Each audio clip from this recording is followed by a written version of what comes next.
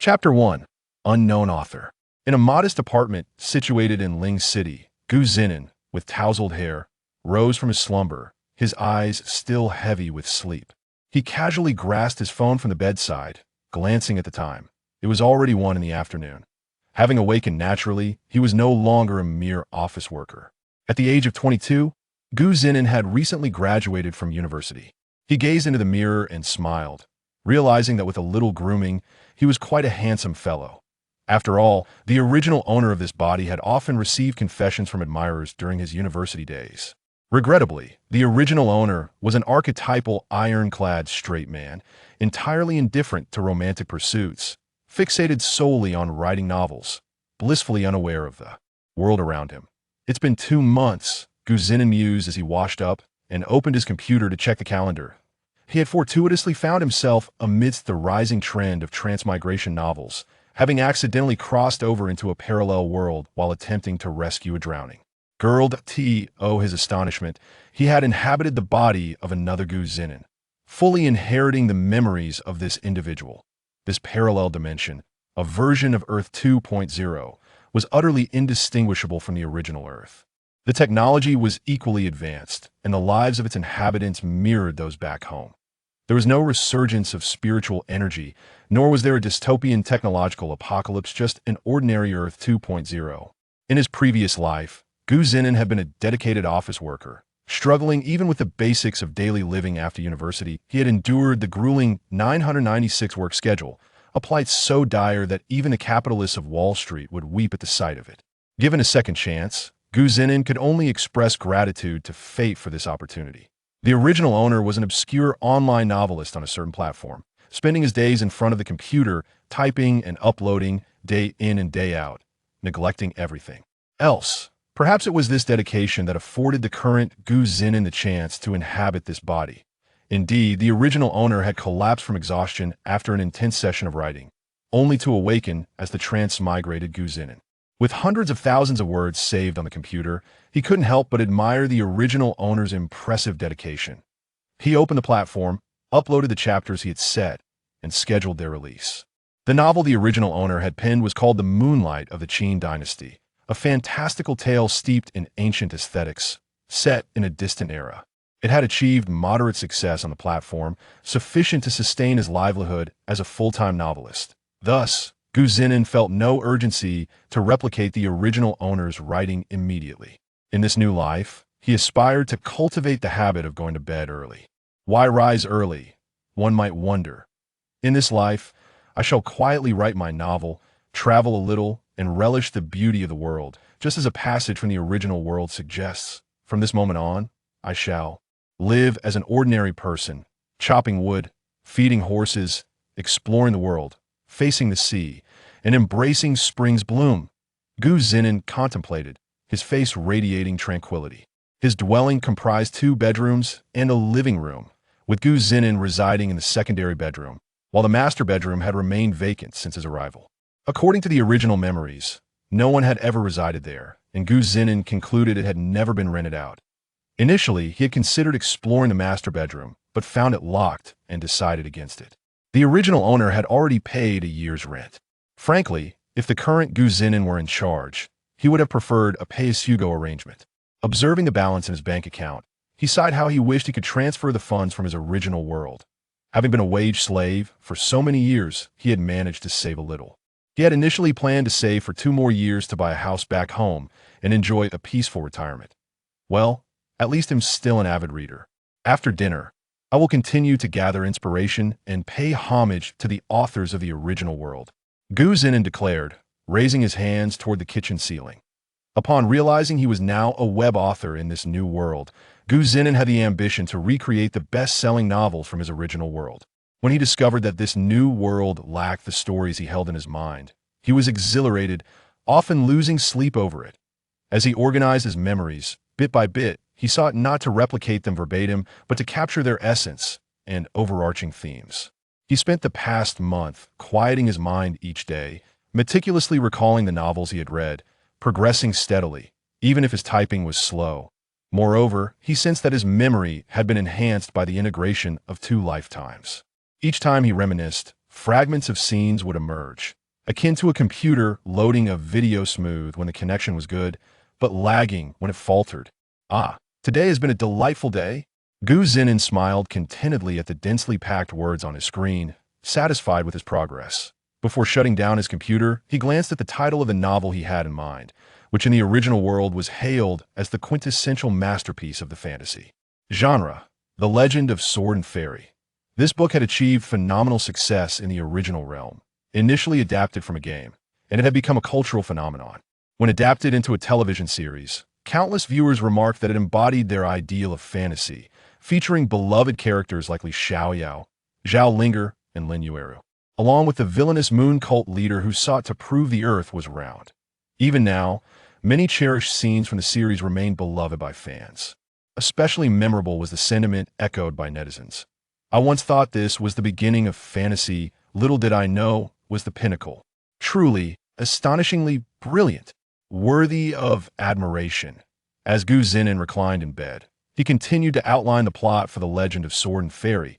Contemplating his future, he recalled that the original owners, the Moonlight of the Qin dynasty, was already in its latter stages, nearing completion. Though the ending remained unroutine a task he would undoubtedly undertake himself. Once I've fleshed out the overarching plot of The Legend of Sword and Fairy, I shall complete the finale of the Moonlight of the Qin dynasty. I believe my original writing skills are commendable, and I have some ideas for the conclusion already in my memory. It should be a breeze, he thought to himself. The plot outline for The Legend of Sword and Fairy had begun to take shape in Gu Zinan's mind. He was confident that by harnessing the almost supernatural recall granted by this transmigration, he would be able to remember it all. In this parallel world, he possessed no magical abilities, no system, nor a wise elder accompanying him, only the capacity to piece together fragments of memories and experiences as he slowly discovered. Moreover, at 28, he had been on the cusp of entering middle age, only to find himself transformed back into a youthful 22-year-old. Was this not a form of transmigration benefit? What a wonderful day it has been.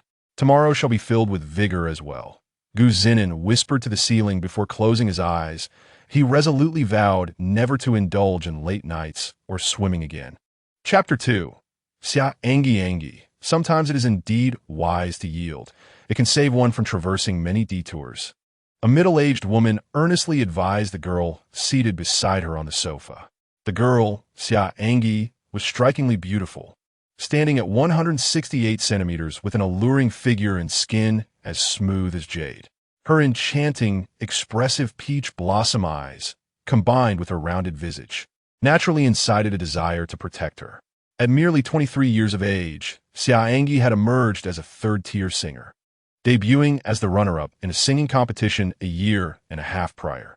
Her ethereal beauty and angelic voice had garnered her fleeting fame, leading to expectations of a swift ascent to a higher tier of stardom. However, the company she was signed to, Starlight Entertainment, was more interested in leveraging her looks to attract resources and investments, gradually neglecting her aspirations as a singer. An'ge resisted, refusing to comply with Starlight's commercial strategies and social arrangements, determined not to become a mere tool for profit. This defiance placed her in direct opposition to Starlight Entertainment. The consequence of her rebellion was a suspension from her career, devoid of resources and support. They even wagered that she must produce original works within 3 months, or face penalties for breach of contract, or submit to the company and Oppo's demands. In the face of the woman and Oppo's counsel, An'ge remained resolute, her expression inscrutable, though her eyes bore a hint of diminished vigor. Huajia, I merely wish to sing well, An'ge stated. Huajia, realizing her persuasion had failed, resigned to the fact that her responsibilities extended beyond An'ge, managing multiple talents under Starlight Entertainment. You should have been my brightest star, yet your temperament needs adjustment, Huajia remarked. An'ge, with her striking looks, would excel in acting, yet she had consistently declined such offers, including variety shows. She was singularly focused on her music, but the world was unforgiving. Capitalists had their ways of punishing the non-compliant, and An'ge was a prime example. After Huajia departed, An'ge sat in silence, her face betraying no emotion. After a prolonged period, she glanced out the transparent floor-to-ceiling windows at the dazzling city lights, which felt incongruous with her current state. Growing up in an orphanage in Lin City, Xia An'ge's name signified peace and joy, bestowed by the late headmistress, her mother, who had often praised her angelic voice. An'ge sang for her until the headmistress's untimely passing during her high school years. Although she no longer had the chance to perform for her, An'ge believed her mother would always listen to her songs. Thus, she continued to sing, hoping that her melodies might reach her mother in another life. Yet now, that dream seemed elusive. 20 minutes later, Jia returned, informing An'ge that the terms of her contract remained unchanged. She was to produce her own works within 2 years, with the company assisting in their release. With only 3 months remaining, had she complied with the company's directives, Starlight would have facilitated connections with songwriters to aid her. However, now they would hinder her attempts to find collaborators, intent on making her reflect on the reality that without Starlight, she was nothing. After 3 months, you must either pay a hefty penalty for breach or obediently attend social events on behalf of the company, Jia cautioned. During this time, you are free. You may stay in the company apartment or find your own accommodations, but upon the deadline, you must return to fulfill your contractual obligations. Do you understand? She continued to implore An'ge to comply, suggesting that attending events could attract investment. After listening quietly, An'ge rose, her simple jeans and t-shirt accentuating her tall and graceful figure. With a soft acknowledgement, she left the room and exited the company. 3 months. If she produced an album, she would fulfill her remaining 6-month contract. If not, she would be compelled to renew for an additional 6 months. As she stepped outside Starlight Entertainment's building, her phone rang. It was her assistant, Ruan Ying. An'ge, are you really leaving? Ruan Ying's voice was tinged with sadness. As An'ge's dedicated assistant, she felt a deep attachment to her. After a moment of silence, An'ge replied softly, "Perhaps, I'm not certain. There are still 3 months ahead, aren't there? This is unfair. We just want to sing well. Your voice is so beautiful. Why can an amp, oppos, it generate profit for the company? That Yuan is truly despicable for stealing songs." Ruan Ying exclaimed indignantly. Originally, Starlight had arranged for songwriters to create music for An'ge, but they were unable to stand against Yuan, the company's top talent, who claimed this song for herself. As a lesser-known artist, An'ge had no chance of competing against her. An'ge remained silent, leaving Ruan Ying to hear only the sound of traffic through the phone. "Could you help me pack my things? I need to go back and get them," An'ge requested gently. "Of course," Ruan Ying replied, surprised. "Are you moving out?" "Yes. I need some quiet to write," An'ge replied, recalling the small apartment she had purchased in Lin City with her savings the previous year. Though it was somewhat remote, it was warm and inviting, a reminder of her childhood. Ruan Ying remained unaware of An'ge's true intentions, silently helping her gather her belongings. It was simple, a suitcase and a guitar, far lighter than one might expect. An'ge returned swiftly. As Ruan Ying finished packing, she entered the room. "Thank you for your hard work," she said, before picking up her guitar and suitcase, preparing to leave. "Where will you go to write?" Ruan Ying inquired, wanted to understand An'ge's next steps, knowing that her departure would likely lead to her reassignment elsewhere. "I just need to be alone for a while," An'ge replied, wishing to keep her plans private and to spend this time in tranquility. Having purchased a high-speed train ticket to Lin City, she boarded just past midnight. The cool night air, even in the midst of summer, enveloped her as she nestled into her seat, the train whisking her away from the bustling metropolis of Haipu City. Awaiting her was perhaps her final solace, a small apartment in Lin City. Chapter 3. I am a landlord at 4 in the morning at the high-speed railway station in Lincheng. Xia An'ge, with her guitar slung over her shoulder and pulling a suitcase behind her, slowly exited the station. The late-night train station, apart from the weary travelers, was sparsely populated, with only a few taxis lingering in hopes of picking up passengers. Xia An'ge hailed a taxi, placed her luggage in the trunk, and settled into the back seat, providing the driver with her destination. The driver was a middle-aged man with a robust figure, his thinning hair a testament to his stubbornness. He expressed surprise at the sight of a girl rushing for a train at such an hour, commenting reflectively, "It's quite late for a young lady to be in a hurry. Although the safety conditions are good now, it's still better to be at home sleeping at this hour."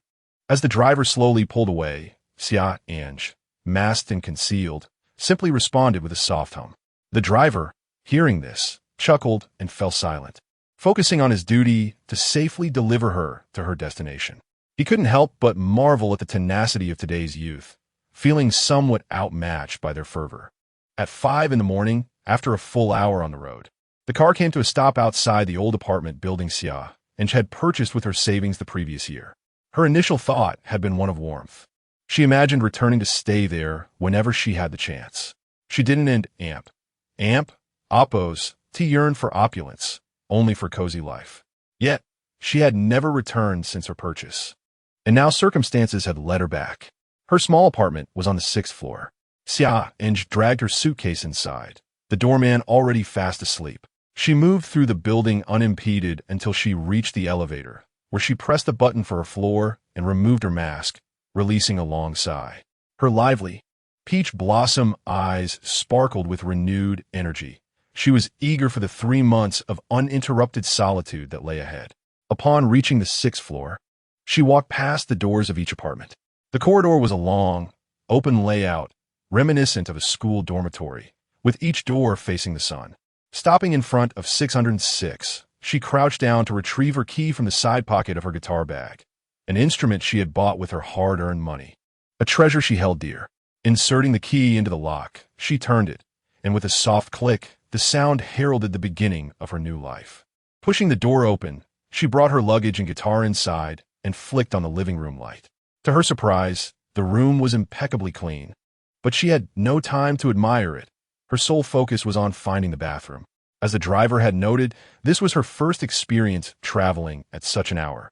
To say she was unafraid would be a lie, but her resilient nature compelled her to endure until this moment of relaxation. After closing the door behind her, she quickly located the bathroom, unaware that the moment she entered, a pair of dark eyes in the adjacent room had snapped open. Zhinan was a light sleeper. He heard the door open and even a faint sound of something being dragged across the floor. Alarmed, he wondered if a thief had entered, despite having securely locked the door. What was happening? With no suitable weapon at hand, he wrapped his hand in clothing and crouched beside the door, listening intently as he heard the bathroom door close. He realized the intruder had gone inside, and as he pondered his next move, he thought, what if this person is armed? Suddenly, the bathroom door creaked open, leaving no time for contemplation. He decided to act first, akin to a tiger pouncing on a lamb. Xia An'ge, emerging from the bathroom, was taken completely by surprise as a tall man lunged at her, pinning her to the ground and gripping her hands firmly, leaving her utterly immobilized. Her lively eyes widened in terror as she gasped. Zhinan, equally astonished, had not anticipated that the intruder would be a strikingly beautiful girl with captivating eyes that seemed to possess an enchanting allure. Momentarily stunned, Xia An'ge seized the opportunity to push him away with all her might and scrambled to her feet, attempting to flee. However, her leg collided with the corner of the sofa, sending her sprawling to the floor. Before she could rise again, Zhinan was upon her, and she could only endure the pain as tears of discomfort welled in her eyes. "Don't come any closer," she cried, her voice trembling in a way that struck Zhinan as surprisingly melodious. "Wait, why shouldn't I come closer? You're the one breaking and entering here," he thought, observing her with caution. Her eyes, glistening with tears, her smooth skin, all conveyed her remarkable beauty. "This is my home," she managed to say, the pain in her leg and the fear within her surging forth. Yet, she gritted her teeth, determined to appear less frightened even as her voice betrayed her. "Your home?" Zhinan was momentarily at a loss for words until realization struck him like a bolt. "You're the tenant of the master bedroom? Tenant? You must be the landlord." Then, his thoughts raced as he wondered if this could truly be the case. Meanwhile, Xia An'ge recalled, as if awakening from a forgotten memory, that she had indeed asked Ruaning to help rent out the apartment just 2 months ago, when she had initially purchased the place. She had no intention of renting it out, but her savings had dwindled, and she was committed to sending funds each month to the orphanage where she had grown up to assist the children. Frustrated with herself, she patted her forehead, slick with perspiration, only to wince in pain from her earlier fall, remembering that she had locked the door securely upon entering. She finally concluded that the man before her must be the tenant. Struggling to stand, she winced from the pain radiating from her palm, leg, and backside. And with a trembling voice, she declared, "I am a landlord." Chapter 4. Applying medicine, how reluctant I am to be in this situation. Zhinan and Apo's mind was a tumultuous whirlwind, having inadvertently knocked down his landlord, who happened to be a celestial beauty. Internally flustered, he maintained a facade of composure, considering she had barged in unannounced in the dead of night. Who wouldn't Apo's? To assume a thief was intruding. Zhinan noticed a suitcase and a guitar by the entrance. It seemed that Xia An'ge, sensing his gaze, attempted to move towards the sofa, only to be met with a sharp pain in her calf, which made her grimace. The mist in her enchanting eyes reappeared, hinting at the intensity of her earlier attempt to flee. "Don and Apo's, come any closer," she warned, her voice laced with caution. Zhinan shrugged, puzzled by her alarm. "Miss Landlord, there's no need for such anxiety. Initially, I thought you were a thief. Who would expect someone to enter so brazenly at this hour?" As he spoke, he approached the drawer beneath the television, retrieving a first aid kit he had purchased previously for reasons unknown, but which was now proving quite useful.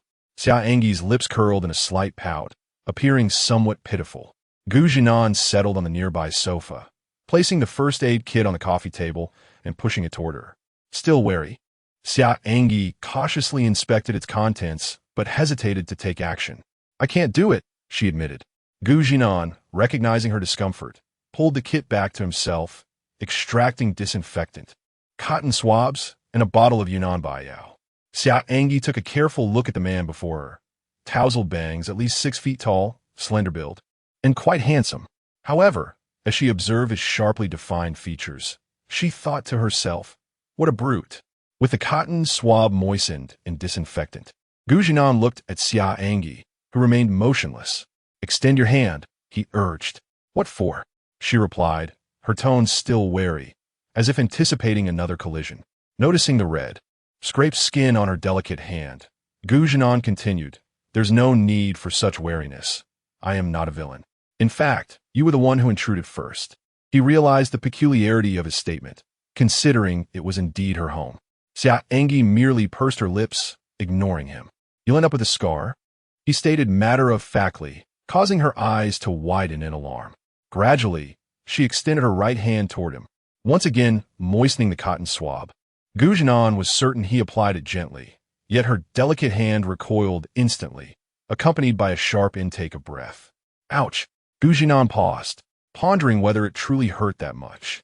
Xia An'ge's left hand remained unscathed, with only her right hand and calf injured. "Why don't you do it yourself, then?" Zhinan suggested, uncertain of how to assist her, having seldom interacted with girls throughout his life. "You need to treat your calf as well. You collided rather forcefully." "Collided forcefully?" Xia An'ge shot him a puzzled glance, her enchanting eyes filled with confusion. "I and Apo's handle in my room," she declared. Zhinan had no objections, merely helping her return the items to the first aid kit. He watched as the expression of the landlord returned to its cool demeanor as she limped toward the main bedroom, unlocking the door with her key. As he heard the sound of the door locking, Zhinan pondered, "How ridiculous. I'm on guard against thieves and now against my landlord. This is absurd." Glancing at the clock, he noted it was already past 6 in the morning, the sky beginning to brighten. It was mid-May, the cusp of summer. With the dawn came a shift in everything. His previously tranquil existence had been disrupted. Sighing, Zhinan trudged to the bathroom to wash up and prepare breakfast, feeling quite fatigued. Meanwhile, in the main bedroom, Xia An'ge, wincing in pain, locked the door and surveyed her surroundings, which remained unchanged from before her acquisition of the apartment, with dust accumulating in certain corners. Her bedroom boasted a small balcony, where the sun was beginning to rise in the east. Seated at her vanity, Xia An'ge retrieved the medicine from the first aid kit, following Zhinan's instructions to moisten a cotton swab and tender her palm. Biting her lower lip, she felt the imprint of her teeth. She truly feared pain, yet the thought of scarring made it seem bearable. Once the blood crust was cleaned, she clumsily applied the medicine and affixed a Band-Aid, the stinging sensation becoming less intense. However, Her calf was also injured, and upon realizing this, her expression soured. The pain in her calf was more pronounced than in her hand, but fortunately, her jeans were quite stretchy. Gently rolling up her pant leg, she found that due to the delay in treatment, blood had already stained her jeans. As she rolled her pant leg, the fabric pulled away from the scab, triggering a new wave of pain, causing her lower lip to turn purple and beads of sweat to form on her forehead. Eventually, she managed to roll her pant leg up, revealing a swollen area on her calf. Scraped right hand, bruised left leg, quite symmetrical. With determination, she moistened the cotton swab again, this time applying it with much more gentleness than before. The process was painstakingly slow, so much so that Zhinan had already prepared a breakfast of millet porridge paired with pickled vegetables by the time she finished. As Zhinan knocked on the door, Xia An'ge had just awkwardly bandaged her calf. Looking at her handiwork, she felt an unusual satisfaction. Hearing the knocking, she remained silent. "Miss Landlord, I've made breakfast. If you wish to eat, you must come out," Zhinan called, knocking once more. When no reply came, he shrugged. "Suit yourself." Assuming Xia An'ge had simply fallen asleep or was displeased with him, he suspected the latter. He finished his meal alone, having prepared enough for two. When he returned to his room for a nap, he glanced at the main bedroom door before entering his own. After such an eventful night, lying back down felt incredibly soothing, and he rewarded himself with a long slumber until the afternoon. Once he was certain there was no more noise outside, Xia An'ge hobbled to the door, peeking out first before gingerly stepping into the hallway. Grr! She was indeed quite hungry, having not eaten anything since last night. This was not how one should diet. Upon seeing the table set with bowls and chopsticks, along with half a dish of pickles and warm millet porridge, she was compelled to indulge. She devoured 2 bowls and polished off the entire plate of pickles, feeling her cheeks flush as she realized her own appetite had surprised her. Initially, she had no intention of consuming his food, planning to confront him about finding another place to stay, as she preferred living alone. However, now that he was in his room, it felt inappropriate to call out to him. Sated after a day of turmoil, fatigue washed over her, and she limped back to her room, carefully locking the door behind her. Once she was certain it was secured, she cautiously lay down on her bed, and soon, the soft sound of her breathing filled the room.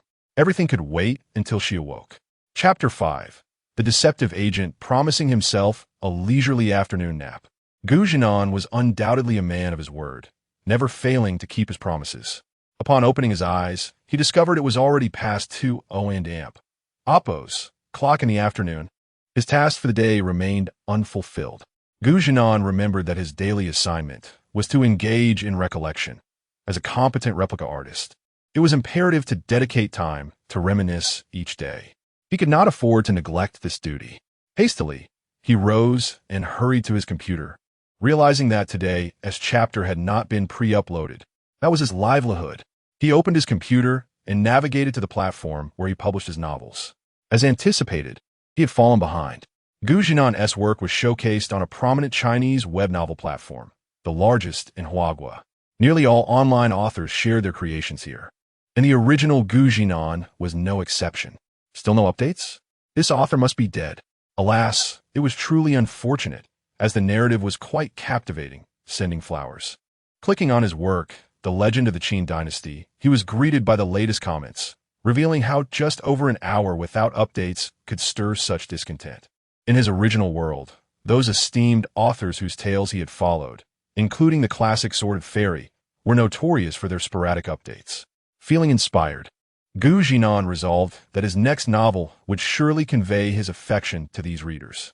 As he contemplated, a smile spread across his face, and he continued to absorb the reader's affection while methodically uploading the latest chapter, leaving a heartfelt message below.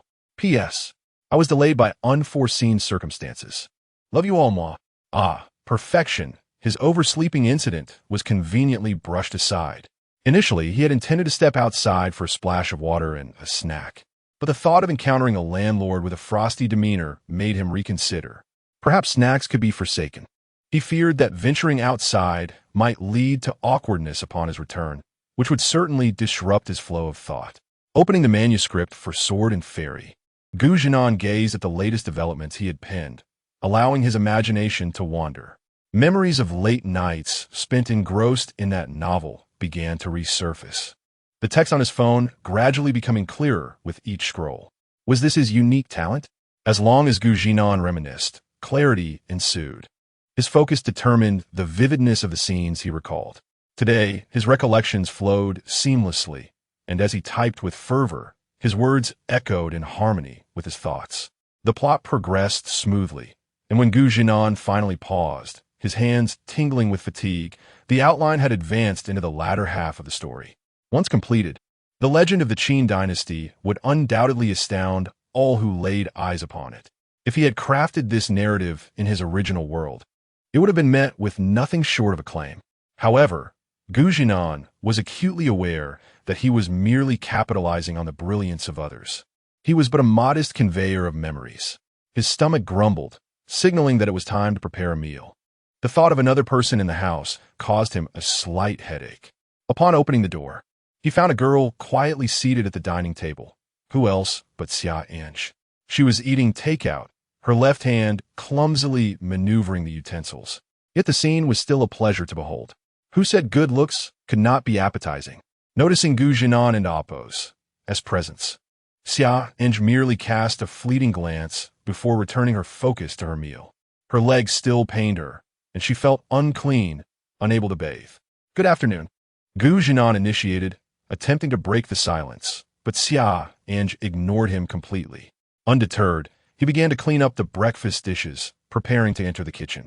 Wait, a cool voice interrupted him.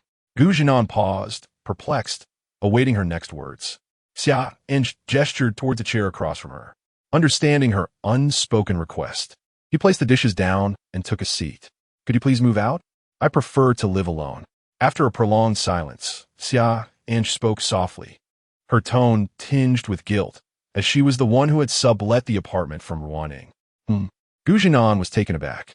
Was this how wealthy people conducted themselves? He had no desire to seek alternative accommodations, especially since he had grown fond of this place, his first refuge since arriving in this world. At times, he even contemplated purchasing it if he ever amassed sufficient wealth. Let us simply coexist without disturbing one another. You do your thing, and I do mine. Besides, I've already paid a year's rent. I can refund you. Xia An'ge replied softly, her gaze evasive, reluctant to meet his eyes. She still possessed 30,000 yuan, sufficient to return the rent. Is that a definitive end to the discussion? Zhinan, realizing the situation, felt a pang of reluctance. He genuinely did not wish to relocate. Yet Xia An'ge was the landlord and was willing to breach the contract in exchange for a refund. Why not take advantage of this? Just give me a moment. Zhinan stood and returned to his room, emerging within 2 minutes holding a printed A4 sheet. He placed it before Xia An'ge, stating, when we signed the lease, it stipulated that for a shared room, the rent is $1,200 a month, with utilities at the tenant's expense. If I fail to occupy the space for 6 months and wish to terminate the lease, the deposit and rent are non-refundable. He observed as Xia An'ge picked it up and continued, I have lived here for 5 months. However, since you are requesting my departure, it does not constitute a breach of contract on my part. Please read the rest. If a landlord requests a tenant to vacate before the lease term, they owe 3 times the penalty fee. I paid 14,400 for my yearly rent and a deposit of 7,200. Therefore, you owe me 64,800 yuan. Thank you, dear landlord, for your generosity. Zhinan was sincerely grateful to the original Zhinan for emphasizing this clause, as it had cost him dearly at the time. As Xia An'ge listened to him, her mouth slightly agape, her charming eyes widened in astonishment. Why didn't T. Xiaoing mention this? Xia An'ge was utterly taken aback, recalling how Ruaning had once shown her a copy of the agreement. But she had been occupied with singing practice and requested Ruaning to keep it safe. She had never anticipated such content would be included. How could she possibly produce over 60,000 yuan? Seeing the astonishment on Xia An'ge's face, Zhinan felt a twinge of confusion. Did she truly not know? Had the agent withheld this information from her? Was this a ploy to unsettle him? Please, continue with your tasks. I need to think. Xia An'ge's voice trembled slightly. Oh, Zhinan could only gather the dishes again and retreat into the kitchen. Chapter 6. 3 Rules of Co-renting. While Zhinan was washing the dishes, he caught a glimpse of Xia An'ge tidying up her takeout and tossing it into the trash can before limping back to her room, which struck him as somewhat amusing. Glancing at the discarded takeout, he noticed it was a bowl of noodles. Zhinan was ravenously hungry, and though he took great pleasure in preparing his own meals, he couldn't help but feel a tinge of regret. It was unclear what he regretted, but soon he retrieved a slab of pork belly and a few green peppers from the refrigerator, followed shortly by some greens. He typically shopped for groceries every few days since he seldom ventured out. After all, as a web novelist, what was the necessity of frequent outings? Exercise? Ridiculous. Which novelist ever engaged in such activities? It was a delightful pairing of junk food and keyboard, truly a match made in heaven. Half an hour later, considering the time it took to cook, Zhinan presented his dinner on the dining table just as Xia An'ge emerged from her room, an A4 paper in hand, which was not the rental agreement, as that still lay on the table. Upon entering, the faint aroma of the dishes wafted toward her. She had barely managed to eat the noodles earlier, but the sight of Zhinan and Appo's stir-fried pork with green peppers and a small serving of greens made her stomach growl. There was no need to call her. Zhinan promptly fetched another set of chopsticks. Care for another bite? He inquired. Xia An'ge hesitated, her intentions not being to mooch off him. She placed the A4 sheet on the table, sliding it toward Zhinan, who understood and picked it up to read. 3 Rules of Co-renting? He remarked, astonished, as Xia An'ge's gaze bore into him, compelling him to continue reading. The first rule, do not disclose to others that you are co-renting with Xia An'ge. The second rule, do not interfere in each other's daily lives. You live your way, and I live mine. The third rule, maintain silence after 10 p.m. to avoid disturbing one another's rest. The fourth rule, no uninvited friends are allowed in the apartment. The fifth rule, keep the apartment clean, no littering. The sixth rule, aside from shared spaces like the living room, kitchen, and bathroom, do not enter each other's rooms. And absolutely no sneaking in. The seventh rule, no smoking or drinking within the apartment. The eighth rule, shared areas must be cleaned every other week, excluding individual rooms. At the bottom, the date and Xia An'ge's name were inscribed. This was the agreement? It was then that Zhinan learned the name of his landlord. However, Xia An'ge paid him no mind and placed a pen before him, signaling him to sign. What a hassle!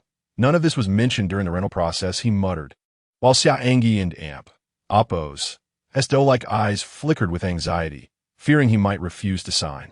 To her surprise, he merely grumbled before swiftly signing his name beneath hers. Truth be told, Zhinan found it somewhat perplexing. It was merely a case of living under someone else's roof, and perhaps he was simply too good-looking, leading her to overthink. He neither smoked nor drank, a model citizen. As for the other rules, the first struck him as absurd. Why should he disclose anything? She was no celebrity, and besides, he didn't know anyone. The prohibition against bringing friends over was irrelevant. His only acquaintances were a few college roommates, now scattered across the globe, and any reunion was a distant dream.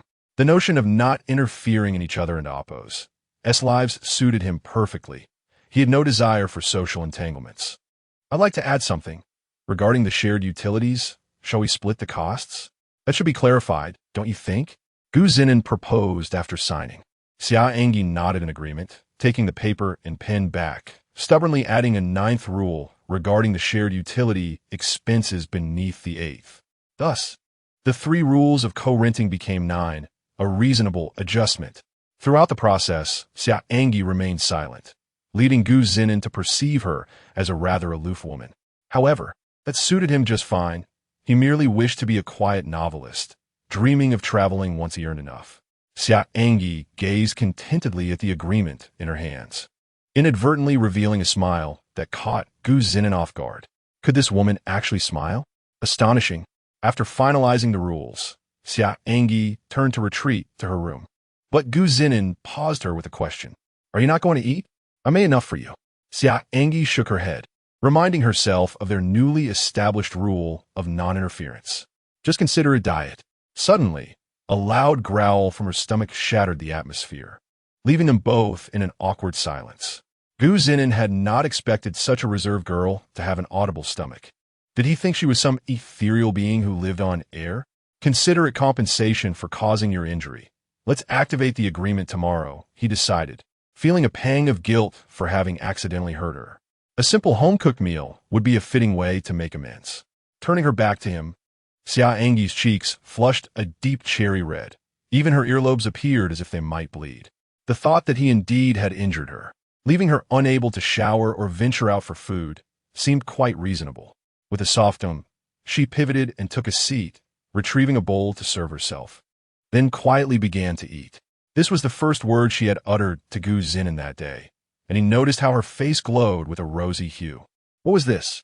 A sudden rush of blood? Yet, observing her devour her meal with such fervor, though perhaps a bit exaggerated, he recognized that she was undoubtedly famished. The earlier glance at the trash can, revealing the untouched takeout, confirmed that his aloof landlord had not eaten. Gu Zhinan served himself a bowl of rice and began to eat as well. The setting sun cast a warm glow through the balcony, creating a scene that was both harmonious and cozy. However, when Gu Zhinan reached for more rice only to find the pot empty, Xia An'ge seemed to sense it, her earlobes reddening once more. She had consumed 3 bowls. Gu Zhinan had eaten 2, and the plate of vegetables had been wiped clean as well. No worries, I'm satisfied. I was merely checking to see if there was any left, he explained, genuinely full but not wishing to waste food. Yet to Xia An'ge, it sounded as if he were calling himself a glutton. Was he unconcerned about his figure, devouring 3 bowls? Since joining Xinguang Entertainment, she had never eaten such a quantity. As Gu Zhinan busied himself clearing the dishes, Xia An'ge contemplated offering her assistance, feeling guilty for eating without contributing, but he kindly declined. Thank you, was all she said as she limped back to her room, her voice ethereal, a single word that resonated beautifully. It was the second and third word she had spoken to Gu Zhinan that day. Chapter 7. Shared living. The news of Xia An'ge's departure from the company spread throughout Starshine Entertainment by the following morning. Xia An'ge, already a remarkable figure within the company, was often hailed as a goddess with an angelic voice. Many employees secretly believed that she would undoubtedly rise to stardom across the nation. However, in just a few short months, she found herself relegated to obscurity, neglected by the company. While some expressed their dismay, others, like Chu Taoyu, secretly reveled in her misfortune. Upon learning this news in her artist apartment that morning, Chu Taoyu immediately messaged Yuan. Sister Xiao Yuan, is it true that Xia An'ge has been shelved? Chu Taoyu felt a sense of delight, grateful for her own discernment. When she signed her contract with Starshine Entertainment, she had aligned herself with the popular singer Yuan, and the person she was inquiring from was Yuan and Appo's as assistant. Yuan had initially intended to draw Xia An'ge into her circle, but Xia An'ge had paid her no heed, inadvertently offending the rising star of Starshine Entertainment. Not long ago, a song intended for Xia An'ge, written on the company and Appo's behalf, was claimed by Yuan. Li Yuan replied swiftly, her response leaving Chu Taoyu momentarily stunned, yet she recognized the information on WeChat was indeed accurate. Chu Taoyu was about to inquire further when a flood of messages arrived, as if the other party anticipated her curiosity. Xia An'ge's contract stipulated that she must produce original works within 2 years. Otherwise, she would be subject to the company's directives. With only 3 months remaining until the deadline, she had agreed with the company that if she could not deliver by March, she would face 2 options: comply or pay a penalty. Reading Li Yuan's message, Chu Taoyu felt a wave of exhilaration wash over her. Within Starshine Entertainment, as a peer, Chu Taoyu had always felt overshadowed by Xia An'ge, unable to raise her head in competition. In terms of appearance and vocal talent, she could not compare. The only edge she felt she possessed was that Xia An'ge was rather reserved, speaking little outside of her singing, earning her the moniker the Cold Goddess. The outside world remained oblivious to her true nature, and even within the same company, they were unaware. I understand. Thank you, Sister Xiao Yuan. Let us go shopping together someday. I'll treat you. Chu Taoyu's spirits soared as her greatest rival suddenly fell from grace. This opened the door for her ascent under Yuan's guidance, allowing her to rise from a 3rd-tier singer to a 2nd-tier, and then to a 1st-tier star. On the other end, Li Yuan, glancing at the message from Chu Taoyu, felt a stir of excitement. She discreetly observed Yuan, who was busy with makeup for an advertisement, and sent another message. Sister Wen mentioned to me last night that she plans to tell the company she won T sing the song obtained from Xia An'ge. She intend to give it to you for your upcoming album. As Chu Taoyu read this line, her heart soared. She even began to envision herself receiving awards on stage. Just a little more time, and a monumental masterpiece would soon unfold. Meanwhile, in the same city, Zhinan was entirely unaware that his charming landlord was a singer. He had little interest in the entertainment industry, especially since Xia An'ge was still relatively unknown as a third-tier artist. His daily routine consisted of uploading novels and reading the warm-hearted comments from readers, such as, "Is the author just padding words today? Out of 6,000 words, 5,000 are just fluff? Perhaps the author should fix the dam. It's all fluff every day." He found such comments endearing, feeling that readers who claimed he was padding his words were quite unfair, as he had at least 5,500 words that were substantive, leaving only 500 as mere filler. However, this was all part of Zhinan's artistry. He certainly wouldn't resort to padding his work. Once he uploaded the latest chapter, as usual, he concluded with a note to his readers. More groundwork is laid for a better unfolding, right? Zhinan was confident that this would elicit even more enthusiastic comments from his readers, eagerly anticipating the feedback for the next day. As the rain fell, hinting at the arrival of spring, Zhinan left the apartment around 4 in the afternoon. It was an ideal day for shopping. If only the sun weren't oppose, tea shining so brightly, it would have been perfect. Zhinan believed he had a metabolism that wouldn't allow him to gain weight. Since his arrival in this world, his outings had been few and far between. Aside from sitting at the computer, he spent most of his time lounging in bed, embodying the essence of a couch potato. Yet, every time he went out, he would weigh himself at the supermarket, finding himself neither thinner nor heavier, which was quite vexing. If Xia An'ge were to hear this, she would likely roll her eyes in disbelief, as she had devoured 3 bowls of rice the night before and immediately yearned to exercise upon returning to her room. Though her room lacked gym equipment, and she had an injury in her calf. As Zhinan was heading out, Xia An'ge emerged from her room, holding some clothes. The old apartment lacked an en-suite bathroom, so upon hearing Zhinan leave, she stepped out. Her walking had nearly returned to normal, thanks to the efficacy of Yunnan Baiyao. Having not bathed for 2 days, Xia An'ge could no longer endure the mingled scents of disinfectant, Yunnan Baiyao, and sweat. Once in the bathroom, she secured the locks before slowly shedding her clothing, revealing her graceful figure. Zhinan, as usual, filled an entire shopping cart with provisions for the week, though he failed to notice that his typical weekly groceries would not fill the cart so completely. The supermarket was a mere 10-minute walk from the apartment, and as he trudged home with several heavy bags, he felt an urgent reminder of the importance of physical fitness. Had someone from a gym approached him at that moment, he would not hesitate. After all, he was quite physically fit. By the time Zhinan returned to the apartment, evening had fallen. As he pushed open the door, Xia An'ge happened to emerge from the bathroom, her loose t-shirt barely concealing her alluring figure, though her tall stature was impossible to disguise. "Is this a birth point?" Zhinan chuckled to himself, recalling the night they first met when he mistook Xia An'ge for a thief. At that moment, Xia An'ge's complexion was flushed from her shower, with droplets of water still clinging to the tips of her hair as she walked past, towel in hand. Suddenly, Zhinan thought of a phrase, a beauty emerging from a bath. He felt that the ancient praise for Yang Guifei emerging from her bath was indeed justified. Having a beautiful woman around to occasionally admire was quite a treat. Unexpectedly, as Zhinan returned, the two exchanged a surprised glance. Xia An'ge regarded him with a fleeting gaze before quietly retreating to her room, her pace hastened compared to her previous leisurely stroll. Zhinan remained unaware that, as Xia An'ge closed her door, the sunset bathed her face in a warm glow, radiant and flawless. Chapter 8. The Art of Cooking Noodles Upon Returning to Her Room. Xia An'ge felt a twinge of awkwardness and unfamiliarity. Sharing a living space with a grown man was an experience she had only encountered in the orphanage, where all the inhabitants were children residing in the same room. Suddenly, she found herself reminiscing about the orphanage. Since the passing of the matron, she had only returned a handful of times, though she did make a point of transferring a sum of money every 3 months.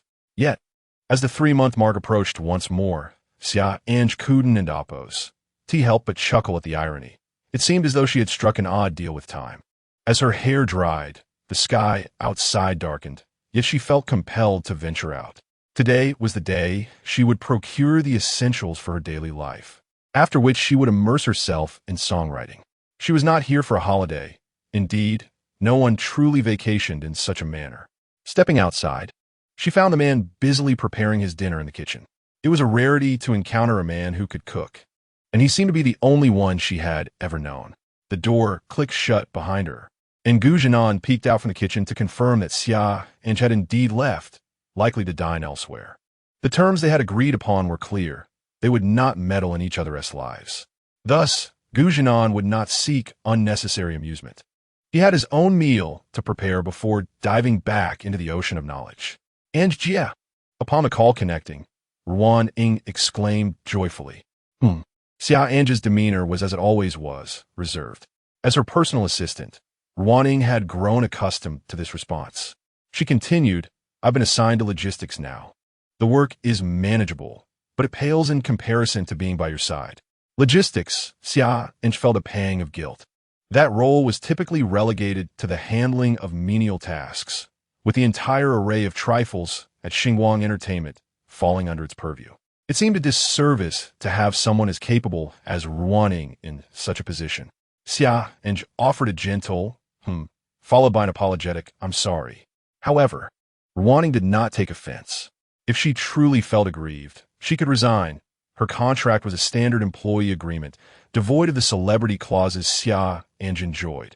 Yet, she wished to remain, believing firmly that Xia An'ge would return.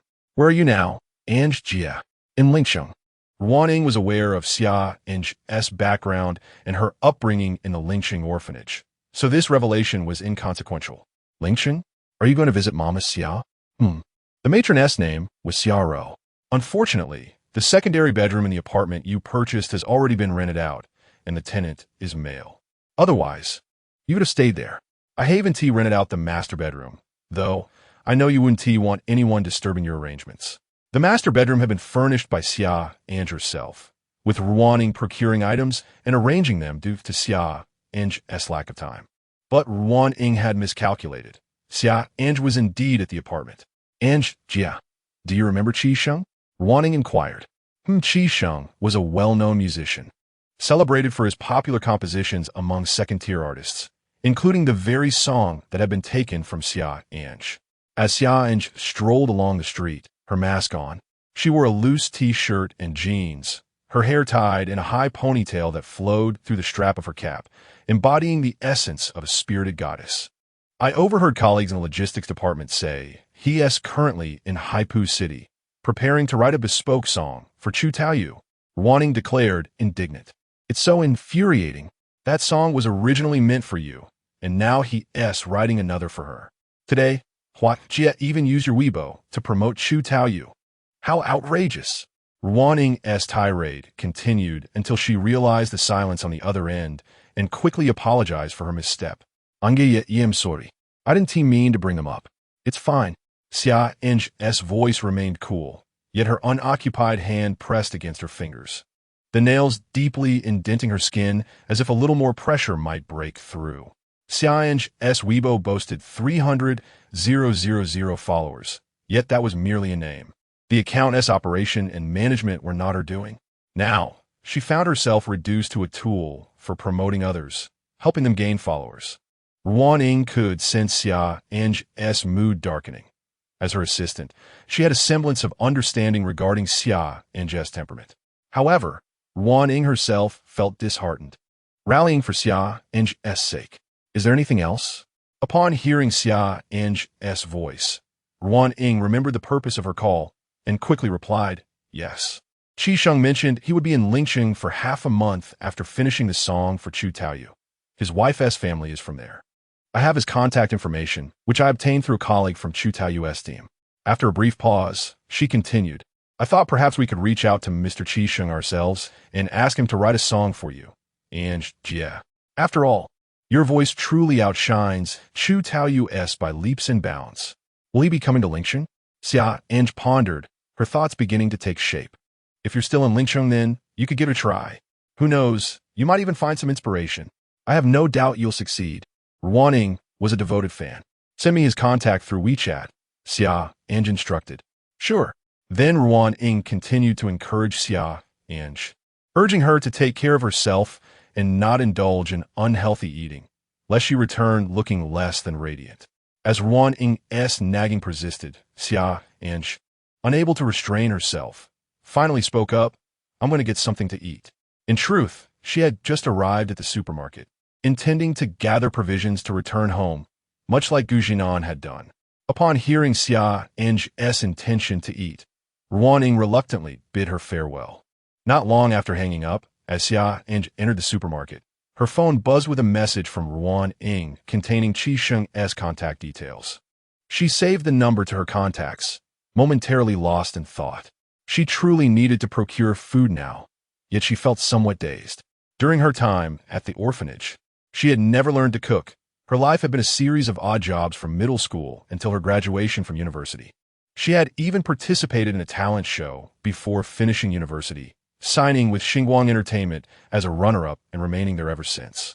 When it came to cooking, she could only boil noodles, a skill imparted by Mama Xia. The best noodles she had ever tasted were those made by her, but they were no longer within her reach. With this thought in mind, Xia An'ge made her way to the pasta aisle, filling her cart with an abundance of noodles, followed by fresh vegetables, meat, snacks, and drinks. No girl could resist the allure of snacks. While Ruaning urged Xia An'ge to maintain her figure and avoid unhealthy eating, Xia An'ge reasoned that if she indulged, she would certainly exercise, allowing her to burn off the calories consumed from snacks. It seemed perfectly logical. At the checkout, her cart filled with 2 bulging bags, Xia An'ge's mouth fell agape beneath her mask, surprised by the amount she had accumulated. Without a car, her situation felt rather dire. Yet her aloof demeanor forbade her from expressing such sentiments. She feigned ease as she carried the bags and exited the supermarket. Chapter 9. Summer An'ge cooks noodles upon returning to her apartment. Summer An'ge found the crescent moon hanging high in the sky.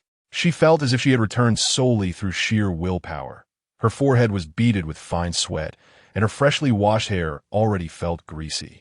The fatigue in her arms and thighs was accompanied by a slight ache, and the multitude of items she had purchased left her mentally prepared to remain indoors. The living room was dimly lit.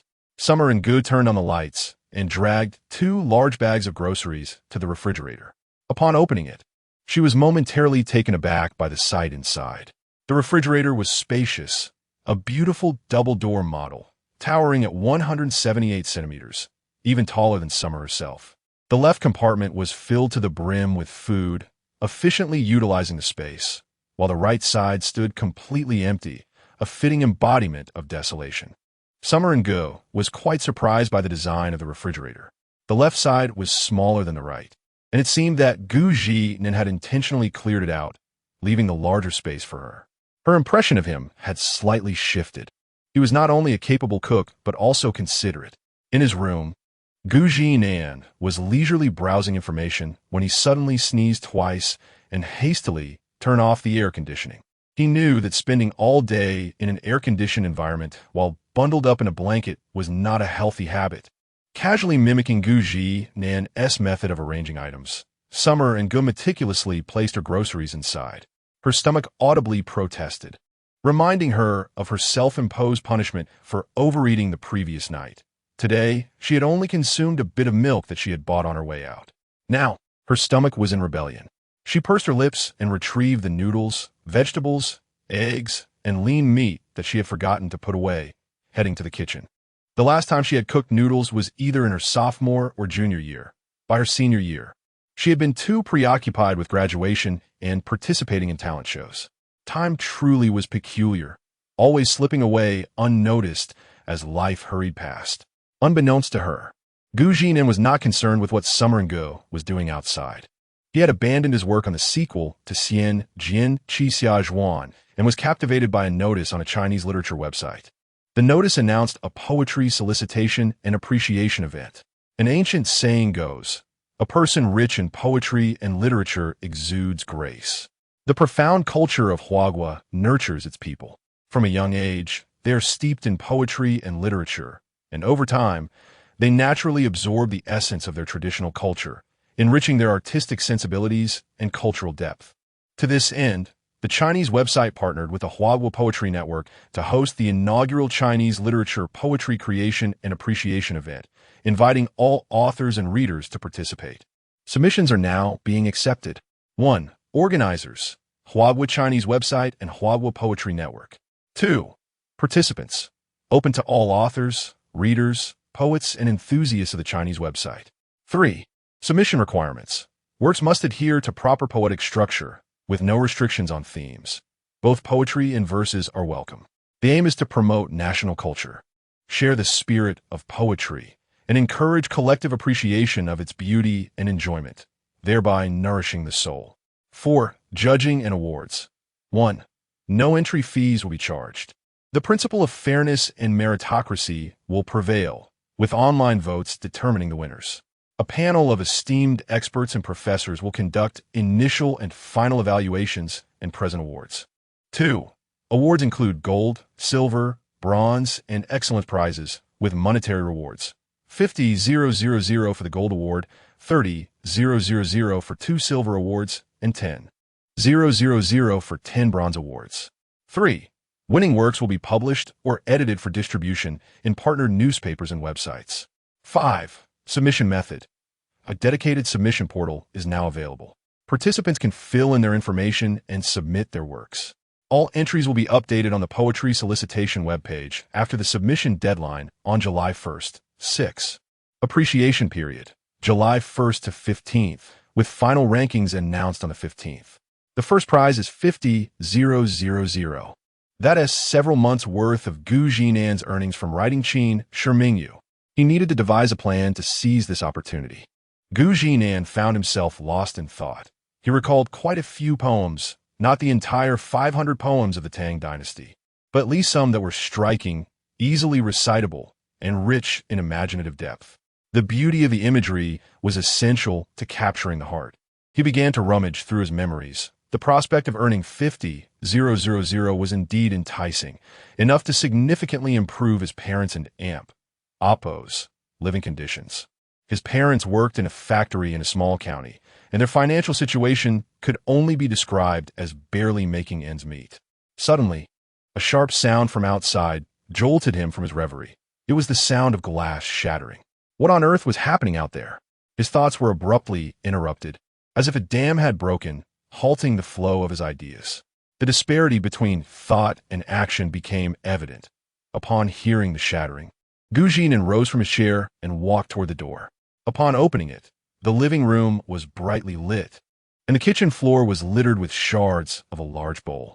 A striking figure with a ponytail was carefully gathering the fragments. It was none other than Summer An'ge. With a sigh of resignation for the noble bowl that had met its demise, Zhinan retrieved a small cloth from the wall and knelt beside Summer An'ge to assist her, gently stopping her from reaching for the glass shards. "This is quite dangerous," he remarked, and without further ado, he began to pick up the pieces, meticulously placing them in the trash bin, not sparing a glance at Summer An'ge. With her head bowed, her expression remained hidden, but the flush in her earlobes was vividly red, as if on the verge of bleeding. In her haste, she had accidentally dropped the bowl while attempting to retrieve it from the cabinet after the noodles had finished cooking, scattering shards across the floor. Before long, Zhinan had expertly cleared away the debris, confirming that no remnants remained, and he dusted off his hands. Glancing at Summer An'ge, who appeared a bit flustered. "Are you hurt?" he inquired. Summer An'ge shook her head, somewhat astonished by the man's domestic prowess. "That's good." He nodded, intending to return to his room, his grand ambitions still unmet.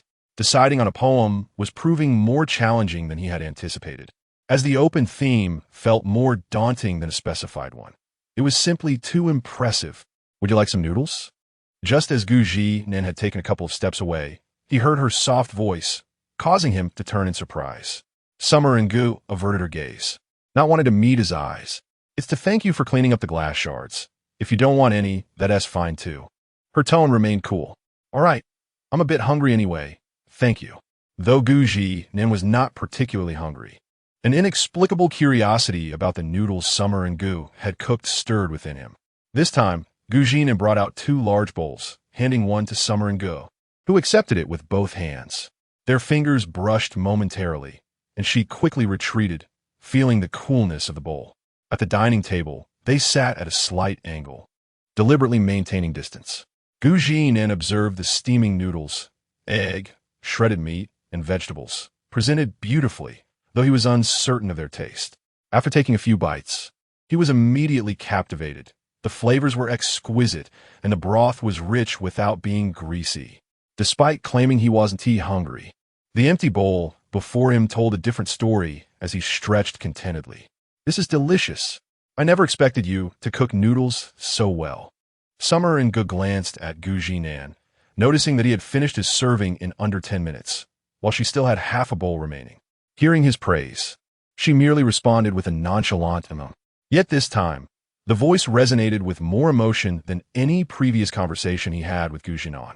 Zhinan understood that his landlord likely possessed this aloof and goddess-like demeanor. He turned his gaze towards the balcony, where the night lay shrouded in darkness, save for a crescent moon hanging above, accompanied by a myriad of stars. Wait, the Milky Way! Suddenly, a poem erupted in his mind, one he had cherished in the past, particularly the final 2 lines, which are revered as a classic among classics. Many can recite only those concluding lines. Thank you for your face, Zhinan exclaimed, abruptly pushing back his chair and calling out to Xia An'ge, his expression brimming with excitement, as he realized he had conceived his competition piece. Chapter 10. A boat full of starry dreams pressing down on the clear river. Xia An'ge savored her culinary creation, a recipe imparted by her mother.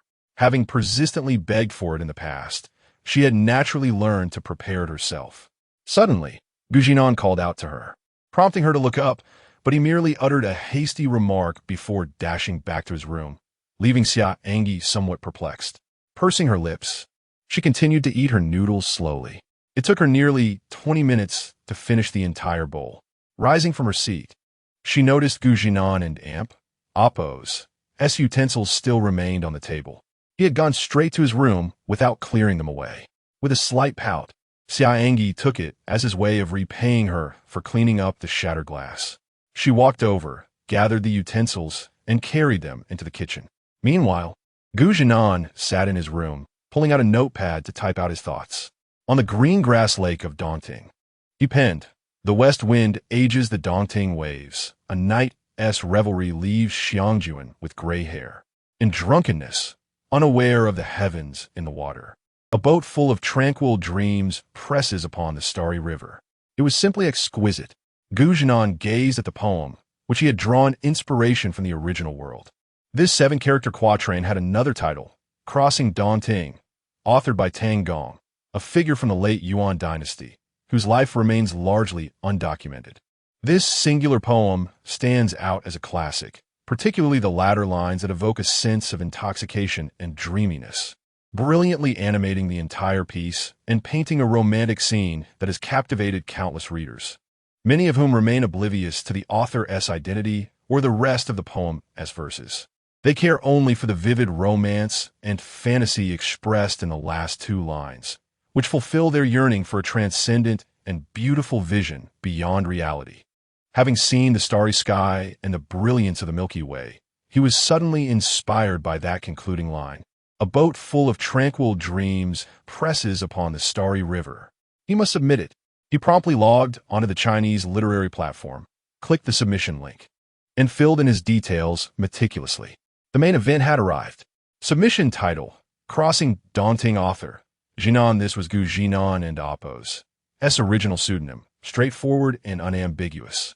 The content was, naturally, the west wind ages the Dongting waves, a night's revelry leaves Xiangjuan with gray hair. In drunkenness, unaware of the heavens in the water, a boat full of tranquil dreams presses upon the starry river. He silently reassured himself that he was aiding the author in perpetuating this work in another world, ensuring it would become a timeless masterpiece. Plagiarism? Nonsense. How could a scholar's endeavor be deemed plagiarism? It is inspiration. It is learning. It is promotion. After completing the submission, Zhinan clicked confirm, then reaffirmed. Submission successful. We look forward to your work achieving great results. Great results? Nonsense. At the very least. He hoped for a bronze medal, for Zhinan was very much tempted by the 50,000 yuan prize for the gold medal. The results would be revealed on July 1st, and today was already June 30th. Tomorrow, upon awakening, it would indeed be July 1st, marking the end of submissions. Thankfully, he had browsed the current rankings of novels on the website earlier, or he might have missed this opportunity. That evening, rather than dwelling on writing, Zhinan aimlessly scrolled through the web, seeking information about this world, realizing his knowledge was still far too scant. This was not acceptable. He had to remedy this deficiency, so he decided to reinforce his understanding that night. While perusing entertainment news, Zhinan instinctively began to scroll past, but a particular phrase caused his hand to halt. His gaze fixated on a headline that was not prominently displayed, indicating its lesser importance within the entertainment news segment. Headlines that typically captured attention involved sensational stories of celebrity marriages, late-night outings with mysterious companions, breakups, or hospital visits due to minor injuries. However, his interest was piqued by the name Xia An'ge. The original title read, Starry Entertainment signs singer Xia An'ge, suspected of breaking with the company and being shelved.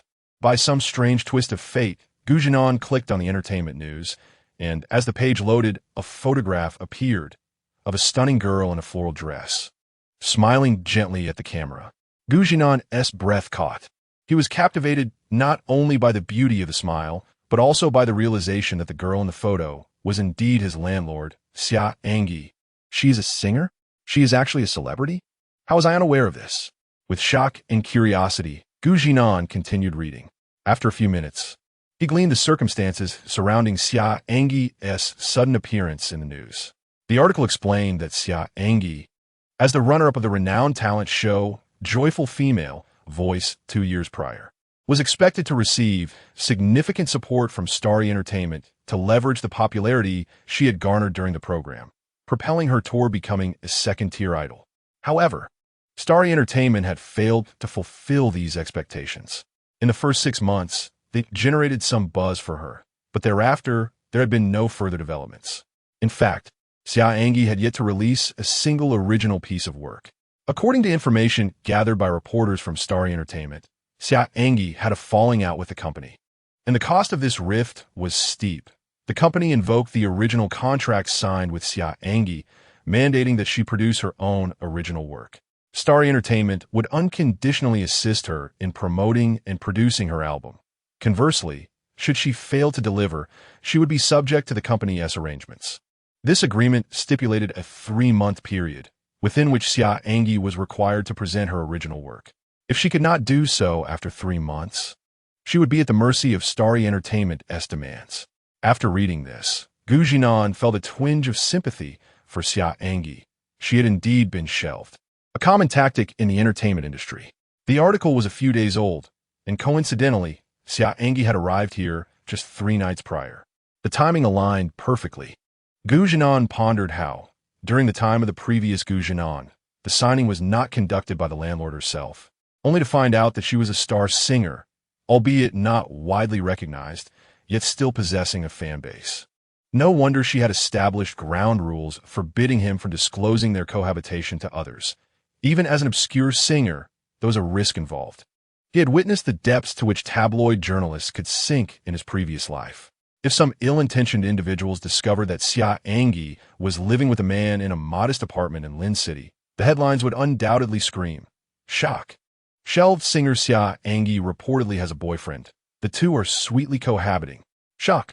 2 years after being the runner-up of Joyful Female Voice, Xia An'ge is secretly married, residing with her husband in a Lin City apartment. It was utterly absurd. Just 2 male stars dining together at night could be misconstrued as a romantic liaison. Zhinan dared not imagine the consequences. This felt like a ticking time bomb. Yet, she is not well known. Look at me. I didn't even recognize her. Zhinan reflected. But he failed to consider that the original Zhinan had not followed entertainment news, and now that he had traversed into this world, he was even less likely to pay attention. Listening to music, watching films, and reading novels were his forte. These had been his hobbies in his past life. For now, he would take things slowly. There was no alternative at this point, as he still had several months left on the lease. He certainly couldn't just leave. Chapter 11. Are you an idol singer? Though it was merely a thought, the knowledge that an idol singer resided in the main bedroom across the corridor stirred a certain restlessness within Zhinan, rendering him unable to find peace. Eventually, unable to contain his curiosity, he opened Huaku Music and typed Xia An'ge into the search bar. Pressing enter, he was met with a dozen songs, all of which were covers of classic hits. He clicked on a first track titled Nostalgia. A tranquil melody gradually filled his headphones, and Zhinan, rarely inclined to do so, turned the volume up to 80. The warm tune was a signature piece from a renowned artist. How long had it been since he felt this way? As the ethereal voice of a gentle female artist resonated, Zhinan found himself momentarily lost in thought. He had not anticipated that such a seemingly aloof person could sing with such tenderness and emotion. The song was about missing one's family, and Zhinan was profoundly moved by Xia An'ge and Appo's voice. Memories of his parents from his previous life flooded back to him. A father who was perpetually playful and a mother who was rather conservative. Though their finances were modest, they had shared 20 years of happiness as a family. In the blink of an eye, those memories faded, and Zhinan's thoughts returned to his current parents. Factory workers in a county town who had toiled diligently for half their lives, solely to ensure he could complete his university education and eventually start a family. They harbored no grand dreams. In both lifetimes, he had been an only child, basking in the warmth of their love. How wonderful it was! After listening to the song once, he played it again and then perused the comment section. There were numerous comments exceeding 10,000, attesting to the quality of Xia An'ge and Appo's voice. He read through the most popular remarks. In Appo's, "That's simply beautiful. I really miss home." The female voice is even more moving than the original male singer in Appo's. "Home is where family is, and I miss you, Mom and Dad." Xia An'ge and Appo's voice is like that of an angel. Indeed, it resembled the voice of an angel, and Zhinan wholeheartedly agreed with the sentiment, generously liking the comment. He continued to listen to song after song, each conveying a distinct sentiment. As the final note faded, he found himself yearning for more. Convinced that Xia An'ge had poured the most emotion into Nostalgia, which also received the most comments. The songs were beautiful, and the artist was beautiful too. As for her personality, Zhinan refrained from judgment. Who would have thought that such a seemingly cold individual could sing with such passion? He pondered whether her fans were aware of her true nature, a thought tinged with a hint of mischief. It was astonishing that someone with such a gift could be hidden away, and Zhinan mused about the depths of the entertainment industry, realizing he knew nothing of its inner workings. As July approached, the weather grew increasingly oppressive. Zhinan, who preferred not to leave the air conditioning on all night, was awakened by the heat. He grumbled to himself, deciding to adjust the timer for another hour to allow for a later rise. Glancing at his phone, he noted it was already 10 in the morning. Stepping outside, still bleary-eyed, he spotted Xia An'ge seated cross-legged on a small rug in front of the living room sofa. The guitar she had brought back the other day lying flat on the couch. It was a natural wood-colored instrument, and on the tea table lay several sheets of white paper. She was engrossed in writing or sketching something, likely a song. Having already learned she was an idol singer, Zhinan understood she needed to create original works. He gazed at her quiet, focused silhouette, suppressing the urge to inquire further. For the photograph from the news had been unmistakable. The girl with the gentle smile directed at the camera was indeed his landlord, Xia An'ge. Xia An'ge noticed Zhinan's presence as well. The summer was stifling, and having found no inspiration in her room, she had ventured into the living room. Occasionally glancing at the blue sky and white clouds outside the balcony, a brief reprieve from the oppressive atmosphere within her room, where the balcony was blocked by a wall, making it feel even more stifling. She was puzzled by Zhinan's apparent lack of a job, as he seemed to spend every day in his room. Little did she know he was a web novelist, one who had no need to leave the house, a self-proclaimed homebody. Xia An'ge had been mulling over a fleeting melody in her mind.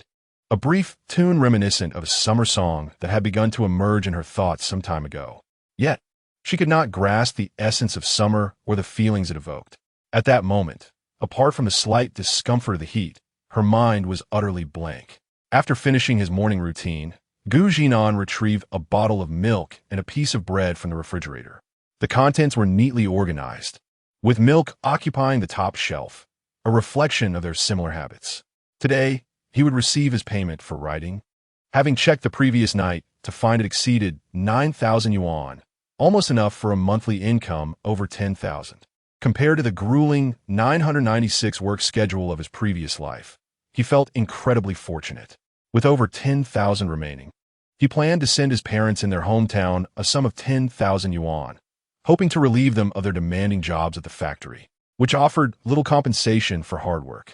As he prepared to leave and make the transfer, he realized his parents were not adept at using smartphones and could only accept funds via bank transfers. Zhinan resolved to teach them how to use technology upon his next visit, enabling video calls in the future. As he passed through the living room, Zhinan could no longer resist stopping in his tracks. The sunlight from the balcony stretched his shadow long, casting it upon the paper Xia An'ge was writing on. She looked up, puzzled, her delicate features slightly flushed from the warmth, her hair swept to one side. Cough. Are you an idol singer, landlord? Zhinan stammered, feeling a bit awkward, compelled by curiosity to clarify. Xia An'ge was taken aback by the question, but thought for a moment before responding. A singer is not necessarily an idol. Her voice remained cool and composed. Oh, it's all the same, he replied, nodding. Her singing was indeed exceptional, especially nostalgia, which had struck a chord deep within him. He continued, I happened to see your news article. I meant no offense. It didn't oppose. It's just that having a landlord with such a beautiful singing voice is something to be proud of. Yet, he realized he could not publicly share this information. Suddenly aware of this, Zhinan hastily waved his hands. I won't tell anyone, don't worry. I was just making a comparison, you know? What on earth was he saying? Zhinan felt rather foolish. Xia An'ge did not look up again, but simply acknowledged his words with a faint indicating she understood. Zhinan felt a bit silly, yet his curiosity had been satisfied, which he considered a small victory. An uncomfortable silence enveloped the room, the air thick with the scent of awkwardness. Remembering he had tasks to attend to, he quickly made his exit. Chapter 12. Parents under the scorching sun. Zhinan exited the bank, beads of fine sweat forming on his forehead. He wondered why he hadn't chosen to come out in the afternoon. It seemed rather foolish of him. Taking out his phone, he dialed his father and Oppo's number. After a brief series of beeps, a pleasantly surprised voice came through the receiver. Zhinan? Dad, you're not working today, right? His response was smooth, as if it were entirely expected. Zhinan had absorbed the memories of the former Zhinan, and thus, he naturally accepted everything about him. The voice on the other end was indeed his father. Yes, Oppo's, Sunday, and your mother and I are taking a break. How in Oppo's, has been lately? Although Zhinan intended to inquire about his son's life, the words that escaped his lips concerned work instead. Perhaps this was the quintessential contradiction of every father. It an Oppo's, that's going well. My income is stable. I and Oppo's, VE just transferred 10,000 yuan to your bank card. You and Mom don't need to work at the factory anymore. I can support both of you. His project, The Legend of Qin, was nearing completion, set to conclude by the end of July at the latest. Following that, the upcoming Chinese Paladin would be uploaded, and while he couldn't Oppo's to predict the exact earnings, it would certainly elevate his lifestyle several notches.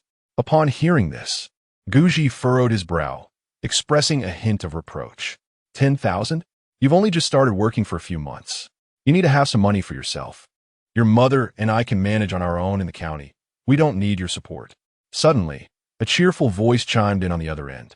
It was Zhinan's mother, Chenru, a doting mother indeed. Upon seeing his wife return, Guji switched his old phone to speaker mode and announced, Your mother is back from grocery shopping. Son, Mom. Zhinan chuckled, feeling a wave of affection. His mother had always spoiled him. So much so that whenever his father attempted to reprimand him, he would be scolded by his mother instead, let alone being physically chastised. Consequently, Gu Ji often lamented, "A loving mother spoils her child," yet he could do little about it. It was merely his own frustration. "How come you sent money back? Are you sure you have enough for yourself?" Chenru was astonished by the revelation of her son's transfer. "Old Gu, you need to hurry and return the money to our son, and also send an extra 2,000. Gu Ji felt overwhelmed, exclaiming, "A loving mother spoils her child." Deeply touched, Gu Zhinan patiently reassured his mother that his job was stable, with a monthly income of around 8 to 9,000 yuan. So he was not worried about his sustenance. He wanted them to quit their jobs and stay at home, confident that he could provide for them. Chenru beamed with satisfaction, her smile growing wider, as she nudged Gu Ji, implying, "Look at our son. I gave birth to him." Gu Ji had no retort, pondering whether he had any credit in this matter. However, both he and Chenru were opposed to the idea of quitting their jobs. "Your mother and I are quite happy at work. You just started, so don't be complacent. Put in some effort. Also, don't send us money next month. Save to buy a house. Your mother and I have saved a bit over the years and can help you out later." Gu Ji continued, while Chenru chimed in, "Yes, your father and I can support ourselves. You're a young man now. You should find a girlfriend. I want to hold my grandchild soon." Huh? Gu Zhinan was taken aback by his mother's sudden shift to discussing relationships. He had no thoughts on such matters at the moment. "Mom, I'm still young. There's no rush. I take pride in being single." Gu Ji was equally resistant to Chenru's notions, asserting over the phone that work should take precedence, but if a suitable opportunity arose, he could consider it. After all, he didn't end Amp, Oppos, to want to end up alone in old age. Who is going to end up alone? "You old coot, go wash the vegetables." Chenru immediately grew displeased. How could anyone speak ill of their own child? "Dad, you don't understand. That is called being a wolf warrior." Gu Zhinan internally scoffed, chatting with his mother a bit longer, urging them to take care of their health, and promising to visit when he had the chance. Chenru reminded her son to eat well and not to deprive himself, asserting that, after all, the world is vast, but the son is paramount. After hanging up with his parents, Gu Zhinan returned to his apartment. He retrieved his keys from his pocket and unlocked the door. The quiet figure that had merely shifted position now lay beside his guitar, which had moved from its previous resting place on the sofa. "Mom and Dad, I'm off to work now. I'll call you again soon," Gu Zhinan said into the phone, as his day of writing had yet to commence, having not even begun the night before. "Don't worry about calling us too often. Okay, do remember to call when you can." The couple's opinions clearly diverged. Gu Zhinan sensed that his father would be missing out on dinner this evening, as he could never win against his mother's will. Knowing his mother's temperament, he wisely refrained from further conversation with Xia An'ge, merely glancing at her as she focused intently on her laptop before retreating to his own room. As the door closed behind him, Xia An'ge's gaze left the screen, her expression momentarily lost in thought as she stared blankly at the sheet of paper before her. She had just been on the phone with her parents, a term so familiar and affectionate to many, yet it felt profoundly alien to her. For she was a child unwanted by anyone. The only person who had given her a name was no longer in this world. Her delicate features were tinged with sorrow. She truly missed her mother and had some nostalgia for the orphanage where she grew up. It seemed in this vast world, she was all alone. Taking a deep breath, Xia An'ge reined in her emotions. What she needed to focus on now was her freedom, and the means to achieve that was to transform the melodies swirling in her mind into a song. Meanwhile, back in his room, Gu Zhinan logged onto the Chinese web to upload his latest chapter. He intended to continue working on Chinese Paladin when he noticed a notification. Curious, he clicked on it, discovering that his poem Crossing Daunting had successfully appeared on the Poetry Society's dedicated webpage. Should he vote for himself? The competition relied heavily on the votes of the online community, as well as evaluations from a panel of experts, making public votes substantially impactful. The preliminary evaluation lasted 7 days, primarily dependent on public voting, while the 8th day would progress to a re-evaluation by the expert panel, culminating in the final awards. With this in mind, Gu Zhinan confidently navigated to the Poetry Society's webpage to cast his vote, convinced that he was not alone in this endeavor and thus, it was not shameless. Indeed, it was not shameless at all. Could a scholar's vote be deemed unseemly? No, it was a display of confidence. Opening the page, he found his work prominently displayed. With a cheerful spirit, he cast his vote for Crossing Dongting, momentarily stunned by the visibility of his work. Why was his piece so prominently featured? Checking the vote count, he gasped in astonishment. Chapter 13. Overwhelming votes, 8,000 votes. First place. How terrifying. The esteemed Tang Gong is magnificent. Zhinan fervently applauded the original poet in his heart. This is truly formidable. Zhinan glanced at the time. The submission was made at 11 o'clock this morning, and now it was 2 in the afternoon. 8,000 votes in 3 hours. Indeed, those who appreciate culture and romance are the same across all worlds. Simply marvelous. He observed that the second place, titled Early Summer, currently held 6,000 votes, meaning he had garnered a full 2,000 votes for it. Excitedly, he slowly opened the comments section of the poetry event, and what met his eyes was a discussion thread on Crossing Dongting, which had already amassed over 10,000 comments, making it the most popular poetry thread, with new comments pouring in continuously. Drunk, unaware of the heavens and the waters, a full boat of dreams pressing down on the Milky Way. Oh, I can vividly imagine that scene. It is breathtaking. The author is simply too romantic. A full boat of dreams pressing down on the Milky Way. I am utterly enamored. I must print this poem out. I have already set the latter 2 lines as my status signature. I adore it to bits. While reading this poem, I felt as if I were not moored in Dongting Lake, but rather paddling above the Milky Way, with a world of dazzling starlight surrounding the boat, as though I were dreaming. Alas, why do I not possess such sentiment? I simply find it delightful. I must invite others to see what true poetry is. I too wish to show them what romance truly means. To the person above, I have already noted it down, preparing to charm the ladies. As for the one pursuing the ladies, I must say, I am in agreement. Zhinan perused the comments and found that, aside from praising the beauty and ambience of the poem, some are even considering using it to woo women. However, there were also several who provided their interpretations of the poem. The poet depicts dreams so beautifully, as if luring one into a fairy tale. It is merely a dream. Upon awakening, only boundless melancholy remains in the heart.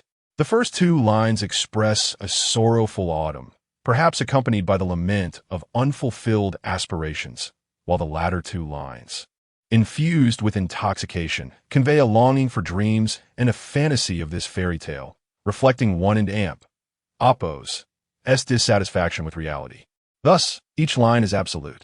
Without the groundwork laid by the first 2 lines, the beauty of lying intoxicated in bed dreaming of the Milky Way would not exist.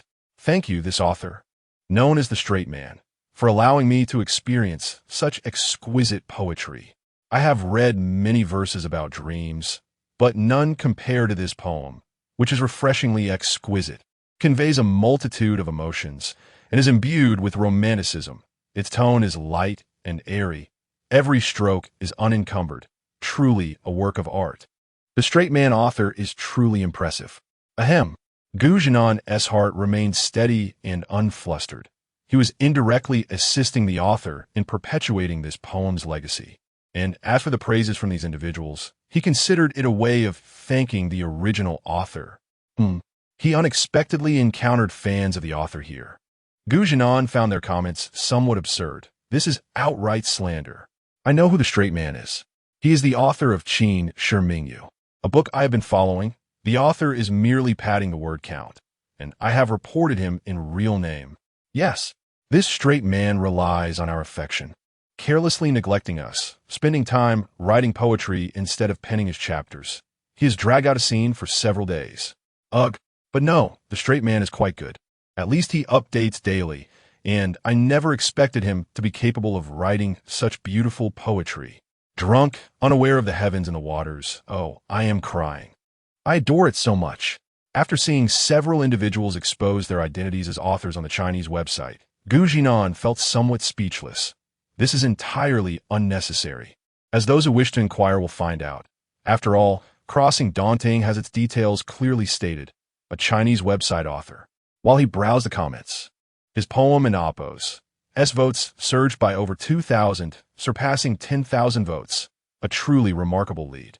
Zhinan was startled to see that he had a 3,000-vote lead over the second place, with the third place also hovering around 6,000 votes.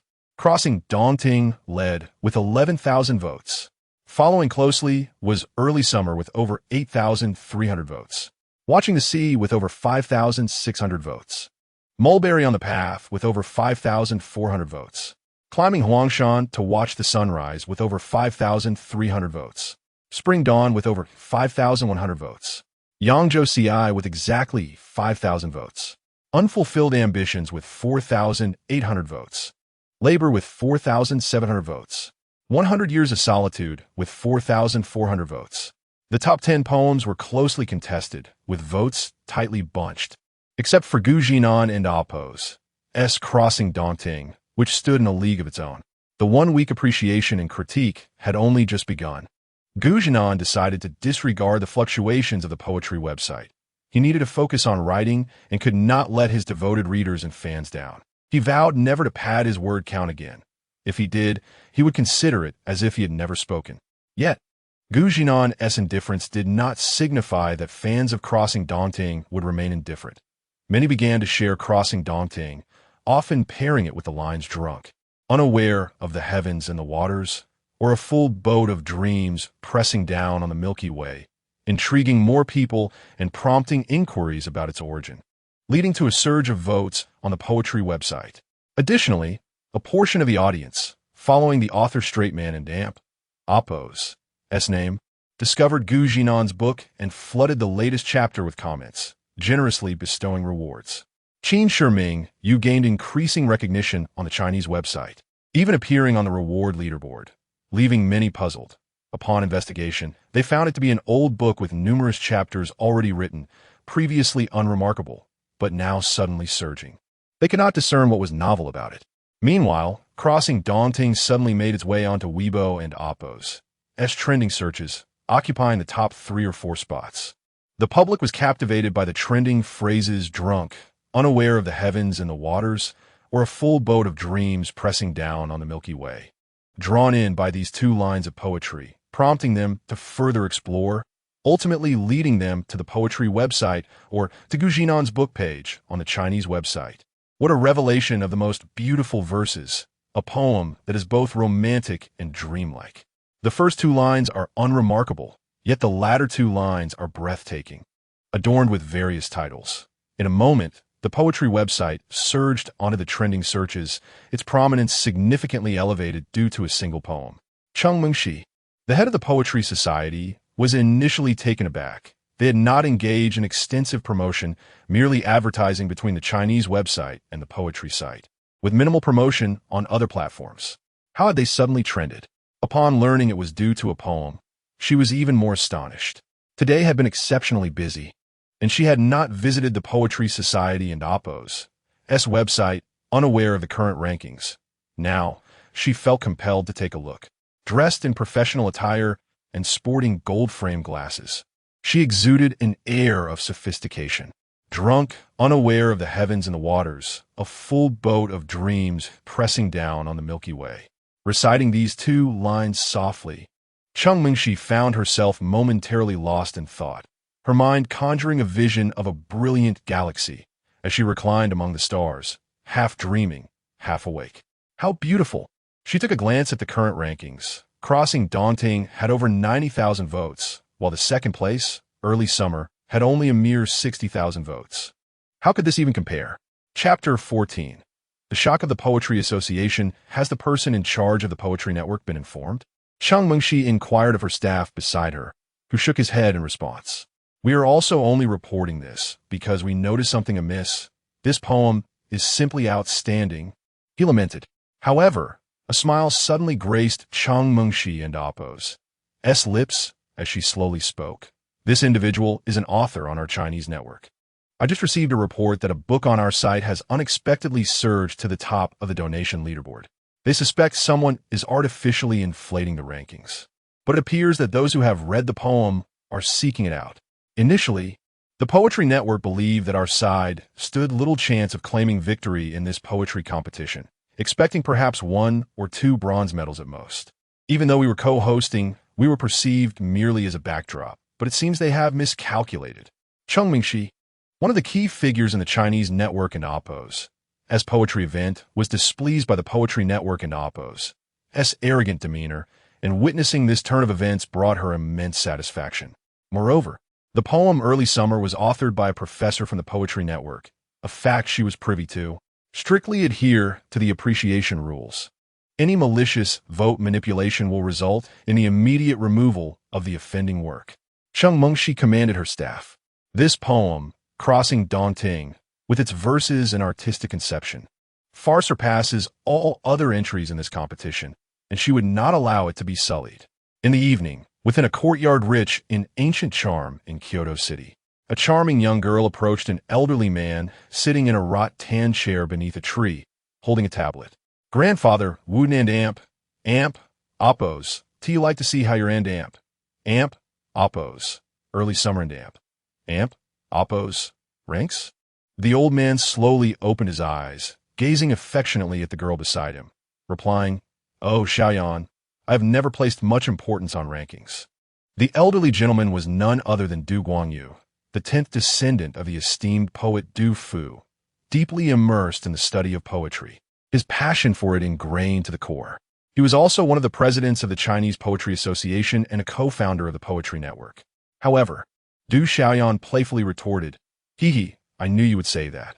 But what if I told you that not only are you not in first place, but you are lagging behind by tens of thousands of votes? Your beloved granddaughter didn't even vote for you." Initially indifferent, Du Guangyu and Oppo's interest peaked upon hearing about the significant vote deficit, especially when he realized his granddaughter had not voted for him. "Let me see," he said eagerly. He was aware that the younger generation often surpassed the older, having once bested his father with his poem Late Winter, which had forced his father to concede defeat. Upon receiving the tablet, Du Guangyu first noticed his own work, Early Summer, astonishingly positioned in second place with over 80,000 votes. Not too shabby, he mused. How many can it garner? Above it was only one poem, and as he scanned the details, he was taken aback to see it had amassed an astounding 130,000 votes. How is that possible? He exclaimed, sitting up straight, his trembling fingers slowly tapping on Crossing Dongting. "The west wind ages Dongting and Oppos. Waves," he read, savoring each word, embodying his reverence for poetry. A true master always retains the heart of a humble apprentice. Upon completing the first line, he felt no immediate reaction, merely appreciating the historical references woven into it. And he moved on to the next line. One night, the Xiang Lord's hair turned white. When he completed this line, the combined imagery from the previous line touched him deeply. The white-haired Xiang Lord. Legend has it that upon hearing the death of Emperor Shun in the wilderness of Kangwu, he could not catch up and wept so bitterly that the bamboo turned mottled. How poignant! He praised generously, drunk, unaware of heaven in the water. His breath quickened slightly after reading this line. He did not rush to interpret it, but instead turned to the next line, convinced it would complement the previous one exquisitely. As the third line bore little connection to the first two, a boat full of dreams presses down upon the galaxy. After finishing, Du Guangyu felt as if he were immersed in a dreamlike galaxy, surrounded by a magnificent river of stars, half drunk and lost in reverie, enchanted by this fairy tale-like vision. Excellent. Truly magnificent. When he turned to Du Xiaoyan, his face was aglow. He held the tablet and once more savored the poem, saying to his granddaughter, "I only anticipated that talents would emerge from the mountains and rivers, but I had not expected such brilliance." The first two lines express a sense of unrecognized talent and melancholy, while the latter two are nothing short of divine inspiration. They elevate the entire poem, crafting a dreamlike fantasy world, romantic and ethereal. Hearing her grandfather and Oppo's interpretation, Du Xiaoyan felt the poem and Oppo's essence deepen further. She murmured the last two lines, drunk, unaware of heaven in the water. A boat full of dreams presses down upon the galaxy. Which member of the Poetry Association penned this masterpiece? Du Guangyu inquired. eager to engage the author in a discussion on the art of poetry. For anyone capable of composing such romantic verses must possess profound wisdom. Duke Xia An'ge, emerging from a reverie, chimed in, "Grandfather, you guessed wrong. The author is not from our poetry association, but rather a novelist from the Chinese network." What? Du Guangyu was momentarily taken aback. When the Chinese network approached the Poetry Association to collaborate on a poetry appreciation event, he had candidly expressed his skepticism, doubting that the Chinese network would excel in the poetry realm. After all, writing poetry demands inspiration, immersion, and extensive reading of classical poetry, advantages that the Poetry Association clearly possessed. But now, indeed, the tides of youth had surpassed the older generation, and it seemed he was truly becoming old. Du Guangyu's early summer had long been a product of his inspiration, meticulously revised until he was satisfied. When the call for submissions for the poetry event began, he participated not for accolades, but to share the power of poetry with more people. He had not anticipated that on the very first day, a golden piece would emerge. Reclining once more in his rattan chair, he closed his eyes and softly recited Crossing Dongting, once again enveloped in an unparalleled romantic dreamscape. Yearning for a taste of alcohol to experience the sensation of being drunk, unaware of heaven in the water, Du Xiaoyan, slightly agape with surprise, remarked, "Grandfather, you're in Appos. Early summer in Appos is also quite remarkable. And this is just the beginning. Didn't in Appos you always teach me not to give up?" Du Guangyu opened his eyes and shot her a stern glance. Puffing his cheeks, "Little girl, well, you know, this poem could achieve timeless status. The latter two lines could be enshrined as classics without exaggeration." With that, he ignored Du Xiaoyan, closed his eyes to rest, murmuring the lines drunk. Unaware of heaven in the water, like a soft, drunken whisper, Du Xiaoyan pouted, merely trying to comfort the old man. She had been utterly captivated by the poem upon first glance. Meanwhile, she reflected on her own submission, Spring Dawn, still struggling to stay within the top 10. Her votes nowhere near those of her grandfather's Crossing Daunting. She had even cast her own vote for Crossing Daunting. How could such a straightforward author create such exquisite poetry?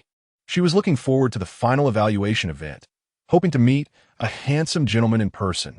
As Du Guangyu immersed himself in Crossing Daunting, the Poetry Association received news of the poem and Appos' overwhelming popularity, which had spread across various online platforms.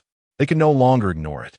Upon reading Crossing Daunting, their expressions mirrored Du Guangyu's, all astonished that this was indeed the work of an author from the Chinese network, entranced by the dream conjured within the poem, and acknowledging the latter two lines as potential masterpieces of timeless significance. Only a handful of young individuals remained unconvinced, believing that this success was merely a stroke of luck, perhaps even a fortunate accident. He is the grandson of Quan Zhijuan, the creator of Mo Shang Sang and another founding member of the Poetry Association. His work currently occupies the third position, with over 79,000 votes, slightly trailing behind Du Guangyu's Early Summer, yet significantly lagging behind Crossing Daunting by more than double the votes. Unless an unforeseen circumstance arises, he is unlikely to catch up. Quan Zhijuan aspired to surpass Early Summer and claim victory, as the poetry competition was organized in collaboration with the Chinese website. Yet everyone regarded it merely as an internal contest for supremacy within the poetry community. However, now a lesser-known author from the Chinese website has surged ahead, creating a poem that is hailed as a timeless masterpiece, leaving Quan Zhijuan feeling quite discontented. Chapter 15. Every talent has its use unbeknownst to Zhinan. The Poetry Society had nearly taken the internet by storm. He swore he was diligently immersed in crafting the remaining plot outline for The Legend of Sword and Fairy, while also nearing the final stages of Qin's Moon, which required meticulous planning for its grand conclusion. Apart from occasionally tuning in to the melodious strumming of a guitar from outside, he was truly dedicated. The guitar and Appos' sound came intermittently, indicating a struggle with rhythm. He could empathize, for it mirrored the plight of budding authors like himself, often caught in a creative block. Zhinan had listened to the same melody outside more than 10 times. The tune was melancholic, yet carried a hint of nonchalance. In his past life, he had studied guitar in college, where his dorm mates insisted that learning to play would greatly enhance his charm with the ladies. However, he soon discovered that fairy tales often deceive. Despite his earnest efforts, his goddess eventually drove away in a flashy Mercedes. Thus, he relinquished that pursuit. Later on, he was told that mastering the piano would exude elegance and sophistication, traits that girls supposedly adored. As a passionate youth, Zhinan could hardly resist the temptation. He promptly enrolled in the piano club at school, dedicating several months to it, only to realize he had met with failure once again. The despair outweighed the sorrow, leading him to adopt a more laid-back approach to life, abandoning any belief that certain skills could impress. Now, he had nearly forgotten those ambitions. It struck him as rather amusing. Perhaps if he picked up a guitar again, he wouldn't be able to produce even a single note, let alone touch a piano. It seemed that Xia An'ge had a piano in her room, as he had heard the sound of someone playing yesterday. Ah, the life of a singer, where one seems to possess a bit of everything. Glancing at the clock, Zhinan realized he had been seated before his computer for 5 hours, and night had fallen. Yet the guitar's melody persisted sporadically outside. Her perseverance was commendable. It had been nearly a day. However, he had heard that she was compelled by her company, forced to churn out work or risk becoming a mere tool, an ordeal far more taxing than the infamous 996 work culture. Zhinan felt a twinge of sympathy for this aloof landlord. WC? Zhinan had a habit of checking the Chinese web after finishing his writing. But this time, upon logging in, he was bombarded with messages in the authors section, leaving him utterly bewildered. The site permitted private messaging, which could be turned off at will, though Zhinan rarely received such messages. Occasionally, he would hear from enthusiastic readers urging for updates. Yet now, he was met with at least several hundred notifications. What on earth was happening? Curious, he opened a few messages and found them quite amusing, as they all hailed from the Poetry Society, effusively praising his romantic verses. For instance, one author exclaimed, "You are truly remarkable. I used this to confess my feelings and succeeded. I and Oppos. LL reward you handsomely." Another added, "You and Oppos. Re-incredible. You've brought such glory to the Chinese web. Your poetry has garnered double the votes compared to others." Drunkenly unaware of the heavens and the water, a boat laden with dreams pressing against the starry river. Truly magnificent. I love you, dear author. Zhinan found himself at a loss for how to respond. There were simply too many messages. He could only click read all and subsequently disable the private messaging feature. Once he sorted through that, he noticed something different in his author dashboard. Upon clicking in, he gasped in shock. His earnings for the day showed over 60,000. What in the world? He quickly accessed the backend data for Qin's Moon and discovered that the figures reflected the generous tips received since that afternoon, with an avalanche of usernames contributing. Upon checking the leaderboard for tips, he found Qin's Moon shockingly placed in the top 3. Truly astonishing. Looking at the chapter comments, there were already over 10,000, and upon inspection, they were predominantly from readers dropping by to leave their marks, with comments like, "Here to visit the author of Crossing Daunting," and from Weibo, "The poetry is beautiful, though the novel is lacking." Still, anyone who can write such exquisite poetry deserves a tip. Was this even possible? Aside from a few quirky remarks, most were discussing Crossing Daunting, and only after sifting through countless comments did Zhinan find a handful from actual readers engaging with the text. Wealth. Excitedly, Zhinan navigated to the Poetry Society and Oppos' website, his eyes nearly transforming into crescent moons as he smiled broadly. Crossing Daunting had amassed 180,000 votes. Early Summer had 100,000 votes, leading by a significant margin. Once again, he was on the verge of striking it rich, if all went as expected. The golden badge of 50,000 was as good as his, not to mention today's surge in tips, which meant a monthly income of 100,000. Unbelievable. He had never seen such a sum in a single instance in his previous life. Zhinan opened Weibo, discovering that Crossing Daunting was trending at number 8, titled Timeless Romance. Inside, he found a plethora of trending topics. The Poetry Society unveils the most romantic verses, drunkenly unaware of the heavens in the water. A boat laden with dreams pressing against the starry river. An exquisite imagery. The ethereal beauty of such poetic lines was hailed as a classic. Each title below spurred a flurry of opinions from netizens, all unanimously praising the romance of the poetry, with drunkenly unaware of the heavens and the water. A boat laden with dreams pressing against the starry river, claiming a substantial share of the attention. Zhinan was aware of the classic nature of these lines. As he had mentioned before, in his previous world, countless individuals were unaware of the poem and amp, oppose, as title or how to recite the first two lines. Yet the latter two were undeniably familiar. Indeed, one could encounter these lines in various places. To his astonishment, such a fervor had also manifested here. Tangong. This era flourishes as you wished. Zhinan composed himself and decided to reward his delightful readers with an additional chapter today as a means of clarification, lest the onlookers feel neglected. He had no intention of riding the wave of popularity or profiting unscrupulously. He uploaded the chapter, followed by a personal note. Dear readers, today, I'm treating you to an extra chapter. Additionally, to the friends who have come from the Poetry Society, your enthusiasm has ignited a fire in my heart. Crossing Daunting was inspired spontaneously, and I never anticipated it would resonate so deeply with you all. Every talent has its use. The heavens are indeed kind to me. Enjoy. With that, he uploaded it. Many netizens lingered between the Chinese web and the Poetry Society, refreshing the site to discover that the author of Crossing Daunting had updated the chapter. They rushed to read it, only to find the final PS amusing, and they stumbled upon the golden phrase, "Every talent has its use." I'm dying of laughter. My heart is ablaze. The author is too adorable. And this line, "Every talent has its use," strikes a chord with me. I believe in my own potential. They showered him with tips, exclaiming their love for the phrase. Every talent has its use. I plan to adopt it as my motivational mantra. Help, he had struck gold again. Every talent has its use. Yes, indeed. Every talent has its use. Thank you, dear author.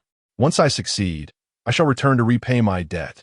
Thus, the phrase, "every talent has its use," surged once more into the trending topics, reviving the heat surrounding Crossing Daunting. Chapter 16. Invitation for poetry review. By the time Zhinan emerged, Xia An'ge had already returned to her room. The only evidence of her presence was the imprint left on the sofa in the living room, a testament to the elegant figure of a girl who had once graced that spot. Returning to her room, Xia An'ge sat vacantly by the piano, her spirits dampened. She found herself devoid of inspiration, her mind trapped in a singular melody that neither grew nor diminished. Dingling. Xia An'ge, somewhat bewildered, picked up the phone. There were few who called her, and upon seeing the name, it was Ruaning. She pressed to answer, and Ruaning and Oppos. S excited voice immediately filled the air. Sister An'ge, I heard that Mr. Qi will be leaving Puhai City for Lingqing tomorrow. Are you still in Linghai City? The departure of Qi Sheng implied that the song he had composed for Chu Taoyu was complete, stirring a bittersweet sensation within Xia An'ge. As a sidelined third-tier singer, she was nearly invisible, while Qi Sheng was a well-known figure in the industry. Would he truly assist her? Deep down, Xia An'ge yearned for a professional musician to discuss the melody she had composed, as she felt lost and in dire need of inspiration. Are you listening, Sister An'ge? Ruaning, noticing the prolonged silence, inquired. Without acknowledgement, Ruaning enthusiastically shared the day's trending topic on Weibo. Sister An'ge, you won't believe it. A beautiful poem titled and amp, oppos, Crossing Daunting and amp, oppos has suddenly surged to the top of Weibo trends. It's truly exquisite, especially the last two lines. And amp, oppos, drunkenly unaware of the heavens and the water. A boat full of clear dreams pressing against the Milky Way, and amp, oppos, it and amp, oppos. That's like a fairy tale. Drunkenly unaware of the heavens and the water. Xia An'ge murmured softly. Ruaning then mentioned her intention to take a leave of absence, soon to visit Xia An'ge. Though Xia An'ge did not confirm nor decline, she appreciated having someone to converse with, even if she remained a listener. After hanging up, Xia An'ge sat quietly on the piano bench and noticed the notebook on the nearby table. She shifted closer and opened it, accessing Weibo. The second trending topic was indeed Crossing Daunting. Upon clicking, she encountered various headlines and came across the original poem that Xia An'ge had praised, which originated from a poetry event hosted by the Chinese network and poetry website. As she read through the entire poem, Xia An'ge found herself entranced. It was undeniably beautiful, immersing her in a dreamlike state infused with modern romanticism. The imagery was sublime. I must have a purpose, she thought, recalling a recent discussion that resonated with her aspirations, filling her with a sense of motivation. With newfound determination, she retrieved paper and pen, and soon, delicate characters adorned the white sheet, echoing the phrase that had inspired her. The fervor surrounding the poetry event gradually diminished over the next 3 to 4 days, following Zhinan and Amp. Oppos, as striking 7-character quatrain and Amp. Oppos, crossing Dongting, and Amp. Oppos, however, the lines drunkenly unaware of the heavens and the water. A boat full of clear dreams pressing against the Milky Way continued to be widely quoted, truly becoming a timeless classic. In the wake of this success, Zhinan cast his second vote, and the votes for crossing Dongting soared to an astonishing 720,000, far ahead of the second-place poem and Amp. Oppos, Early Summer, and Amp. Oppos, which garnered 300,000 votes. The remaining contenders posed no threat to Zhinan and Amp. Oppos' lead, which took him by surprise, leaving him to ponder the solitude of excellence. During these days, Zhinan also observed that Xia An'ge was often out late, sometimes not returning until nearly midnight. While he found it somewhat peculiar, he respected their agreement to refrain from intruding on each other's lives. With the preliminary evaluations concluded, Zhinan felt a deep sense of satisfaction. Riding the wave of and Oppos, crossing Dongting and Oppos, his work in Oppos, the moon in the Qin dynasty and Oppos, also garnered significant attention, which would undoubtedly benefit his upcoming publication and Oppos, in the snow, and Oppos. Most importantly, his monthly royalties and tips had reached an astonishing 80,000. If the prize for and Oppos, crossing Dongting and Oppos, were to be awarded directly, he would be worth 100,000, a fortune that would have brought him immense blessings in his past life. Indeed, knowledge is power. Dingling. Suddenly, Zhinan's phone rang, displaying an unfamiliar number. "Hello, is this Zhinan?" A pleasant female voice inquired. "Yes, may I ask who is calling?" "Hello, Mr. Gu, I am Mingxi, the head of the poetry event at the Chinese network. The review meeting will take place in 3 days at the Kyoto Poetry Association, where you will be required to provide an analysis of your work crossing Dongting to help others understand its meaning."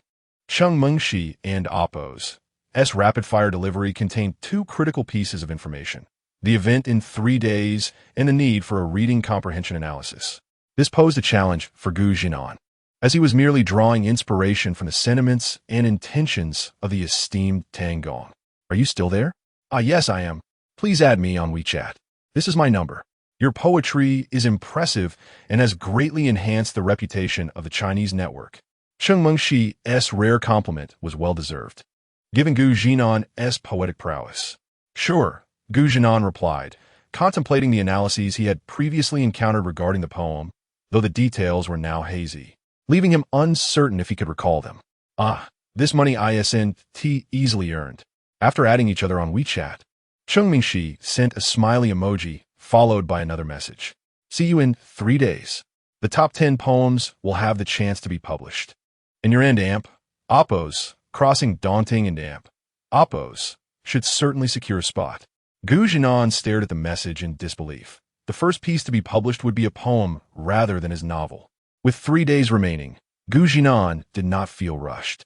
He opened his ticketing app and purchased a flight ticket, realizing this would be his first journey since crossing into this world. As a reclusive individual, he found the prospect amusing, having initially thought he would remain home until the moon in the Qin dynasty was completed. Chapter 17. Sending money.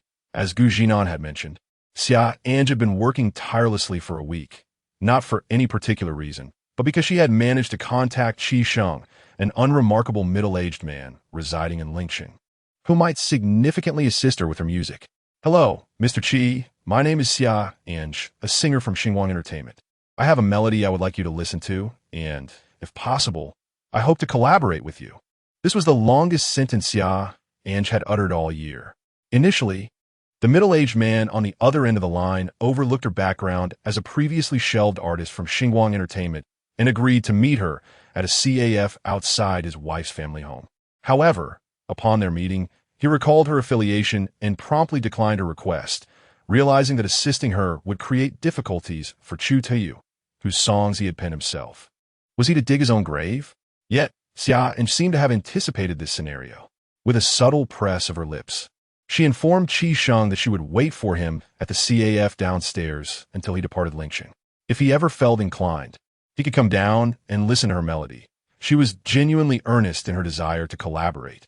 Several times, as Qi Sheng exited the building, he noticed a girl in a baseball cap seated inside the CF, her mask now removed, revealing a strikingly cool visage as she busily scribbled notes. As he and his family gradually moved away, Xia An'ge felt no tumult within her heart. This was hardly her first experience.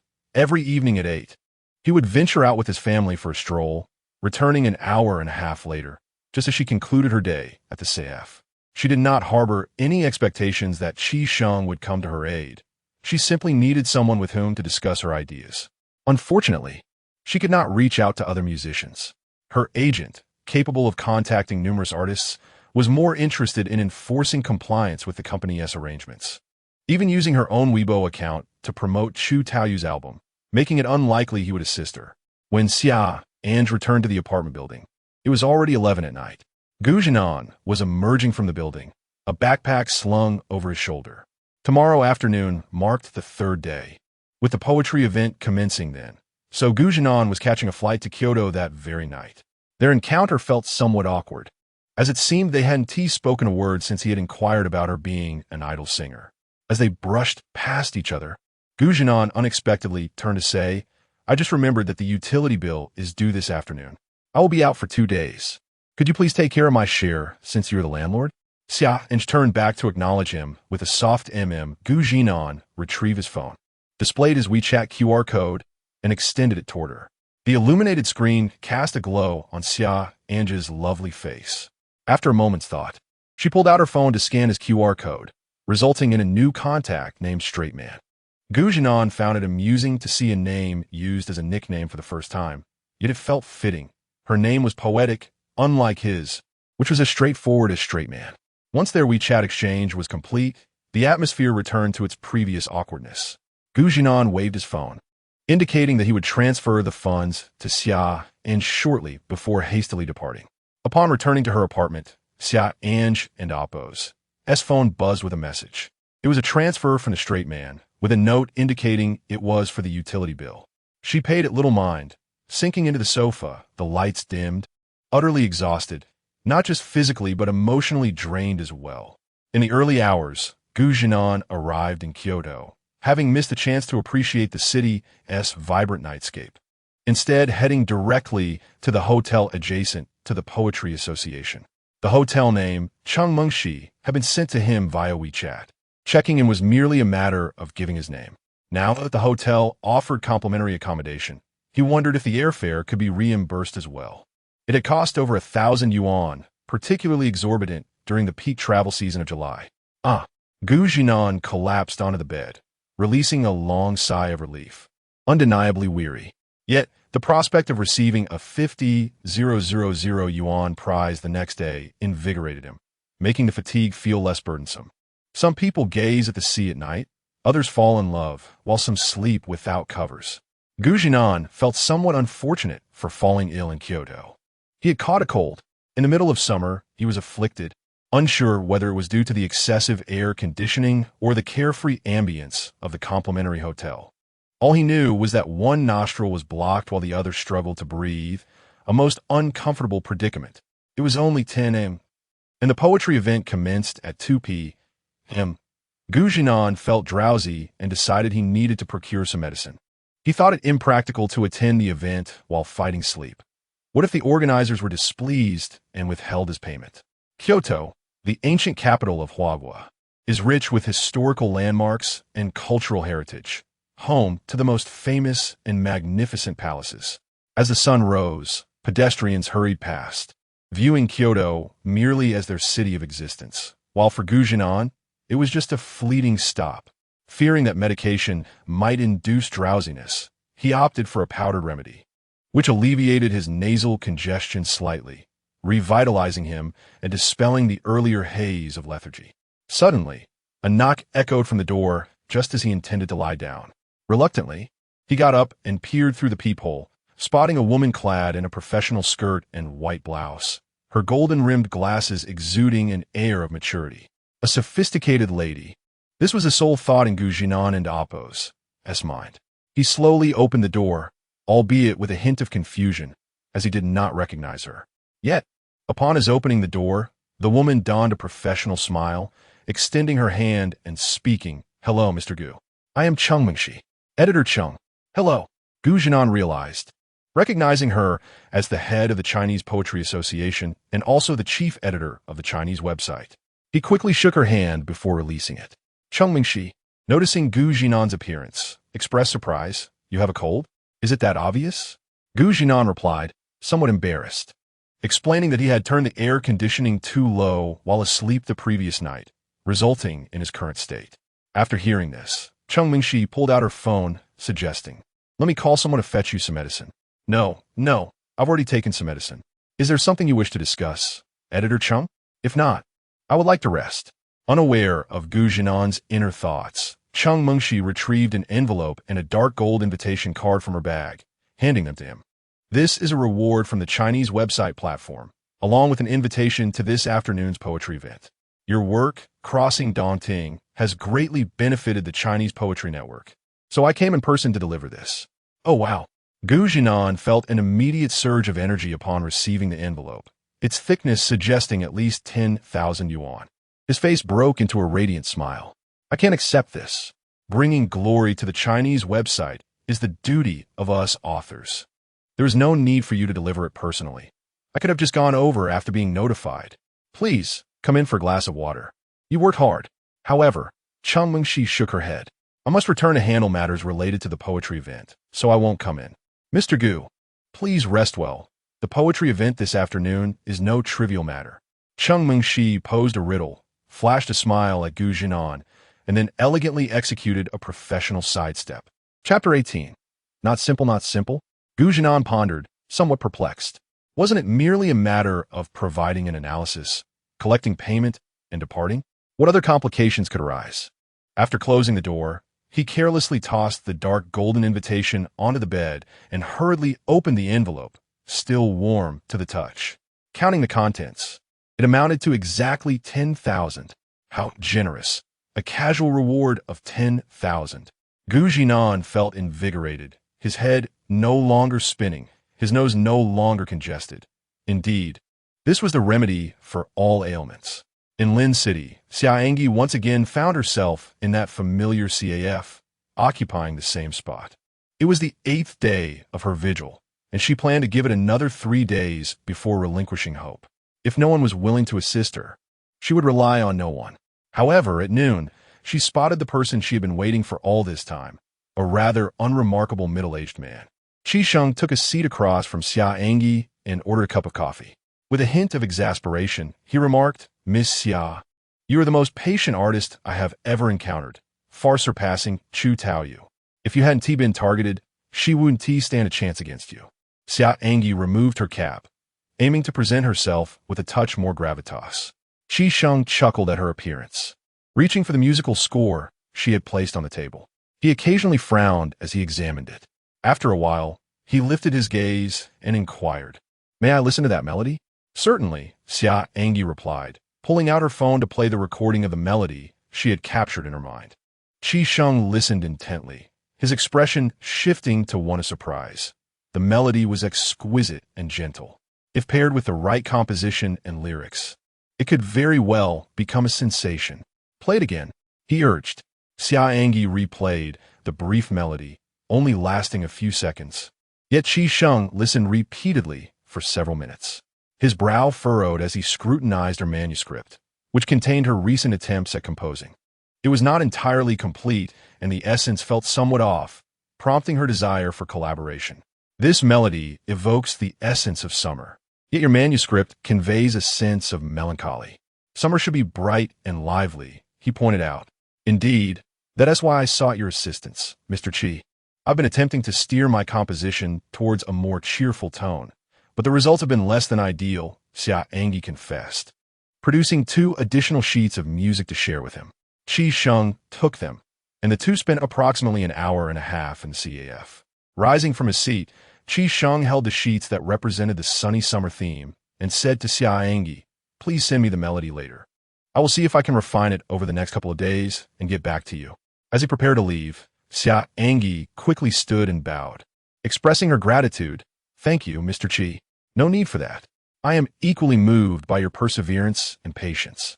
I'm unsure how you discover my presence here, but it's best we limit our meetings. Xinguan Yuhui will not permit me to assist you." With that, Qi Sheng exited the CAF, and Xia An'ge followed suit.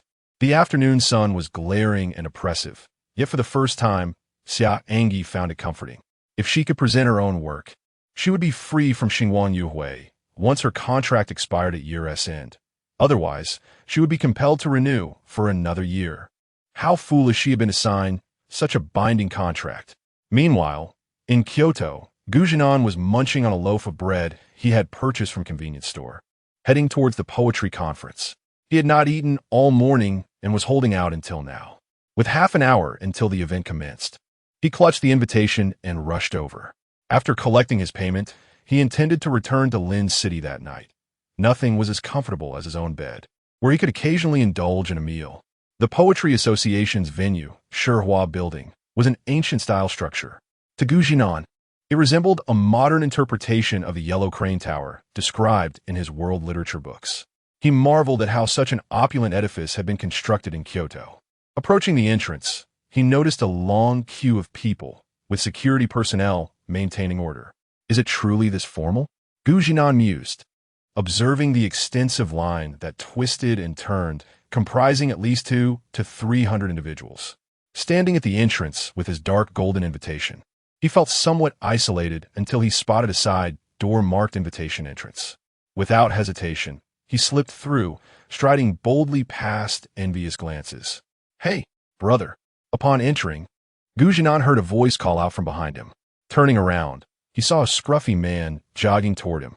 When he reached Zhinan, he said, "I'm here for the poetry conference too. Mind if I join you?" "Of course. That would be splendid." Zhinan was relieved to have a companion, as he had been feeling a bit socially anxious about the event. "Great. I'm Guangqing Shuang, an author from the Chinese web. No wonder I felt such a kinship." "You're a prominent writer from the Chinese web." "I'm Zhinan, also affiliated with the Chinese web," he replied, his spirits lifted upon learning of their connection. "Ah, I'm not worthy of such praise. I'm just a minor author. I participated in this poetry conference after composing a poem that made it into the top 15, which earned me an invitation. What about you?" Guangqing Shuang responded, flattered yet modest. "Oh, I'm truly humbled in your presence. Let us head inside." Zhinan decided to forego pretense and simply enjoy the event. Following the directional signs, they entered a grand hall filled with tightly arranged seats. Upon noticing the seating chart indicating positions for authors from the Chinese web, Zhinan and Guangqing Shuang found their designated spots. The hall was already populated, with more attendees streaming in. Zhinan soon realized that the seating was divided into 3 sections, one for the Chinese web, another for the poetry web, and a third, larger area for the general public, occupying at least half the hall with no fewer than 300 seats. So many people? Zhinan was taken aback. He had thought the event would merely involve analyzing one's poetry and exchanging pleasantries before collecting payment. Recalling Cheng Mengxi's earlier warning that the poetry conference was not simple, an unsettling premonition washed over him. What kind of mischief could be afoot? After waiting approximately 20 minutes, with no new arrivals, Guangqing Shuang had already struck up conversations with others nearby, while Zhinan succumbed to drowsiness, still battling his cold. Suddenly, a female voice echoed through the hall as speakers, signaling the arrival of the moment for disbursement. Chapter 19. The opening of the couplets as the host made their entrance. A wave of applause erupted in the venue, and Zhinan naturally joined in the clapping. "Welcome everyone to the anniversary poetry gathering of the Poetry Association. which also serves as the final evaluation for our poetry competition," the host announced while making their way to the center of the stage. Everyone was aware that the Poetry Association had collaborated with the Chinese network to organize this vibrant poetry gathering, resulting in the creation of numerous exquisite poems. As the anniversary event approached, the Poetry Association, in consultation with the Chinese network, decided to select 100 poets based on their rankings from the poetry competition, 50 from the Chinese network and 50 from the Poetry Association, to participate in our anniversary celebration. Once the host concluded this lengthy introduction, Zhinan finally understood the situation. No wonder there were so many participants instead of just the top 10. The rest must be the audience. Before he could ponder further, the host continued speaking. Each year, the Poetry Association selects outstanding members for the anniversary gathering, and this year is no exception. Therefore, we warmly welcome the 300 esteemed members seated in the back. The applause surged in waves, and Zhinan had clapped 3 times before the host finally welcomed today and Oppo's guests from the Chinese network and the professors from the Poetry Association to take their seats in the judging area. Elderly gentlemen, well over 50, along with middle-aged men in tailored suits, entered the hall. Zhinan spotted Cheng Mengxi among them, and as the group settled into their elevated seats, he suddenly felt a twinge of discomfort, as if an old man had been watching him since his entrance. Was it merely a figment of his imagination? No, that old man was indeed gazing in his direction. Zhinan shifted slightly in his chair, leaning back in the rear rows, hoping this position would shield him from the old man's scrutinizing stare. According to the Poetry Association's usual regulations, this event was still an internal gathering, with only 2 individuals responsible for recording the proceedings. No journalists present. The host spoke eloquently from the podium, demonstrating remarkable hosting skills. "Brother, why are you sitting like that?" Guang Qingshuang turned to the young man who had entered alongside him, only to find him huddled down in his seat. "I find this position more comfortable," Zhinan replied, unwilling to explain that it was due to the unsettling gaze of the elderly gentleman. Guang Qingshuang paid little mind to this and quietly remarked, "I've heard that the Poetry Association is not here with good intentions. They want to merge the anniversary gathering with the poetry competition because our Chinese network has taken the lead in the competition and they wish to reclaim their dignity. Is that so? How do you know this?" Zhinan inquired.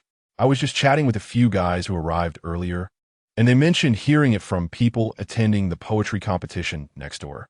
No wonder Cheng Mengxi said it was not a simple matter. It turns out there was more to it. Why would the Chinese network engage in such murky waters?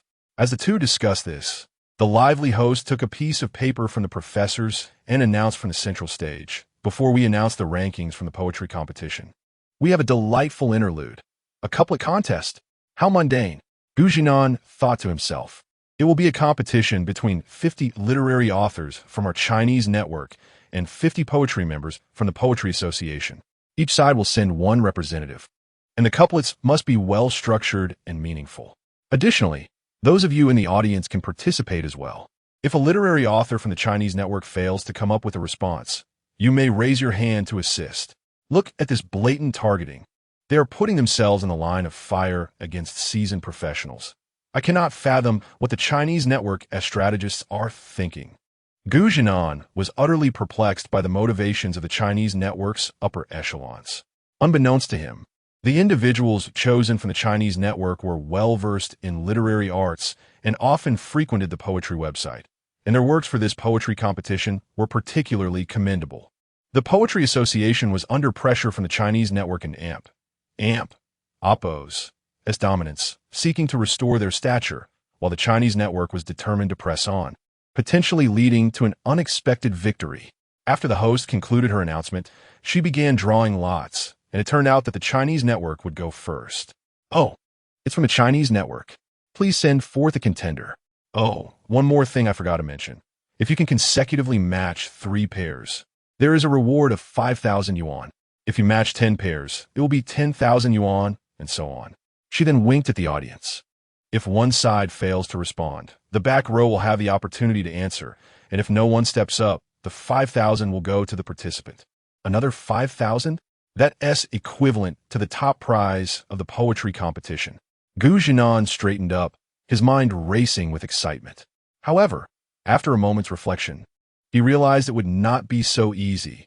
There were many talented poets in attendance, and some would undoubtedly be formidable. Perhaps I should simply wait for my 5,000. If I cannot respond, they might doubt my poetic talent and deduct my prize money. Best to just enjoy the show, he thought, retreating back into his seat. Guang Qingshuang observed Gu Jinan's peculiar demeanor and wondered what he was up to. Meanwhile, the first volunteer from the Chinese network was a bespectacled gentleman who confidently approached the stage, introduced himself, and presented his couplet. It consisted of a 7-character couplet, prompting deep contemplation among the audience. After 2 minutes of silence from the Poetry Association, a young man dressed casually stepped forward, took the microphone, bowed to the audience, introduced himself, and delivered his response to the bespectacled gentleman. The applause erupted. According to the rules, having successfully matched the couplet, it was now the young man in damp, Oppo's turn to present a new line. He stood on stage, pondering for several minutes, and then his eyes lit up as he presented his line, turning a page of the calendar, preserving a century and amp, Oppo's legacy. It was an impressive 10-character couplet, imbued with profound meaning, and the audience erupted in applause. The bespectacled gentleman furrowed his brow, struggling to come up with a response, while the audience also contemplated their own. Time flew by quickly, and soon the host announced that the time had elapsed. The bespectacled gentleman, feeling helpless, was unable to respond. The young man smiled graciously, acknowledging his defeat, while the bespectacled gentleman returned to his seat reluctantly. The Chinese network had to send forth another participant to answer, or else the back row would have a chance, and if no one else stepped up, the 5,000 would be awarded to the young man. 1 minute passed, then 2 and 3, until the 4th minute. Just when Gu Jinan believed that the 5,000 was a sure catch, a figure suddenly rose beside him, Guang Qingshuang. Gu Jinan was taken aback. The bearded man stood like a hero, as if afraid of being outdone. After rising, Guang Qingshuang strode confidently toward the stage, took the microphone from the host, and promptly delivered his response, drawing 1,000 blueprints to enrich generations to come. As the audience remained stunned, he introduced himself. By the way, I am Guang Qingshuang, an author from the Chinese network. Laughter erupted from the crowd, and the attendees applauded vigorously, creating a wave of applause that swept through the hall. Guang Qingshuang felt a bit awkward for his abrupt entry and sheepishly scratched the back of his head, embodying the humorous image of a bearded gentleman, which only made Gu Jinan chuckle. Chapter 20, Why Not Give a Try?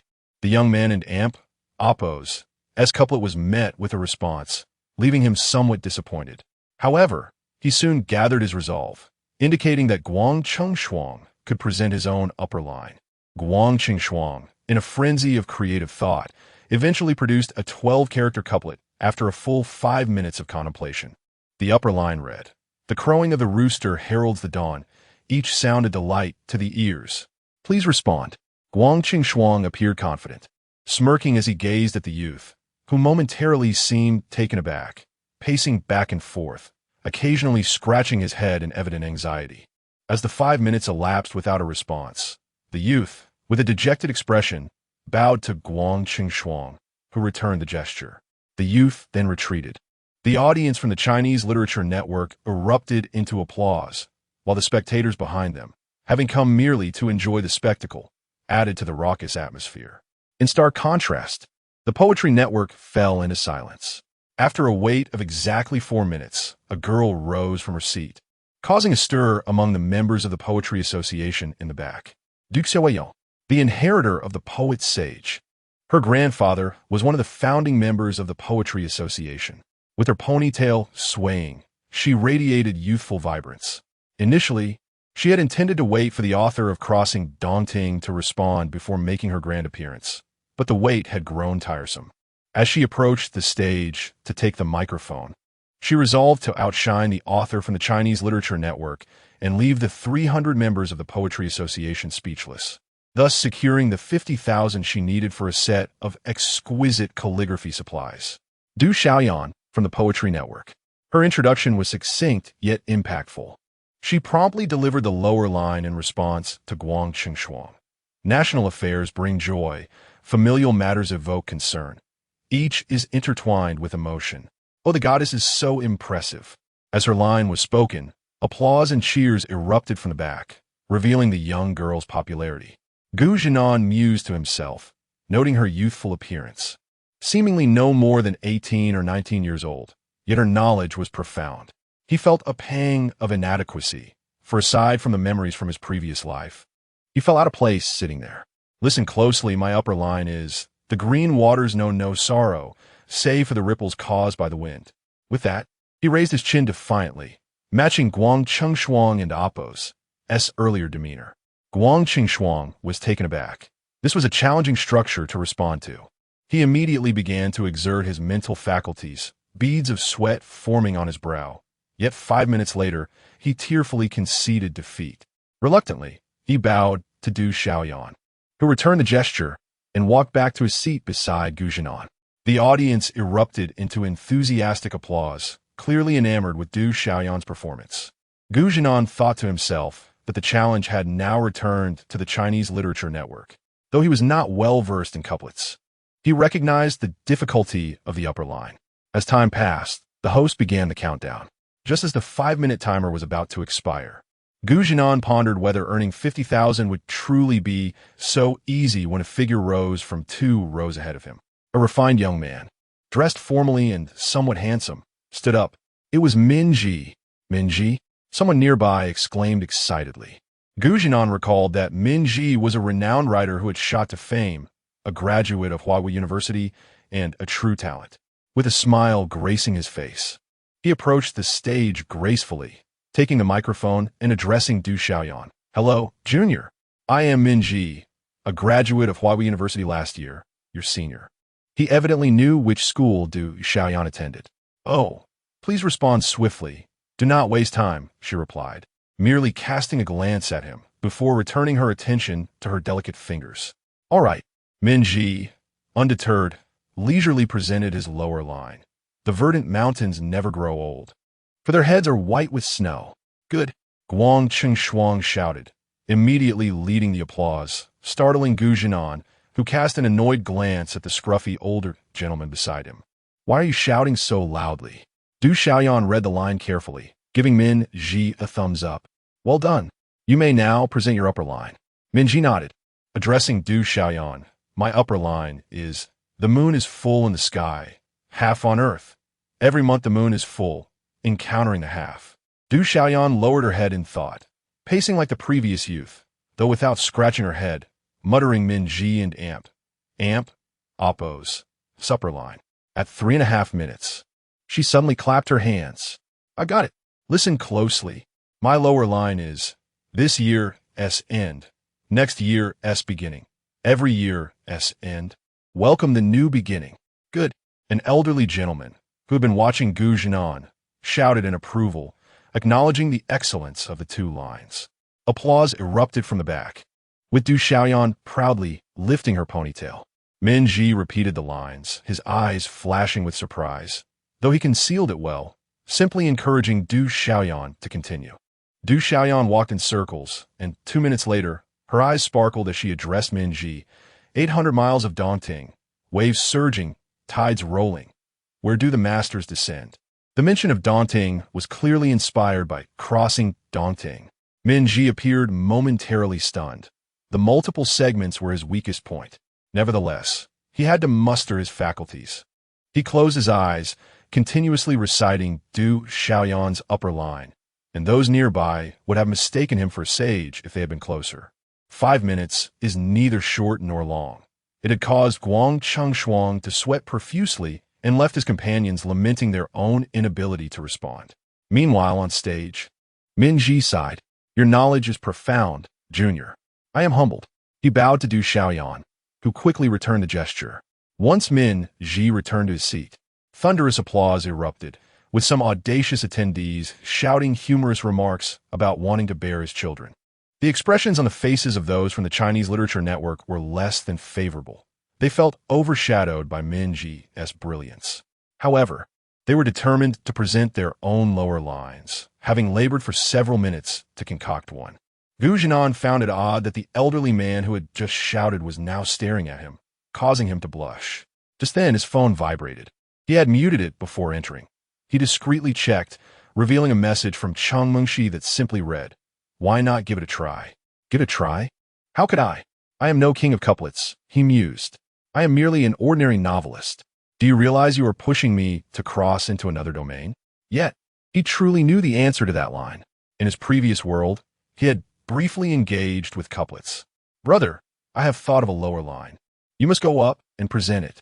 We cannot concede defeat like this. Just as Zhinan was lost in thought, Guang Chengshuang whispered to him. Huh, that might not be appropriate, Zhinan replied, clearly reluctant to take the stage. Do you wish to just watch the Chinese Literature Network suffer defeat? Fear not. Just state that you came up with it, and you can fabricate an upper line to get by. Listen closely, the lower line is woe. Zhinan felt that this was a completely mismatched response. Even he, an outsider, could sense the dissonance, but Guang Chengshuang was unconcerned with his discomfort. As soon as he finished speaking, he poked Zhinan in the side. Being a sensitive person, Zhinan yelped and leapt up when Guang Chengshuang began to rise. It was strikingly similar. Chapter 21. To the King of Kings, the sudden emergence of a standstill left everyone in the arena momentarily stunned, except for Cheng Mengxi and the venerable Du Guangyu in the commentary section, whose eyes sparkled with intrigue. Additionally, a handsome young man from the Poetry Network quietly clenched his fists, his gaze fixated on the standing Zhinan, bewildered by the unexpected turn of events. What is this? Are you out of your mind? Zhinan cast a resentful glance at Guang Chengshuang, who was seated nonchalantly, as if nothing had occurred. Guang Chengshuang had not anticipated such a strong reaction from Zhinan, but now it seemed inevitable that he would take the stage. That charming young man. Why are you just standing there? The host, noticing Zhinan's delay in response, jested, eliciting laughter from the audience. Zhinan exhaled deeply and reluctantly ascended the platform to take the microphone. This truly felt like being forced into a situation. Could you introduce yourself? You seem rather aloof. The host continued, sensing the handsome figure from the Chinese network appeared somewhat dazed. Is he too nervous? Oh, very well. Zhinan realized that admitting he had been prodded onto the stage would be met with disbelief. So he resolved to answer his questions obediently and then gracefully concede defeat to his opponent. Hello, my name is Zhinan, a writer for the Chinese network. Zhinan? Du Xiaoyan gasped in disbelief, her large eyes wide open. You're the author of Crossing Dongting. What? The exclamation came not only from Guang Chengshuang, but also from the members of the Poetry Association seated behind. A master is standing beside me, and I had the audacity to challenge him with a couplet. Guang Chengshuang felt utterly overwhelmed. He had read Crossing Dongting countless times, and the beauty of its concluding couplet was unparalleled in his eyes.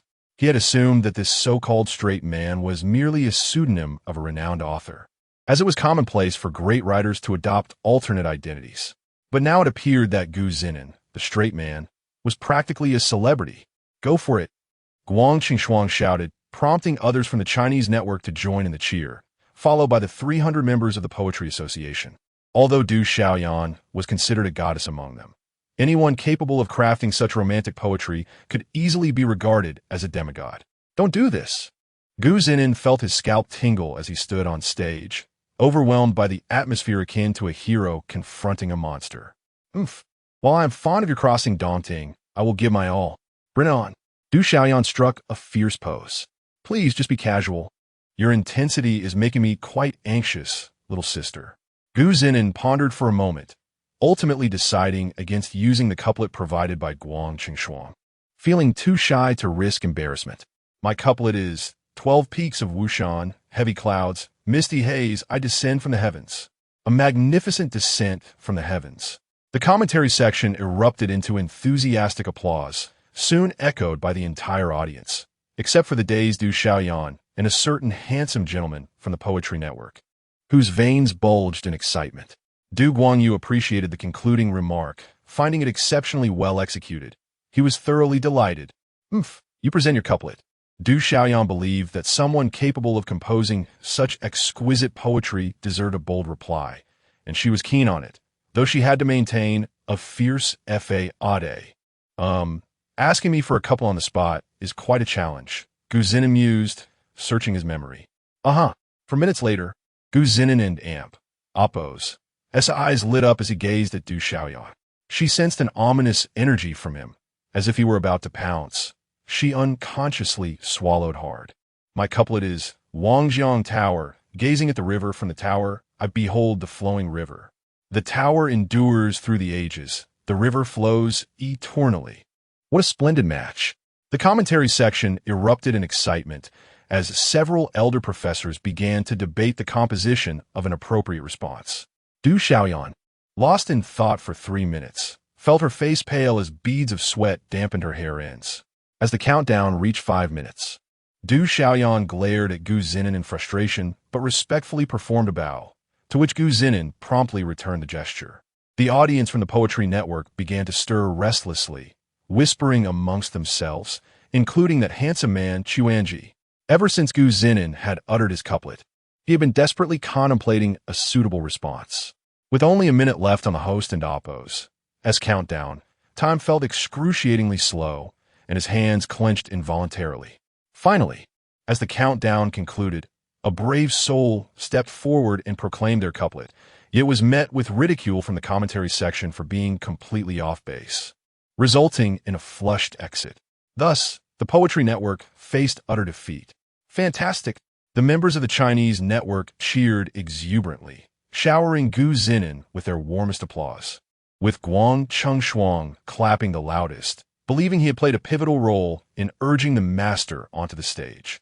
Cheng Mengshi and the other 2 editors wore broad smiles, joining in the applause. They had placed their bets wisely. The Chinese network was poised for resounding victory. Now, esteemed members of the Poetry Association, do you have your couplets ready? If not, Mr. Gu Zinan will be the first to claim the 50,000 prize. The host interjected at the opportune moment. Yet the members of the Poetry Association remained silent, too intimidated to step forward, fearing embarrassment. So sudden, Gu Zinan felt an unexpected wave of happiness wash over him, leaving him slightly flustered. Should he express his gratitude to Guang Chengshuang? Well then, perhaps a word of thanks is in order? Congratulations, Mr. Gu Zinan. No one has been able to match your couplet. You shall receive a prize of 50,000 yuan. Thank you, thank you. Gu Zinan outwardly maintained his composure, while internally reveling in the unexpected windfall, recognizing the significant monetary value of such cultural achievements. What would the response be? Before the host could pose the question, Du Guangyu eagerly seized the microphone. Gu Zinan turned to see the elderly gentleman who had been watching him intently, and he bowed respectfully. The response is, "In you well," reflecting the moon's shadow mirrored in the well. The moon's well endures for eternity. The moon's shadow endures for eternity. Moon shadow, the tower by the river under the moon's shadow. Excellent, excellent, excellent. Du Guangyu exclaimed thrice. His companions beside him flushed with excitement, repeatedly reciting the couplets in disbelief. As for Cheng Mengshi, her gaze towards Gu Zinan burned with fervor. Once the event concluded, she would surely seek him out for a conversation. The audience continued to murmur about the couplets, casting admiring glances toward Gu Zinan. This couplet was simply extraordinary. Now, let us invite Mr. Gu Zinan to return and rest.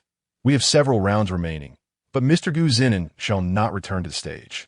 The host kindly took the microphone from Gu Zinan, who nodded in satisfaction. As for the rest, they could play as they pleased. Shortly, he would claim another 50,000, propelling him to a total of 200,000 next month. Chapter 22. The penetrating verse. The host continued to manage the remaining participants. As the members of the Poetry Network had lost the initial round, it was their turn to present first. Quan Zhizhuan stepped forward, his gaze subtly drifting toward Gu Zhinan as he delivered his first line. After a few minutes of silence, someone from the Chinese network finally approached. Gu Zhinan noticed that upon his return, the members of the Chinese network regarded him with peculiar expressions, especially Guang Chengshuang, whose eyes sparkled as if he were ready to devour him. Impressive, my friend. You've hidden your talents well. Is your novel in the style of playing the pig to eat the tiger? Guang Chengshuang laughed with those nearby. Ha, that was incredible. I love crossing daunting. You must sign my copy later. I adore your poetry. I'll definitely reward you when I get back. 1,000? No, 2,000. Since you're so generous. I absolutely need that autograph. Gu Zhinan hurriedly replied. Want one too? The others chimed in eagerly. You all want to reward him as well? The group paused, then burst into laughter. Brother Gu, you're truly humorous. Reward him? Of course. Just for your couplet that brought glory to the Chinese network. You deserve it. How many signatures do you want? While Gu Zhinan chatted with his companions, Quan Zhizhuan had already succeeded in matching 5 opponents, earning a reward of 5,000. His latest couplet once again plunged the Chinese network into silence. As the 5 minutes elapsed without any response, the host called upon the members of the Poetry Association. With grim faces, one brave soul stepped forward but was swiftly rejected. The quality of the couplets was simply too high. Were they truly esteemed members of the Poetry Association? Everyone was engulfed in confusion. No one responded. Congratulations, Mr. Quan Zhizhuan. You are the second person to earn 50,000 yuan, totaling 55,000. The host quickly expressed his congratulations. Yet, Quan Zhizhuan paid no heed to the host's praise. For him, the sum was trivial as he fixated on Gu Zhinan sitting among the Chinese network members. Gu Zhinan sensed something amiss and looked up, locking eyes with Quan Zhizhuan. What does this bespectacled gentleman intend? I would like Mr. Gu Zhinan to respond to my couplet. If he can do so, I am willing to relinquish this prize. What? Wow! At this declaration, the venue erupted into a commotion. Nonsense!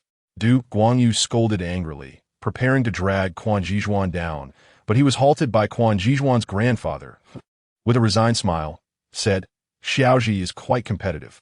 Ever since he learned how his poetry was overshadowed by others, he has harbored a deep-seated frustration. Please grant him this opportunity, I beg you.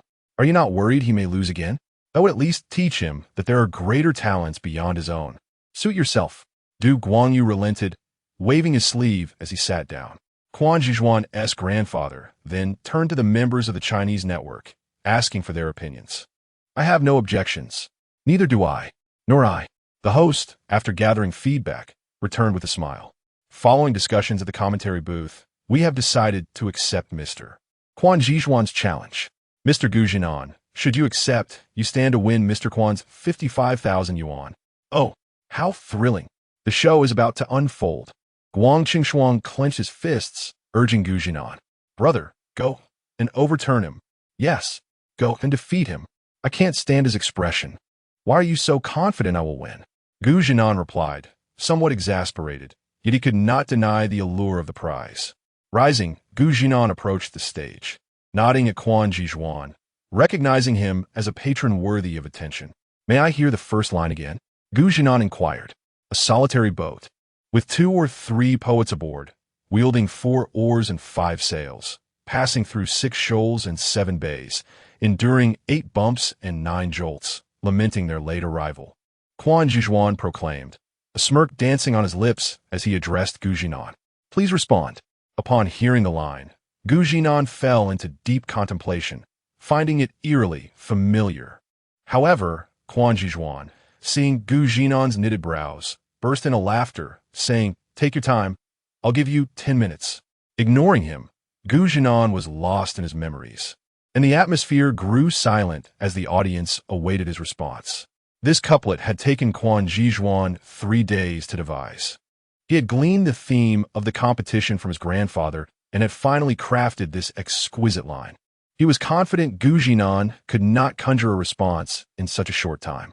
After all, even his grandfather had struggled with it. Last night, he had shared it with him, yet his grandfather had spent the entire night pondering without yielding any thoughts. This battle was his to win. 2 minutes passed. As Gu Zhinan stroked his chin, memories flashing through his mind, tried to recall where he had encountered this couplet. Where could it be? He distinctly remembered having seen it. Come on, this is a knowledge point worth 55,000. Don't falter now. For minutes. 4.5.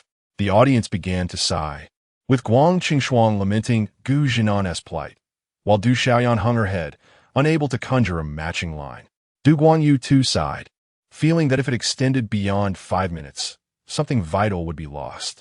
Gu Zhinan had already performed admirably, having just delivered his own remarkable couplet, Shadow of the Moon on the River Tower, which he cherished. Eureka! Gu Zhinan suddenly slammed his palm in realization. He had recalled where he had seen this couplet. In the park, watching the elderly gentleman play cards and recite couplets. It was recorded in a couplet book. Everyone was taken aback by Gu Zhinan and Amp. Amp, Oppos, exclamation. And with merely 10 seconds left on the clock, had he truly thought of a response? Gu Zhinan's lips curled into a confident smile as he addressed Quan Zhizhuan. Listen closely. My response is, after 10 years of cold study, I entered 9 or 8 academies, casting aside 7 emotions and 6 desires, diligently studying the 5 classics and the 4 books, taking 3 exams twice, and today I must succeed. I must succeed. Brilliant. Exquisite. I must write this down.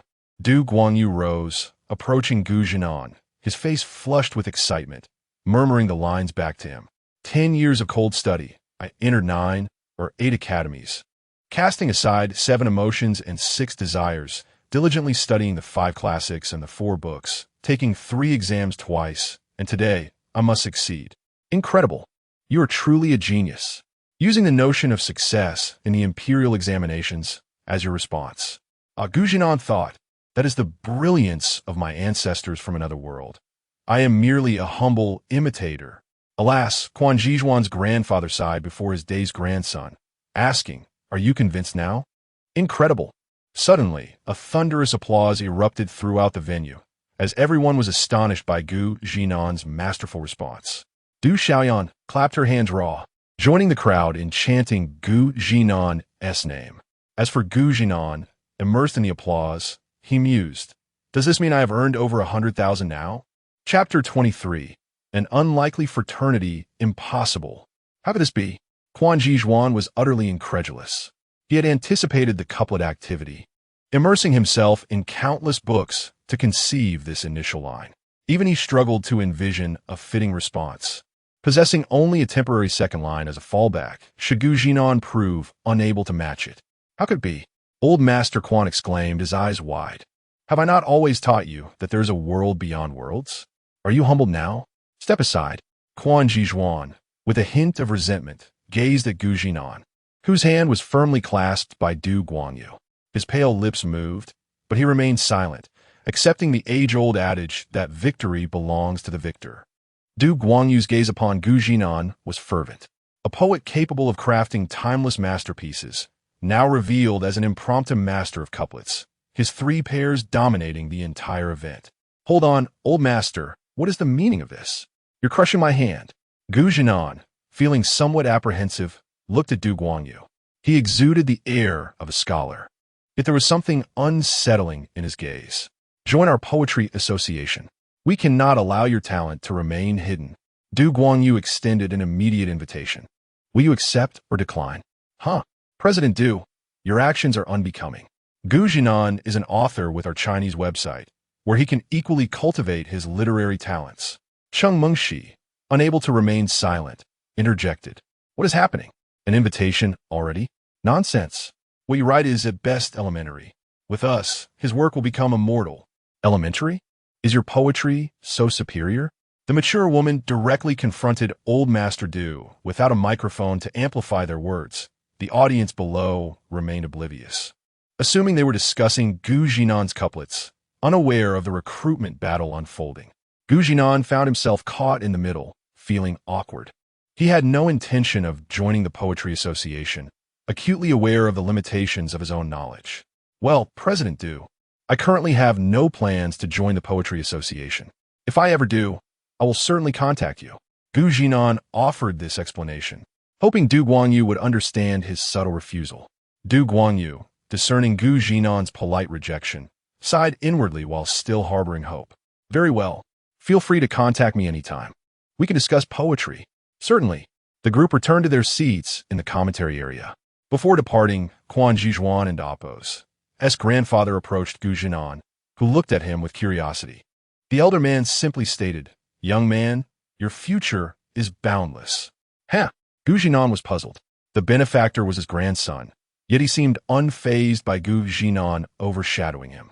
This magnanimity was worthy of admiration, a true testament to a scholar and Oppos' spirit. After everyone had returned to their positions, Gu Zhinan descended from the stage as the host announced. Gu Zhinan has successfully triumphed over Quan Zhizhuan. Quan Zhizhuan's prize money of 55,000 will be awarded to him later, along with his previous 50,000, plus the Poetry Association's 50,000. A windfall. Following this interlude, the couplet activity continued for another hour. Members of both the Chinese website and the Poetry Association took to the stage, with some of the latter seizing the opportunity to claim prize money. Some rejoiced, while others lamented.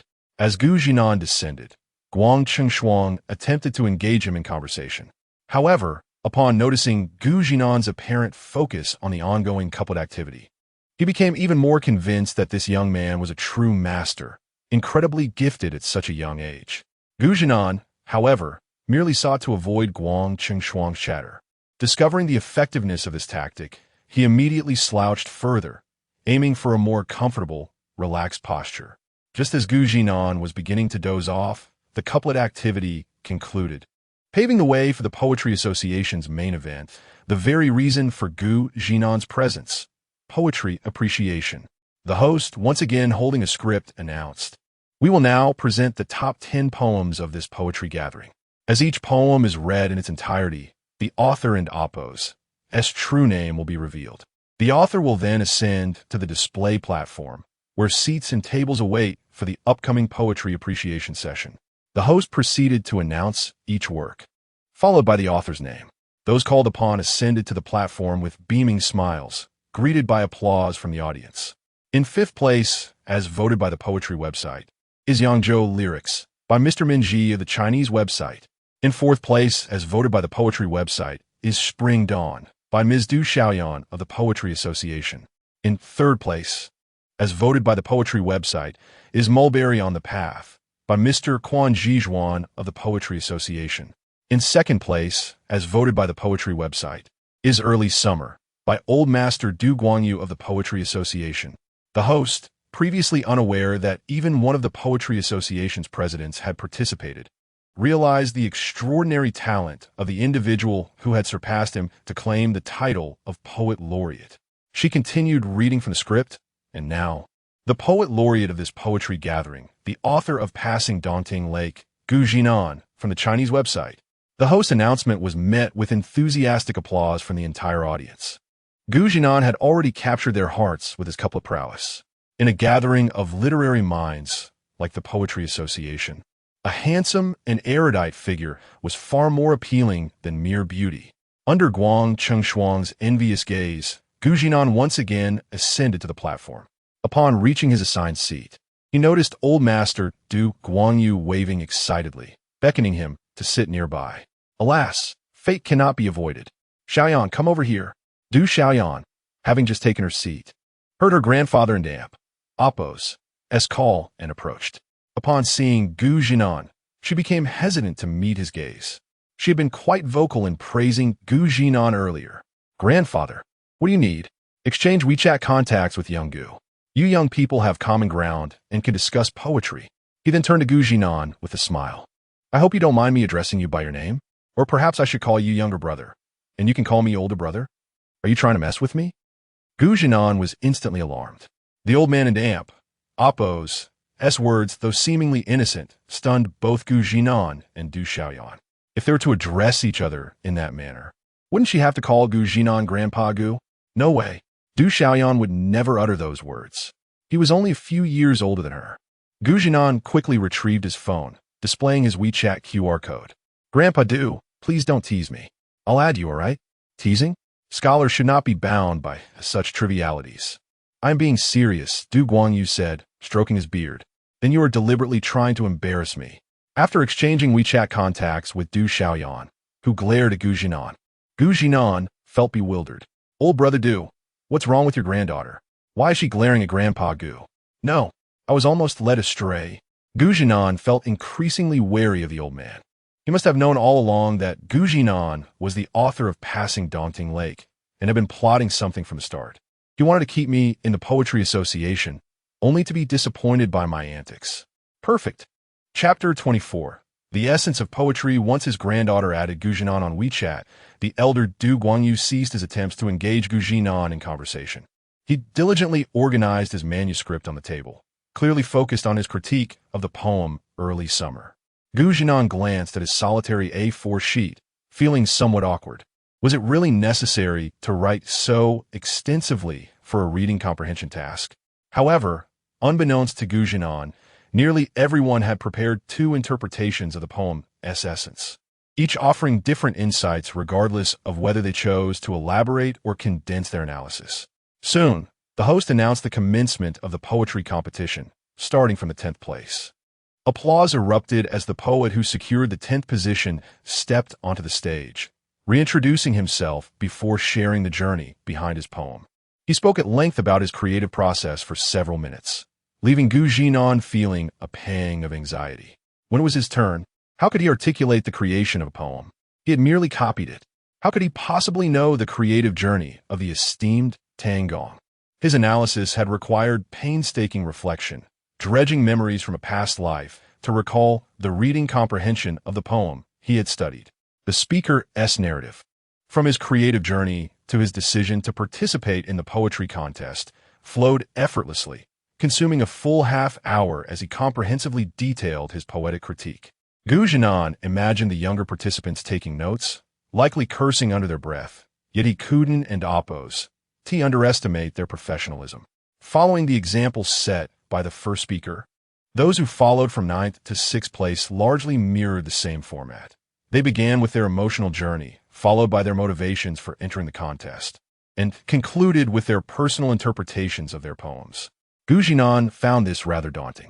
His purpose for entering the poetry contest was as clear as day. He sought the prize money. He mused, if he were to admit that his sole motivation was the enticing 5,000 yuan reward, surely he would earn a hearty round of applause. The waiting felt interminable. Gu Zhinan had lost track of time. Hours had slipped by. Dinner time had long passed, yet no one mentioned a break for a meal. They pressed on to the top 5. The 5th-place poet, Min Ji, offered a reason that commanded Gu Zhinan and Appo's respect. He was participating for the honor of the Chinese literary community, akin to bringing glory to the nation. The authors in attendance brightened at this noble sentiment, and the few female poets sparkled with admiration. Gu Zhinan felt a twinge of envy, wishing he could have articulated such a sentiment. Then there was Du Xiaoyan, who had just exchanged WeChat information with him. Upon stepping onto the stage, she wasted no time with pleasantries. Her purpose for competing was straightforward, to claim victory, and the intention behind her poem was equally clear. Her analysis of Spring Dawn was succinct, wrapping up in a mere 10 minutes. Gu Zhinan admired her confidence. She truly embodied the spirit of the martial arts school of Yip Man, striking with precision. As for Quan Jizhuan, he appeared to be still reeling from the disappointment of a missed opportunity, offering no expression or engagement, rendering his presentation brief and dull. Gu Zhinan noted he seemed to belong to that category, both inexperienced and playful. It was Du Guangyu's turn. He specifically requested Gu Zhinan to listen attentively to his poetic critique, expressing a desire to exchange thoughts afterward. Gu Zhinan, who had been half-slumped over the table, suddenly perked up. This old man certainly knew how to stir the pot. How could he discern Gu Zhinan and Appo's lack of engagement? Was his fatigue that apparent? Du Guangyu's poem was titled Early Summer, a fitting choice given that his granddaughter had presented Spring Dawn. Having been called upon by the elder, Gu Zhinan could not afford to doze off. He focused intently on Du Guangyu's eloquent delivery. It was evident that, as the vice president of the Poetry Association, his oratory skills were captivating, transporting Gu Zhinan through the vivid imagery of summer with every word. But wait, wasn't it summer already? The entirety of Early Summer celebrated the bounty of the season, the verses exuding a refreshing tone. Yet, Gu Zhinan sensed an underlying depth. Recognizing echoes of a renowned poetess work, also titled Early Summer. Du Guangyu's presentation was the longest, extending over 40 minutes, yet the audience seemed insatiable, hanging on his every word. Gu Zhinan mused at the profound nature of scholarly individuals, as they could find beauty in the written word, rendering even the mundane delightful. With a resounding applause, Du Guangyu returned to his seat. The first thing he did was inquire about Gu Zhinan's thoughts on his poem and critique. Gu Zhinan responded, "Your early summer is refreshingly composed, vividly depicting the scenery, and I sense your aspiration for universal peace within its essence." He could only offer a superficial interpretation drawn from memories of the other early summer, hoping not to disappoint the elder. Yet, Du Guangyu's eyes sparkled with recognition. Gu Zhinan had grasped the subtle hints woven into the poetry, a realization that until now, only he had perceived. Such talent would be a loss to the Poetry Association if it remained untapped. He needed to devise a way to entice him to join. As Gu Zhinan stood at the center of the stage, the spotlight illuminating him, he felt a surge of nervousness. Unsure whether it was the multitude of spectators or the singular A4 sheet in his grasp. Below him, the audience, including Du Guangyu, anticipated a unique interpretation from the creator of the exquisite crossing Dongting. Clearing his throat to steady himself, Gu Zhinan began, "I must confess, my understanding of my poem is rather simplistic, so if you find my interpretation lacking, feel free to disregard it." Laughter erupted from the audience, accompanied by applause, as they found his candidness amusing. A poet expressing uncertainty about their own work? With a silent resolve, Gu Zhinan continued, "The sentiment behind my poem is uncomplicated, stemming from a moment of inspiration. You are all familiar with AMP. AMP, Oppos, Crossing Dongting, and AMP. AMP, Oppos, a travel poem comprising 4 lines, each indispensable. The first 2 lines convey a sense of wonder, while the latter 2 depict a state of half-dreaming and half-waking." He paused, deciding against further elaboration. The poem is imbued with romanticism, characterized by a light touch, intertwining the reality of nature with dreams. The ethereal quality and the rich romantic hues woven throughout the text are what I take most pride in, as I consider myself to be a rather romantic soul. And that is all. What? Du Guangyu uttered in confusion, and the audience mirrored his bewilderment. The presentation had concluded abruptly. What had just happened? They were left pondering, eager for more insight. Du Guangyu even contemplated stepping up to snatch Gu Zhinan's manuscript to unveil its contents. No, they had yet to fully grasp the essence. As the voices erupted from the audience, Gu Zhinan felt a tinge of embarrassment. He believed he had spoken at length.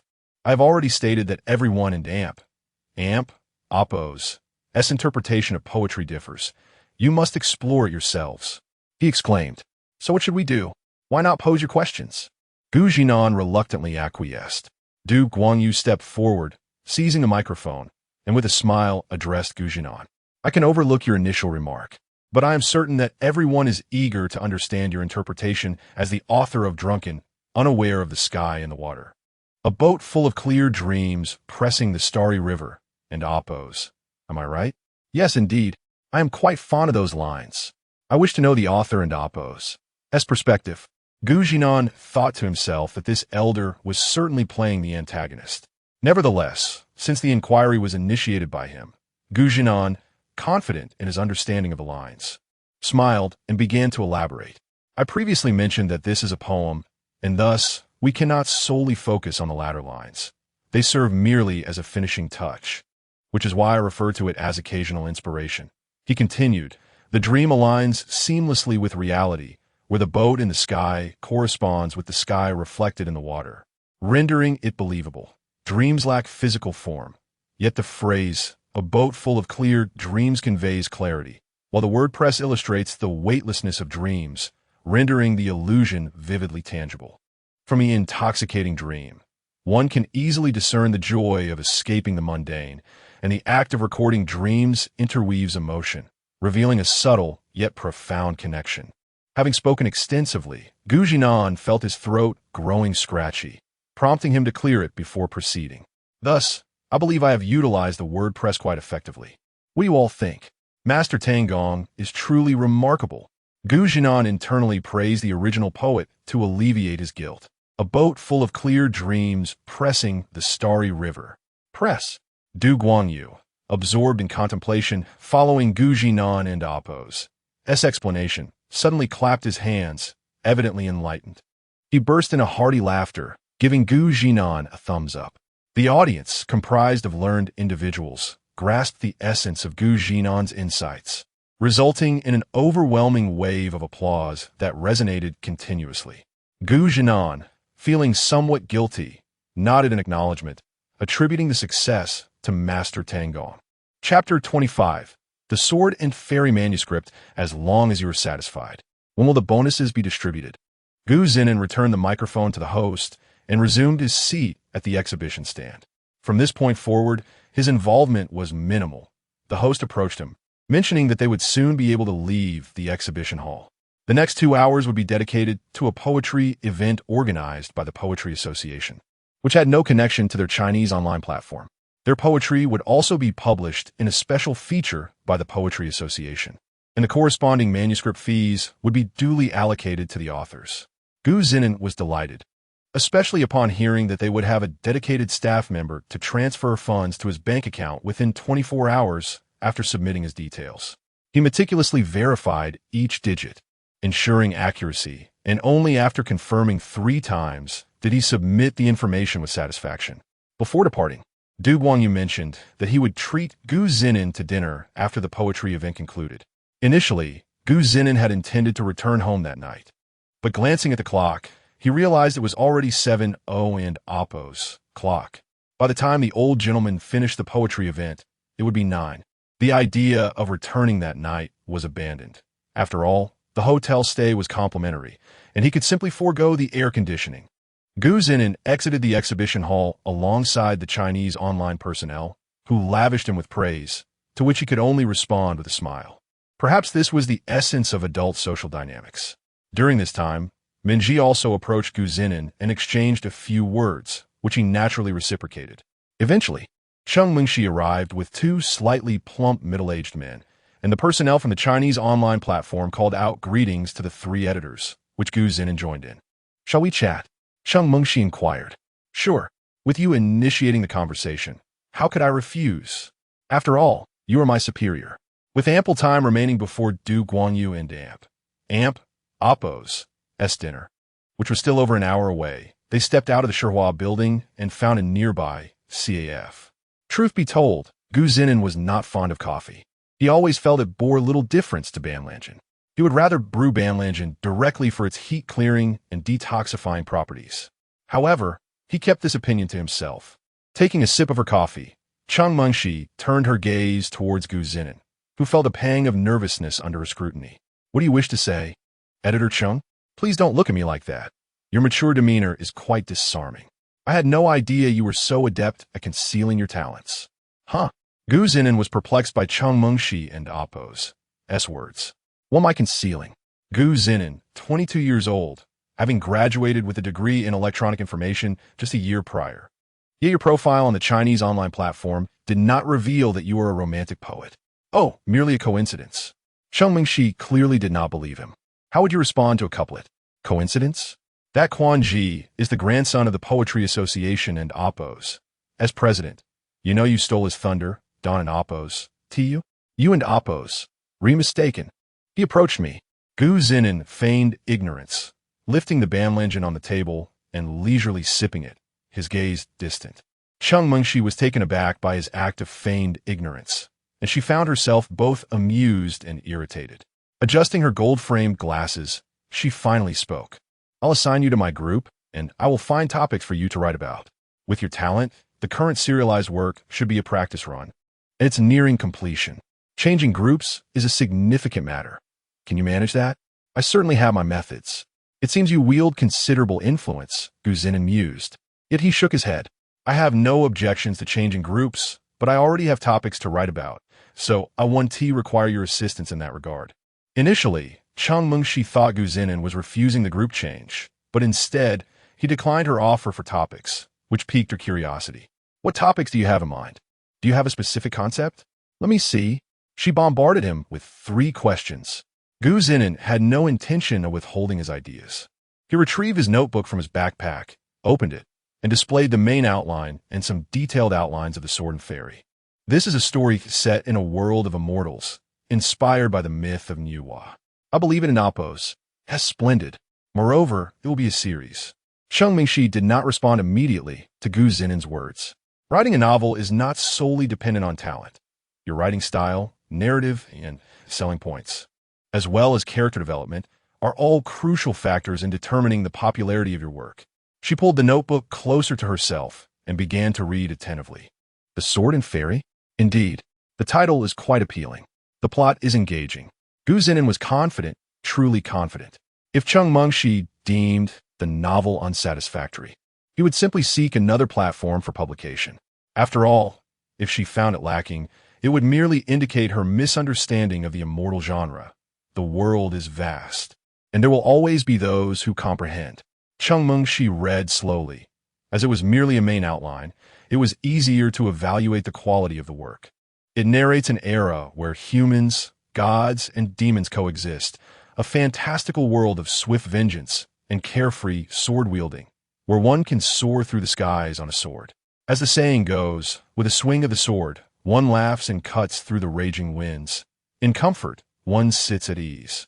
Drink when thirsty, dine when hungry, and sing when intoxicated.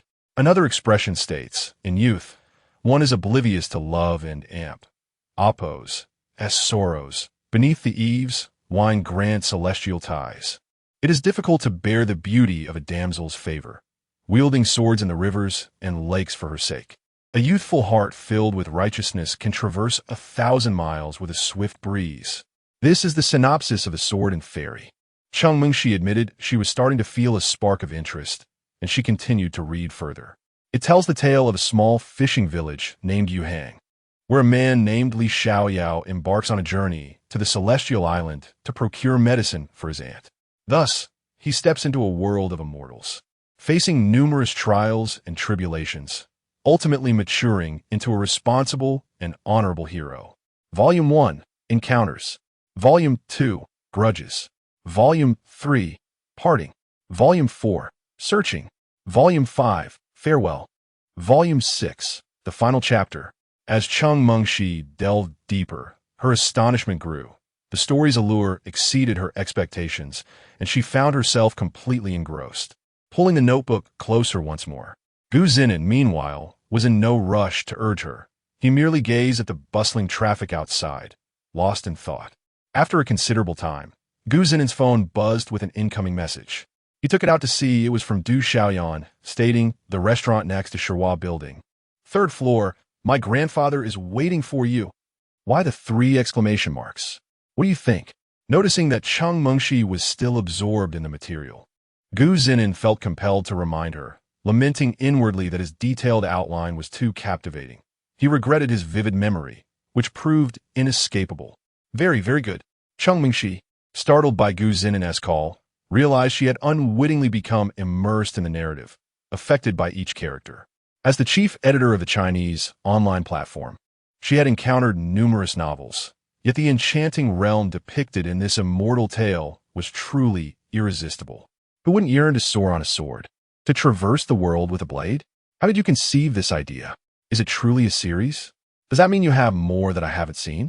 Cheng Mengshi asked with palpable excitement. This is truly remarkable. If this novel is completed, it could achieve legendary status.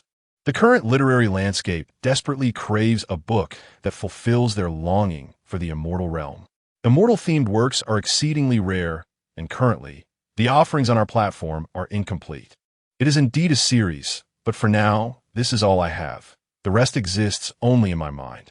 As for how I came up with it, well, it was merely a coincidence. Cheng Mengshi clenched her fists quietly. She felt a strong urge to punch Gu Zhinan. Poetry by coincidence, feigned ignorance regarding couplets, and writing books as mere happenstance. Tomorrow, upon my return to the office, I shall transfer you to my team. This book is exceptional, and your subject matter is truly commendable. Once you complete your current work, I urge you to begin writing this one.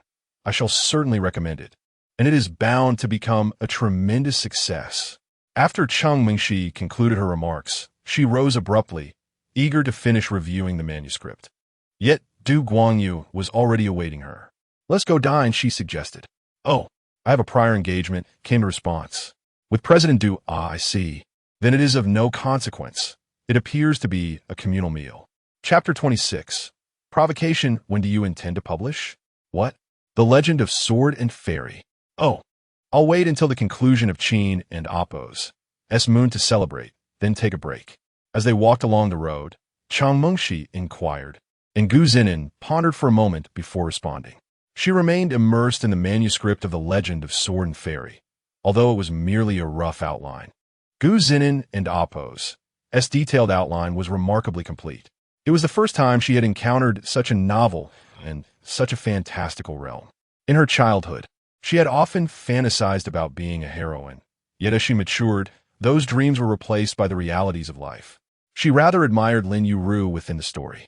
It was as if Gu Zinan captured Lin Yuru's essence, the headstrong young lady of noble birth, whose heart fluttered during the martial arts contest for love, yearning to accompany her beloved through the rivers and lakes as a pair of heroic companions. At first glance, Li Xiaoyao struck her as a modern-day rogue. Yet as she delved deeper into the narrative, she began to perceive him as a man of deep affection and commitment. For it is often easy to fall in love in youth, but challenging to maintain boundaries. A spirit of chivalry endures. After a moment and Appo's reflection, Cheng Mingxi turned to Gu Zinan. Gu Zinan was uncertain why the editor-in-chief suddenly called out to him. Why did you write such a tragic ending for Li Xiaoyao? Tragic? Can't you give him and Ling a happy ending? He could have it, if he just made a few changes. Even though it was merely an outline, Chang Mingxi could sense the trials and tribulations experienced by the protagonist Li Xiaoyao. And for a young man in his 20s, the ultimate conclusion truly felt unsatisfactory. Gu Zinan had not contemplated this matter before, but now, as Chang Mengxi awaited his response, he paused to consider. This is a drama adapted from a game. I've turned it into a novel, and you're asking me to alter the ending? Aren't you making it difficult for me? Editor Cheng, if Li Xiaoyao were not the Li Xiaoyao in this book, would he lack something essential? Let us hurry. We shouldn't keep others waiting. With that, Gu Zinan resumed his walk toward the tavern. Cheng Mengxi was taken aback. She had not anticipated such a response from Gu Zinan, and she sank into her own thoughts. It wasn't until they reached the taverness entrance that she emerged from her reverie, casting a glance at Gu Zinan that held a hint of melancholy. He was not wrong, yet driven by her feminine sensibilities and reader and Appo's perspective, she always felt the protagonist should have a smooth journey. But if this were to apply to Li Xiaoyao, he would cease to be Li Xiaoyao. She recalled a line from the outline, where Li Xiaoyao proclaimed, "If I were to fall in love with a girl, I would love her for a lifetime." As they ascended to the third floor, upon exiting the elevator, Gu Zinan spotted a girl with a ponytail, her expression brimming with indignation. Du Xiaoyan stomped toward Gu Zinan, puffing her cheeks. "I waited for you for 20 minutes. Grandpa won tea let me in to eat. I'm starving. My apologies, traffic was terrible." Gu Zinan replied casually, while Cheng Mingxi couldn't help but chuckle. They were merely a few hundred meters from the CAF. Where was the traffic? It was simply because she had been too engrossed in reviewing the manuscript. And Cheng Mengxi felt a twinge of embarrassment as she took Du Xiaoyan's hand. "Don't be angry, little sister. Let us go in and eat." Mengxi Jia. Let us go. Du Xiaoyan and Cheng Mengxi were acquainted since their grandfathers knew each other. Gu Zinan scratched his nose and followed them inside. "Wait, aren't you living nearby? How could there be traffic?"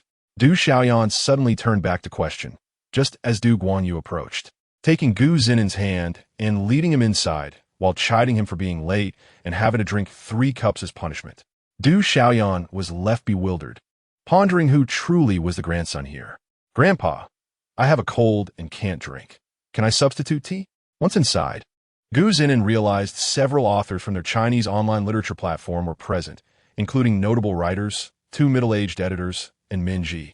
Du Guanyu, however, had maneuvered Gu Zinan to sit beside him, insisting Du Xiaoyan take a seat across the round table, which had originally been his own spot. Du Xiaoyan shot Gu Zinan an annoyed glance, causing him to feel somewhat embarrassed. This old gentleman was exceedingly warm. He had merely composed a poem. It hardly warranted such enthusiasm. The large round table accommodated 20 guests and still felt spacious, making Gu Zinan feel extravagant. "Old Du, is he the champion of the Poetry Association?" inquired an elderly gentleman beside him, clad in a traditional long gown, exuding vitality. Indeed, let me introduce you. This is Zhinan, an author from our Chinese online literature platform, the champion of the Poetry Association. The poem and amp, oppos, crossing daunting and amp, oppos, is his work. Yet he is reluctant to join our poetry society. Du Guanyu lamented, casting a wistful glance at Zhinan. Greetings, young Master Gu. I am one of the presidents of the Poetry Association, surnamed Li. The elder Li stood, smiling as he extended his hand. Oh my! Zhinan hurriedly stood, grasping both of Li's hands. President Li, please consider me your junior, just as you do President Du. This is too much honor. Ha ha ha, straightforward. President Li laughed heartily, raising a glass to address everyone. It is my fault for not attending the poetry gathering today. I owe you all a drink. Everyone rose, and Zhinan, feeling apprehensive about drinking, poured himself a cup of tea to raise alongside the others. I have heard from Zhinan that Brother Gu's poetry and couplets are truly remarkable. It is a pity to have missed the gathering, yet a chance to make amends presents itself. Here, to Brother Gu. Just as Zhinan was about to eat something, a man seated 2 positions away from President Li raised his glass toward Zhinan. I think I'll pass on drinking. I can only have tea. While you drink wine, this wouldn't tea be appropriate? Zhinan politely declined, and Zhinan smirked inwardly, anticipating some entertainment, for he was well aware of the speaker and oppos, temperament. Sure enough, Zhinan's goodwill was met with disdain as the man retorted with an air of sarcasm. Just a bit of talent. No need to be so arrogant, right? What is wrong with you? How dare you speak like that? Before Zhinan could respond, President Li rebuked him. I tend to speak my mind. Please don't take offense, Brother Gu. The man, Lu Yong, continued to chuckle. Since Brother Gu does not wish to play nice, shall we indulge in wine and poetry instead? Sure, I have no objections. I'm eager to witness Brother Gu's poetic talent. Zhinan was the first to support the idea, followed by several young members of the Poetry Association, while those from the Chinese online literature platform frowned. Oh, I nearly forgot. This isn't a banquet for our Poetry Association. The esteemed guests from Chinese online literature are not well versed in poetry. My apologies. Lu Yong seemed to have said this deliberately, and after finishing his drink, he genuinely raised his cup. Not only the members from Chinese online literature, but even Du Guanyu wore a stern expression. While it was good to have talent, this Lu Yong was undeniably arrogant. Who says we are not skilled in poetry? You weren't present at the poetry gathering, were you? Do you even have poems on the poetry site? Zhinan was taken aback to see that the members from Chinese online literature were the first to lose their composure, with one individual standing and confronting Lu Yong. Zhinan paused in his eating and raised his head to observe. Goodness, Guangqing Shuang, this troublemaker. Your favored novel genre would happen to be one that features blatant arrogance. Would it? You're not even pretending to endure it, are you? Chapter 27. Pouring the wine. Lu Yong, with a silent scoff in his heart, was evidently surprised that such a simple provocation could elicit a response. While he feigned drunkenness outwardly, internally he was filled with disdain. Guangqing Shuang, witnessing Lu Yong and oppos' insincerity, was further infuriated. This poetry gathering, where the champion was from their Chinese literature network, seemed to be looked down upon by the Poetry Association members, who believed that any modicum of talent warranted arrogance. You all think you're above the rest, don't you? Lu, since everyone from the Chinese literature network wishes to compose poetry, let us indulge them for entertainment. At this moment, a member from the Poetry Association stoked the flames even higher. Let us do it then. Come on. Lu Yong, shut your mouth. Du Guanyu slammed his hand on the table, startling Zhinan. The old gentleman's fervor was unexpected. His usual amiability had transformed into a fierce anger. Lu Yong, taken aback, shrank his neck and reluctantly took a seat. Mengshi, I apologize. What a disgrace. I'll make amends with your father another day. Sheng Mengshi had observed the Poetry Association's repeated provocations towards the Chinese literature network, which left Du Guanyu feeling somewhat embarrassed. Initially, they had thought it impossible for anyone from the Chinese literature network to rank in the top 10, only to be proven wrong, not just once, but with the champion among them.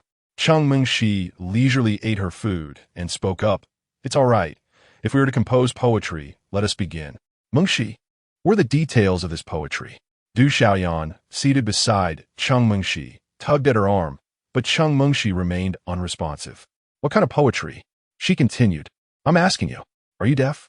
Du Guanyu glared at Lu Yong. Let us use wine as our theme. No need for complete verses, just a couplet will suffice.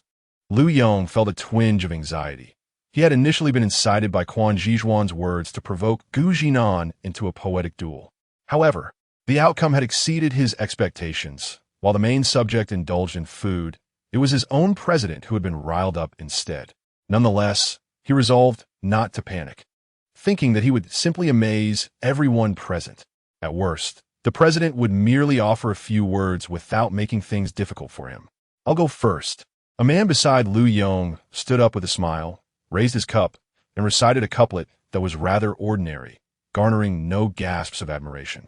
Soon after, others began to rise, each praising wine in their own unique manner, whether in admiration, adoration, or reverence.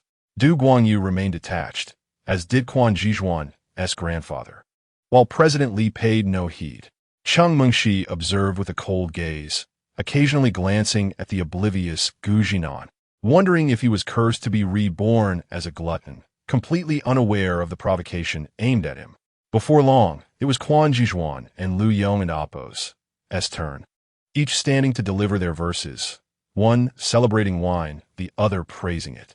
Both were undeniably talented, and although Du Guanyu was displeased with Lu Yong's approach, he still earnestly critiqued his poem, offering his insights. President Li and President Quan also expressed their approval. After all, they could not show favoritism towards outsiders. President Li had not witnessed Gu Zhinan's poetic prowess firsthand, but had read Crossing Dongting and praised it highly, believing the title of champion was well-deserved. However, seeing Gu Zhinan now, lost in his meal, he couldn't help but shake his head. While talent was evident, was he unfit for impromptu performance? Brother Gu, I noticed you've been engrossed in your meal since the start, and now you're the only one who hasn't composed poetry. As the champion, shouldn't you speak up? Lu Yong remarked, observing Gu Zhinan still indulging in food. I believe Grandfather Du holds you in high regard and expects you to contribute something. Quan Zhizhuan also chimed in, though everyone knew his intentions were far from sincere. Du Guanyu indeed hoped to hear Gu Zhinan's poetry, but simultaneously felt hesitant. He admired the young man's humility and unpretentiousness. He had a keen eye for character, which was why he allowed his granddaughter to exchange contact information with him. Little Gu, there's no need to heed their provocations. Poetry has been composed. If you wish to eat, eat. If not, then leave. Du Guanyu chided. Guanyu, that's a bit much. They are members of our poetry association. President Li interjected, unable to contain his disapproval. What is wrong with you, old man? Are you losing your faculties? Mind your own business. Du Guanyu retorted. Just as President Li was about to argue further, Gu Zhinan stood up, calmly wiped his mouth, and poured himself a drink. He truly did not wish to drink, but even a clay figurine has its limits. These two thought they could belittle him as if he were a pushover. I mentioned I was ill and couldn't drink, yet you chose not to listen. I know you're dissatisfied that I claimed the title of champion and that I bested you in poetry. Am I right? The two men felt a pang of embarrassment, especially Quan Zhizhuan, whose face flushed, assuming it was the drink getting to him. Since you wish to drink and compose poetry, I shall oblige. Gu Zhinan declared before downing his cup. This wine is utterly dreadful. His face turned crimson, and he poured another cup, addressing Du Guanyu. Grand Fateur Du, do you have paper and pen? Ah, yes. I always carry them with me. Du Guanyu retrieved his notebook and pen from his robe pocket, ready to assist Gu Zhinan. However, Gu Zhinan shook his head. Grandfather Du, please take note. My verses are somewhat lengthy, and I fear they may struggle to remember. Oh, all right. Perhaps Gu Zhinan's confidence was so overwhelming that Du Guanyu did not argue, but instead opened his notebook, ready to record. Listen closely. Gu Zhinan raised his cup again, and the room fell into a profound silence, all eyes on the man standing boldly with his drink. The title of the poem was Pouring the Wine. Do you not see? The waters of the yellow river come from the heavens, rushing to the sea, never to return. Do you not see? The bright mirror in the high hall laments white hair, mourning like black silk, evening turned to snow. As these lines resounded, the three presidents of the Poetry Association widened their eyes, Du Guanyu momentarily forgetting to write. The opening lines were nothing short of divine inspiration. One must revel in life's triumphs, lest the golden goblet be left empty to the moon. I was born with talent that must be put to use. Even if I squander a fortune, it shall return. Zhinan continued to drink heartily after each couplet, his presence dominating the atmosphere with an aura reminiscent of the poet Li Bai. Du Guanyu's hand trembled slightly as he held his pen, while President Li swiftly took paper and pen to record. Let us feast on sheep and cattle for joy. We must drink 300 cups. Masterton and Dan Xiao, raise your cups, do not let them stop. Can you manage? If not, I shall take over. President Quan rushed to continue recording as he lost control over his excitement. This poem shattered his previous perceptions. Unfazed, Zhinan recited on, each couplet accompanied by a drink, until he raised the wine cup high. 5 flower horses and cloaks worth 1,000 gold. Call my son to exchange for fine wine, to share in our eternal woes. Upon finishing the last line, Zhinan's face was flushed, and he felt slightly tipsy, yet he stood tall, casting a cold smile at Lu Yong. Are you satisfied? If so, I shall take my leave as I must return home tomorrow. Farewell. Without waiting for a response, he pulled out a chair, opened the door, and strode out. Cheng Mengshi discreetly tucked away her phone, leaving no one aware of her recent actions. Chapter 28. Poetic talent Zhinan stepped out of the door, feeling dizzy and lightheaded. Initially, he thought a drink would suffice to impress others. To his surprise, the more he recited, the more intoxicated he became, finishing an entire cup of liquor. Absurd. The poetry intoxicated him just as much as the wine. Meanwhile, in the room, the sound of needles dropping could be heard as Du Guangyu slowly turned his gaze toward the 2 elderly men, trembling hands reaching for his notebook, as if it contained some extraordinary treasure. Did you record everything? He asked, his voice quivering slightly, as if fearing the news might be unfavorable. Not a single detail missed. Good, good, Du Guangyu exclaimed, tears welling in his eyes. Raise the wine. He had only learned about the boldness of his ancestors from ancient texts, the spirit of their time. Yet, he had just witnessed that very boldness in a young man of merely 20. It was a casual grandeur, the essence of a scholar, and more fundamentally, the essence of a human being. Du Guangyu meticulously read through the entire poem in his notebook, after which he felt utterly drained, collapsing into a chair. He turned to his 2 old friends, smiling helplessly. Could you have created something like this? Yes, just over 20. If he were in ancient times, with this raise the wine and crossing daunting, he would be renowned for eternity. President Li and President Quan exchanged speechless glances, helplessly gazing at the notebook in Du Guangyu's hands, which recorded the audacious spirit of a poet. Get away from me, you two. You're annoying me. President Li waved his hand dismissively. The once pleasing figures of Lu Yong and Quan Zhizhu now irritated him. Cheng Mingshi chose to ignore the commotion, rising to seek out the young man who had recited poetry over a drink. The spirited recitation of Raise the Wine ignited a sense of valor in everyone present. Even Lu Yong and Quan Zhizhu had to concede. They were far behind. Let us disperse. Du Guangyu cradled the notebook like a treasured possession. President Li and President Quan attempted several times to take a look, only to be rebuffed. He raised a glass from the table and drank it down in one gulp, then laughed heartily at the words inscribed in the notebook. Zhinan, with a throbbing head, felt exhilarated from the drink, but now faced discomfort. Stumbling along the path, he was suddenly supported by an arm. He turned his dizzy head to see a beautiful young woman with a disdainful expression. You were so bold while drinking, stunning everyone. Yet now look at you, so disheveled. Zhinan was merely dizzy, a remnant of his cold. His tolerance for alcohol was decent, though he had indeed drunk too hastily. He hastily pushed Cheng Mengshi away, saying, I'm fine, just drank a bit too quickly. Cheng Mengshi observed his flushed face, as if the audacious poet from earlier was a different person. She replied coolly, I'll see you back in your room. All right. They walked side by side, and Cheng Mengshi could still catch the faint scent of liquor on Zhinan. Did I look handsome just now? Did I impress them? Did I bring glory to the Chinese literature community? Gu Zinan asked with a mischievous smile. Handsome. After you left, President Du was in tears, shocked by your poetry. Really? Wow, such a character. Is there any reward for this? After all, I brought glory to the Chinese literature community. Cheng Mingxi found herself somewhat baffled by Gu Zinan and Appo's antics. None. Such stinginess. Gu Zinan touched his flushed cheeks. They had reached the hotel lobby. He turned to the young woman, saying, I'm here. I'm going to sleep. I'll be home by noon tomorrow, and I'll contact you then. Without waiting for Cheng Mingxi to respond, he turned and hurried into the hotel. Urgency evident. He needed to relieve himself. The beautiful young woman's mouth parted slightly, wanting to say something, but Gu Zinan had already vanished. She felt a bit helpless. Today's young men truly lacked romance. Upon returning to his room, Gu Zinan spent over 10 minutes in the restroom before collapsing onto the bed, drifting into a hazy sleep. Meanwhile, Du Guanyu and the two others at the Poetry Association earnestly transcribed the poem Raise the Wine onto rice paper, savoring each line.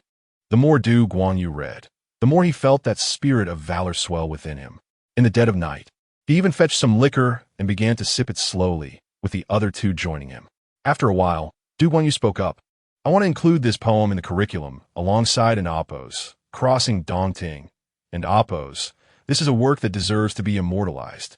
We may not be able to create such masterpieces, but now someone can. I have been blind. Who would have thought that such a young man possessed such spirit? Reflecting on my own life, I feel as if I've lived like a dog. President Li, engrossed in the poem, felt increasingly regretful for having overlooked such talent. Tomorrow, I must apologize to Zhinan and ensure he joins the Poetry Association. I will also assist in getting his poem included in the curriculum. President Quan murmured the lines of the poem. Do you not see the waters of the Yellow River come from the sky? Just envisioning himself within the poem sent shivers through him. What a grand spirit! Du Guanyu scoffed, then pointed at President Quan, rebuking him. You know that there are talents beyond your own, yet you fail to recognize it. And oldly, your student Lu Yong is spoiled. He is proud, yet lacks true ability. Now, he has encountered someone genuinely exceptional. After finishing his drink, Du Guanyu shouted with a flushed face. Do you not see the bright mirror in the high hall? Lamenting white hair. Morning like green silk. Evening turned to snow. Incredible. The two elderly men felt a burning pain in their faces. President Li even contemplated sending Lu Yong back to school immediately, feeling exasperated just looking at him. So what should we do now? Is an apology acceptable? The two elders looked at Du Guanyu, uncertain. Du Guanyu glanced at the content on a rice paper and said, Zhinan is not the type to hold grudges. Someone capable of writing such poetry cannot be small-minded, can they? He pointed at the rice paper, his flushed face smiling. From him, I see the spirit of ancient poets, that kind of valor. Ultimately, the three elders decided that Du Guanyu would make a phone call to explain the situation, extend an apology to mend their rapport, and also inform Gu Zinan that they would help his poetry gain entry into the national curriculum, allowing students across the country to read such works that truly deserve to endure through the ages. Meanwhile, Gu Zinan was lost in his dreams, where he envisioned the great Tang Gong hurling the starry skies at him. The immortal poet Li Bai approached, wielding a 3-foot sword, reciting 10 steps to kill a man. Not a trace left behind, as he advanced toward Gu Zinan. Gu Zinan could only run, shouting desperately, I'm not trying to show off. I'm trying to promote your poetic culture in another realm. Stop! Gu Zinan yelled, bolting upright from his bed, drenched in sweat, realizing he had somehow been covered with a thick quilt. At the hotel entrance, Du Xiaoyan, who had just lied about not having the room key, had a flushed face. She knocked on the door several times without response, thinking Gu Zinan had passed out from drinking, and went downstairs to retrieve the key under the pretense of being his girlfriend. I and Appo's. I'm just checking on him for Grandpa. After all, caring for such a poetic talent is perfectly reasonable. Du Xiaoyan thought to herself, feeling justified. Chapter 29. Saliva. When Gu Zinan awoke, his head throbbed painfully. The reason for his sweaty night was the lingering effects of a cold that had nearly subsided. Upon checking his phone, He was surprised to find a plethora of unread messages on WeChat, despite it being only 7 in the morning. He chose not to delve into the messages just yet, opting instead to cleanse himself of the stench of alcohol, hoping it would alleviate his discomfort. After refreshing himself, the headache subsided slightly, and he silently vowed to refrain from excessive drinking in the future. After all, he mused, Sprite, with its effervescence, was equally satisfying. Upon opening WeChat, he was taken aback to find that half of the messages were from Du Xiaoyan, inquiring whether he had gotten drunk and where he was after his departure last night, as well as extending apologies on behalf of Old Master. Du, the most recent message, sent half an hour prior, asked if he was awake, as Du Guangyu wished to meet him. Then there was a message from Cheng Mengxi urging him to rest well, hinting at a surprise for him when he published his book. A surprise? What could it possibly entail? Just then, his phone rang, a call from an unfamiliar number. Hello, is this Zhinan? Recognizing the voice, he realized it belonged to Old Master Du. Yes, it's me. What is the matter, Grandpa Du? I got a number from Mengxi, but you didn't remind me to save it yesterday. I'm downstairs at your hotel. May we meet? Meeting so early in the morning? Surely this old gentleman wasn't he intent on pressuring him into joining the Poetry Association, a notion he had no inclination towards. After a moment of contemplation, Gu Zhinan replied, Please wait a moment, before hastily gathering his belongings and heading downstairs. In the hotel lobby, Gu Zhinan was puzzled to find not only Old Master Du, but also President Li and President Quan, all sporting dark circles under their eyes as if they had not slept a wink. Grandpa Du, I truly have no intention of joining the Poetry Association. I am merely an ordinary novelist without the talent you attribute to me, he declared, his first words intended to be candid.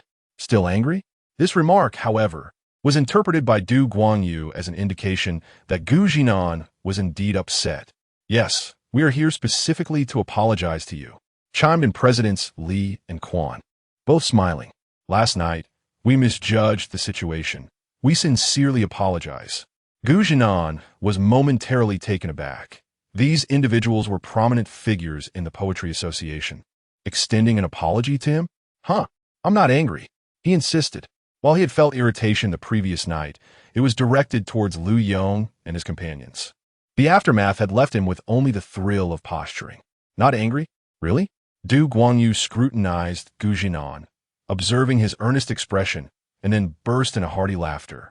Look at you. I told you this young man is not only humble, but also possesses an excellent character. It's a relief to hear that. Zhinan, there is no need to downplay your talents. We are aware that you harbor some reluctance towards the Poetry Association. Thus, we shall not impose membership upon you.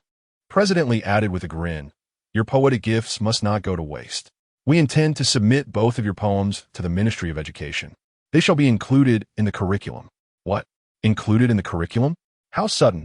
Gu Zhinan exclaimed, astonished. Indeed, these 2 poems are rare gems. It is a lament that so few are aware of their existence. Therefore, we shall forward them, and you will receive a monetary reward as well. The 3 presidents concurred, and Gu Zhinan, feeling honored to contribute to national education, responded earnestly, I have no objections. It is a privilege to contribute.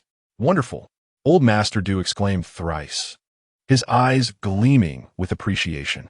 He felt a desire to take Gu Zhinan under his wing, yet deemed himself unworthy, recognizing the superiority of Gu Zhinan's poetic prowess. After a brief exchange of pleasantries, Gu Zhinan realized he needed to hurry to catch his flight. The 3 presidents urged him to immerse himself in poetry and literature, emphasizing that the future of poetry belonged to the younger generation. Old Master Du encouraged him to maintain contact with Du Xiaoyan, noting their shared youth and potential for discussion on contemporary poetry, much to the chagrin of the 2 elder gentlemen, who lamented the absence of granddaughters to engage in such conversations. On his way to the airport, Gu Zhinan received a call from Cheng Mengxi, informing him that she was already at the Chinese Literature Company, investigating his background, and that from that day forward, he was to follow her directives without question. Gu Zhinan had no objections. That evening, in Lehigh City, the summer sunset was exceptionally radiant. Gu Zhinan, welcomed by the golden rays on the balcony, opened the door to his long-abandoned small apartment. As he stepped inside, the sunlight streamed in, illuminating the figure of Xia An'ge, who lay asleep at the living room table. Lost in a reverie, Zhinan found her stunningly beautiful. If only she weren't drooling. Suddenly, Xia Ange's eyelashes fluttered, and the bright light stirred her from slumber. Blurrily opening her eyes, she spotted a tall figure silhouetted by the setting sun, obscuring his face from her view. She lifted her head, a glimmer of moisture in her eyes, drool clinging to the manuscript paper at the corner of her mouth, creating a silent tableau. Neither moved. The air was thick with silence. A flush crept up Xia Ange's neck, transforming her cheeks into ripe apples. In a sudden flurry, she sprang to her feet, avoiding a glance at Zhinan, and dashed to her room. The sound of the door slamming echoed louder than any previous instance Zhinan had heard. As for Zhinan, he found himself pondering the revelation that even the most beautiful women could drool while asleep. After a moment's thought, he shut the door behind him, carrying his newfound conclusion back to his room. Meanwhile, Xia An'ge buried her face deep in her blanket, concealing her embarrassment, leaving no one to witness her shame. Days had passed since Qi Sheng had agreed to help her with her songs, and during this time, he had not reached out. Alone in her apartment, she continued to experiment with her songwriting.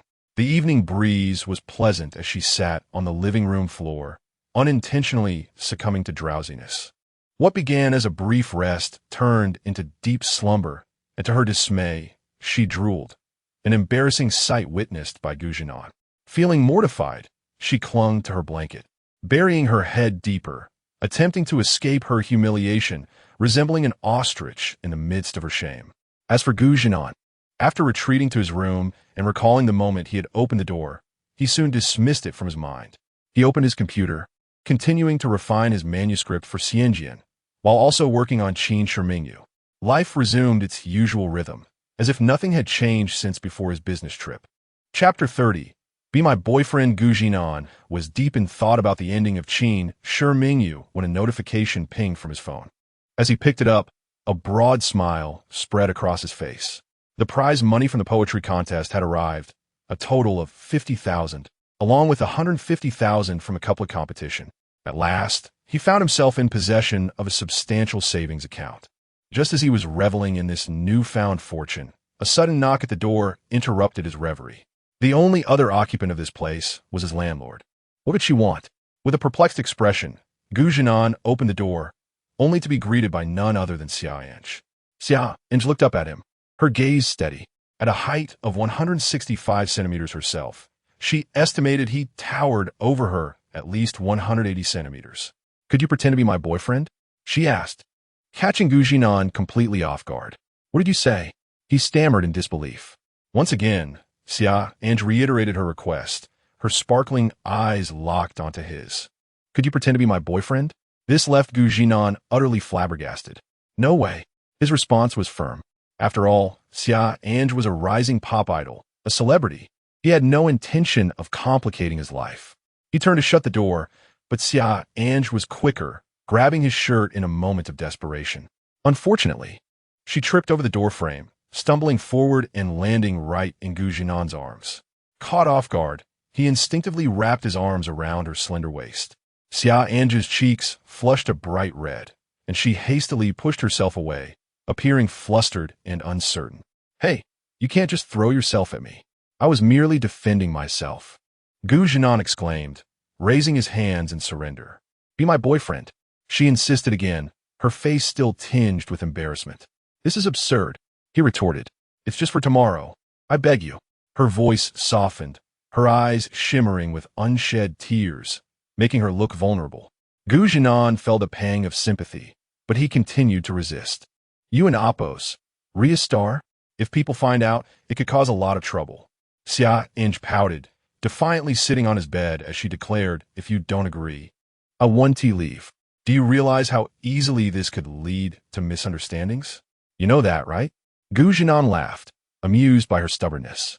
Aren't you afraid I might take advantage of this situation? You wouldn't dare, she replied, though her eyes flickered with uncertainty as she shifted away from him. Remember, you're the one in my room. You were the one who stumbled into me. Zhinan laughed again, feeling defeated by her antics. He settled into a chair at his desk, sighing. Just give me one good reason. Xia An'ge's eyes lit up with excitement. So, you're considering it? Only if you provide a convincing reason. I need to visit the place where I grew up, and they expect me to bring a boyfriend, she explained, casting a hopeful glance at him. Is this a typical scenario of introducing a fake boyfriend to the family? Zhinan questioned, incredulous. Even if I agree, you can't keep bringing me back there. Won't your family get suspicious? Lying is never a good idea, and it's just not dignified. A white lie is acceptable. If you agree, it will be dignified. She countered quickly. I'll clarify everything with him later. Just this once. Zhinan sighed, realizing he was out of options. Why not find someone else? I don't know any other guys, and I believe you're a good person, she replied earnestly. So, good people are meant to be deceived into playing fake boyfriends? Zhinan shot back, bemused. Is it wrong to say that good horses are meant to be ridden? Xia An'ge corrected him, a playful smile gracing her lips. The two had spent nearly a month together, and this was undoubtedly their most absurd conversation yet, starting with the request to pose as a fake couple. Silence enveloped the room once more as Zhinan pondered, while Xia An'ge watched him anxiously. She was aware her request bordered on unreasonable, akin to a child throwing a tantrum, and yet he was the only person she could approach.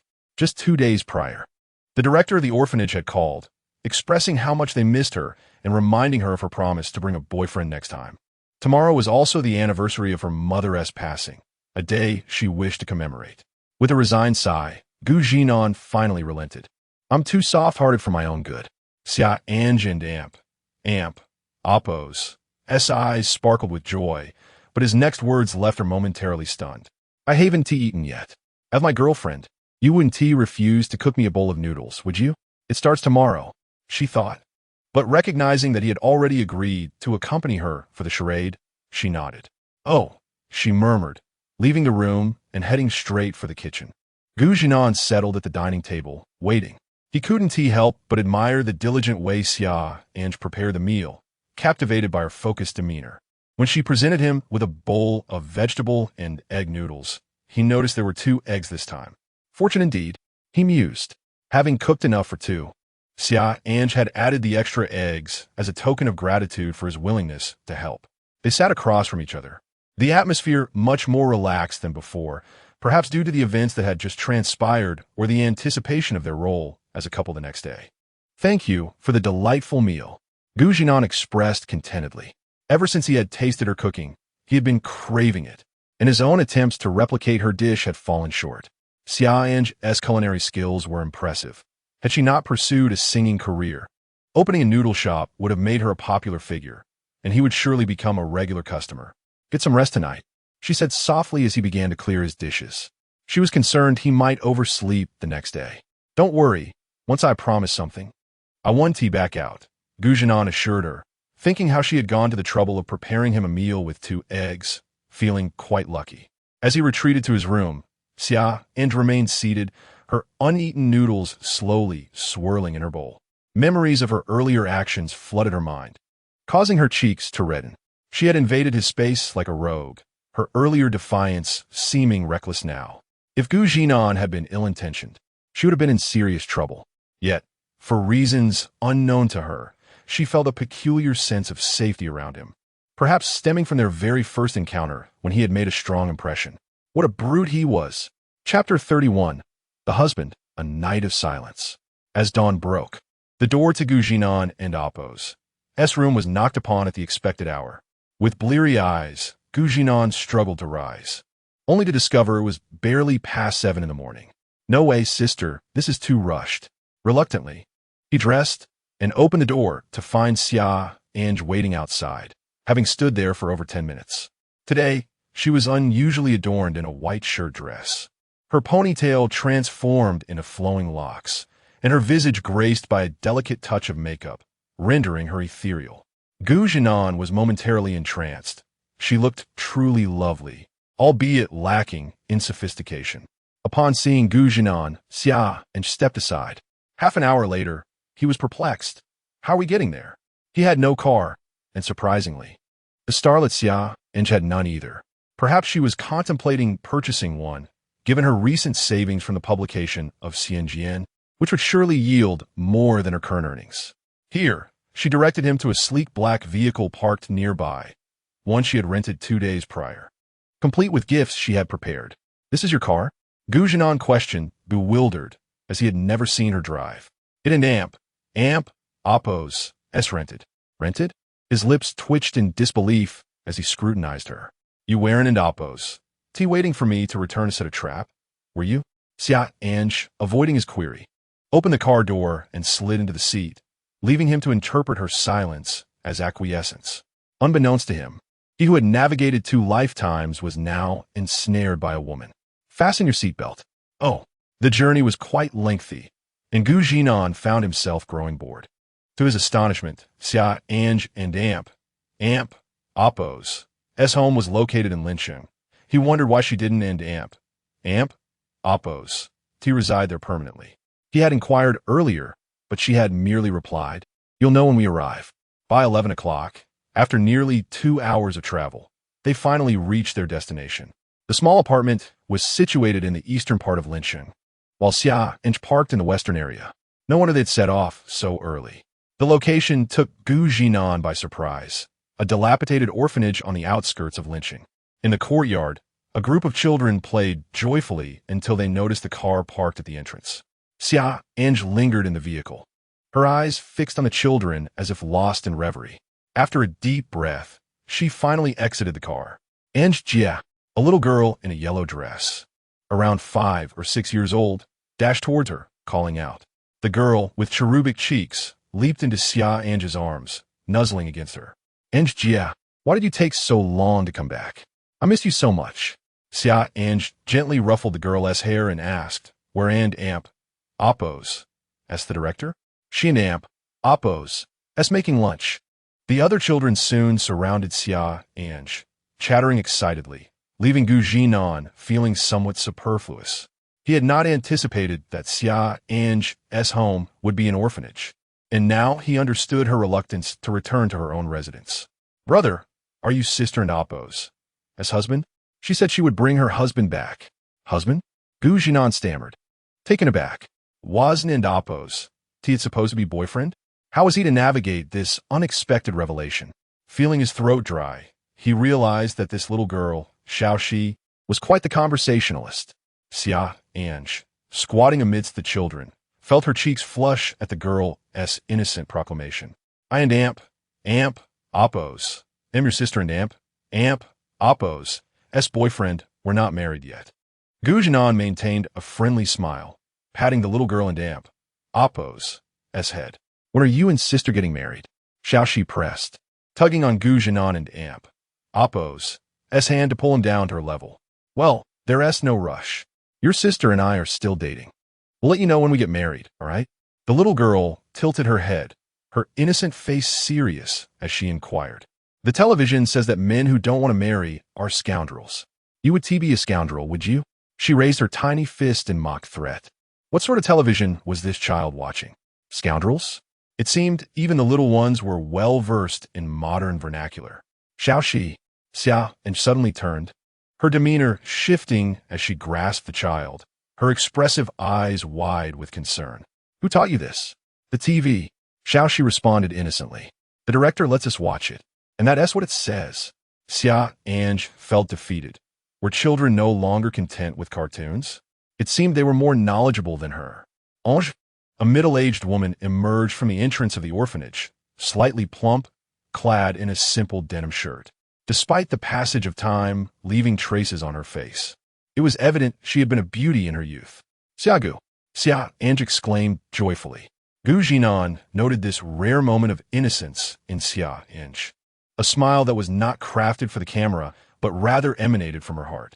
Xiagu took Xia An'ge's hand, scrutinizing the now more beautiful young woman before her, particularly her enchanting eyes, which seemed to grow more alluring with age.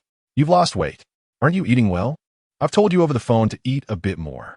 Xiagu fussed over Xia An'ge's appearance, her concern palpable, while Xia An'ge blushed, allowing her inspection to continue. "Is being slightly plump preferable?" Zhinan pondered, stroking his chin thoughtfully. He thought Xia An'ge's figure was quite lovely, slender yet curvaceous. Perhaps he had been narrow-minded about beauty standards. At that moment, Xia An'ge noticed Zhinan standing nearby, her eyes lighting up as she pulled Xia An'ge towards him, her face beaming with delight. "Is this your boyfriend, Ange?" "He's my husband, Xia Mama." She suddenly shouted from the side. "Go on, you kids, hurry inside for lunch. Otherwise, it'll be gone." Xia An'ge sighed, realizing that the children had absorbed all her television dialogues. "Oh, lunch." At the mention of food, the group of children rushed into the orphanage, each faster than the last. Children speak without restraint, but perhaps it was time. After all, our dear Ange had never brought a man home before. I've encouraged her, and even the children have urged her. Who would have thought she would actually bring someone home this time? Xia An'ge scrutinized Zhinan, noting his tall stature and handsome features, albeit a bit lean, giving him an artistic air. Overall, she felt satisfied. Xia An'ge approached Zhinan, linking her arms through his, gazing at him gently, before turning to Xia An'ge and softly saying, "I should have brought Zhinan to meet you last time, but he was busy, which is why it's taken until now. You're an actor, right? You're definitely not a singer. With your acting skills, even if you don't sing, you 1T starve." Zhinan felt his body stiffen at her words, while Xia An'ge spoke with such natural ease that he found it difficult to respond. Noticing that Zhinan was lost in thought, Xia An'ge subtly tightened her grip on his hand. Ouch! However, Zhinan finally snapped back to reality, his face instantly adorned with a beaming smile, displaying a remarkable adeptness. For him, dealing with adults was far simpler than managing children. "Hello, Aunt Xia. I am Zhinan, and Gu and Appo's boyfriend." Aunt Xia and Appo's face lit up with joy as she repeatedly exclaimed her approval, eagerly pulling Zhinan toward the courtyard while sharing tales from her childhood. "Is this how you were urged into marriage?" On their way, Xia An'ge had only mentioned to herself that her family was unaware of her singing career as a star. She had consistently claimed to be studying design. And indeed, she was a design student. Zhinan, puzzled, questioned why they had not seen her on television. But a fleeting glance from Xia An'ge made him realize that she had not yet achieved notable fame, much like himself, who remained unrecognized, even when perusing the news. He stumbled upon her name only in inconspicuous corners before clicking through. Well, I admit I was hasty. Chapter 32. The Orphanage Summer Aunt. I have purchased some gifts for Xiao Shi and the others. Yet, Summer and Gu felt a pang of discomfort, though a flicker of reassurance warmed her heart. She had not anticipated that this man would so willingly play along with her charade. Approaching the trunk of the small car, she opened it to reveal a bounty of gifts, an abundance of food, drink, toys, and clothing. Zhinan swiftly informed Summer Aunt that he would return to assist, turning back towards the trunk. What a sight! The trunk was entirely filled to the brim. Zhinan cast a wistful glance at Summer and Gu, whose cheeks flushed a deeper shade. It was uncertain whether it was due to the weather or the embarrassment of feeling as though she were burdening Zhinan. "You need not help," Summer and Gu murmured quietly, avoiding his gaze. Summer Aunt was making her way back, and with a sigh, Zhinan placed the lightest clothing item into Summer and Gu and Appo's hands while hefting several large boxes of milk, grinning broadly. "How could I possibly let you carry so much, my esteemed landlord?" The last phrase was delivered through gritted teeth. Summer and Gu pressed her lips together, lost in thought, her face growing even rosier. This tender exchange did not escape Summer Aunt's notice, who felt a surge of joy for the young couple. How delightful it was that, even in mundane tasks, they could share whispered conversations. "Why did you buy so many things?" Summer Aunt inquired when she saw that the trunk still held a plethora of gifts. "The conditions of the orphanage have improved significantly since your time. The government is providing assistance. You need not bring so much each time you return." "It's nothing, Summer Aunt. They're not expensive," Summer and Gu replied. Summer Aunt, knowing her niece's nature, did not press further, instead muttering about which items were unnecessary and how she should save her money while helping to carry the load. As they entered the building, resembling a teaching facility, the children were gathered in the dining hall for lunch, their laughter echoing, a true reflection of childhood bliss, free from worries. Yet, Zhinan understood the harsh realities these children faced. They were innocent, undeserving of the abandonment that had marred their lives. He could not fathom how parents could forsake their own offspring, inflicting upon them a lifetime of suffering without a shred of guilt. After 2 trips, Zhinan finally managed to bring all the gifts inside. Just then, a delicate white hand appeared before him. It was the handkerchief offered by Summer An'ge, who had noticed the beads of sweat on his forehead, his bangs clinging to his skin. He thanked her as he accepted the cool, damp cloth. Summer An'ge observed the pair with a twinkle in her eye, finding them increasingly well-suited for each other. Once Zhinan finished wiping his brow, she spoke up. "It an amp, Oppose. It's lunchtime. Let us go eat." "That sounds splendid. I'm famished." He had risen early that day, nibbling on a solitary piece of bread. The cafeteria was located at the end of the corridor, with Summer An'ge leading the way, while Zhinan followed, closely behind Summer An'ge. "Did you grow up here?" he asked. "Yes." "So, Summer An'ge raised you?" "Not exactly, but one could say that." Her ambiguous answer left Zhinan perplexed. What did she mean by not exactly? He wanted to inquire further, but they arrived at the cafeteria. Zhinan took in the sight of dozens of children seated in an orderly manner, happily devouring their meals. The youngest, resembling the chubby Xiaoxi, was no older than 11 or 12 years. The innocence and purity of the children were a stark contrast to the disarray that often defined childhood dining experiences. Zhinan felt a pang of guilt as he recalled his own childhood, where he was notoriously picky, causing his mother to nearly force-feed him. How humbling. In the cafeteria, for caretakers were overseeing the children, ensuring that those who finished their meals were encouraged to help others. The scene was heartwarming. Although Zhinan had little familiarity with orphanages, he now saw them as a sanctuary filled with angelic souls. The meals served were generous: 2 meat dishes, a vegetable dish, and a soup. "Brother, please help me finish my food. If I don an amp, Oppose, Mama Li will scold me." As Zhinan sat down, the plump Xiaoxi approached him, her voice tinged with innocence and a hint of distress. "Xiaoxi." Summer An'ge promptly stood, grasping the collar of the little girl's shirt and summoning the aunt referred to as Mama Li to ensure she finished her meal. Suppressing a laugh, Zhinan found the situation amusing. In contrast to the composed Summer An'ge, this chubby little girl was overflowing with exuberance. "Zhinan, forgive me. Xiaoxi is quite the mischievous one. She reminds me of An'ge when she was younger, always running off and causing trouble. Was An'ge that unruly as a child?" Zhinan was astonished. This poised and intelligent goddess had once been a little troublemaker? Indeed, Summer An'ge chuckled, recalling amusing anecdotes.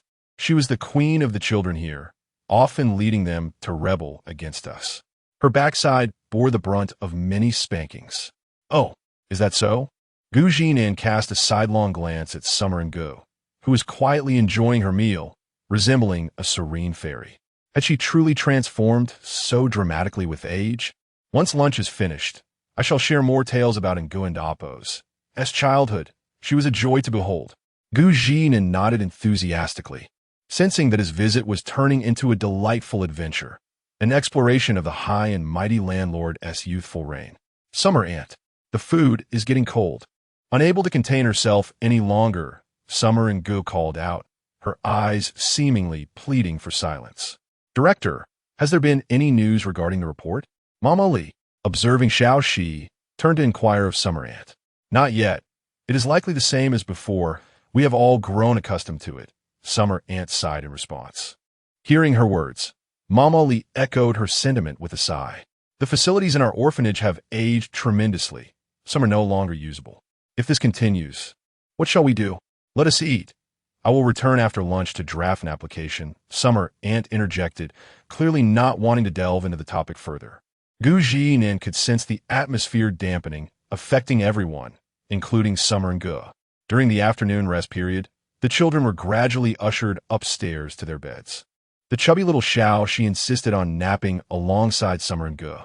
Unable to refuse, Summer An'ge lay down beside her in the small bed.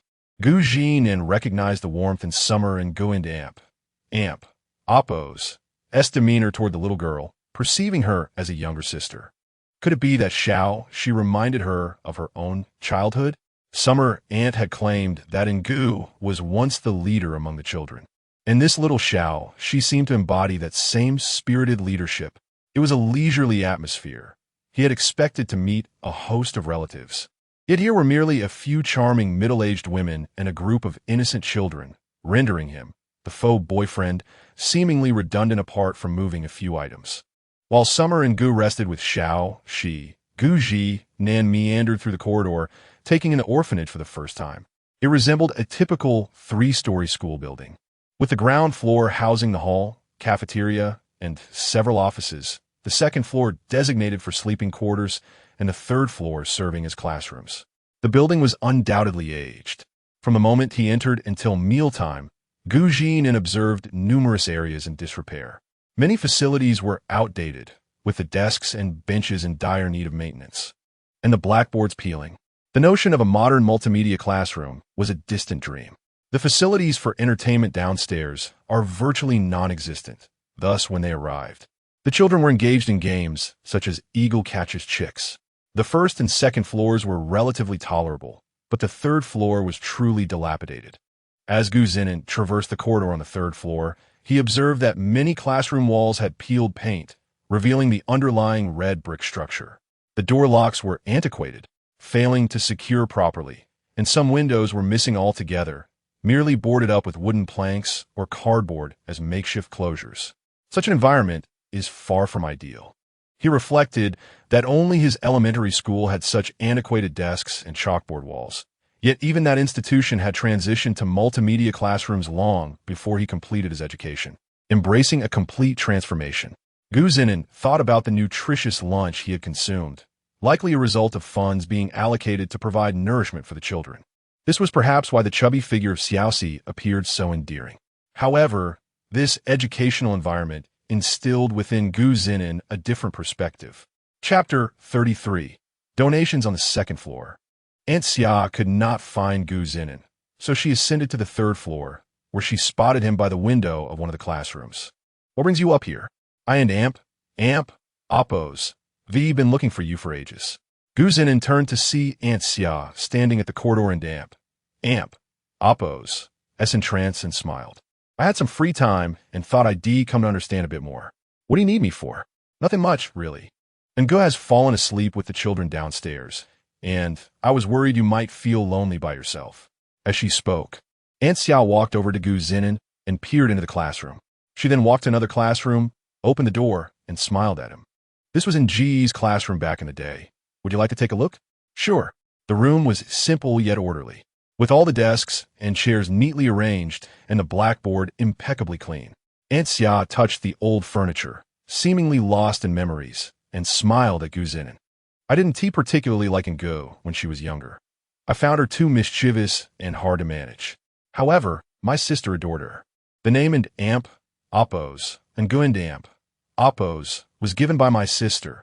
She treated her like a daughter. She pointed to a particular desk and chair, recalling that it was where she had learned as a child, taught by her sister. She was quite bright and learned quickly.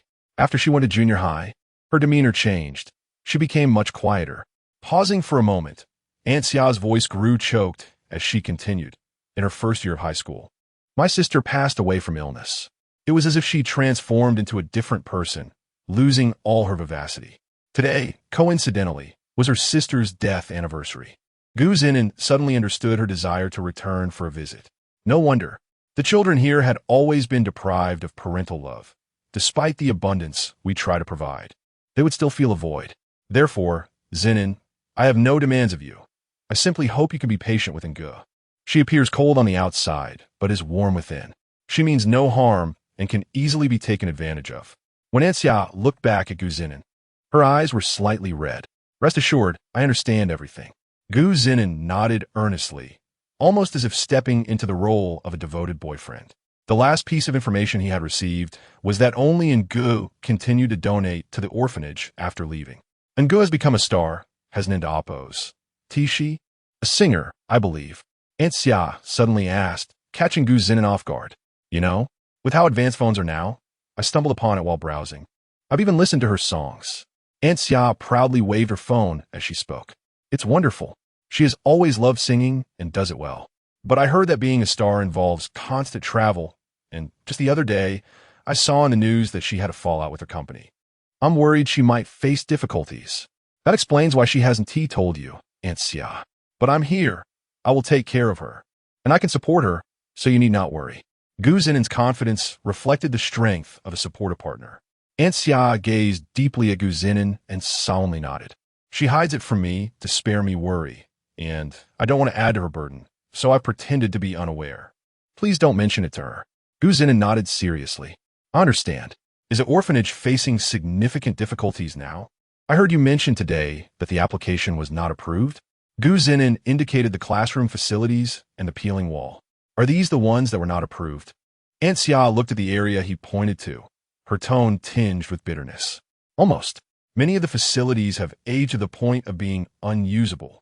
Look at these walls. You can see the red bricks underneath. Unfortunately, we have applied multiple times without any response. After saying this, Aunt Xia tried to appear nonchalant, but it's better than before. Now we have volunteer teachers coming in weekly, so we don't have to rely on amateurs like us. The city's funding has also increased, allowing us to scrape by. Occasionally, some kind-hearted individuals donate, so the children won't go hungry. Gu Zinen listened quietly, feeling a knot form in his heart. I have been somewhat naive. Aunt Xia shook her head. Your inquiries reveal your kindness, and Gu is entrusted to you. Both my sister and I have peace of mind. They descended the stairs together and arrived at the napping room in Amp, Oppo's window. The children inside were still peacefully asleep. And Gu Zinen and Oppo's gaze fell upon a tall girl in a shirt dress, cradling a chubby bundle, her lips curving slightly as if dreaming sweetly. Aunt Xia found a resting room on the first floor for Gu Zinen, typically used by visiting volunteer teachers. As he lay on the bed, his thoughts began to drift. Aunt Xia's words echoed in his mind, refusing to dissipate. Some individuals are born into abundance, while others struggle to secure the most basic necessities. He felt a wave of frustration. He was no saint himself. He had earned a total of 150,000 from the poetry event. Yet here, he was contemplating donating 100,000. No matter how he tried to avoid the thought, it only grew clearer, consuming his mind. Could it be that the two esteemed predecessors are influencing my thoughts? Gu Zinen pondered. If one encounters injustice, one must act against it. Sighing, he reflected that his crossing into this realm was due to saving a drowning girl, granting him the chance to recreate those two poems and earn accolades. Perhaps it was all meant to be. Knock, knock, knock. Just as Aunt Xia settled into her office chair, intending to rest, she heard a knock at the door. Come in, Zinen. It had barely been half an hour since Gu Zinen had come looking for her, and he appeared quite serious. What in Oppo's is wrong? Come, sit down. She set her cup down and asked. Gu Zinen took a seat across from her, his expression one of inner turmoil, before he finally relaxed and smiled. I've thought it over. This is where Ngu grew up. Her happy place is also my happy place. Therefore, I've decided to donate 100,000 to renovate the orphanage. Aunt Xia was taken aback by the rapid shift in his demeanor, and upon hearing his words, she sprang to her feet, her expression grave. No, why not? His unexpected rejection caught Gu Zinen off guard. He had intended to donate to the orphanage. What do you mean, what? Do you have any idea how much it costs to get married? Housing prices are no joke, and I don't want Ngu to endure hardship. Aunt Xia and Oppo's response was resolute. Gu Zinen felt a pang of frustration. Your daughter Ngu has purchased a small apartment in Lin City. She is my landlord. Did you know that? Despite his intentions, Gu Zinen stood to gently guide Aunt Xia back in her chair, explaining slowly. Aunt Xia, Ngu and I are not in a rush to marry. And how do you know I only have 100,000? He smiled confidently. I can earn that amount back quickly. It won't affect me at all. Do you believe me? Aunt Xia felt a strong sense of confidence emanating from Gu Zinen, compelling her to trust him. She genuinely wished for the orphanage's facilities to be upgraded so that the children could receive an education comparable to that of the outside world. For that reason, she had been tirelessly submitting applications to the city, yet all had seemingly vanished in a thin air. And you can't refuse because the donation methods are posted in the lobby with your bank card number. Check now. Hasn't it already increased by 100,000? Gu Zhinan chuckled. May I consider this as a donation for Ngu? After all, I am somewhat akin to your son-in-law, am I not? Pretending to be a boyfriend. He lamented the loss of 100,000 with a heavy heart, yet maintained the poise of a seasoned actor. Moreover, he had significantly altered his perception of the aloof, celebrity landlord. Beneath her icy exterior lay a warmth that was quite endearing. Despite her frigid demeanor, she would drool in her sleep. Truly, I am too soft-hearted. Chapter 34. Acknowledgement. Rest assured, you can hold on to the maintenance fund at the Institute. And please refrain from mentioning this to An'ge. I will discuss it with her later. You noticed her mood during lunch today. She seemed rather downcast. He certainly did not want that aloof landlord to discover that he had come here to masquerade as her boyfriend for a day, only to squander 100,000 yuan. Moreover, this was his own decision and had nothing to do with her. However, how Zhinan perceived the situation was quite different in the eyes of Aunt Xia, who was somewhat moved to the point of being choked up. You are truly something. An'ge has found a wonderful young man. Indeed, a fine young man. One who is self-sufficient. Zhinan had completed his tasks, and the outside had become lively, likely because the children had awakened from their afternoon slumber. All right, I shall take my leave now. Zhinan stood up and exited. Upon entering the first-floor hall, he immediately spotted An'ge surrounded by children as they divided the clothes. An'ge and Appo's shirt dress was somewhat wrinkled from their enthusiastic handling. Seeing Zhinan emerge from Aunt Xia and Appo's office, she unexpectedly displayed a hint of regret, her peach blossom eyes casting a shy glance at him. She had not anticipated falling asleep. She had intended to accompany Xiaoxi to sleep so that she could join Zhinan. After all, he had come to keep her company, and yet she had succumbed to a nap. Before long, Aunt Xia emerged as well, guiding the children and distributing the clothes that An'ge had brought. She had not disclosed Zhinan's donation to An'ge, as it was a promise to him, and her fondness for Zhinan only grew stronger. Since Zhinan had mentioned he would inform An'ge himself, she refrained from saying anything further. Sorry, An'ge expressed, and Zhinan understood the source of her embarrassment. The two stood side by side at the doorway, watching the children play in the courtyard, and he found a certain charm in the moment. Just make sure to prepare dinner for me tonight. I want 3 eggs. Zhinan turned with a playful grin, feeling it was entirely reasonable to ask for such a treat after a day of hard work and a generous donation. An'ge appeared momentarily taken aback, then lowered her head slightly, murmuring her agreement. Little did she know that the method of cooking noodles she had learned from Aunt Xia had been exclusively for the man beside her. Did you secretly kiss Sister An'ge? In the midst of their conversation, the chubby Xiaoxi suddenly squeezed between them, resembling a guardian shielding her treasure. With her small eyes glaring at Zhinan, she declared in her fierce little voice, "No kissing Sister An'ge without marrying her." Zhinan instantly developed an insatiable curiosity regarding the television show she had been watching. He desperately wanted to know its name. He would binge-watch it upon returning home, staying up all night if necessary. Before Zhinan could respond, An'ge had already pulled Xiaoxi away, squatting down to pinch the little one into Appo's chubby face with mock severity. I will tell Aunt Xia in a moment. You are not allowed to watch television anymore. No, I haven't seen the finale yet. Xiaoxi seemed utterly devastated, her spirits crashing in an instant. No, you can't do that. Boo-hoo. I don't want to be friends with Sister An'ge anymore. The chubby child, feeling wronged, broke free from An'ge and Appo's grasp and ran towards Aunt Xia, intent on reporting her complaint so that Aunt Xia would let her continue watching television. An'ge turned to see Zhinan struggling to suppress his laughter. Her cheeks, already slightly flushed, turned a deeper shade, almost as if her earlobes were blushing too. She shot Zhinan a fierce glare before heading over to Aunt Xia. Today, it seemed, Xiaoxi was doomed to face the consequences. Zhinan stood there, momentarily entranced by An'ge and Appo's final glare, combined with her enchanting peach blossom eyes. It created an alluring charm that nearly caused his heart to skip a beat. He dared not look in her direction again, and instead settled down on the steps at the entrance, his gaze fixed on the children playing nearby, his thoughts drifting aimlessly. Where did you find such a gem of a young man? Aunt Xia remarked playfully, observing Zhinan playing with the children. I have officially accepted this child, Zhinan. Only one morning, and you've accepted him? An'ge scoffed. You have yet to witness his wild side. The scene from their first meeting is one I will remember for a lifetime. Yet, on the surface, she gazed at Zhinan with tender affection, smiling as she replied, At school, Actually, it was in the restroom. How delightful. When do you plan to get married? Aunt Xia had taken note of Gu Zhinan and Amp, Appo's amiable demeanor throughout the morning. He was kind-hearted and composed, showing warmth when necessary. His act of donating without any expectation of gaining Ngu's favor only endeared him to her further. With the funds for the Institute's facilities secured, she could also envision Ngu finding happiness. Aunt Xia felt that her life had truly been worthwhile. Although she had not favored Ng's boisterous nature as a child, with age, she had developed a genuine affection for children. Perhaps this was the mindset of Sister Xiao. She was inherently a kind-hearted individual. Treasure this well.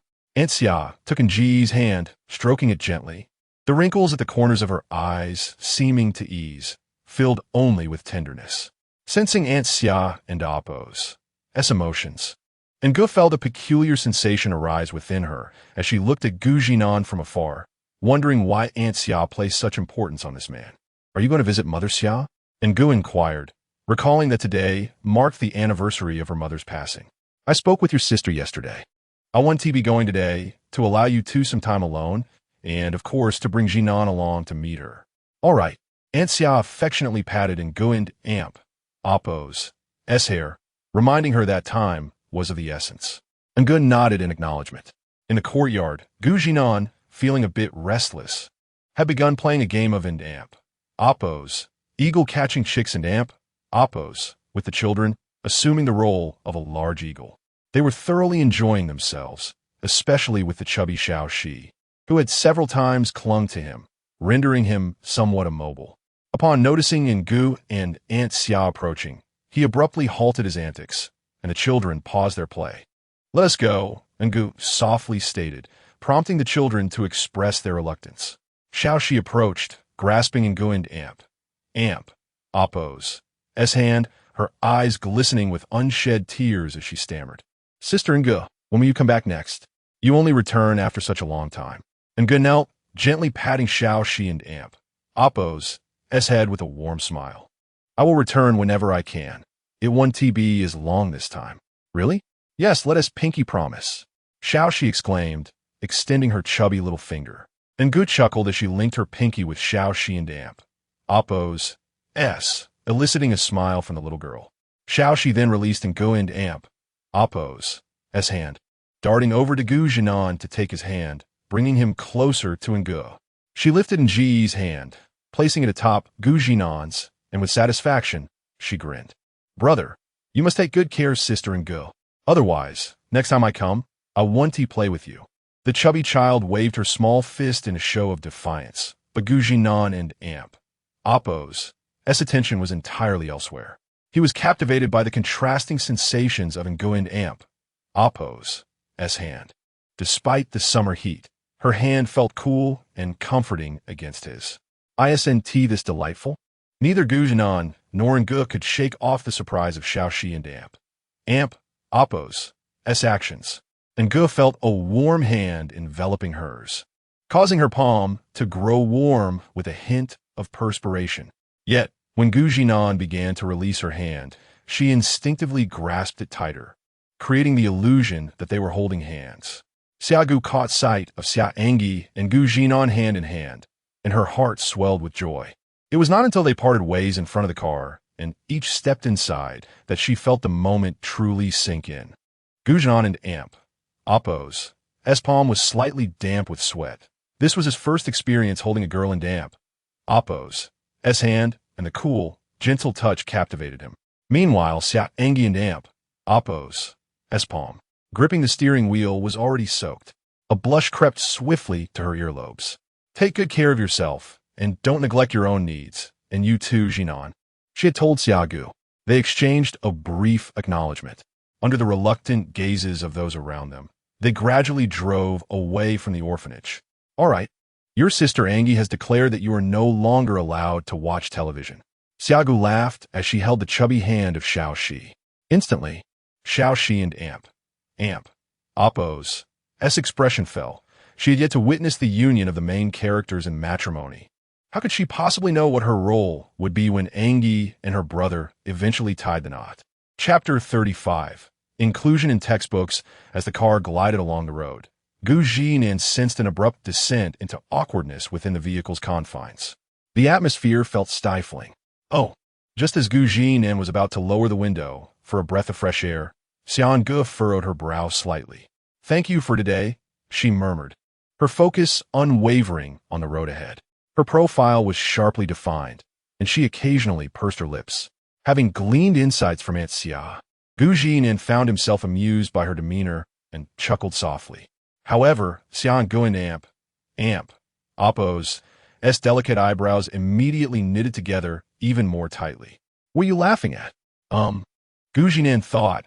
I can't very well tell her that I was reminded of Aunt Xia's words, about her being seemingly cold on the outside, but warm within. Can I? I was just thinking about something amusing. Oh, Xia An'ge suspected he was laughing at her, but lacking concrete evidence, she pouted and resolved to ignore him. After a half-hour drive, they arrived at the entrance of a cemetery. Xia An'ge parked the car, and Gu Zhinan followed suit. She retrieved a large bouquet of flowers from the back seat and, after taking a few steps, turned back to Gu Zhinan. "You can wait for me in the car. Here are the keys." Having reached this place, she felt there was no longer a need to deceive her mother. Gu Zhinan nodded and accepted the keys.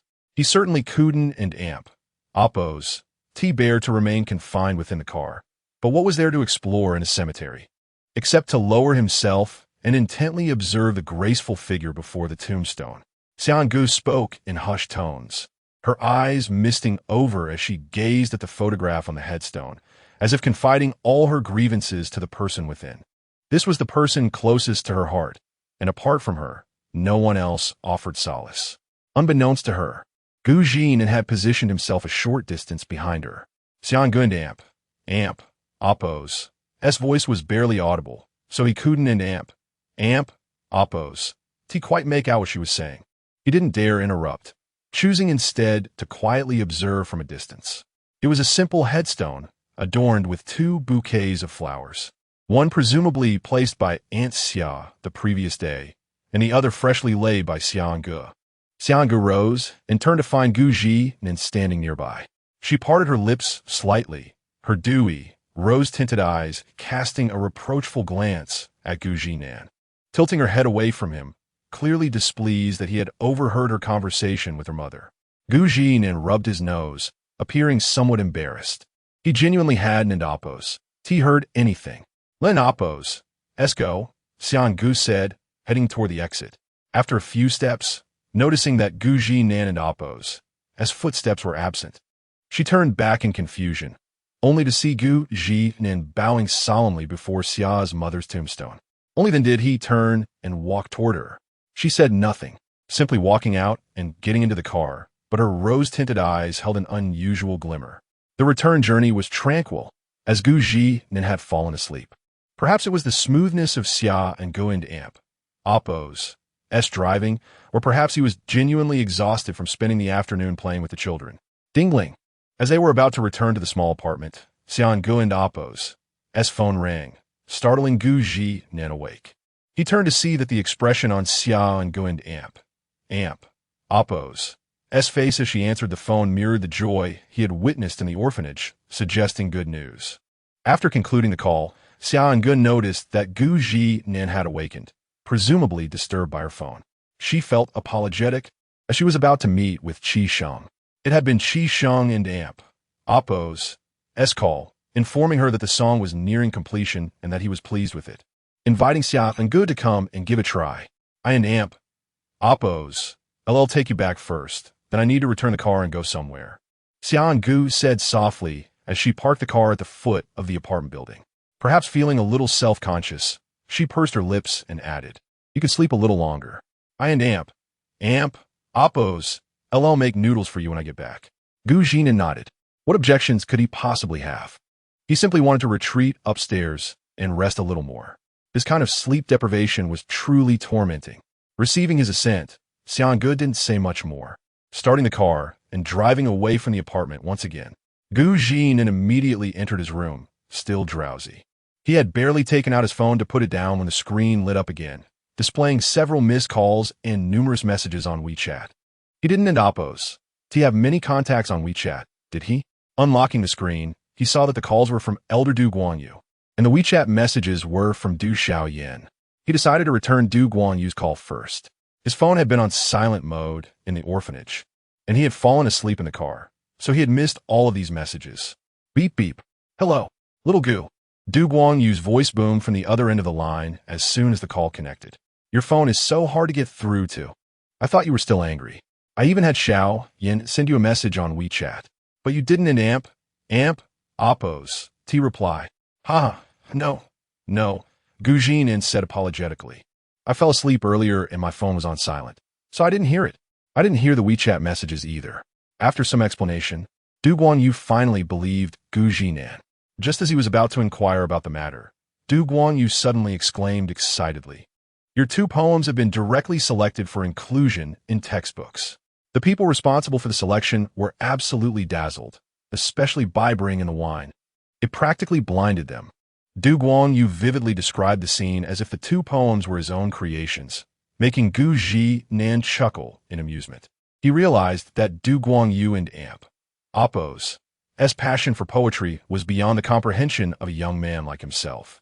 This was the spirit that a true master should possess. In any case, your poems have been selected for inclusion in textbooks. I and Oppos, given them your phone number, they might contact you in the next few days. They'll come to you personally to discuss the signing of the authorization agreement. That's too much trouble. Should I go to Kyoto again? Gu Zhinan was into Oppos. T surprised that the 2 poems had been selected for inclusion in textbooks. It would have been a major problem if they hadn't and Oppos. T bin. He knew the value of these 2 poems. Nonsense. Just stay put at home. Let them come to you. We're poets, after all. What an Amp. Oppos. That's the point of being summoned back and forth like that. You and Amp. Oppos. A great poet and one of the founders of the Poetry Association. Of course. You don't need to go. But since Du Guanyu had already said that they had reached an agreement and were now waiting for the people from the National Textbook Department to come to him, Gu Zhinan naturally had no objections. He just needed to pay attention to his phone. He earnestly thanked Du Guanyu and asked him to convey his gratitude to Chairman Li and Chairman Quan, saying that he would treat them to a meal in Kyoto when he had the chance. Du Guanyu directly said that the meal was an Amp, Oppos, necessary, and that he should just join the Poetry Association when he had time. It seemed that he was determined to recruit him. After hanging up the phone, he opened WeChat. Du Xiaoyan and Oppos' message was quite assertive. It simply read, "Are you there? My grandfather is looking for you. Answer the phone. Reply to the message." WeChat call not answered. Gu Zhinan and Oppos' scalp tingled, and he could only reply, "I fell asleep earlier and just saw the message." I and Oppos' already replied. Du Xiaoyan, who was at Kyoto University, received the message from Gu Zhinan immediately. After taking it out and seeing that it was from Gu Zhinan, she snorted softly and ignored him. Chapter 36. A song reclaimed the inclusion of a poem in the curriculum signifies financial reward. Gu Zhinan's drowsiness dissipated. He rose to check his royalties for the month. Due to the poetry event, the tips he received were astonishing. More than 90,000. Coupled with his original earnings, he had nearly 100,000, enough to replenish the 10,000 he had donated to the orphanage without any impact on his finances. Gu Zhinan was straightforward. Once he donated, he did not dwell on it. Given another opportunity, he would undoubtedly act the same way. However, one should do good deeds without questioning the future. As the clock approached 10 in the evening, the night sky was shrouded in darkness, and the air was stiflingly hot. Based on past experiences, Gu Zhinan sensed an impending storm. Sure enough, shortly thereafter, streaks of lightning pierced the clouds, casting an oppressive atmosphere, as if a torrential downpour could occur at any moment. He opened the door to glance outside. Xia An'ge had yet to return.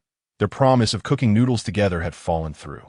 After all, she was a star, and it was unreasonable to expect her to spend her time cooking for herself. A sense of melancholy washed over Gu Zhinan. He attempted to cook for himself, pilfering some of Xia An'ge's ingredients as a form of self-compensation. After a flurry of effort, a bowl of noodles appeared on the table, but upon tasting it, he grimaced. The flavor was disappointingly far from what he expected. The ingredients were identical, and the cooking steps simple. Why did the taste differ so greatly?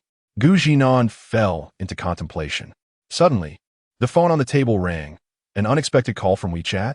Xia An'ge? Had she forgotten her keys? Surely not. Hello. He answered, his voice curious. No response came from the other end, leaving him puzzled. He stood and opened the door. The outside was empty, with only the clouds flashing with lightning. Unsure of when the downpour would commence. Where are you? The elevator doesn't require keys. Zhinan was perplexed by her silent call. How could one expect him to guess her emotions from afar?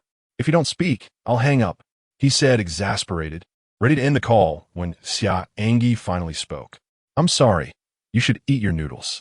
Zhinan's brow furrowed upon hearing her voice, which trembled and hinted at tears. Even if she tried to sound calm, he could discern her distress immediately. What's wrong? Boom! A thunderclap echoed outside, tearing through the night sky, illuminating Zhinan standing at the door. Xia An'ge bit her lip, curled up beside a flower bed in the park not far from the CAF where she had met Qisheng. Her peach blossom eyes were half red and swollen, tears glistening as they fell onto the flowers and her phone screen. I'm sorry. The same phrase again, and with that, she abruptly ended the call, leaving her feeling utterly forlorn in the vast park. Zhinan stared at the now disconnected call, her last apology tinged with unmistakable sorrow. Wasn't she just meeting someone? He recalled the joy she had displayed while on the phone. Why had it turned to this? Closing the door behind him, he returned to the table, attempting to eat his noodles, but his mind remained restless as the weather worsened outside. She wouldn't have gotten into trouble, would she? It didn't sound like she was indoors. After much hesitation, Zhinan resolved to call her, seeking reassurance. The phone rang. Disconnected. Ringing again, no answer. What am I doing? He muttered, putting the phone down. They weren't close. Their relationship was merely that of landlord and tenant. Why the excessive concern? He lifted the noodles to eat, but found himself distracted again. Within minutes, the phone returned to his hand, and he sighed. I'm being ridiculous. Taking a deep breath, he dialed her WeChat again. This time it connected. Where are you? Zhinan quickly asked, fearing she would hang up again. Xia An'ge remained silent, but he could faintly hear her sobbing, as if she were desperately trying to hold back her tears, coughing intermittently. Ding! The call was disconnected again. She still hadn't revealed her location. Frustrated, Zhinan's patience wore thin.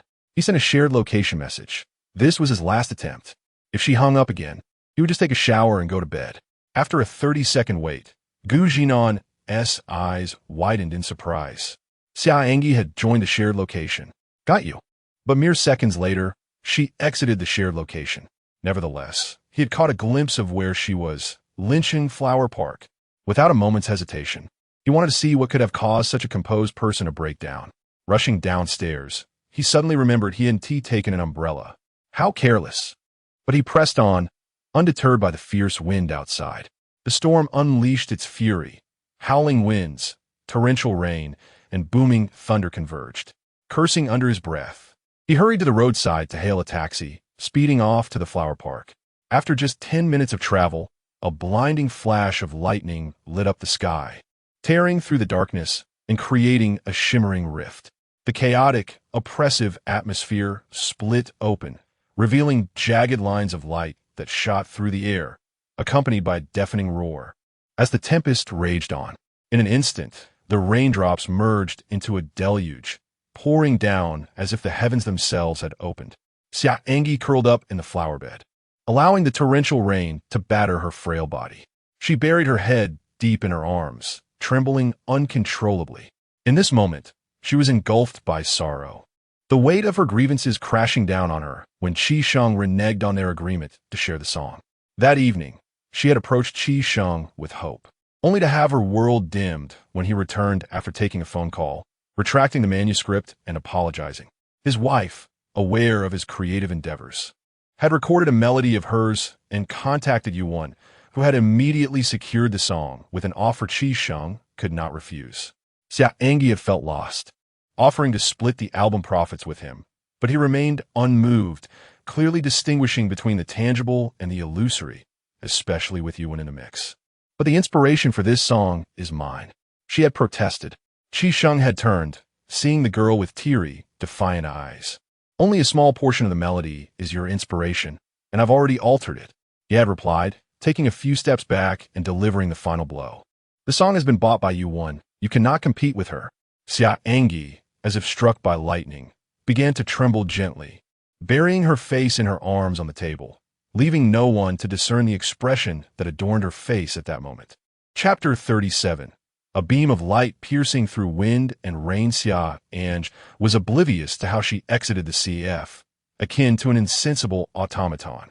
Her eyes relentlessly shed crystalline tears that she was powerless to halt, despite her futile attempts to wipe them away.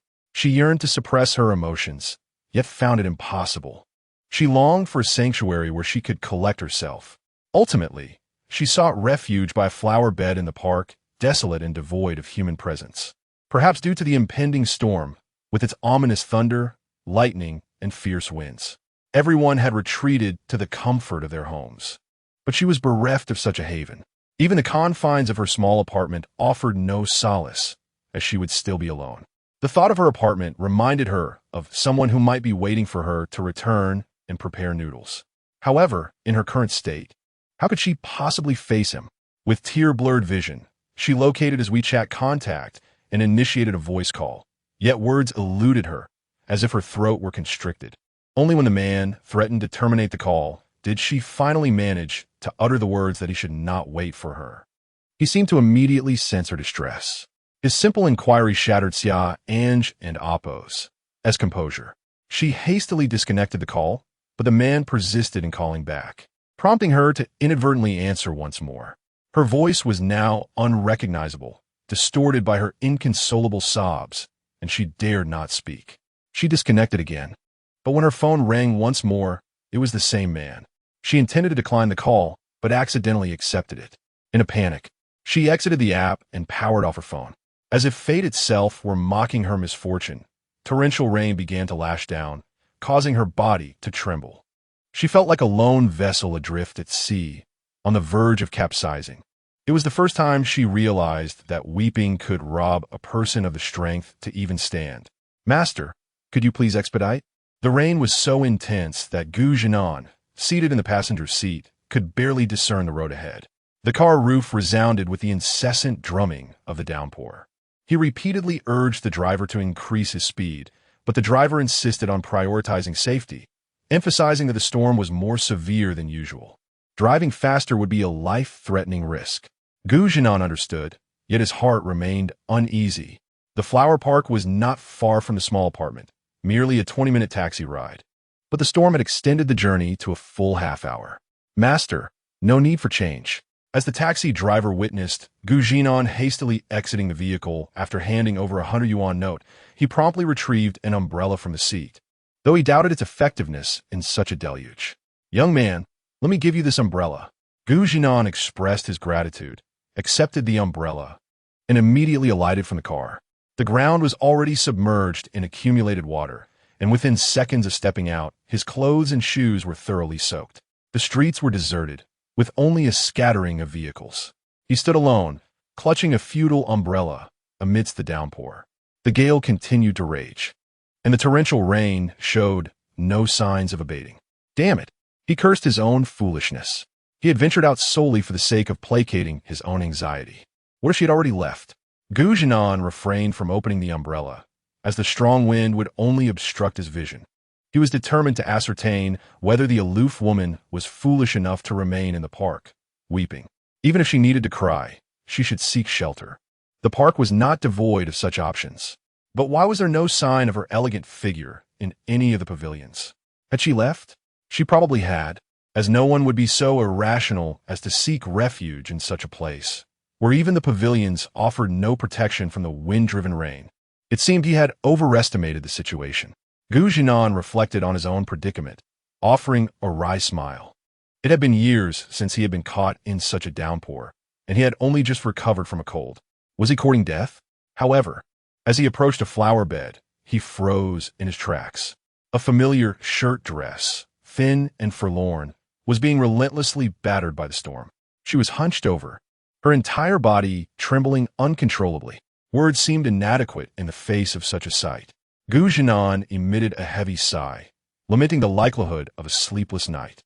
He was genuinely curious as to what could drive such an aloof person to succumb to such vulnerability in such weather.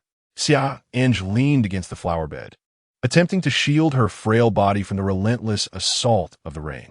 She was utterly exhausted, lacking the strength to even stand. An umbrella, swaying precariously in the wind, suddenly appeared above Xia An'ge's head. Xia An'ge raised her head, her tear-blurred vision focusing on a plain, floral-patterned umbrella, the kind that seemed outdated. It was only capable of providing minimal protection from light rain, yet it stubbornly shielded her from the downpour. The hand gripping the umbrella handle lacked muscular definition, belonging to someone of slender build. She turned her head, her swollen, peach-blossom eyes devoid of their usual radiance, but now clearly perceiving a man, firmly holding the umbrella, seated directly in front of her. His entire body was drenched by the rain, yet the umbrella remained steadfastly positioned above her head. Zhinan, the tenant of her small apartment. As Xia An'ge gazed at Zhinan, he met her gaze, his dark eyes gleaming. Words were unnecessary. Xia An'ge seemed to fear Zhinan witnessing her disheveled state, burying her head lower and shrinking into a small, huddled form. Zhinan remained silent, seated before the bowed Xia An'ge, allowing the rain to lash him, but keeping the umbrella firmly above her. Even the most violent storms eventually subside. How did you know I was here? After a long pause, Zhinan heard Xia An'ge Amp, Oppo's voice, choked with sobs and punctuated by hiccups. The prolonged exposure to the rain and her weeping had rendered her speech slurred, and her body was shivering uncontrollably from the cold. Zhinan offered a faint smile. You accepted the location sharing request. Another silence ensued, as Xia An'ge seemed to struggle to regain control of her voice. As Zhinan detected several instances of coughing. Why did you come? We are not close. Even in such a state of distress, her words remained aloof. Who had instilled such behavior in her? Zhinan shrugged his shoulders and replied, Don and Amp, Oppos, forget. I and Amp, Oppos, am your boyfriend today. I have the right to know where my girlfriend is. Upon hearing these words, Xia An'ge and Amp, Oppos' shoulders, which had been relatively still, began to tremble violently. She lifted her head, her peach blossom eyes filled with profound sorrow. She bit down hard on her lower lip, which had turned bluish-purple from cold. She stared intently at Zhinan, before seemingly summoning all her remaining strength and throwing herself into his arms. She sobbed softly, her fragile body trembling slightly, devoid of any remaining strength. Zhinan remained seated calmly, holding the umbrella steadily above Xia An'ge, while gently patting her back with his free hand. He had no interest in admiring her figure, which was now accentuated by her wet clothing, but simply murmured repeatedly, Don't cry. Chapter 38. Stubbornness or resentment in the desolate park, illuminated only by a few flickering streetlights amidst the torrential rain. A man and a woman huddled beneath a floral umbrella. Xia An'ge nestled closer into Zhinan and Amp, Oppo's embrace, shivering from the cold. Zhinan furrowed his brow, glancing at the rain that had lost its earlier ferocity. Yet, in the deep of night, after being soaked for so long, even the summer heat could not stave off the chill, especially for Xia An'ge, who had endured the downpour for an extended period. Shall we go home? He asked. Home? She echoed, her voice barely above a whisper. Did she still have a home? Struggling to free herself from Zhinan and Amp, Oppo's warmth, her eyes dimmed with despair. In contrast, Zhinan and Amp, Oppo's gaze was resolute, radiating a steadfast light. She attempted to stand, only to find her legs weak, and once more leaned against him. Zhinan supported her, turning his back to her and placing the umbrella in her hands. Xia An'ge instinctively collapsed onto his back. Without hesitation, he lifted her up, cradling her gently. She felt soft against him, but his mind was elsewhere. I've just recovered from a cold. You will have to cover the cost of my medicine, he remarked, his tone teasing. Xia An'ge buried her small face in his back, her delicate hand gripping the umbrella tightly, her lips moving silently. He could not hear her words, but she whispered softly, so stingy. The streets were flooded. the rain relentless yet unhurried. Gu Zinan shook his head, frustrated as raindrops splattered against his face. Not a single taxi in sight.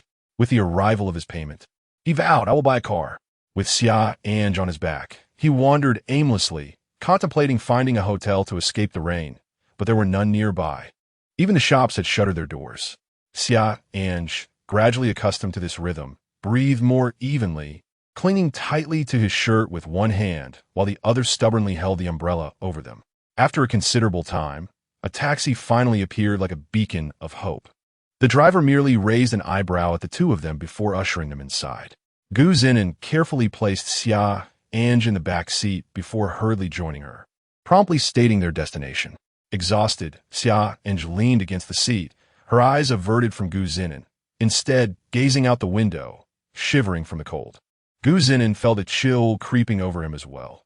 Turning to her, he observed her hugging herself, still clutching the umbrella, her body trembling slightly. "Driver, could you turn on the heater? I and Amp, Oppos, am cold," he requested. Understanding their plight, the driver complied, and the warm air began to soothe Xia An'ge and Amp, Oppos, shivering form. As they sat there, enveloped in warmth, Gu Zinan reflected on the surreal nature of the day, pretending to be her boyfriend at the orphanage, donating a substantial sum, and then braving a downpour. He glanced at Xia An'ge, who had moments ago worn an expression of distress, now turned her face away from him, adopting a fade of aloofness. The 30-minute ride felt both long and short, and Gu Zinan handed over a 100 yuan note, acknowledging that the driver would need to clean up afterward. The rain had lessened to a gentle drizzle when he assisted Xia An'ge out of the taxi, but she stubbornly declared, "I can walk," prompting him to release her. Yet, she immediately stumbled back into his arms, her expression a mix of irritation and confusion. Was she angry at his sudden release or at being cradled again? "Can you walk?" Gu Zinan decided not to delay any longer. Ignoring her protests of wanting to be set down, he swept her up in his arms and carried her toward the apartment. "Stop talking, you can barely stand." "Where and Amp? Oppos, that's your pride. Use your brain," he said, a hint of frustration in his voice. "Your brain is a valuable asset, yet here you are, sitting in the rain. I think you're pretty, but you're not using your brain, are you?" Xia An'ge pouted, turning her head away in silence, feeling a growing dislike for this man. Gu Zinan, Kuden, and Oppos. He helped but chuckle at her prideful demeanor. Was she truly so proud yet so easily bullied? Gently setting her down against the wall, he opened the apartment door and reached for her again, but she shot him a fierce glare and stubbornly walked inside, leaning against the wall for support. Gu Zinan scratched his nose, bemused. "Once you regain your strength, change your clothes. You'll catch a chill otherwise. I'll be down for a moment." He turned on the heater in the living room before stepping out, leaving Xia and staring at the door, an anxious glimmer in her eyes. 5 minutes passed, then 10, 15. She found herself contemplating opening the door when suddenly, the sound of the key turning in the lock resonated like a symphony.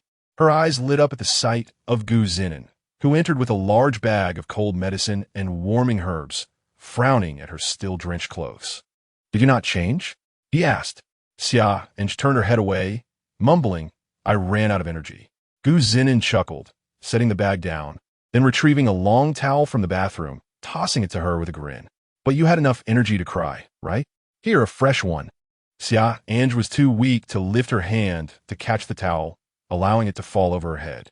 Her cheeks flushed a vibrant red as she bit her lip, removing the towel and turning to glare at him with all her might. With an unexpected pang, Gu Zinan found himself momentarily captivated by her fiery spirit. Meanwhile, Xia An'ge retreated into her room, step by step. Once she disappeared from view, Gu Zinan shook his head in exasperation and headed to the kitchen to boil water for tea. Given the circumstances, if he did not catch a cold tomorrow, it would be a miracle, especially considering the woman drenched all night.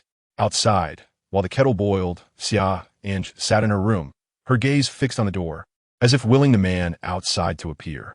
Her cheeks glowed with warmth, and she reflected on how unexpected it was for him to seek her out, silently standing by her side in the rain, reminding her that he was still her pretend boyfriend. In an instant, her pent-up emotions burst forth, and she found herself throwing herself into his arms, desperate to share all her grievances. It was utterly embarrassing. Xia An'ge and damp.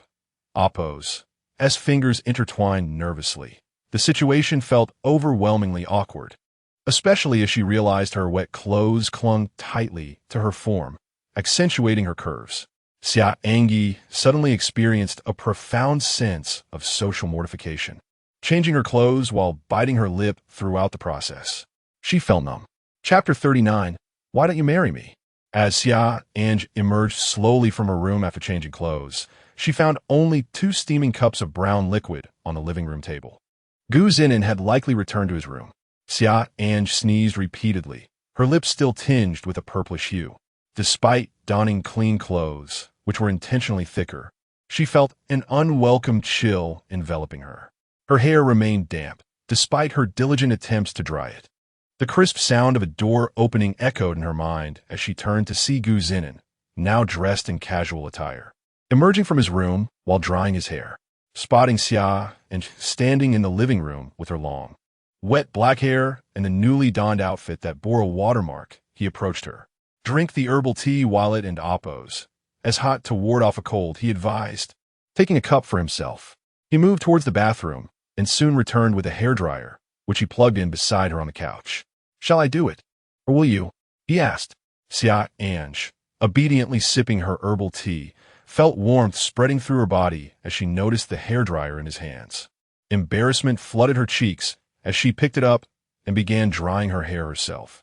A fleeting thought crossed her mind. Did he view her as a child? Meanwhile, Zhinan pondered the predicament. She was unwell, and he bore the burden of being her guest. It was best to act swiftly before her symptoms escalated. He, too, enjoyed a cup of the herbal tea, finding it far superior to any coffee, especially for its warming properties.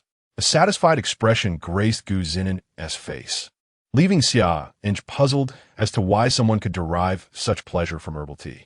Are you hungry? Zhinan suddenly inquired. After shedding tears for quite some time, Xia An'ge had regained some strength from resting, but her stomach was now protesting. At the sound of his question, her cheeks flushed crimson as she softly murmured an affirmative response. Zhinan nodded and rose to head to the kitchen, leaving Xia An'ge to continue drying her hair. Minutes later, he returned with a bowl of noodles, placing it on the dining table and then fetching another bowl. I made noodles with your ingredients tonight. It doesn't taste as good as yours, but it's still edible, he admitted, somewhat dejected. Despite their similar cooking methods, the results seemed to differ greatly. Xia An'ge pursed her lips and set down the hairdryer, taking a seat at the table. Thank you, she uttered softly, her voice barely audible over Zhinan's slurping sounds. Pardon? He replied, caught off guard. With her enchanting eyes fixed on him, Xia An'ge spoke deliberately. Thank you for coming to find me, for accompanying me in the rain, for bringing me back, and for the noodles. Each word resonated clearly and earnestly. Zhinan was momentarily taken aback. He had known her for only a short time, yet her heartfelt gratitude astonished him. Could you repeat that? He asked, intrigued. Xia An'ge shot him a glance before returning to her meal, taking small bites. Feeling slightly embarrassed, Zhinan fidgeted, secretly wishing to hear her express her gratitude once more. The quiet of the late-night room allowed him to observe Xia An'ge as she focused on her noodles. Their eyes met, and Zhinan felt his cheeks warm under her gaze. I actually wanted to ask you what happened. You seemed fine this afternoon, and even appeared quite happy. The mention of Qi Sheng cast a shadow over Xia An'ge's once bright eyes, her expression clouded with sadness. Oh dear, I've stepped into a minefield, Zhinan thought, hastily waving his hand. If you don't want to talk about it, you don't have to. Let us just enjoy our noodles. Xia An'ge couldn't help but chuckle at his antics. You see, you have a lovely smile. You should do it more often instead of frowning all the time. She teased, causing Zhinan to receive another one of her charming glares. Xia An'ge's gaze drifted to her empty bowl, her expression becoming distant. Who took your thoughts? She murmured. Qi Sheng, a renowned musician, she replied, pausing to muster a smile, though her eyes betrayed a sense of grievance. He sold out to Yuan. You know her, right? Zhinan recalled Yuan, a well-known figure whose melodies his college roommate adored. But I thought she was part of your agency? Indeed. Xia An'ge confirmed. But why? All I desire is to sing, yet she won't permit me.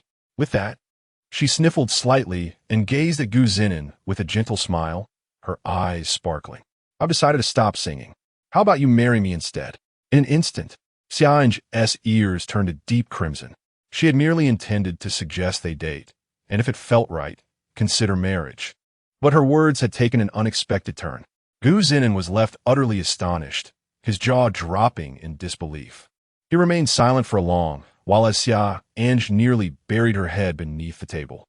With concern washing over him, he wondered, could her cold have affected her brain? Let me check. He reached out to feel her forehead, only to be met with a fierce glare from Xia An'ge. After receiving her piercing look, Xia An'ge buried her head deeper into the table, leaving Gu Zinan to see only her fair neck and flushed ears. "You're not seriously ill, are you? I've never seen someone with such red ears from a cold," he mused, retracting his hand a bit disheartened. He then went to the kitchen to pour her a glass of warm water. "Drink more warm water. It will prevent you from overthinking. Oh, why don't you try writing a song? I noticed you playing a lovely melody in the living room." Xia An'ge did not respond, simply lifting the warm cup to feel its heat against her palms, seeking solace. Writing songs wasn't as simple as it appeared. Inspiration struck only at times, and currently, she had only a melody in her mind. Feeling a twinge of embarrassment for his earlier inquiry, Gu Zinan suddenly brightened up. "Can I borrow your guitar for a bit?" Xia An'ge regarded him, her eyes wide with surprise. That guitar was something she had purchased with her hard-earned money, a treasure. Yet, considering the lengths he went to in the rain to find her, she hesitated. "Can you play?" she asked, her curiosity evident. Gu Zinan scratched his head sheepishly. "I played a bit in college. Since you're not singing anymore, let me give it a try." Without a word, Xia An'ge walked into her room and soon returned with a wooden guitar identical to the one he had seen her with in recent days. "Just don't break it," she warned, her skepticism evident. "I bought it with my own earnings." Certainly not. I will merely give it a try. If it fails, I shall return it to you." Gu Zinan chuckled, adding, "If I break it, I shall simply flee. Moreover, the last time you went out, the guitar was left in the living room, and I secretly picked it up and played it." Xia An'ge. The bond between the two seemed to have suddenly drawn together from a vast distance, all due to a single rain. Chapter 40. The summer breeze. Remember to cover yourself with a thick blanket tonight, so you don't catch a cold. I shall take my leave now. Gu Zinan took the guitar with a spark of excitement in his eyes. Xia An'ge softly acknowledged with a hum. Gu Zinan then retreated to his room, cradling the guitar, his demeanor brimming with enthusiasm and a myriad of thoughts swirling in his mind. Xia An'ge pouted slightly, observing Gu Zinan as he entered his room without a backward glance. Before she too returned to her own quarters, she had determined to strive earnestly to compose an original song for herself. If the time came and she still hadn't succeeded, she would resign herself to a year of servitude. Once the contract expired, she would cease singing, return to her small apartment, find a job, and live a tranquil life. As this notion crossed her mind, a glimmer of light seemed to gather in her peach blossom eyes, and the corners of her mouth turned up slightly, as if recalling a joyful memory. Curled up beneath the covers, her breathing gradually steadied. Meanwhile, Gu Zinan sat on his chair, his fingers caressing the wooden guitar, his thoughts drifting back to a sweltering summer in his past life. Under the guidance of his roommates, he had eagerly embarked on learning the guitar, believing it would charm beautiful girls. Yet, even after breaking strings, he failed to attract anyone.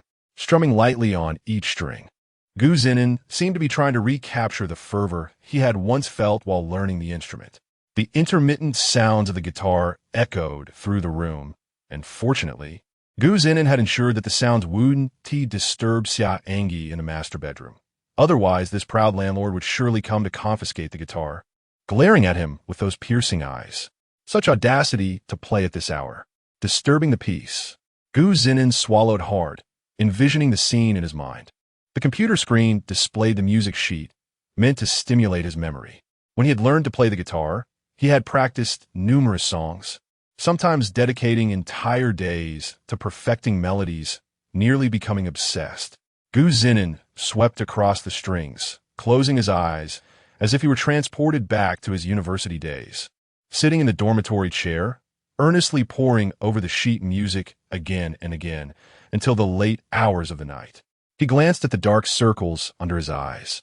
Noting the time, 4:30 a.m. In the height of summer, dawn broke swiftly, with the sky beginning to lighten around 5:30 and the sun rising at 6. He penned at the top of his draft paper, "The summer breeze," and then began to scribble beneath, his handwriting somewhat shaky due to fatigue and a slight headache. His throat sore. Was this the prelude to a cold? Minutes later, Zhinan completed the last word. Although the handwriting was less than elegant, it was at least coherent. He glanced at another sheet of paper, which bore the words musical score, yet he had only managed to scrawl 2 crooked lines of notes. This was quite challenging. Even if he could recall the melody, replicating it perfectly was no simple feat. After all, he was not a professional lyricist or singer. He coughed softly, feeling dizzy and his throat burning. Nevertheless, he resolved to sing through the song to confirm its correctness. The summer breeze had a melody too beautiful to be overlooked, and Zhinan cherished this song dearly. The original artist and amp, Oppo's, as sweet voice and slightly languid delivery were utterly captivating. He believed that even in this world, this song would be a classic. Moreover, he felt it was particularly suited for Xia An'ge, truly a perfect match. He had often hummed along to the melody she composed, which frequently echoed in the living room. The July breeze was languorous, and the clouds had turned warm. Before long, the oppressive heat would yield to a downpour. Zhinan and amp, Oppo's voice, now slightly hoarse, accompanied by the guitar, sounded rather awkward and unpleasing. It was a source of disappointment. His throat was too uncomfortable to continue. Never mind. I shall rest for now. He set the guitar down, gulped down the water in his cup, and lay back on the bed, pulling the blanket over himself. Xia An'ge slept soundly, her peach blossom eyes fluttering open to the sight of a white ceiling. The little balcony outside was already kissed by the rising sun. She tossed off the covers and quickly sneezed twice. No more sneezing, nor any dizziness. It seemed her health was quite robust. That was, of course, unless she had secretly taken 2 cold pills before returning last night. Stepping through the door, she found the living room silent. The table still adorned with the cold medicine Zhinan had purchased the previous evening. The dining table bore empty bowls from their meal. The bedroom door was firmly shut, indicating he had yet to rise. After washing up, Xia An'ge tidied the dishes on the table before entering the kitchen.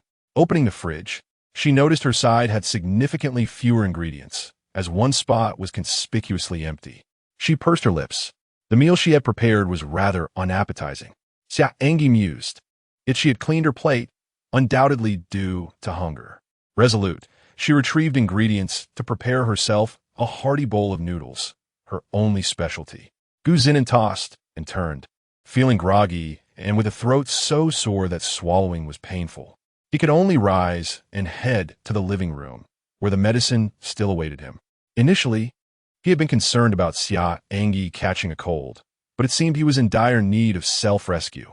He threw off the covers and stepped outside, immediately spotting Xia An'ge bustling about in the kitchen, clad in a casual home sweatshirt, appearing vibrant and lively, not at all like his own disheveled self, sagging in defeat. "Excuse me." Zhinan and amp, Oppo's voice remained somewhat hoarse, startling Xia An'ge. Turning around, she saw him, head drooping and dark circles evident, holding a kettle to boil water. Xia An'ge slightly shifted to make way, allowing Zhinan to place the kettle down before he returned to the sofa and collapsed onto it. He was ill. This was Xia An'ge and amp, Oppo's first thought. Her second thought was that it was her fault. Initially, Zhinan and amp, Oppo's bowl of noodles had contained 3 eggs, but recalling that one shouldn't eat eggs when sick, Xia An'ge cautiously removed them and placed them in her own bowl before carefully carrying it out. Zhinan, resting with his eyes closed, suddenly caught a whiff of something fragrant. He opened his eyes to see Xia An'ge delicately pouring water into a cup, which contained a packet of Banlangen. Then, she rummaged through a bag and extracted a strip of medicine, setting a few pills aside. Only after completing these tasks did she lift her gaze, meeting Zhinan's. Xia An'ge's earlobes flushed a soft pink as she moved the cup closer to him. "Take this medicine." Zhinan sat up, sniffing, and gazing at Xia An'ge, who appeared unaffected despite having reveled in the rain and wept so heartily the previous night. Today, her eyes were merely slightly puffy. He accepted the cup, took a sip of water, and promptly swallowed all the pills in one go. "Thank you," Zhinan murmured, his voice still raspy. Xia An'ge did not respond, but instead took a seat at the dining table. "I made your breakfast.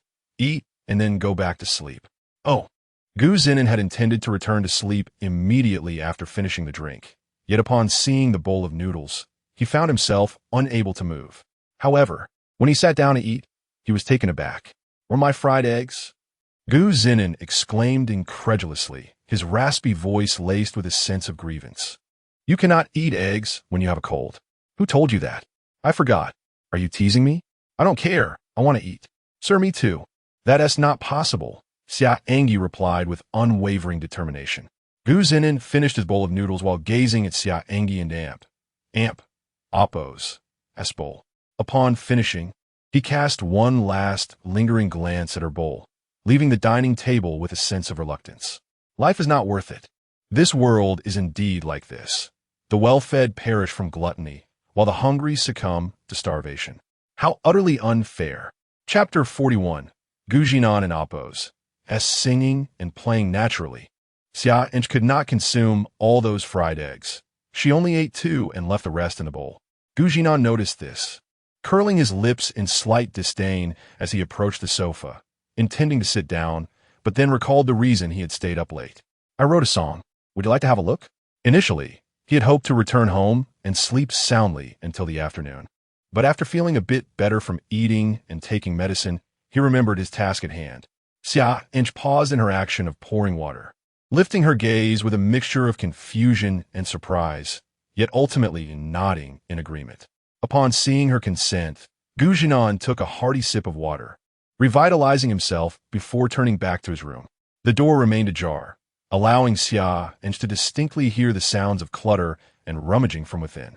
She wrinkled her delicate nose, pondering what Zhinan was up to. When he emerged, guitar in hand, along with 2 pages of manuscript and a pen, her curiosity deepened. Had he truly composed a song? Was that why he had borrowed her guitar? Xia An'ge realized she knew little about Zhinan and Oppo's profession. All she understood was that he did not leave his room for work each day. "Here, take a look. I still need your assistance." "This ISN and Oppo's tea quite finished," he said, placing the guitar down and presenting a wrinkled sheet of lyrics to her. Xia An'ge accepted the crumpled paper, raising an eyebrow at his bashfulness. "I was too tired last night and left it crumpled on the bed. I and Oppo's rewrite it later." Not minding the state of the paper, Xia An'ge focused on the title, Summer and Oppo's Wind. The name was quite pleasing, instantly piquing her interest. The lazy wind of July. The clouds have turned warm. Soon the sky will feel stuffy. A rain follows the clouds. As she read, Xia An'ge and Oppo's expression turned serious, and she looked up at Zhinan in astonishment. "Did you really write this?" "Indeed, without a doubt," he affirmed, nodding. This song had no existence in the world. Thus, it was entirely his creation. The temperature rises to unbearable levels. I simply close my eyes, allowing my imagination to roam freely. The scene depicts 2 people strolling together. My face gently pressed against your chest. Xia An'ge and Oppo's earlobes flushed a delicate shade of red as she recalled how she had collapsed into Zhinan and Oppo's embrace the previous night, resting against his chest, even hearing the rhythm of his heartbeat. She read the lyrics with great focus, despite their brevity, poring over them multiple times. Zhinan, too, felt a twinge of nervousness, wondering if the song failed to impress. Impossible. He quickly dismissed such thoughts. If this song were inadequate, then no good song existed. "So, what do you think?" Although his heart raced, his voice trembled slightly. "Very good," Xia An'ge replied earnestly, her gaze fixed on Zhinan, her eyes sparkling with sincerity. "You are a musician? Then why borrow my guitar? I've never heard any sounds of guitars, pianos, or drums emanating from your room." "No, I'm a novelist. This was merely a spontaneous outpouring of creativity last night. I don't typically write songs," he clarified, shaking his head to dispel her assumptions before handing her the sheet of music. This is the score, though it only contains a small portion. After all, I'm not a professional. I can attempt to sing, and you can jot down the notes. Xia An'ge remained silent, receiving the wrinkled manuscript adorned with haphazard symbols, resembling a child's scribbles. Just make do for now. You can write it neatly later, Zhinan quickly added before she could respond. From his scrawled notes, Xia An'ge discerned the segment he mentioned. Is this the beginning? She mused, softly vocalizing the musical notes, her eyes brightening with excitement. When she looked back at Zhinan, her gaze seemed to devour him. Zhinan swallowed hard, avoiding her penetrating stare as he had little resistance against such allure. May I sing it? Of course, she replied. Zhinan set the pen on the table before him, cradling the guitar and adjusting his posture, flashing a grin at Xia An'ge. Remember to take notes. And Don and Amp, Oppos, T hit me if I sing poorly. I and Amp, Oppos, am just strumming randomly. Xia An'ge obediently grasped the pen, flipping to the back of the wrinkled score, settling onto the carpeted floor. Clearing his throat, Zhinan composed himself. He believed singing required the same dedication as writing, even if his performance fell short. On a midsummer noon, Zhinan sat on the sofa, eyes closed, seeking inspiration, while Xia An'ge intently observed him. The entire scene felt surreal. He had borrowed her guitar the previous night and was now telling her he had written a song. The sound of the guitar strumming echoed as Zhinan inhaled deeply, easing his throat.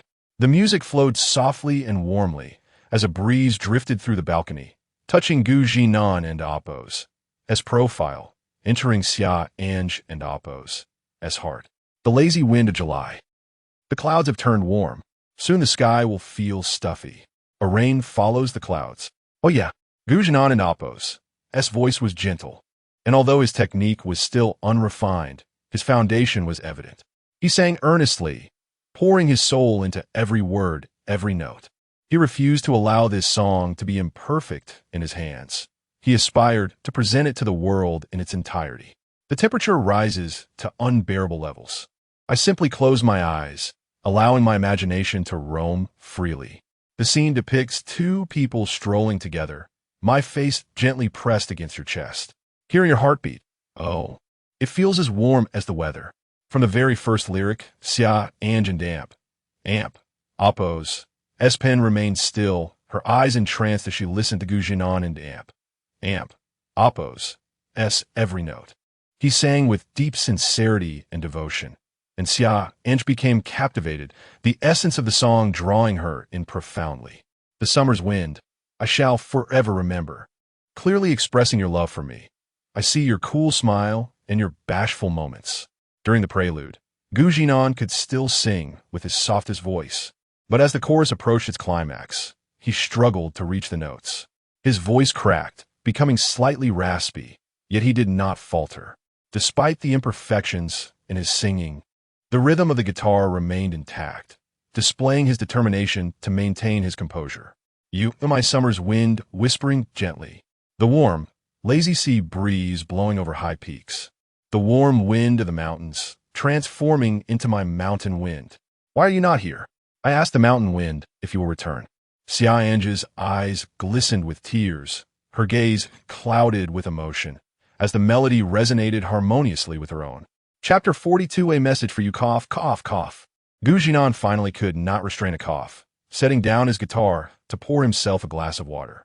He gulped it down, feeling some relief from his parched throat. How do you feel? He glanced at the landlord sitting on the carpet, only to find her staring blankly with red-rimmed eyes. What's wrong? Xia An'ge snapped back to reality, turning her head to sniffle. None of your business, she replied, her voice tinged with a hint of vulnerability as she pouted.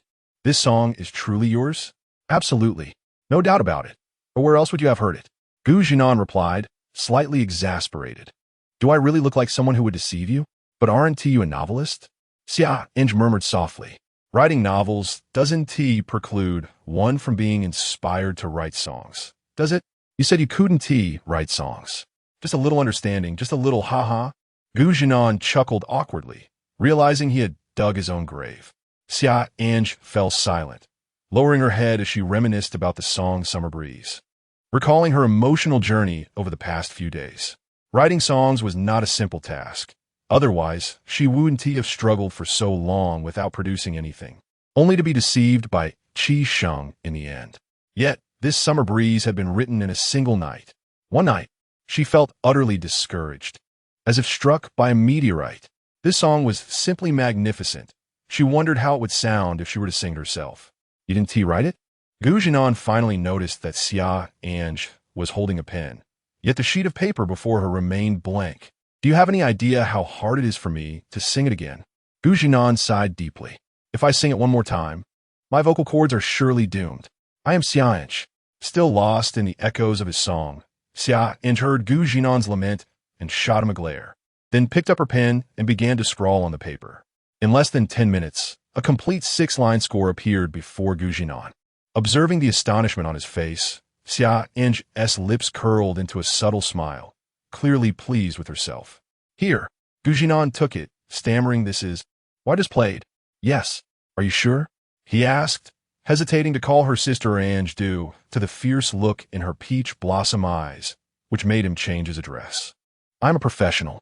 When Zhinan called out Xia An'ge's name, she momentarily appeared flustered, but quickly masked it, her earlobes faintly reddening.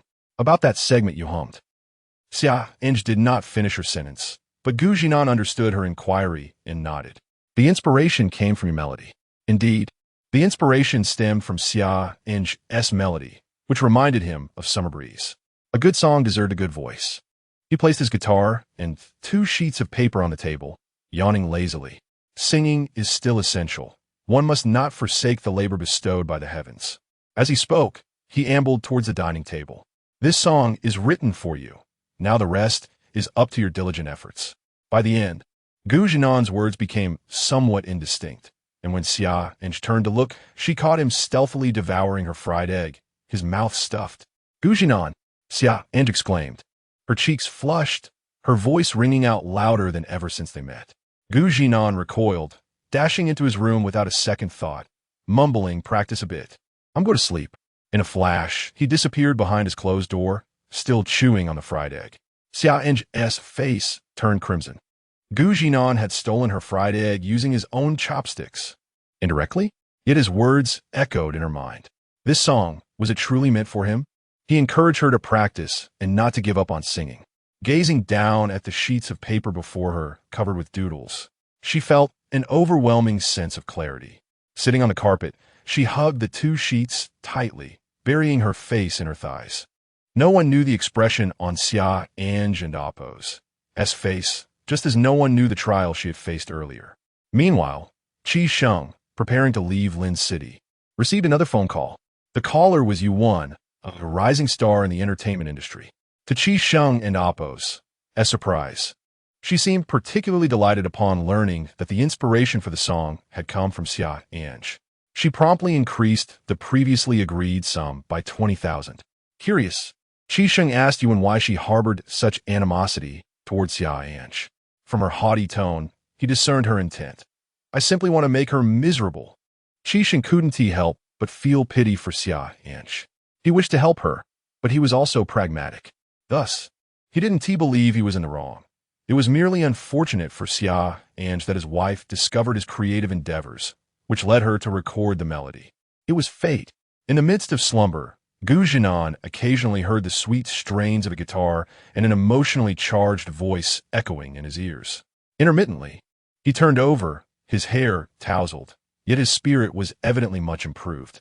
Drinking hot water and taking Banlangen is simply the eternal remedy. He listened intently to the faint guitar sounds outside, which were far more skilled than his own playing. The rhythm was exquisite, truly a professional. Compared to Xia An'ge, he felt like a mere jester. Pushing open the door while stifling yawn, he found Xia An'ge seated on the sofa, cradling her guitar, her back exuding a sacred and pure aura. Upon noticing Zhinan's arrival, Xia An'ge bit her lip, her gaze fixed on him, seemingly filled with intensity. Zhinan shrank back slightly, chuckling. "Don't be so stingy. I wrote a song for you."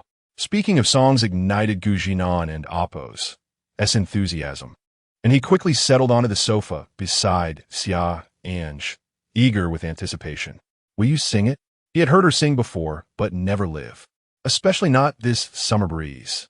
Initially intending to remind him that he shouldn't eat eggs while sick, Xia An'ge hesitated before softly replying, Zhinan immediately readied himself to listen, while Xia An'ge felt a wave of nerves. This was her first time singing alone for a man. Yet, since this song was his creation, it felt entirely appropriate. She adjusted her posture, her expression growing earnest, quite lovely in her seriousness. Ding! The sound of the guitar began to resonate, her delicate fingers gently plucking the strings. The July breeze is lazy, even the clouds grow warm. The evening wind of midsummer. Zhinan found himself entranced. This song suited Xia An'ge perfectly, tailored to her essence, gentle and affectionate. A smile gradually crept onto his lips, and he found himself softly singing along with her. Why aren't you here? Ask the mountain breeze if you'll return. As Xia An'ge concluded her song, her peach blossom eyes eagerly sought Zhinan's gaze. They held each other's eyes for a long moment before Zhinan bestowed upon her what he believed to be his most tender smile. You sang beautifully. You can release the song now. Chapter 43, The Arrival of Two Simpletons. This was indeed a matter of joy, for without her own original songs, she had been effectively sidelined by Starlight for 3 months. Even though she had agreed to collaborate with Qi Sheng, he had betrayed her to Yuan. Yet now, the man before her, borrowing her guitar, had composed a song titled Summer Breeze in just one evening. Despite never having heard any of Qi Sheng's works, she couldn't and Oppos. He helped but feel that none could compare to Zhinan and Oppos as creation. But if it was a joyous occasion, why did she feel so unfulfilled? Dingling, a sudden, jarring ring disrupted the tranquility of the living room. Xia An'ge set her guitar down and picked up her phone. It was Ruaning, her little assistant. Apologetically glancing at Zhinan, she rose and retreated to her room. Ange, you're not in the courtyard. What? I'm at the orphanage. I mentioned I was your classmate, but Aunt Xia said you weren't an amp. Amp? Oppos. T here. Xia An'ge paused for a moment before responding flatly. I and amp. Amp. Oppos. Am at the apartment. What? Ruaning exploded, her voice startling the driver, Cheng Minjing, who quickly tightened her grip on the steering wheel, exclaiming, What are you doing, Xiaoing? Ignoring Cheng's words, Ruaning urgently told Xia An'ge, Ange, isn't there a man living in your apartment? Are you living with him? Yes.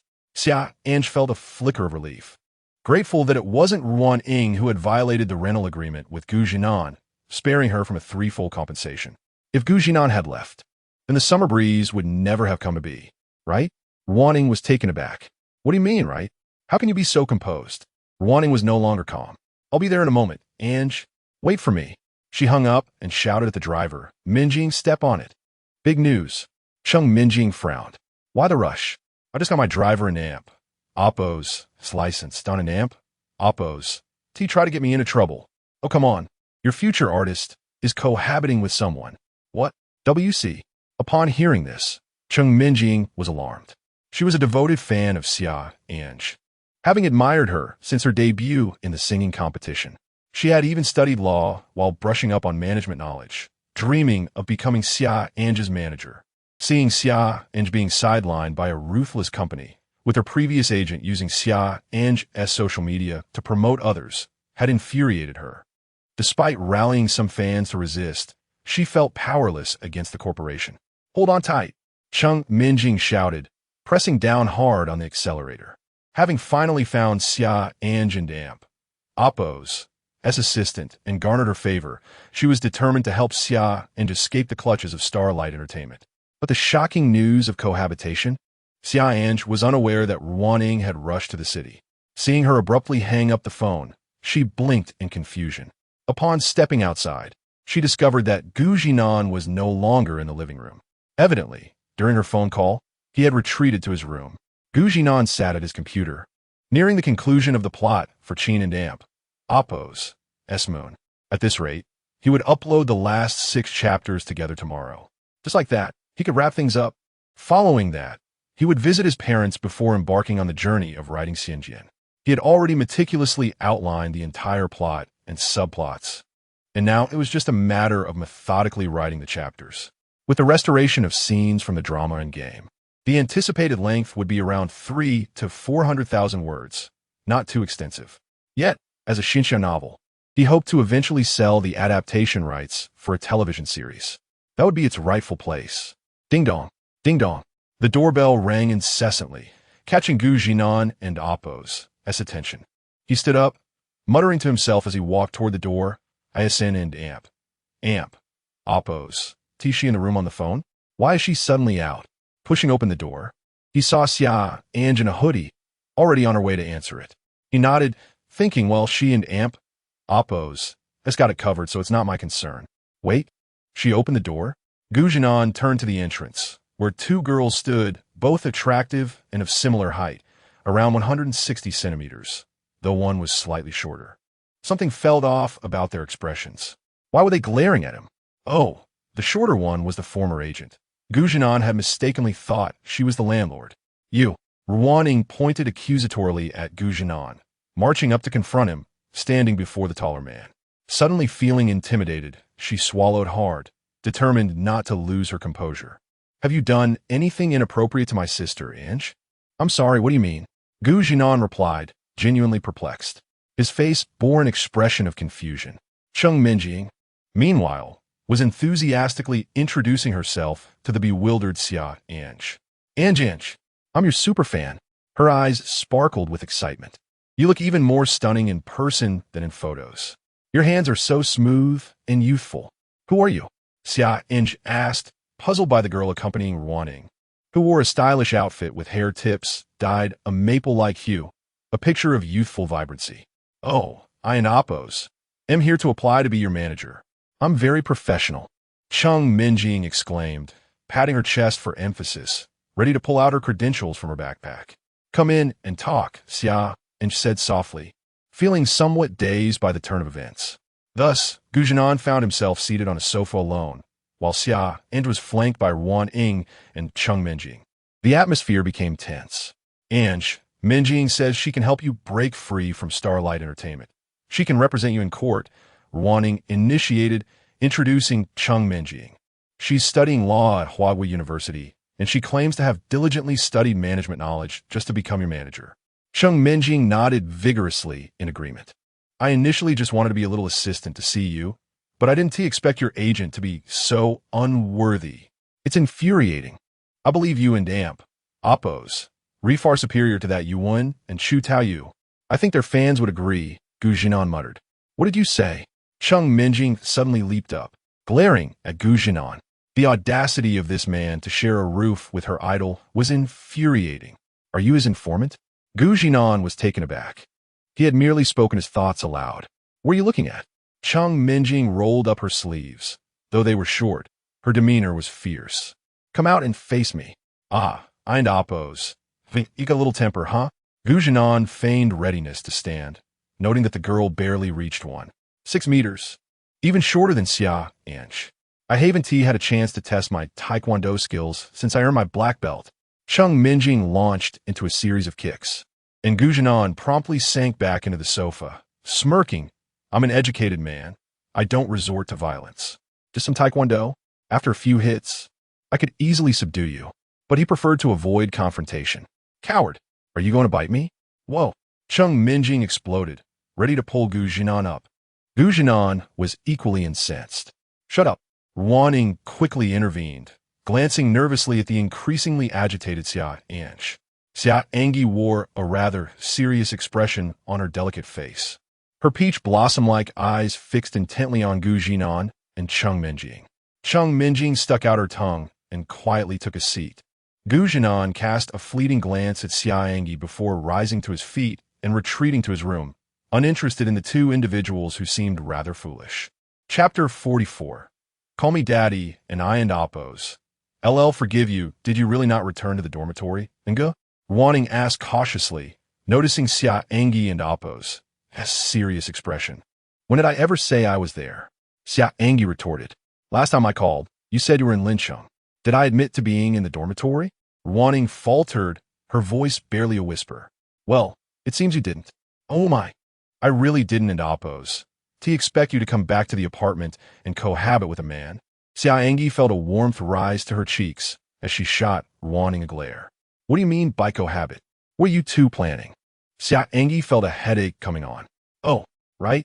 Meng Meng quickly retrieved a pile of documents from her backpack and placed them on the table. I organized some of the contracts between you and Xinguang Entertainment, as well as the resources since your signing, and discovered that Xinguang Entertainment has utterly failed to fulfill the contract requirements. She eagerly handed them to Xia An'ge, her face gleaming with excitement. We can use this to sue Xinguang Entertainment. They're an AMP, Oppos, SA chance we could win. This way, we can directly sever ties without having to produce any songs. And we wouldn't have to force a one-year renewal. Xia An'ge took the folders, feeling somewhat dizzy as she gazed at Cheng Meng, the girl who claimed to be her superfan. Is that so? Yes. Cheng Meng nodded vigorously. Thank you for your help, Xia An'ge said earnestly. I already have songs. Really? What? Ruan Ying's excitement was palpable as she grasped Xia An'ge's delicate hand tightly. Is it true? Cheng Meng asked, her curiosity piqued. The manuscript lay on the table before them, and Xia An'ge frowned, wondering when Ruan Ying had become so strong. Cheng Meng was also aware of Xia An'ge's current predicament. If she couldn't produce original songs within 3 months, she would be forced into a year-long renewal, unconditionally obeying Xinguang Entertainment's arrangements. It was utterly heartless. Upon hearing Xia An'ge's words, both girls and AMP, Oppos, eyes sparkled with excitement as they focused on the 2 slightly crumpled sheets of manuscript on the table. They each picked up a sheet to examine. Oh dear, I can't understand this, Ruan Ying exclaimed, holding up the sheet of music. She flipped it back and forth, trying to make sense of it, but only scribbling nonsensically. She quickly leaned over to see the lyrics with Cheng Meng. The summer wind? The handwriting is quite poor. Ruan Ying recognized Xia An'ge's handwriting instantly and noted that this was not her style. Cheng Meng, on the other hand, found her idol's handwriting artistic and charming, believing everything about it was perfect. After they finished reading the lyrics, their eyes lit up and they turned to Xia An'ge, who seemed nonchalant. The lyrics are wonderful. Did Qisheng write this? Ruan Ying asked, voicing her curiosity. Upon hearing Qisheng's name, Xia An'ge's beautiful brows furrowed immediately. No, don't mention him. Her voice was cold and distant. Ruan Ying shrank back, realizing that Xia An'ge was upset. The sight of her friend's expression made Xia An'ge feel a bit helpless, and she lowered her gaze. I reached out to him. He agreed to help me write songs, but in the end he sold them to Yuan. What? Ruan Ying jumped up again, her small fists clenched tightly, her eyes filled with fury. How despicable! Xia An'ge remained calm, her gaze fixed on the manuscript still in Cheng Meng and Oppos' hands. I and Oppos am sorry, An'ge, Ruan Ying said, her head hanging low, resembling a child who had misbehaved. She had been the one to provide Xia An'ge with Qisheng and AMP, Oppos, as contact information and urged her to reach out to him. She could only imagine the grievances Xia An'ge had endured, her song stolen for the 2nd time. Xia An'ge shook her head, pulling Ruan Ying down to sit beside her, a gentle smile gracing her lips. I don't need his songs. Oh, then who wrote this song? Cheng Meng asked excitedly, her admiration for the lyrics evident. Xia An'ge didn't answer immediately, instead gazing towards Zhinan and AMP, Oppos' room. The 2 girls remained momentarily stunned before Cheng Meng finally exclaimed. Could it be that man from earlier? He is Zhinan, Xia An'ge corrected earnestly. He wrote it and gave it to me just this morning. Saying this, Xia An'ge wore a slightly aggrieved expression. You offended him. He probably won't sing it for me now. Oh no, we're doomed. As reality dawned upon them, Ruan Ying and Cheng Meng felt the strangeness of the situation. Ruan Ying swallowed hard, her throat dry, as she turned to Xia An'ge, still struggling to believe it. It was rare to see such a look on Xia An'ge's face. Is the song really that good?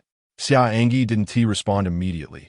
Instead, she picked up a guitar, adjusted it, and softly sang a few lines of the prelude. As the gentle breeze of summer wafted through the air, especially for Cheng Meng, upon hearing the first line, the lazy wind of July, she was utterly captivated. After Xia An'ge finished singing, her eyes sparkled with excitement, and she grabbed Ruaning, heading for Zhinan and Appo's door. However, upon reaching the door, she hesitated, recalling that she had been the one to offend him. She looked at Ruaning for help, who felt a bit anxious, but gathered her courage to lightly knock on the door twice. There was no response, so she knocked again. Suddenly, the door creaked open, revealing Zhinan towering over them.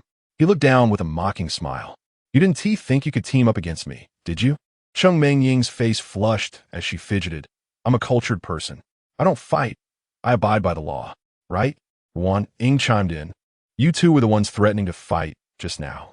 Zhinan raised an eyebrow, preparing to shut the door. Cheng Mengying quickly blocked the entrance, pleading, "Oh, come on, just forgive us. And Gukin and Amp, Appo's, TB without that song." Song?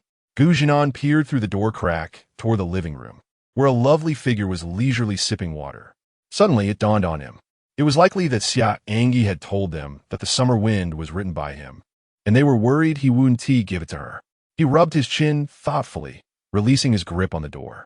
He recognized the soft-spoken girl beside him, a known black market agent, but this girl with the strong demeanor was unfamiliar to him. "What's your name?" Cheng Mengying felt intimidated by Zhinan's gaze, but thinking of Xia An'ge, she held her head high and declared, "Cheng Mengying." "Cheng Mengying? Why does that name sound familiar?" "Call me Daddy, and I'll forgive you," Zhinan smirked, crossing his arms. Whether he resembled a villain or not, he certainly relished being annoying. "You." Cheng Mengying was infuriated, nearly ready to retaliate, but Ruaning timely restrained her. "That won't do. Let us try another option." Cheng Mengying countered. "Oh, in that case, farewell," Zhinan declared, turning to close the door. "Wait." Cheng Mengying once more blocked his attempt to shut the door, gritting her teeth, wishing she could devour Zhinan whole. Yet she uttered the words softly, "Father." All of this was for the goddess, Xia An'ge. As a responsible manager, one must not allow personal issues to impede the success of one's artist. Cheng Mengying pondered silently. "Oh, my dear daughter." Zhinan perked up his ears and naturally heard her, instantly breaking into a smile reminiscent of a proud father. He yearned to reach out and pat Cheng Mengying on the head, but was met with a piercing gaze from the peach blossom eyes in the living room. Instantly, he withdrew his hand in trepidation. Not worth the trouble. Chapter 45. Do you have a younger sister? Cheng Mengying and Appo's face flushed, resembling a fried egg. Simultaneously, she muttered in her heart that Zhinan was a big fool, a mantra of sorts. Yet, she still managed to force a bitter smile. "Are you satisfied?" "Quite." Zhinan scoffed. "That song was originally intended for Xia An'ge. Forcing you to call me Daddy was merely my wicked amusement. Well, I did it. A gentleman's word is his bond. Nothing can change it. You consider yourself a gentleman?" Cheng Mengying nearly lost her composure. Zhinan chuckled, dismissing the two with a wave of his hand. "I won't renege on my promise, so don't bother me. I still have work to do." Cheng Mengying and Ruaning were genuinely taken aback by how earnest Zhinan had been when they first encountered him. He appeared rather charming, albeit with a touch of arrogance. She recalled that Zhinan was a novelist, as he had mentioned his profession before. Could a novelist also possess the talent to write songs? Upon returning to the sofa, both felt a tad dejected. However, they were elated that a song had indeed materialized, and a remarkably beautiful one at that. "An'ge, I heard it." Xia An'ge put away 2 crumpled sheets of paper and looked at the wilted Cheng Mengying, saying, "Do you want to be my manager?" "Absolutely." Cheng Mengying perked up at this suggestion. "Ever since you participated in that talent show, I and Appo's, we've been captivated by your singing and your looks. Utterly enchanted." Xia An'ge listened quietly, surprised when Cheng Mengying professed her admiration. "You like me? In what way?" "Just a normal kind of liking, not that kind." Cheng Mengying realized her words were somewhat awkward, as both Xia An'ge and Ruaning stared at her in astonishment. She hastily clarified. Xia An'ge nodded, then frowned slightly. "However, I already have a manager." Cheng Mengying immediately understood whom she was referring to. Sister Hua. She swiftly retrieved a folder from her materials and confidently stated, "An'ge, let us review your contract. I've researched some contracts of artists from Xinguang Entertainment. and there's no explicit stipulation requiring the company to provide a manager. As she flipped open the folder and placed a page before Xia An'ge, she continued, Sister Hua is also the manager for Chu Taoyu. Therefore, you can definitely choose your own manager without needing to join the company. Really? Of course. I'll sign a labor contract directly with you. Once your contract expires, it's unlikely we'll remain with Xinguang Entertainment, right? Given how they VE treated you. Staying would be foolish. Xia An'ge nodded. It was indeed improbable she would stay at Xinguang Entertainment once her contract ran out. Besides, she had even contemplated quitting singing altogether yesterday. I'm a law student at Huawei University. Although I'm currently interning, I possess a solid understanding of the field. Choosing me as your manager would be a wise decision. Seeing Xia An'ge remain silent, Cheng Minjing felt anxious. She had invested considerable effort in finding Ruaning, and now she was finally before Xia An'ge. I can pave the way for your singing career. All you need to do is sing beautifully for us. All right, I agree. Xia An'ge extended her hand, her peach blossom eyes sparkling with joy. Welcome aboard as my manager, though I currently have no salary to offer you. Yay! Cheng Minjing jumped up, waving her hands energetically before solemnly shaking Xia An'ge and Amp, Oppo's, hand. I'll be An'ge and Amp, Oppo's, as personal assistant from now on. Ruaning had already resolved to stick with Xia An'ge. As long as she continued singing, she would follow through. Observing the enthusiasm of the two, Xia An'ge felt somewhat speechless. She softly remarked, Let us head back to Haipu tomorrow and aim to record the song. After a moment's thought, she glanced at the two and chuckled helplessly. It likely won't go smoothly. Don't worry, Cheng Minjing assured, patting her chest. The contract explicitly states that if we release an album and they do not cooperate, we can unilaterally terminate the contract. Then we'll be free as birds. Exactly. An'ge is beautiful and has a lovely voice. Plus now, she has such a wonderful song. There's no way the company will let go of her. Ruaning chimed in. Xia An'ge merely watched in silence. If only everything were that straightforward. Nevertheless, the 2 sheets of paper in her hands did bring her a measure of comfort. She was confident that this song would not be inferior to Qi Shang's. With that reassurance, she was determined to put forth her best effort. Unbeknownst to Gu Zhinan, he sat in his chair, increasingly perplexed. One was Cheng Mingxi, the other Cheng Minjing. Only a single character separated their names. Could it be that she was the sister of his superior? Yet, the two appeared quite different. Cheng Mingxi seemed to be around 27 or 28, while this Cheng Minjing seemed to be of similar age to him. Are you there? Unable to resist his curiosity, Gu Zhinan found Cheng Mingxi and Oppo's WeChat and sent a message. The reply came swiftly, a simple question mark followed by an immediate follow-up. I read your novel. It will conclude by tomorrow. When do you plan to publish in Oppo's? Xianjian and Oppo's? I and Oppo's am preparing it. But first, allow me to ask you something. In a modern office building in Kyoto, a woman clad in professional attire and gold-framed glasses frowned slightly, feeling that Gu Zhinan was being evasive. Speak. Do you have a younger sister named Cheng Minjing? You know Minjing? Is she real? Yes, I have a sister by that name.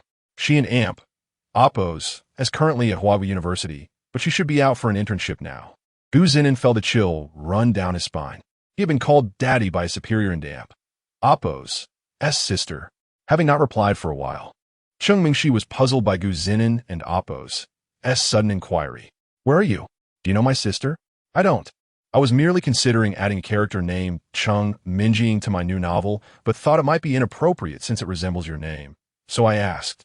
Adding a character at the last minute isn't ideal.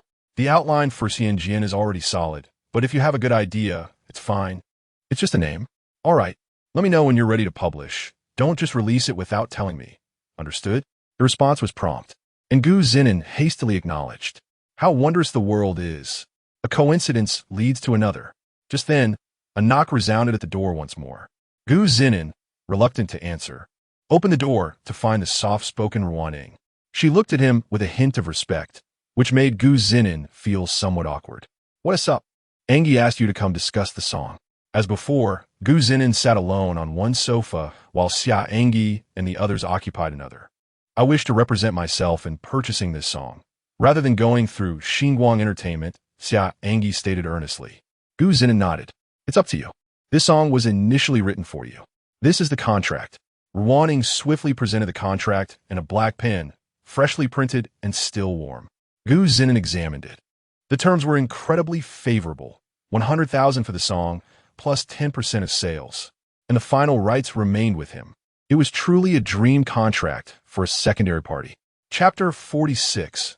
Representatives from a national education department arrive, lifted his head languidly, regarding the trio as if they were imbeciles. What do you mean by that? Xia An'ge's fiery temper flared, but she quickly recalled her earlier transgression and the subsequent intervention of her father, causing her to shrink back. We and Amp, Oppos, LL trick him into signing the contract first, then find an opportunity to teach him a lesson. Have a look for yourselves, retorted, pointing out the clauses in the contract.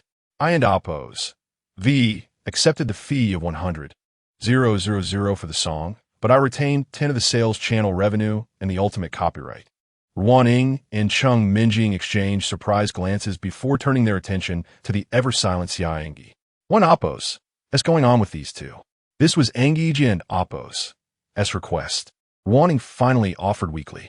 The song fee of 100,000 is already the standard for renowned musicians, and the revenue share is taken from An'ge and Amp. Oppos, S30 to give you 10. Turned to Xia An'ge, but she averted her gaze, feigning interest in the night sky beyond the balcony. Are you daft? Sign it or not? Upon hearing this, Xia An'ge turned back, her peachy eyes betraying a hint of indignation. Of course I'll sign. With this money, I can finally afford to find a wife to warm my bed when I go home for the new year.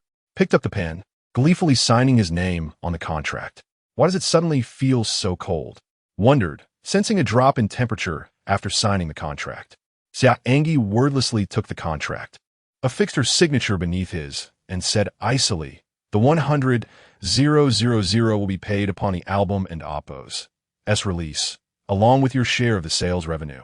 Nodded, recalling Xia An'ge and Oppos' expression upon seeing the 60,000 yuan penalty for breaching the contract when he suggested moving out. He realized then that this landlady was not exactly flush with cash. Being a celebrity is a miserable existence. I might as well stick to writing novels. With that, the contract for the song Summer Breeze was officially signed, paving the way for the album's recording. Leaving tomorrow? Xia An'ge remained silent, leaving feeling somewhat awkward. The ever-sensible Ruaning stepped in to explain, we're heading back to Haipu City around noon tomorrow. I only came to An'ge with a sliver of hope. But I and Amp, Oppos, am so glad to have such a wonderful surprise. Ruaning stood up and bowed to, her voice filled with emotion. Thank you, you novelist who can write songs. What? Xia An'ge and Amp, Oppos' genes, primed by the mere mention of novelist, went into overdrive. You write novels? Where? On Zhongwen. Kong? No, I don't and Amp, Oppos, I and Amp, Oppos am not. Don and Amp, Oppos, spout nonsense. Denied vehemently, employing the defensive triple denial. Ruaning was perplexed. ISN and Amp, Oppos, he a novelist? Well, the contract is signed. I and Amp, Oppos, LL just head out for a bite. I and Amp, Oppos, am famished, said, fleeing the scene as if escaping a crime. He left behind two bewildered girls and a Xia An'ge whose expression remained inscrutable. Phew, that was a close call. Dinkling. As wandered aimlessly down the street, his phone rang unexpectedly. Unknown number? Hello, is this Mr.? Yes, speaking.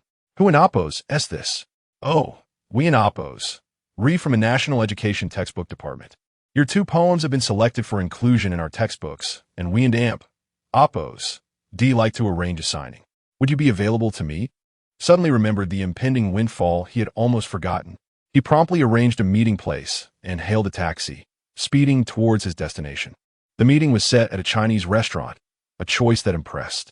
As expected of those involved in the National Education Textbook Department, their taste in venues is impeccable. How did they know I had an Amp, Oppos, eaten? He quickly located the designated table, 405 by the window on the first floor, which was not a private room. 2 individuals were seated there, an elderly gentleman with graying hair and a young man in his early 20s, dressed in a suit and tie. glanced at his own attire, a pair of flip-flops, beach shorts, and a simple t-shirt, and felt a pang of embarrassment. "Shame on me." Hello, said, approaching the table with a smile. The two men, who had been sipping tea, looked up at the sight of a casually dressed young man standing before them. "Mister?" The young man asked hesitantly. "Yes, that an amp. Oppose. Me. Please, have a seat," the elderly gentleman said, his wrinkled face lighting up with warmth upon hearing and amp. Oppose, as confirmation. He gestured for to sit down, instructed the young man to pour tea, and handed the menu. "Young, may I call you that? Old Du Guanyu has been singing your praises nonstop. Let into Oppose. Let's order some food first." Felt a little out of place, so he passed the menu to the young man. "You order. Handsome." The young man hesitated, but the elderly gentleman interjected, encouraging him to order whatever he pleased. He then extended his hand to, saying, "I and Oppose. M. Hong An, an editor at the National Education Textbook Department. This is my assistant, Xiao Li." Quickly shook hands with Hong An, followed by Xiao Li. Hong An instructed Xiao Li to retrieve a contract from his briefcase and hand it to. Accepted the document, which stated that passing the daunting lake and bringing the wine would be included in the next edition of textbooks, officially appearing in college-level materials. As the author, he would receive a bonus and a certificate, and he was required to sign the authorization. Wasn't Oppose particularly interested in these details. He was more concerned with the bonus amount. He skimmed through the 7 or 8 pages of the contract, reading at lightning speed, and quickly reached the end, where he found the bonus section. 200,000. Holy crap, 100,000 per poem? Do you need more? There are at least dozens, if not hundreds, of Tang poems out there. Where's a pen? Asked, his breathing quickening. That's 200,000. Where the hell is my pen? Let me sign. Don't you want to take a closer look? Xiao Li asked, bewildered. This man had flipped straight to the last page and was ready to sign. What was going on? Contributing to the nation is a noble endeavor. What's there to examine? Said righteously, his expression serious. Oh, here. Xiao Li stammered, handing a pen. Swish, swish, swish. Scrawled his name across the contract and returned it to Xiao Li. Hong An, who had been observing the entire scene, finally spoke as handed over the contract, his tone filled with admiration. Someone who can create an epic poem like Bring in the Wine is clearly not just talented. Xiao Li, you have much to learn from Young's character. Xiao Li nodded earnestly. He was already a great admirer of and Oppo's S2 poems, reciting them daily. Bring in the Wine, in particular, filled him with a sense of heroic grandeur. Moreover, how old was? Xiao Li might even be older than him. To have his work selected for textbooks was an extraordinary achievement. It was usually reserved for erudite professors, ancient foreign figures, and historical figures from China, yet had 2 poems selected. The more Xiao Li thought about it, the more he admired. His eyes practically sparkled as he gazed at the young poet. As for, who was being praised by Hong An, he maintained a facade of composure while feeling deeply embarrassed inside. He had simply not bothered to read the contract thoroughly, partly because he trusted that old Du would not let him down, and partly because he was solely interested in the bonus amount. Mr. Hong is too kind. All aspiring scholars should possess this kind of ambition, said, feeling uncomfortable under the scrutiny of Xiao Li and Hong An. It and amp, Oppose. That's good for young people to be modest, but excessive modesty is unattractive. I heard that you were downing a cup of wine for every line you wrote when you were composing Bring in the Wine. Upon hearing this, Xiao Li was even more envious. What kind of spirit must that have taken? Thus, good is good, and bad is bad. There is no need for elaborate reasoning. Goodness, is the elder so perceptive? But how am I to respond to that? The atmosphere suddenly turned awkward, and Zhinan felt as though he was overreaching in front of an elder, only to be chastised without the means to refute. It was quite vexing. Fortunately, at that moment, the dishes were served. Hong An urged Zhinan to eat more while sharing his interpretation of the bold poem, Jiang Jinjiu. He mentioned that every time he drank, he was reminded of a particular line. In life, one must revel in joy. No sooner had he finished speaking than he forcefully filled Zhinan and amp, Oppose, glass. Young Gu, do not be disheartened by the fact that your poetry is yet unknown. It is merely a matter of promotion. The new textbook will be released soon, and once it is publicized, You shall become a literary figure. After saying this, feeling it insufficient, he moved closer to Zhinan, throwing an arm around his shoulder in a brotherly manner. Xiaoli looked on with envy. Having served as Hong and Inapo's assistant for so long, he had never received such treatment. Hong and even invited Zhinan to Kyoto for drinks and discussions. My brother, when you find the time to visit Kyoto, I shall have my wife prepare a few dishes, and we will not return until we are thoroughly intoxicated. With such an invitation from the elder brother, it was imperative to find a suitable time. Haha, splendid. Take good care of my elder brother. Zhinan and Hong and left the restaurant with their shoulders linked, their camaraderie blossoming as if they had known each other for ages. Xiaoli stood there dumbfounded. It was the first time he had witnessed Hong and so familiarly address a young man. Brother Gu, you are a paragon for our generation. From this moment forth, you shall be my idol. Zhinan, perplexed by Xiao Li's sudden exuberance, watched as Xiao Li assisted Hong in a way. They would spend the night in Lincheng before returning to Kyoto the following day. Zhinan, holding another contract and a certificate of selection, walked along the street. The prize money was deposited into his bank account, sparing him from parading around with 200,000 in cash. Shaking his slightly dizzy head, Zhinan hailed a taxi to return to his small apartment. Chapter 47. Farewells require a sense of ritual despite having vowed to abstain from alcohol during their last conversation. Zhinan found himself unable to resist the persistent toasts from the venerable Mr. Hong, who seemed to believe that Hong and was the author of the phrase "raise the cup." This seemingly respectable old gentleman transformed entirely with the touch of liquor. Indeed, good character does not necessarily translate to good drinking habits. By the time Zhinan returned to the small apartment building, the night had deepened. He ascended the stairs, his head swimming with discomfort. He wondered if the two young women had already departed. With a soft click, he opened the door to find the living room cloaked in dimness, illuminated only by the silvery moonlight streaming in from a balcony. They were likely gone. He shuffled into the kitchen to pour himself a glass of water, seeking to clear his head. Just as he settled onto the sofa, a faint, jarring sound of a door creaking open pierced the stillness of the night. Zhinan's heart skipped a beat, a sense of dread washing over him. Hadn't they agreed to avoid alcohol? If only he had returned directly to his room instead of lingering to enjoy the moonlight. Dressed in a delicate, milky white silk nightgown, Xia An'ge gently opened the door, the light from the room casting a long beam across the living area. Perched on the sofa, Zhinan stole a glance in her direction, noting the cool yet adorable demeanor of the landlady in her ethereal attire. As she moved toward the bathroom, her gaze flitted towards him, curiosity evident in her eyes. Yes, just returning now? What has he been up to? As she passed by him, Xia An'ge paused, seemingly catching a whiff of something. She halted, inhaling deeply, then arched an eyebrow. Have you been drinking? Zhinan's body, previously relaxed, stiffened at her inquiry. He had indeed indulged, a considerable amount due to Mr. Hong's relentless persuasion. Just a little, he replied, his voice betraying his inebriation. A little? She echoed incredulously. Oh. Without further ado, she entered the bathroom, as if dismissing the matter entirely. He let out a sigh of relief. When she re-emerged, he was the first to speak. What about the other two? Xia An'ge corrected him, as was her habit. One is named Ruan Ying, and the other, Cheng Minjing.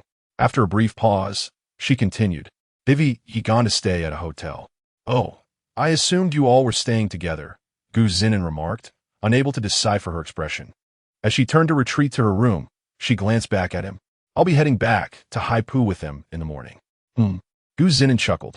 Of course, you should return. After all, you were meant to go back. The next time I see you, it'll likely be in the news. A great star? If you drink again, I will throw you out. With a resounding slam, Xia An'ge shut the door, leaving Zhinan startled. Wasn't he at all fine? He pondered, perplexed by her sudden change in demeanor. Truly, the hearts of women are as elusive as needles in the ocean. How absurd. Inside her room, leaning against the closed door, Xia An'ge's expression was frosty. She felt that Zhinan lacked sincerity, as if he were merely going through the motions. After all, they had shared the same roof for over a month, and she had prepared meals for him. The more she contemplated, the angrier she became. prompting her to retreat to bed and cover her face with the blanket, drifting off to sleep.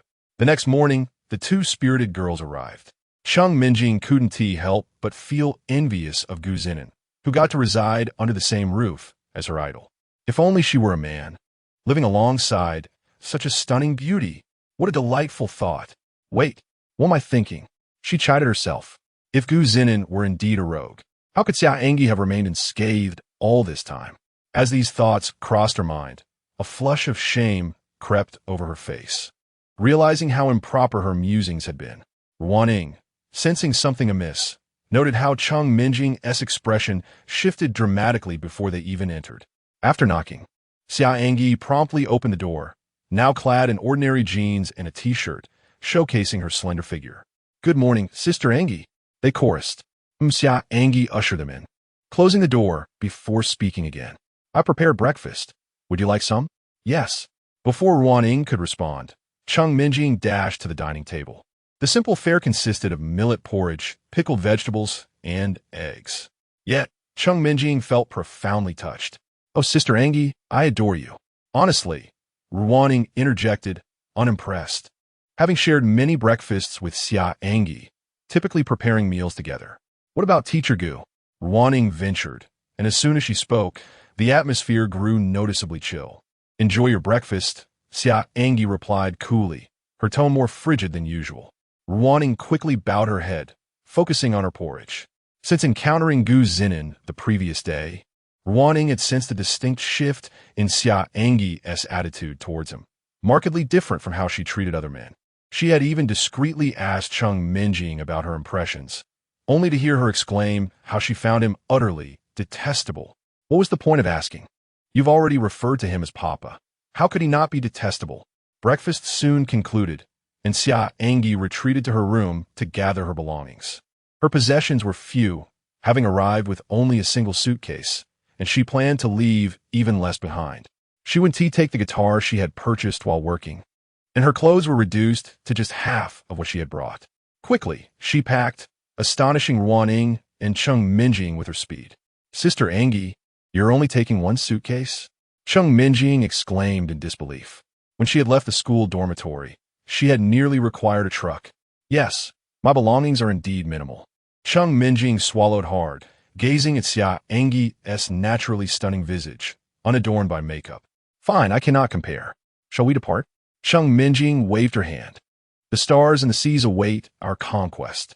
Honestly, Ruan scoffed again, doubting Cheng Minjing's ability to assist Xia An'ge. "Yes, let us go." As Ruan pulled Xia An'ge's suitcase, she stepped out of the room, the door closing behind them. After a night of heavy drinking, it was a wonder they could awaken at all. With one final glance at the apartment door, which they had occupied for just over a month, Xia An'ge felt an unexpected pang of nostalgia. Cheng Minjing drove a small red BMW, which Ruan had inquired about, suspecting her family to be quite affluent. Cheng Minjing had hesitantly mentioned it was a comfortable life, with her parents doting on her, and that the car was purchased with a loan she intended to repay. "Ready to depart?" Cheng Minjing called back to Xia An'ge, who appeared lost in thought. When she repeated the question, Xia An'ge finally snapped back to reality. "I forgot I left something upstairs. I'll be right back," she exclaimed, suddenly exiting the vehicle. "I'll accompany you," Ruan offered. "No need. Just wait for me here." Xia An'ge declined Ruan's offer and hurried up the stairs of the apartment building, her steps slightly rushed. Knock, knock, knock. Gu Zinan was lost in a dream, envisioning a return to his hometown, where he owned a quaint little supermarket, earning a modest fortune while living a blissful life with a beautiful wife who prepared delicious meals for him daily. But then came the sound of knocking, shattering his idyllic dream. Groggily, he opened his eyes, feeling lethargic and bleary-eyed. The knocking continued. He dragged himself out of bed, yawning as he approached the door. Xia An'ge pondered, is this person sleeping as soundly as a dead pig? They had been conversing loudly in the living room that morning, yet he showed no sign of awakening. Suddenly, the door creaked open, and Xia An'ge felt a wave of nervousness wash over her. The landlord, Gu Zinan, tousling his hair, felt as if his head were weighed down by a heavy burden. "You wrote me a song, and I left without even expressing my gratitude to you in person. I find that rather inappropriate." Xia An'ge gazed at Gu Zinan with her enchanting almond-shaped eyes and spoke softly. Did we not sign a contract? I have received my payment. So it is not a matter of concern. That is different, she continued, pursing her lips.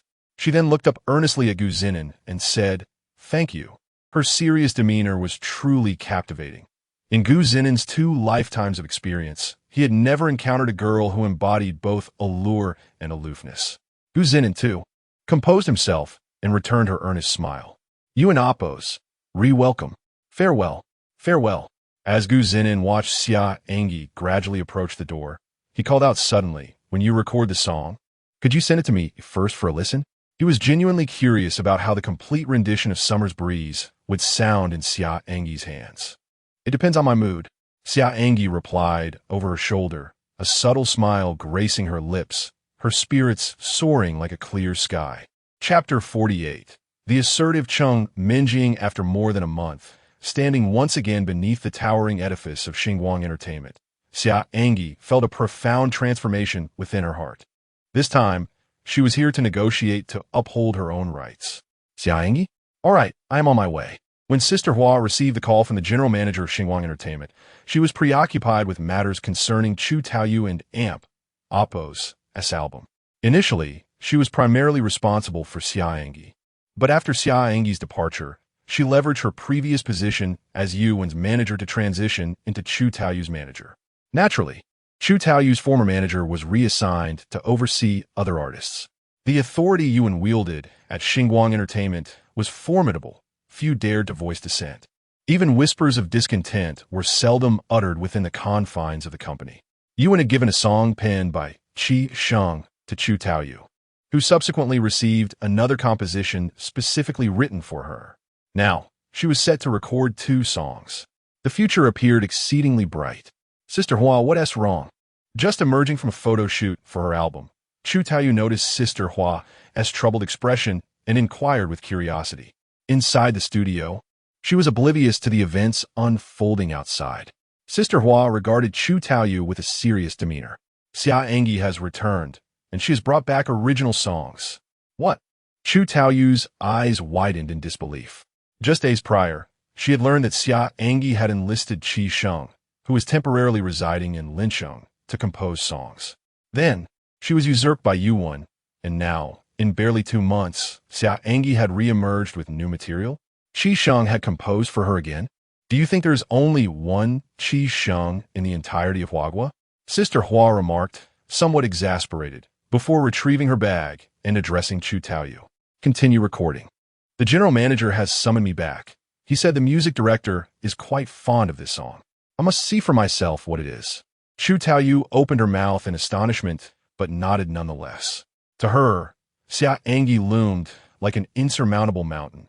During her tenure at the company, there had never been an opportunity for her to shine. After Xia An'ge's departure, she had finally secured 2 commendable songs for her album, only to have her hopes dashed by Xia An'ge's unexpected return. Truly tenacious. Meanwhile, in the conference room on the top floor of Xinguang Entertainment, Xia An'ge and Cheng Minjing sat upon a plush sofa, while Ruan Ying remained in a state of repose, having not accompanied them. Seated at the conference table were the music director and the general manager. The music director held the freshly penned score of Summer Breeze by Xia An'ge, visibly excited, believing that with proper recording and release, the sales would undoubtedly be substantial. However, the general manager wore a grim expression. Xia An'ge's return with original songs meant that all previously arranged activities and dinners upon her return were now rendered moot. With a click, the conference room door swung open, and Sister Hua strode in, her heels clicking against the floor. Upon spotting Xia An'ge seated on the sofa, she remarked affectionately, An'ge, why didn't you inform me of your return? After all, I am still your manager. Stop. Before Xia An'ge could respond, Cheng Minjing rose to intercept Sister Hua with a smile. Sister Hua, if I'm not mistaken, you are no longer An'ge's manager. You are now Chu Taoyu's manager. Are you not? Who are you? Sister Hua frowned. Feigning regret, Cheng Minjing lightly tapped her forehead, adopting a contrite demeanor. Oh dear, I apologize. I forgot you were new here. Allow me to introduce myself. Hello, I am Cheng Minjing, manager of Xia An'ge. The weight of her last statement hung heavily in the air. You? Sister Hua was taken aback, incredulous that this girl would claim such a position. I've been with the company for quite some time, yet I have never heard of you. Cheng Minjing. Oh, I'm not affiliated with your company. It cannot accommodate me. I am merely Ange's manager. Is there an issue? You. Sister Hua glared at the silent Xia An'ge, demanding, "Where did you find this wild girl?" "She is my manager," Xia An'ge replied coolly, casting a fleeting glance at Sister Hua before continuing. "I have brought back songs, and I demand that the production of my album commence immediately. Otherwise, it will constitute a breach of contract." With that, she suddenly smiled, her enchanting peach blossom eyes sparkling with allure. "You are all about following the contract, are you not? The album must be released. Where did you acquire these songs?" The music director inquired, intrigued. Zhinan? He rifled through his memories, unable to recall that name. Could it be a newcomer? A newcomer capable of crafting such lyrics and melodies? That is none of your concern. Let us all perform our respective duties. Cheng Minjing interjected. "This young lady, regardless of where you emerge from, this is a matter for our company. Kindly exit," Sister Hua asserted sternly. "Within Xinguang Entertainment, I am unequivocally Xia An'ge and Oppo's manager." Cheng Minjing remained unfazed, leisurely producing a stack of documents from her bag and slamming them onto the table. According to the contract, Xia An'ge must have a dedicated manager upon entering the company, and she retains the right to select her own manager. Not to mention, while you were responsible for An'ge, you were simultaneously managing several others. Cheng Minjing scoffed. "As a manager, you allowed your artist to be sidelined by the company, while you not only offered no assistance, but actively sought to undermine her. Furthermore, just days after An'ge and Oppo's departure, you used her Weibo account to promote Chu Taoyu's album. Do you think you were worthy?" "You." Sister Hua's expression darkened as she listened to Cheng Minjing's accusations. And by the end, she lunged forward to strike her. Cheng Minjing swiftly raised her hand to block the impending slap, her gaze icy as she regarded Sister Hua. With a flick of her wrist, she sent Sister Hua stumbling backward. "What? Do you wish to resort to violence? You would do well to understand the consequences of your actions, for legal repercussions await you." Cheng Minjing dusted off her hands before addressing the silent general manager. "Mr. Lian, your little clown has arrived, and our discussion is complete. Now, do we proceed with the album or allow the contract to lapse?" Lian Mingji finally rose from his seat, a smile gracing his features. "Xia An'ge, we are ultimately looking out for your best interests. There is no need for discord with the company. Now that you have your album, the company will undoubtedly provide robust support." He glanced at Cheng Minjing before turning back to Xia An'ge. "Since you have a manager, there is no need to summon Sister Hua back. She has been quite concerned about you these past days." Xia An'ge cast a lingering glance at Sister Hua before stating, "Production for the album will commence tomorrow, strictly adhering to the contract. I hope for a pleasant collaboration." With that, Xia An'ge departed alongside Cheng Minjing, leaving Lian Mingji, Sister Hua, and the music director behind. Where did she find this wild girl? Sister Hua and Oppo's face darkened, evidently incensed by Cheng Minjing and Oppo's audacity. "Wild girl?" Lian Mingji chuckled. "She is a top student from the law department of Huawei University.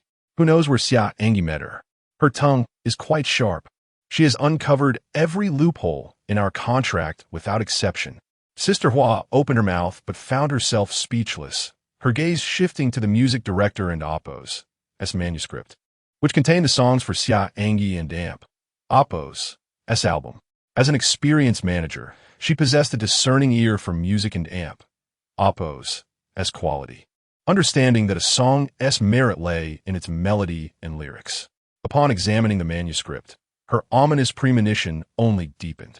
When she finished reading, her eyes widened in shock. "Who wrote these songs?" she demanded. "The names are right there. Both the lyrics and composition are his." The music director remarked nonchalantly that he was unfazed by the internal strife within the company, as his sole interest lay in music.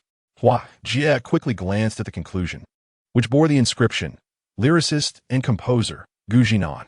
However, among the musicians she had known, understood, and encountered, she could not find anyone by the name of Zhinan. Where had this Zhinan emerged from? Chapter 49. The Conclusion of Qin Dynasty. Is she really getting an album? Ms. Hua harbored some resentment. Having initially wanted to support Xia An'ge, recognizing her immense potential. However, Yuan consistently opposed her, and with Yuan and Amp, Oppo's family holding a substantial stake in Starlight Entertainment, no one dared to contradict her. Even Lian Mingji was hesitant to suppress Xia An'ge. But Yuan and Oppo's intention was to apply just enough pressure to temper Xia An'ge and Oppo's arrogance and make her compliant with company events and dinners. Yet, the suppression only led Xia An'ge to boycott all activities, let alone the dinners she already loathed. She simply refused to attend. What else can we do? Lian Mingji asked. Exasperated. Are we going to breach the contract? She has 6 months left. At least this song must be released under Starlight Entertainment. Ruaning had been waiting downstairs for nearly 2 hours, feigning indifference. She had also spotted Ms. Hua rushing in from outside, knowing full well the reason for her haste. Ms. Hua was An'ge and Oppo's manager, and with An'ge and Oppo's return, she was undoubtedly seeking to reassert her presence. With bated breath, Ruaning finally saw Xia An'ge and Cheng Minjing emerge from the building, prompting her to scurry towards them. How did it go? Cheng Minjing winked at Ruaning, patting her delicate chest. With me on the case, success is guaranteed. Album recording will commence tomorrow. Xia An'ge added, indeed. Yes, Ruaning exclaimed, excitedly embracing Xia An'ge, her small face nuzzling against Xia An'ge and Amp Oppo's clothes, much to Cheng Minjing and Amp Oppo's envy. Once Ruaning released her, Cheng Minjing playfully pouted and embraced Xia An'ge as well. Xia An'ge blushed, feeling as though these two were behaving like ruffians. If they were men, they would undoubtedly be lechers. They returned to the artist apartment assigned by Starlight Entertainment, where Ruaning still resided. Now, with Cheng Minjing joining, they occupied the 2-bedroom unit. Cheng Minjing requested to share a room with Xia An'ge, but Xia An'ge flatly refused, leaving her to room with Ruaning. On the way back, Cheng Minjing received a phone call, distancing herself from Xia An'ge and Ruaning to take it. However, Xia An'ge vaguely guessed it was from her family and inquired whether it was indeed her family calling. She only mentioned that it was her sister, who had arranged a job for her, but she was unwilling to go and preferred to be Xia An'ge and Amp Oppo's manager. She and her sister had never gotten along, despite being only a few years apart, feeling as though they belonged to different generations. With the final chapter in Amp Oppo's release, Zhinan formally announced the completion of Qin Dynasty on the Chinese website's backend. As the saying goes, all good things must come to an end. But fear not, for it is also said that we shall meet again somewhere. Therefore, this is merely a temporary farewell, my dear readers. Let's look forward to our next encounter, and let us meet in the next fantastical world, one you have never seen before. If I were to fall in love with a girl, I would love her for eternity. This is what the protagonist Li Xiaoyao said. This book, Xianjian, will be available in the near future. Finally, I hope that there are no regrets from the time of Qin Dynasty. Zhinan typed this farewell message on his computer, marking a formal farewell to the original Zhinan and the official commencement of his next phase as an author in this world. His readers, this time refraining from criticizing him for padding the word count, earnestly bid farewell to Qin Dynasty while eagerly anticipating the release of Xianjian. One Night in Our Mountain says goodbye to Qin Dynasty, looking forward to Xianjian. I and Oppo's LL always be here. June Xin has finally finished reading a novel. The author's writing has evolved from naive to mature, like watching one's own child grow. I will definitely read the next book. Super Sweet Pudding originally came for the poem Passing Daunting, but was captivated by the author and Amp Oppo's novel. Am I the first girl to read this kind of novel? Then, she attached a photo of a pure and lovely girl. Steady emotional path. Tender girl? Holy crap, tender girl? Tender girl. Add me on WeChat? Zhinan was amused, but with a tap of his finger, he pinned the girl in Oppo's comment. Then he added, fellow Taoists, this is the final boon I bestow upon you in Qin Dynasty. Dog thief, great benevolence. No, author, you and Amp Oppo's awesome. Awesome. For a moment, the Qin Dynasty backend was bustling with activity.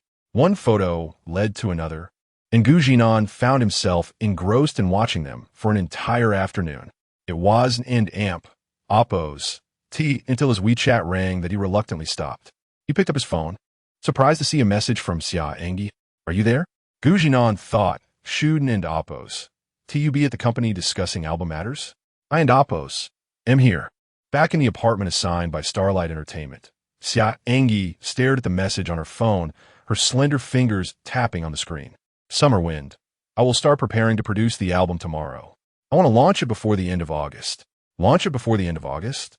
She probably wants to catch the summer heat. Zhinan thought, naturally having no objections. Go for it. Seeing these two words, Xia An'ge rolled her eyes at her phone and decided to ignore him. After the brief reply, Zhinan waited for Xia An'ge's message. But after more than 10 minutes of silence, he put down his phone. Ding. Is this for real? Zhinan had to pick up his phone again. Only to see a message from Mingxi. Congratulations on the completion. When will Xianjian be released? Zhinan felt that Mingxi was like an editor urging him to submit his manuscript, finding it both amusing and exasperating. I and amp, oppos, LL rest for a few days, go home, and then start writing. No rush, right? In oppos. It's not urgent, but you have momentum now. Don and oppos, T delay too long. When it and oppos, S released, I and oppos, LL help you promote it. You could become a god in one book. Hearing Mingxi's words, it would be a lie to say that Zhinan wasn't tempted. He didn't and amp, oppos, T react much to becoming a god, but he cared about the subsequent royalties. The top authors on the Chinese website and oppos. S heavenly rankings all earned tens of thousands of dollars a month. He had only benefited from the popularity of the poetry competition, allowing Qin dynasty to receive so many rewards and giving him a taste of being a heavenly ranking author. I'll use the time I have at home these few days to write the chapters. I'll let you know when it's released. Okay. In Kyoto, Mingxi sat at her desk, watching a video on her computer of a man reciting poetry with a glass of wine in hand. None other than Zhinan reciting Bring in the Wine at the dinner hosted by Du Guangyu after the poetry competition. When Zhinan stood up, Mingxi had instinctively taken out her phone and recorded him. She hadn't amp, oppos, T expected Zhinan to give such a bold performance, stirring her emotions as well. Afterwards, she had an idea, and she also learned that Zhinan and oppos, as poems have been successfully submitted to the Poetry Association for inclusion in textbooks. When Zhinan released his book, she would directly upload the video, along with the inclusion in textbooks, which would boost not only Zhinan's reputation, but also the Chinese websites. Who wouldn't want to read a novel written by someone who had penned 2 world-renowned poems? And that person was a novelist on the Chinese website. What a sensational hook. She adjusted her gold-rimmed glasses, recalling her phone call with her sister, who refused to come to the company to help her, instead wanting to chase after an unknown celebrity. If that celebrity wasn't a female singer, she would have dragged Mingxi back and beaten her half to death, even though they were only a few years apart. It felt like there was a chasm between them. Mingxi, age 21, and Mingxi, age 27, were initially conceived by their parents in hopes of having a son. Unexpectedly, they welcomed another daughter, but could not bring themselves to terminate the pregnancy. The crux of the matter lies in the fact that their parents indulged them, which adds to the frustration. Chapter 50.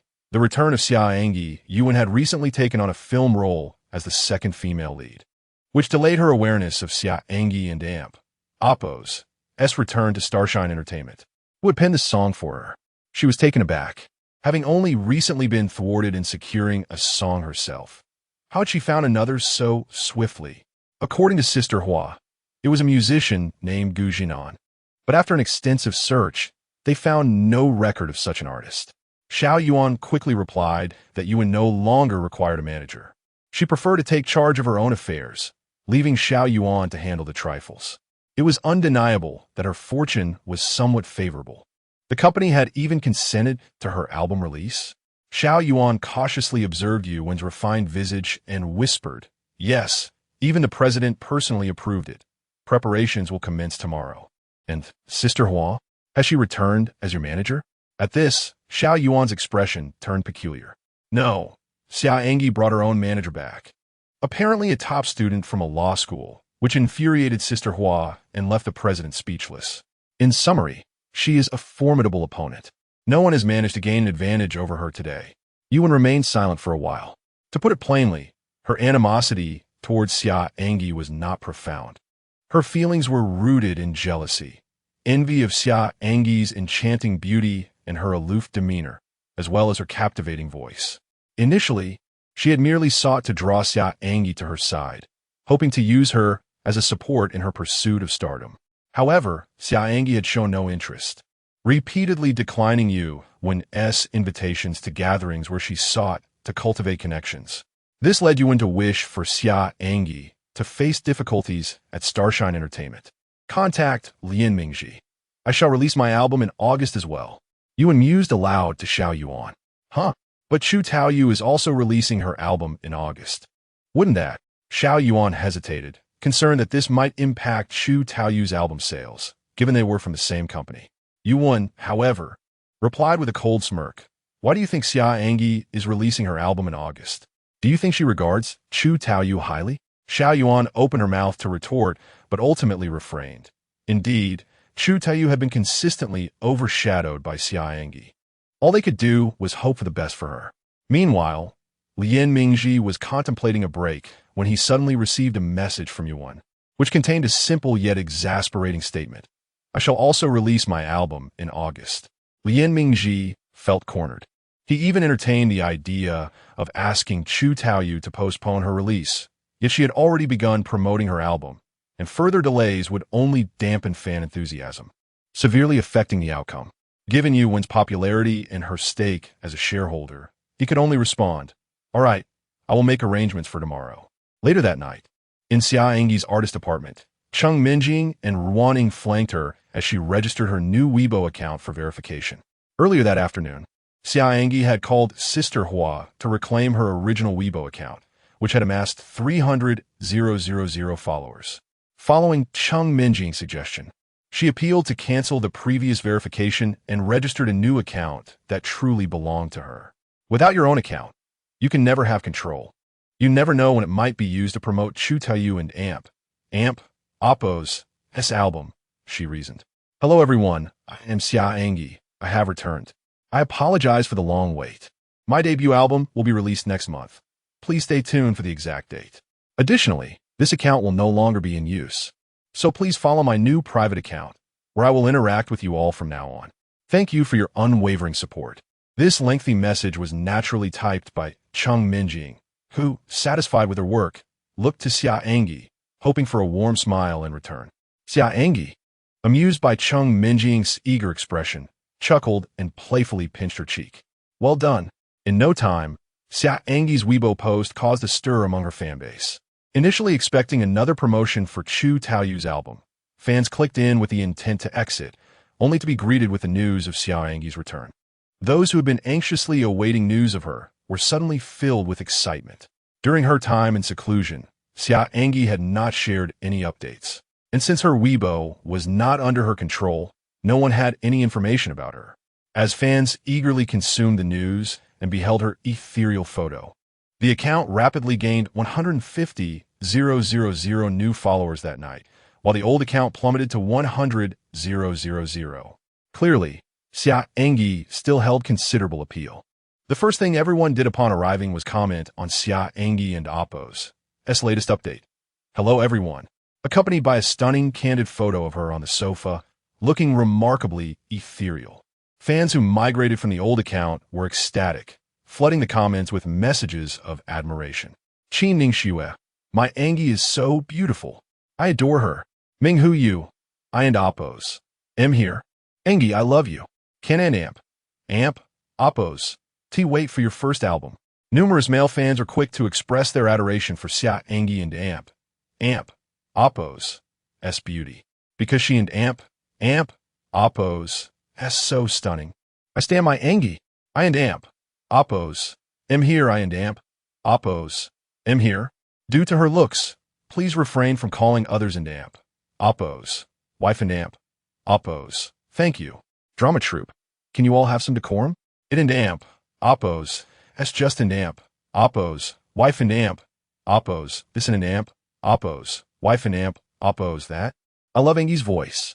Eagerly awaiting the new album, I recall Chu Taoyu is also releasing her album in August. It seems An'ge is determined to face her head-on. Go for it. Xia An'ge diligently scrolled through each comment, feeling genuine joy upon reading the supportive messages for her new album. However, her cheeks flushed when she saw the numerous declarations of life. Since launching her Weibo, she had garnered quite a few admirers who chose to address her this way.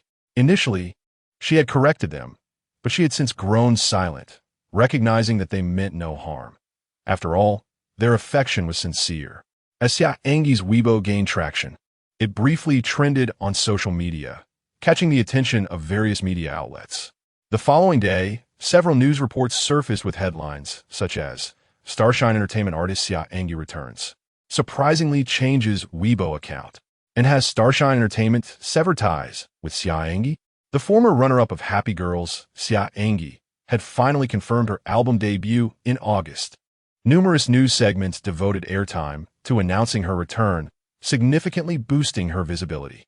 Even more astonishing, around noon, Starshine Entertainment and Oppo's official Weibo account released a notification.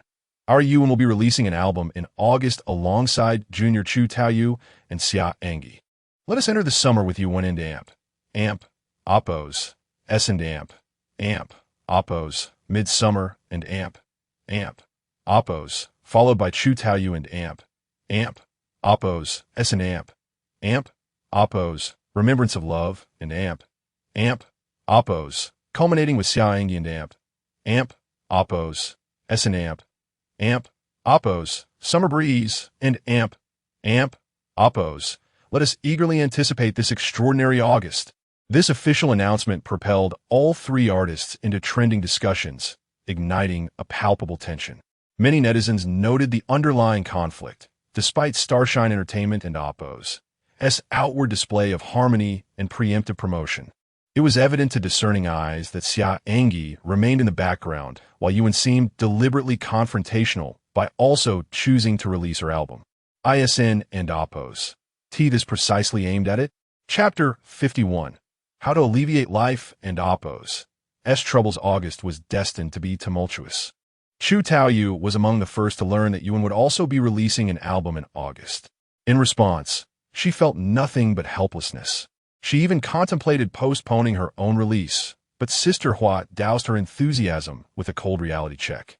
No matter when you release your song, someone will be releasing theirs too. Why not seize this opportunity to diligently record your album and give it your all? Sister Hua was equally frustrated, as Summer Anger and Oppo's Weibo account had once amassed a following of 300,000, a number that was neither particularly large nor small.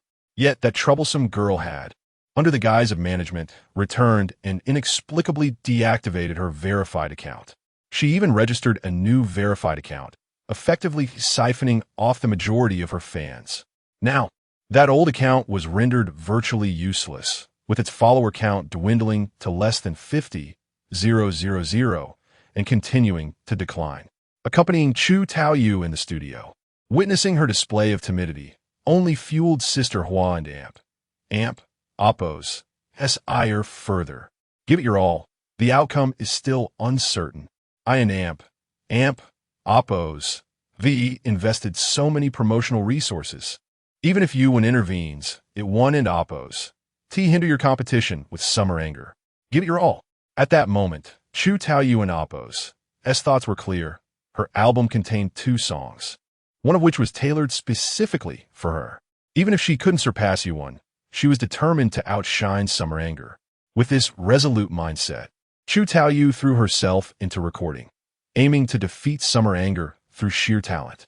However, upon exiting the recording studio, she couldn't and Oppo's help but glance at Summer Anger, who was preparing to enter another studio. Summer Anger, too, noticed Chu Taoyu, the girl who had entered Starshine Entertainment around the same time she did. Little did she expect that, while facing pressure from Yuan, she had unwittingly contributed to her own plight. Starshine Entertainment had a dedicated floor for recording studios, and Summer Anger chose the one at the farthest edge. She had already arranged a recording team through company resources the previous night, intending to fully oversee the production of her song Summer Breeze. From selecting instruments to recording vocals and harmonies, she planned to handle everything herself. Zhinan had provided detailed notes, specifying which instruments to use in each section. Initially, she hadn't oppose. T grasped the extent of his meticulousness, only realizing its significance later when she discovered that, despite his room containing just a single guitar, he had managed to arrange the entire accompaniment for the song.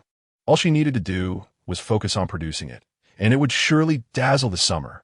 Zhinan returned home, only to discover, with dismay, that he had left his keys in his small apartment. Standing before the locked door of his old residential building, he felt a wave of helplessness. Had he been a smoker, the ground would have been littered with cigarette butts by now. He had intended to surprise his parents, only to find that they were both at work today. With a sigh, he slung his backpack over his shoulder and headed downstairs, planning to wander until his parents returned from work, thereby giving them a belated surprise. Hey, did you hear? Goddess Yuan announced she would release an album next month. A song about the height of summer. I just saw it. It's trending on Weibo. Not only Goddess Yuan, but 2 other artists from her company are also set to release albums next month, all at the same time. How peculiar. As Zhinan walked past a group of students discussing Yuan, he felt a twinge of curiosity. He pulled out his phone, opened Weibo, and checked the trending topics. Sure enough, number 6 was Starshine Entertainment and AMP. AMP, Oppo's leading lady, Yuan, along with 2 newcomers, all slated for an August release. How benevolent! Zhinan was skeptical of the headline, so he clicked on it, only to find Starshine Entertainment and AMP. Oppo's official post amusingly placing Summer An'ge at the end of the list. From what he had gathered, whether in terms of entry into the company or experience, Summer An'ge, as the runner-up of the Happy Female Voice competition, was undoubtedly more accomplished than Xu Taoyu. Was this not a deliberate slight? He continued scrolling, observing the polarized opinions of netizens. Some speculated about company conflicts, while others suggested artist rivalries. It was unusual for artists to announce simultaneous album releases without underlying tensions. Summer An'ge cleared her old account overnight. Zhinan suddenly spotted this piece of information and clicked in. Last night, Summer An'ge had abandoned her account with 300,000 followers, starting anew and informing her fans, resulting in a surge of 150,000 followers overnight. Zhinan searched for Summer An'ge and found her new account, identifiable by a little bunny avatar, now verified as a Starshine Entertainment artist. It had to be her. Her verified avatar matched the bunny. Recalling what Summer had said about being cold on the outside but warm on the inside, he couldn't end Oppos. T helped but chuckle. He promptly followed her, marking the first account he had ever followed on Weibo. Upon opening Summer An'ge and Oppos' profile, he found only one post, a simple greeting accompanied by a captivating image. Zhinan clicked to view the original image and saved it. He had no particular interest in women, but he thought beautiful girls could serve as pleasant eye candy. During their month-long acquaintance at the orphanage, he had only seen such a radiant smile once before, saving it for future enjoyment. As he perused the comments beneath her post, he noticed they were predominantly expressions of longing, with many hoping she would release her album soon. Some even affectionately referred to her as wife. Zhinan couldn't and Oppos. T helped but recall Summer An'ge and Oppos' expression when addressed in such a manner. Was it irritation, embarrassment, or merely her usual indifference? Hey, it's that handsome guy with the backpack. Just as Zhinan was absorbed in his phone, a male and female duo appeared before him. The male was carrying a small camera, while the girl held a microphone emblazoned with the show's logo. Upon spotting Zhinan, the girl's eyes brightened. This handsome fellow was surely destined for an interview. They were filming a street interview segment for a small show, randomly approaching pedestrians to ask quirky questions and capturing their reactions. The show had maintained a lukewarm status, and this episode was being filmed in Zhinan's hometown, Ningnan City. Handsome, handsome, the voice called from directly in front of him. Zhinan looked up, somewhat puzzled, and saw the girl with a bright smile, eagerly approaching with the cameraman in tow. Are you calling me? I and Oppos am indeed handsome, but I can and Oppos. T claims someone else in Oppos as charm. So I need to confirm if you are addressing me. Yes, yes, the host exclaimed, rushing forward as the camera followed her. Hello, handsome. We're a street interview program, and I'm the host, Xiao Yu. May I take 2 minutes of your time to ask you a question about life? Can I decline? Zhinan countered. Please, it's just 2 minutes.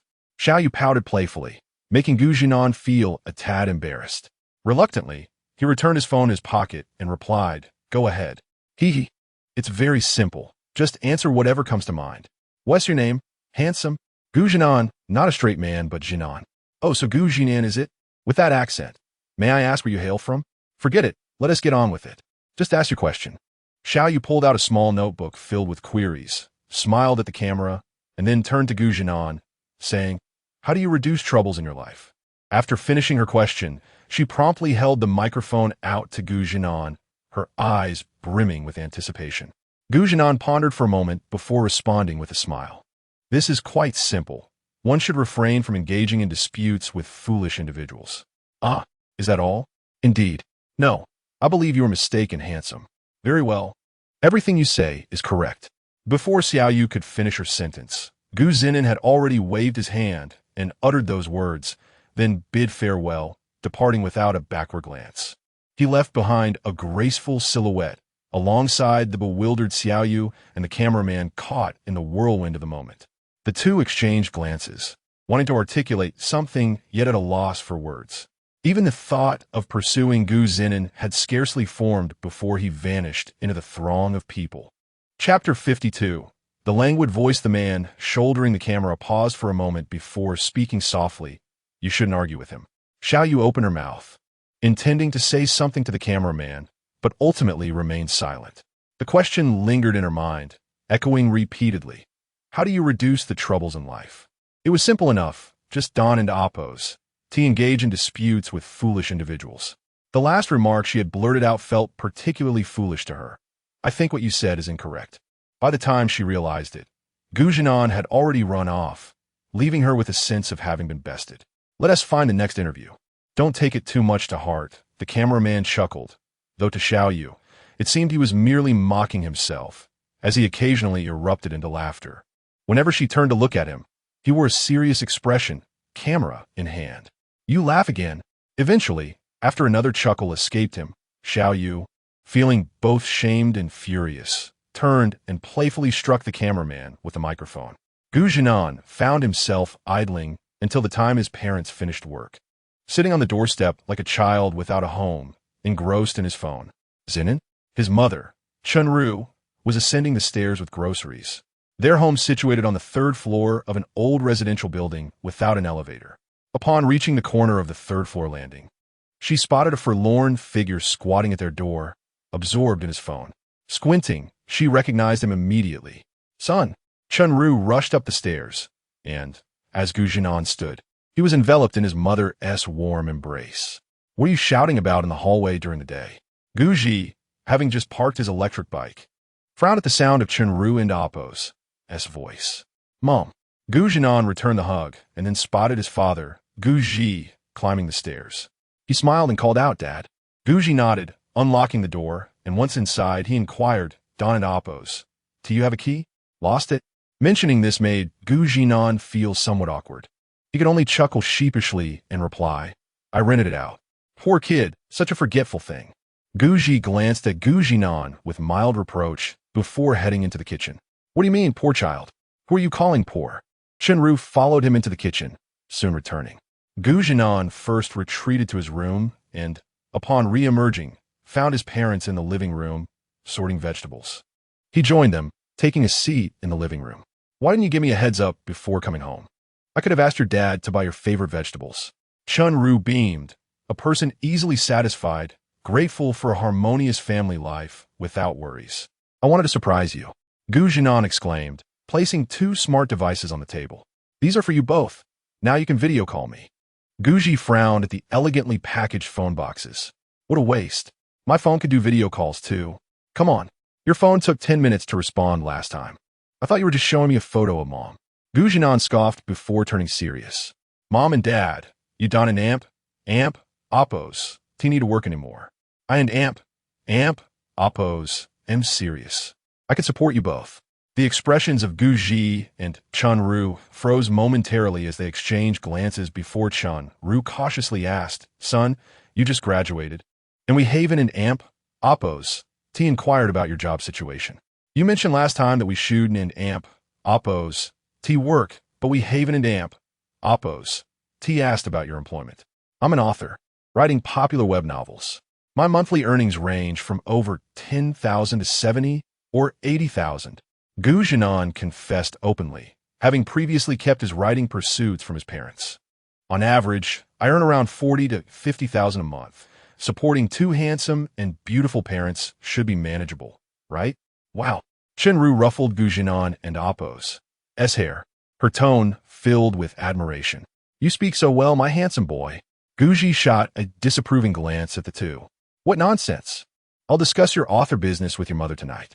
Is your income truly so stable? Not necessarily. It may increase over time, Zhinan replied confidently. Your son is a renowned author. Arrogance leads to decline. This is called confidence. Zhinan laughed. Later, I'll teach you both how to use these phones, and I'll transfer you 100,000. Spend it as you wish. 100,000? Chenru's eyes widened. She sensed a transformation in her son, noticing a newfound confidence in his demeanor. Yes, 100,000. Guji and Chenru exchanged astonished glances, silently questioning if an author could indeed earn such a sum. Ding! Just as Zhinan was about to say more, his phone rang. It was a message from Xia An'ge, accompanied by an audio file. Could it be the recording for Summer Breeze so soon? He quickly stood up, informing his parents that he would explain everything during dinner, then retreated to his room to rest for a moment. Upon entering his small room, he promptly opened the audio file from Xia An'ge. A bright guitar melody emanated from his phone's speaker, akin to a gentle evening breeze. The moment Xia An'ge and Amp, Oppos' voice appeared, Zhinan was transported back to the first time she performed for him, the familiarity of the tune drawing him in, even before her skill had reached its current level. Her voice was truly enchanting, versatile and tender, flowing like a brook, soothing his spirit. The segment was brief, and before long, it concluded. Zhinan felt reluctant to part with it, but nonetheless sent a message to Xia An'ge. Have you started recording already? She replied promptly, I need to finish by mid-August. What do you think? After sending her message, she noticed Zhinan had quickly received it and awaited his response. Quick reply? I'll listen again. Zhinan reopened the file, attentively listening once more while comparing Xia An'ge's voice to the previous version. A few minutes later, he sent another message. Try singing with a slightly more languid tone. Languid? Xia An'ge furrowed her brow. She typically sang with deep emotion, but trusted Zhinan's creative instincts. Yes, languid yet passionate.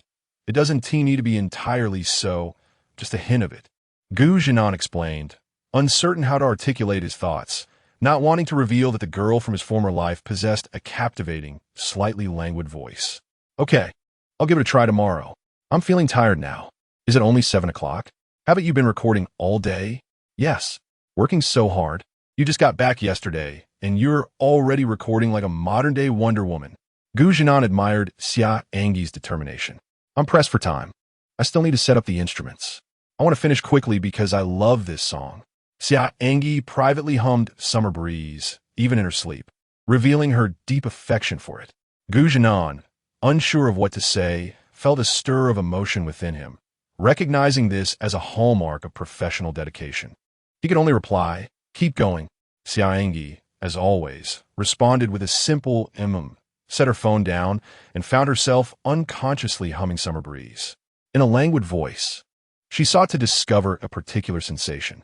Alone in the apartment, Ruan Ying and Cheng Minjing had vanished, claiming they had gone to practice for promotions.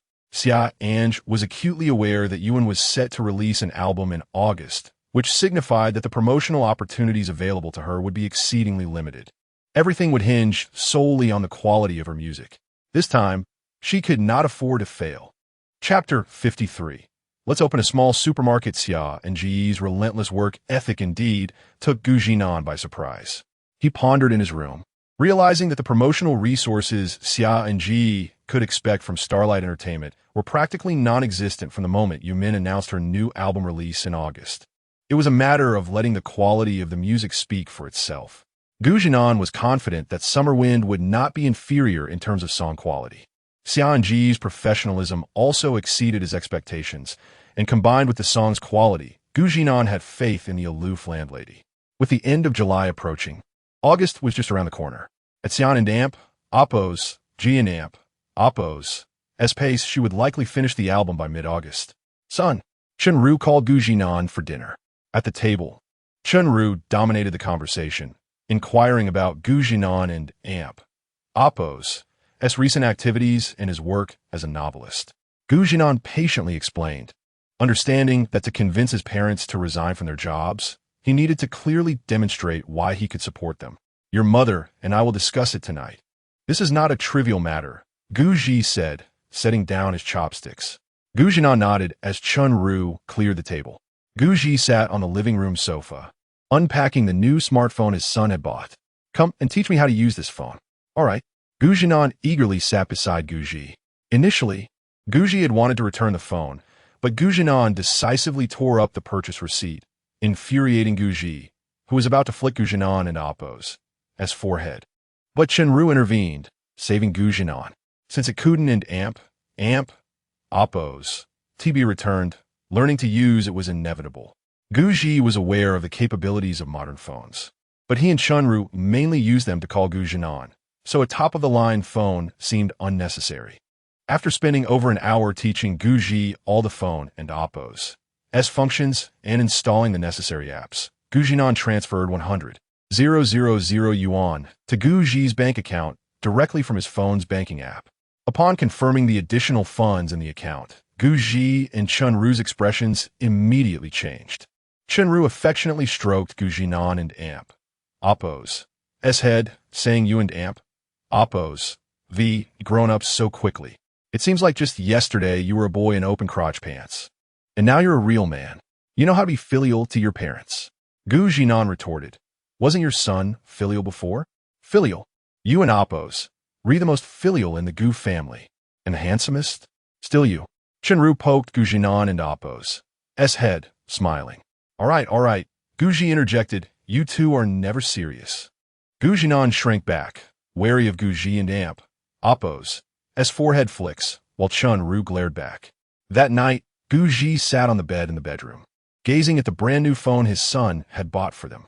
Chunru was still tinkering with it, a middle-aged woman taking selfies with a trendy smartphone late at night, creating an amusing scene. "Stop taking pictures. How old are you? Acting like a young girl." Guji couldn't help but say, "What do you think about Jinan's words?" Chunru put down the phone, confident in her son, and sat on the bed, smiling. "Why are you asking me, the head of the family?" "Oh, so now I'm the head of the family? That 100,000 yuan is real money." Guji pondered for a long time before saying to Chunru, "Haven't you always wanted to open a small supermarket? Let's do it and fulfill the child's wish. We won't go to the factory anymore." As he spoke, Guji retrieved a notebook from the bedside table, filled with densely written notes about locations and things to consider when opening a supermarket. Clearly, Guji had been preparing for this for a while. He said with a smile, "I spotted a good location a few days ago. It's spacious in a good spot, near several residential areas. Opening a convenience store there shouldn't Oppo's be a loss." Guji gestured, looking excited. "We also have some savings, enough to support it." Listening to Guji and Oppo's description, Chunru was also tempted. She really didn't and Oppo's want to work in the factory anymore. Now that her son was successful, she thought about his future expenses, like buying a house, getting married, and having children.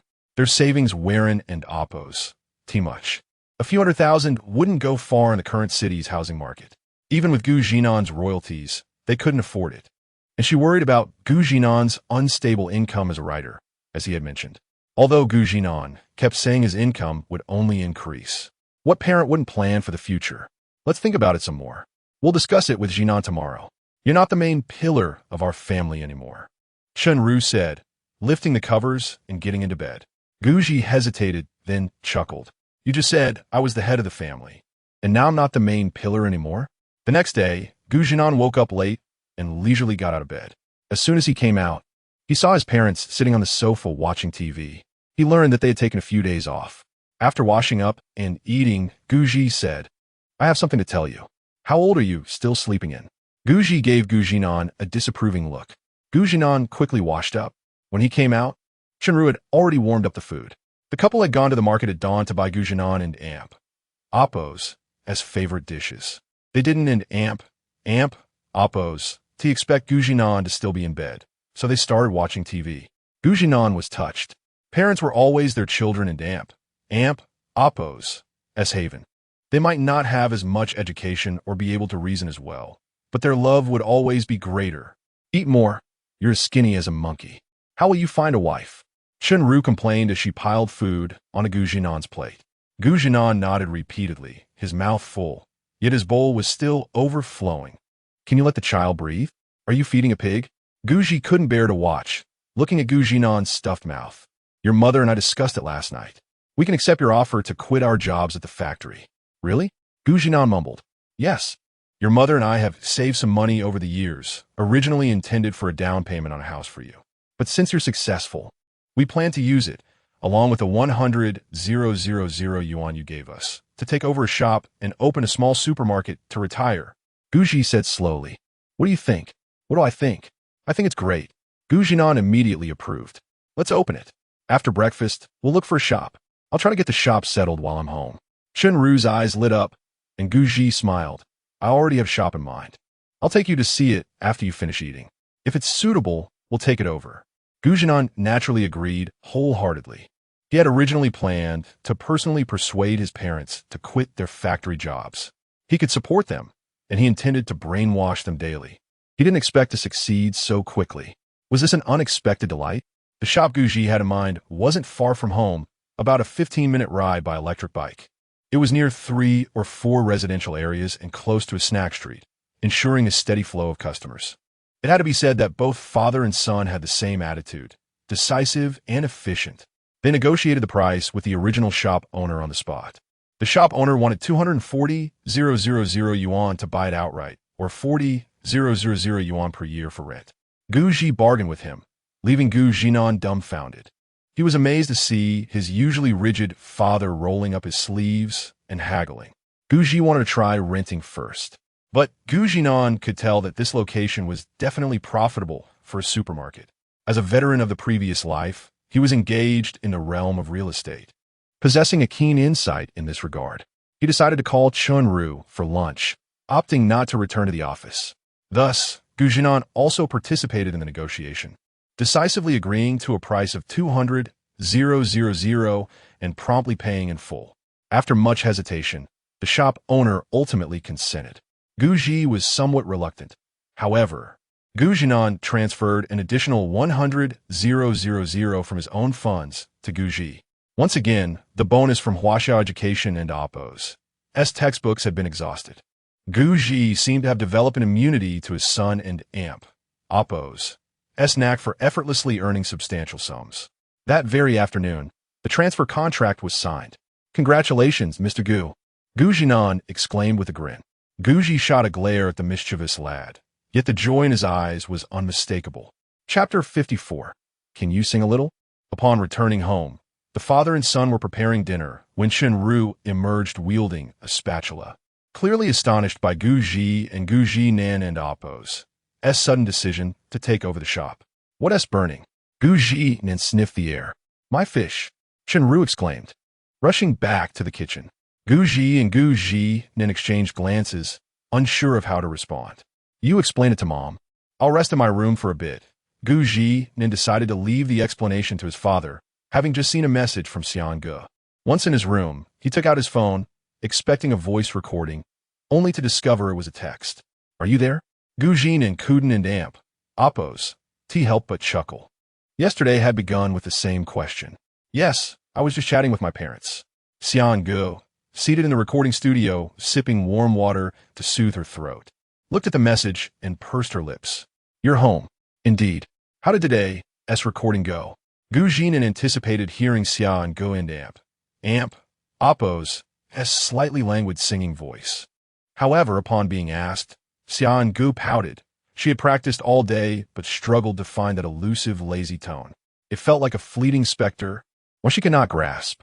After a prolonged silence, Zhinan surmised that the landlord was likely unable to find that feeling. Couldn't he find the vibe? I started collaborating on instruments with the studio team today. Zhinan contemplated. While he had an idea of the original sound, it was a girl's voice, and he wondered if he could convey that essence. Why don't I have the golden touch that allows me to replicate exactly what I envision in my mind? Ugh, can you sing a bit of what you think embodies that feeling? Noticing Zhinan and Appo's lack of response, Xia An'ge delicately typed out another message. Honestly, you're putting me on the spot here. I'm not a professional. Zhinan felt a pang of disappointment. I'll give it a try. Miss Xia, the instruments are set up. Shall we test the sound? As Xia An'ge read Zhinan and Appo's message, a slight smile appeared on her lips, and the studio team emerged. All right, she replied to Zhinan and went in to test the instruments. At the dining table, Chunru and Guji were discussing how to transform the small grocery store, while Zhinan merely smiled and occasionally chimed in. To his surprise, his father, Guji, already had a renovation plan in mind and intended to contact a renovation team within the next few days, even having researched suppliers. It seemed he had long harbored this plan. Initially, Chunru was worried, fearing that Zhinan was involved in some dubious dealings, wondering how he could suddenly have such large sums of money, especially after graduating just over a year ago. However, Zhinan reassured her that it was all legal and compliant, even pulling out his notebook to show them his earnings on a Chinese website, revealing over 90,000 in royalties yet to be withdrawn. The couple finally relaxed, with Chunru praising Zhinan as a great author, while Guji cautioned his son to remain grounded and steady. Tomorrow, Guji would resign from his job, and they would begin renovating the grocery store in the following days. Zhinan also wished to lend a hand while he was still around. Late into the night, lying in bed, Zhinan repeatedly recalled the languid singing style of summer winds from the original world. The voice of Wen Lan evoking a feeling akin to a gentle spring breeze with a hint of languor. The July winds are so lazy. Zhinan hummed that line, trying to immerse himself in the state he experienced when he first heard the song. Ding! At 2 a.m, with a weary voice, Zhinan sent Xia An'ge a voice message. This was the segment he felt most connected to throughout the night. He had to hurry, or he might lose his voice altogether. Strangely, he noticed that his voice was much better than in his previous life, when he practiced guitar and sang. He never stood out. Yet now, singing a song a cappella, he could distinctly feel his grasp and expression of the lyrics. Remarkable. Could it be that if I don't write novels, I could pursue a career as a singer? After successfully sending the voice message, Zhinan sent another text. I won't sing anymore. If I do, I'll ruin my vocal cords. Having sent the messages, he went straight to bed, not expecting a prompt reply from Xia An'ge. It was the middle of the night. Who would be awake at this hour? When Xia An'ge awoke, the dawn was just breaking. She had been keeping long hours, and Chengming Ying and Ruan Ying had returned the previous night. They focused on helping Xia An'ge finalize the initial stages of her album. Dressed in a white bunny pajama set, Xia An'ge turned over and grabbed her phone from the table. 2 messages appeared on the screen. It was from Zhinan. Opening the first was a voice message, and the second read, I won't sing anymore. If I do, I'll ruin my vocal cords. Xia An'ge and Appo's lips curled into a slight smile as she pressed play on the voice message. The July winds are so lazy, even the clouds have grown warm. Zhinan's earnest singing was truly delightful, his tone captivating. Xia An'ge found herself entranced, lingering in bed and replaying it multiple times. Is this what he meant by a lazy feeling? Xia An'ge and Appo's long eyelashes fluttered. Indeed, it was different from how she sang before. Stretching as she got out of bed, her graceful silhouette was unmistakable. Ruan sensed something different about Xia An'ge that morning, but couldn't pinpoint what was amiss. When they arrived at the recording studio, she suddenly realized that Xia An'ge had been smiling all morning. She seemed genuinely happy. Was it because the album was nearing completion? In Ningnan City, at Zhinan and Appo's home. Son, rise and shine. Your father and I have both resigned. We're going out to eat today. Chunru and Guji had returned, noticing Zhinan still lounging in bed. Chunru pulled back the covers, prompting him to groggily rise. What were you shouting about in the house last night? Staying up late and unable to wake up during the day? Chunru wondered aloud, recalling how she had heard him making strange noises while she was up in the middle of the night. Zhinan's face turned crimson as he stammered, I was, writing a novel. Oh. Chenru didn't question why Gu Zhinan would be shouting while writing. She merely frowned, advising him not to stay up late writing novels, as it was bad for his skin, and warned that he might struggle to find a girlfriend. I know, Mom. Gu Zhinan quickly nodded, mortified that his mother had overheard him singing The Summer Wind in his room last night. Fortunately, she hadn't heard it too clearly. Otherwise, he would have felt utterly embarrassed. August approached swiftly, and Gu Zhinan spent these days assisting his parents with the grocery store renovations. He primarily helped Gu Zhi, realizing that his father seemed to know more about renovations than he did, which felt rather awkward. The renovations progressed swiftly. Within a few days, a preliminary layout had emerged. He was confident that in a few more days, it would be fully completed, allowing him peace of mind when he headed to Lincheng. Meanwhile, Xia An'ge had not sent any further messages since her last one, likely busy perfecting her album. Gu Zhinan found solace in the quietude. Chapter 55 Theme Song August 6th. Gu Zhinan and Oppos. As parents and Oppos, small supermarket has been preliminarily renovated. That evening, as Gu Zhinan was preparing to rest, a message on his phone startled him upright from his bed. After a week's interval, Xia An'ge finally sent him a message again. It was a voice file titled The Wind of Summer, accompanied by a brief note. The song is completed. Instantly, his drowsiness vanished. He put on his headphones and pressed play. The music flowed naturally, devoid of any jarring elements. After a brief prelude, Xia An'ge and Amp, Oppos' voice emerged alongside the accompaniment, gentle and languid. It felt as though it seamlessly fused with the memories of his past life, infused with a unique languor only Xia An'ge possessed. Gu Zhinan was entranced. The soft, lazy sea breeze caressed the lofty peaks. That segment of humming was nothing short of exquisite. Gu Zhinan could vividly imagine Xia An'ge and Amp, Oppos' charming demeanor while singing, particularly the relaxed tone imbued with a hint of mirth. His heart raced unexpectedly. As the song concluded, he found himself reluctant to part with it. So he replayed it once more and replied to Xia An'ge, expressing his love for it. Upon receiving the message, Xia An'ge opened it and felt a flush spread across her ears. Fortunately, it was nighttime, and Ruaning could not see her.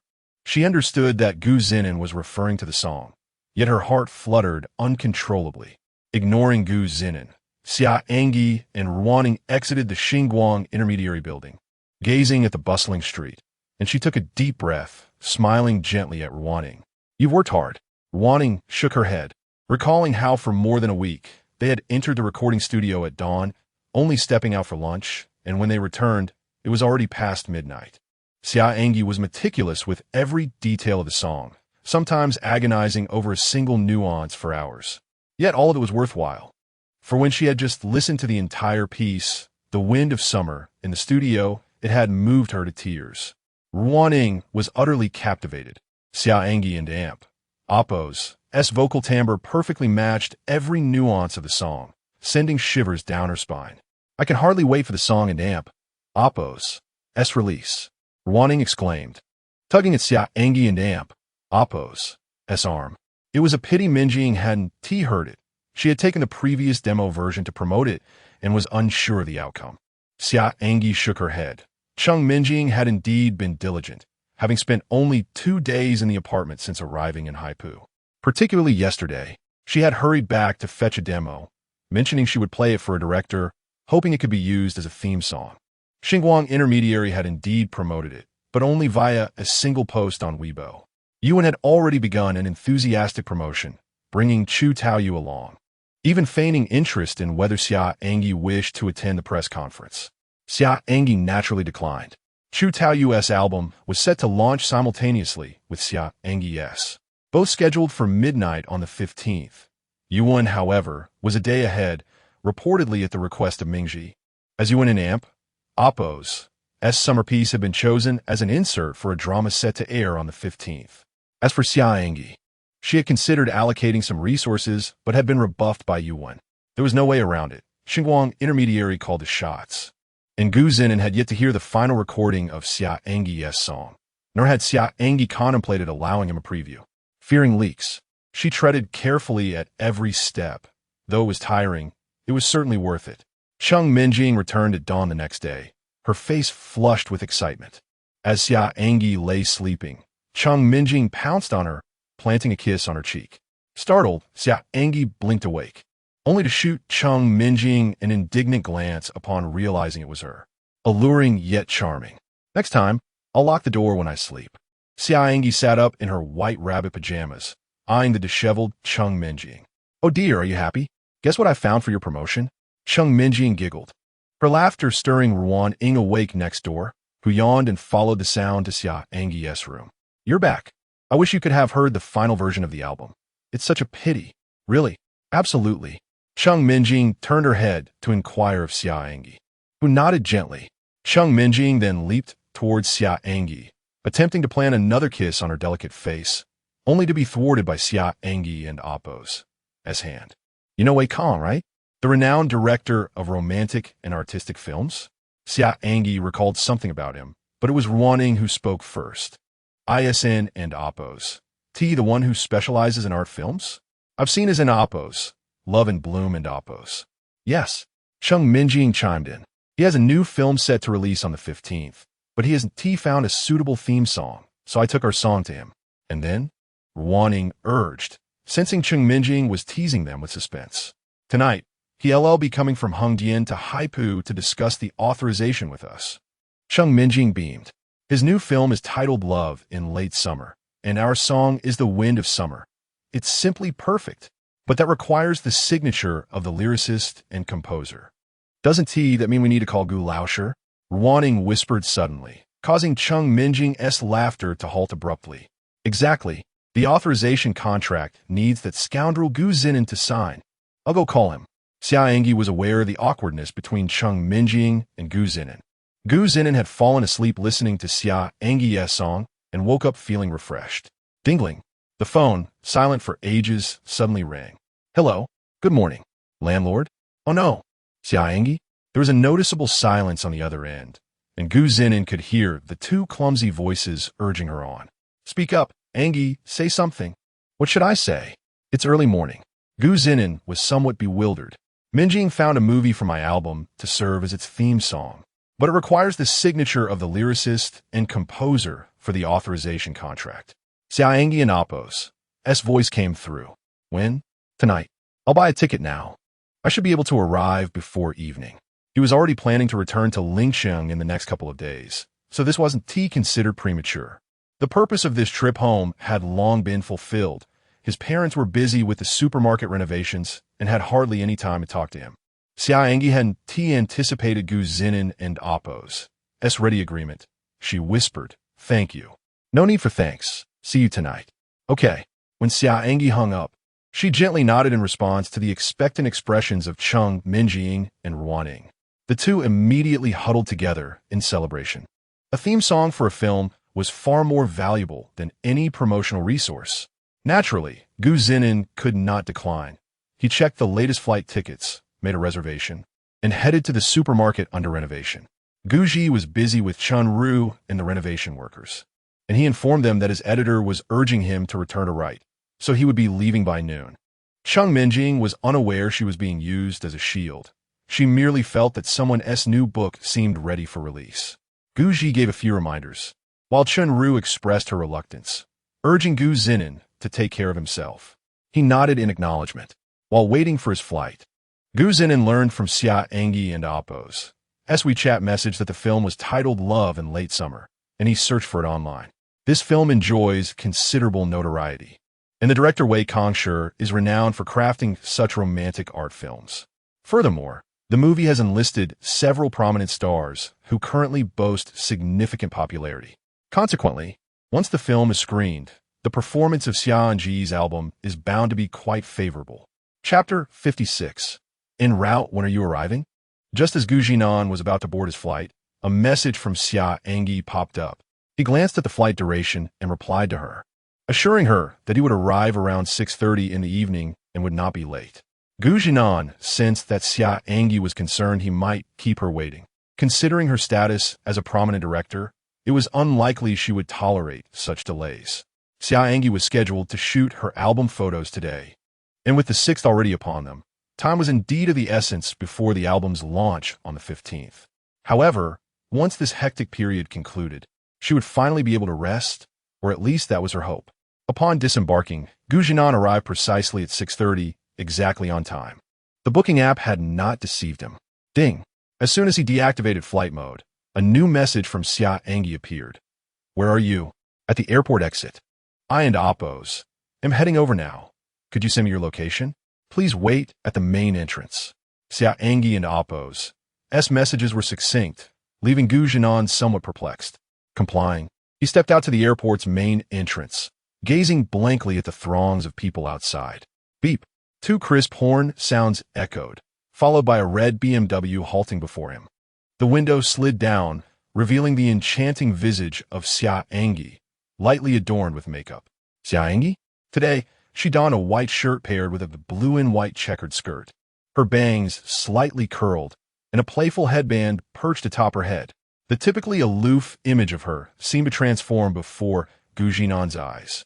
After opening the car door and settling in, he fastened his seatbelt before speaking. What brings you here? Zhinan observed Xia An'ge's profile, her alabaster neck flushed with a hint of rose. Just passing by, Xia An'ge replied, her bright peach blossom eyes fixed ahead, feigning indifference. Oh, who happens to be passing by the airport? Zhinan chose not to call her out, perhaps fearing he might lose his way and arrive late. He had seldom visited Haipu City and was, in fact, at the airport for the very first time. Your outfit looks lovely, quite at odds with your usual cool demeanor, he remarked with a gentle smile. If Xia An'ge were truly the vivacious type, he dared not imagine it. After all, he had become accustomed to her composed demeanor. Xia An'ge's earlobes turned a faint shade of pink. I have a photo shoot for the album today, she explained. No wonder, he mused. You really need not have come to pick me up. Just a location would suffice. I managed to pinpoint your location in mere seconds the other day, Zhinan chuckled. Upon hearing this, Xia An'ge's face flushed crimson. As the car halted at a red light, she turned to glare at him. Don't say that. The vehicle arrived at Xia An'ge's apartment building around 7:30 in the evening, where Cheng Minjing and Ruaning awaited. Upon spotting her car, Cheng Minjing promptly hopped in. Good evening, Zhinan greeted first. Good evening, Teacher Gu. Cheng Minjing responded, her voice slightly hesitant, while Ruaning merely echoed the greeting. Cheng Minjing had known Xia An'ge borrowed her car that afternoon, realizing they were likely going to fetch Zhinan.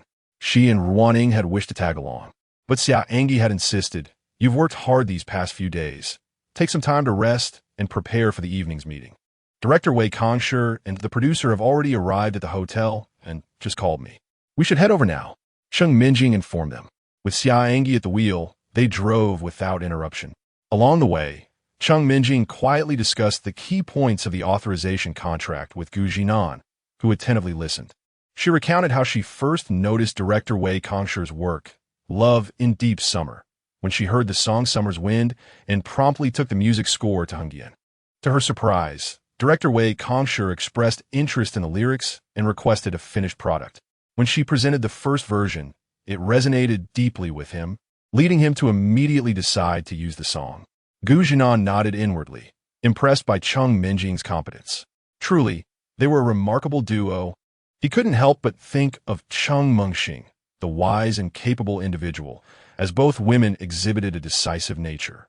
When Zhinan and Xia An'ge arrived at the hotel, it took mere minutes before Wei Kongsher and the producer appeared. Upon a cursory glance, Zhinan noted that the middle-aged man, exuding an artistic aura, appeared to be in his 40s, while the other, in his 30s, radiated a similar vibe.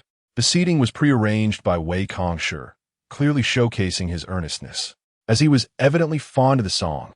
As the two parties met, Wei Kongsher approached with a warm smile, his gaze landing on the sole male figure present, exuding a refined charm and handsomeness.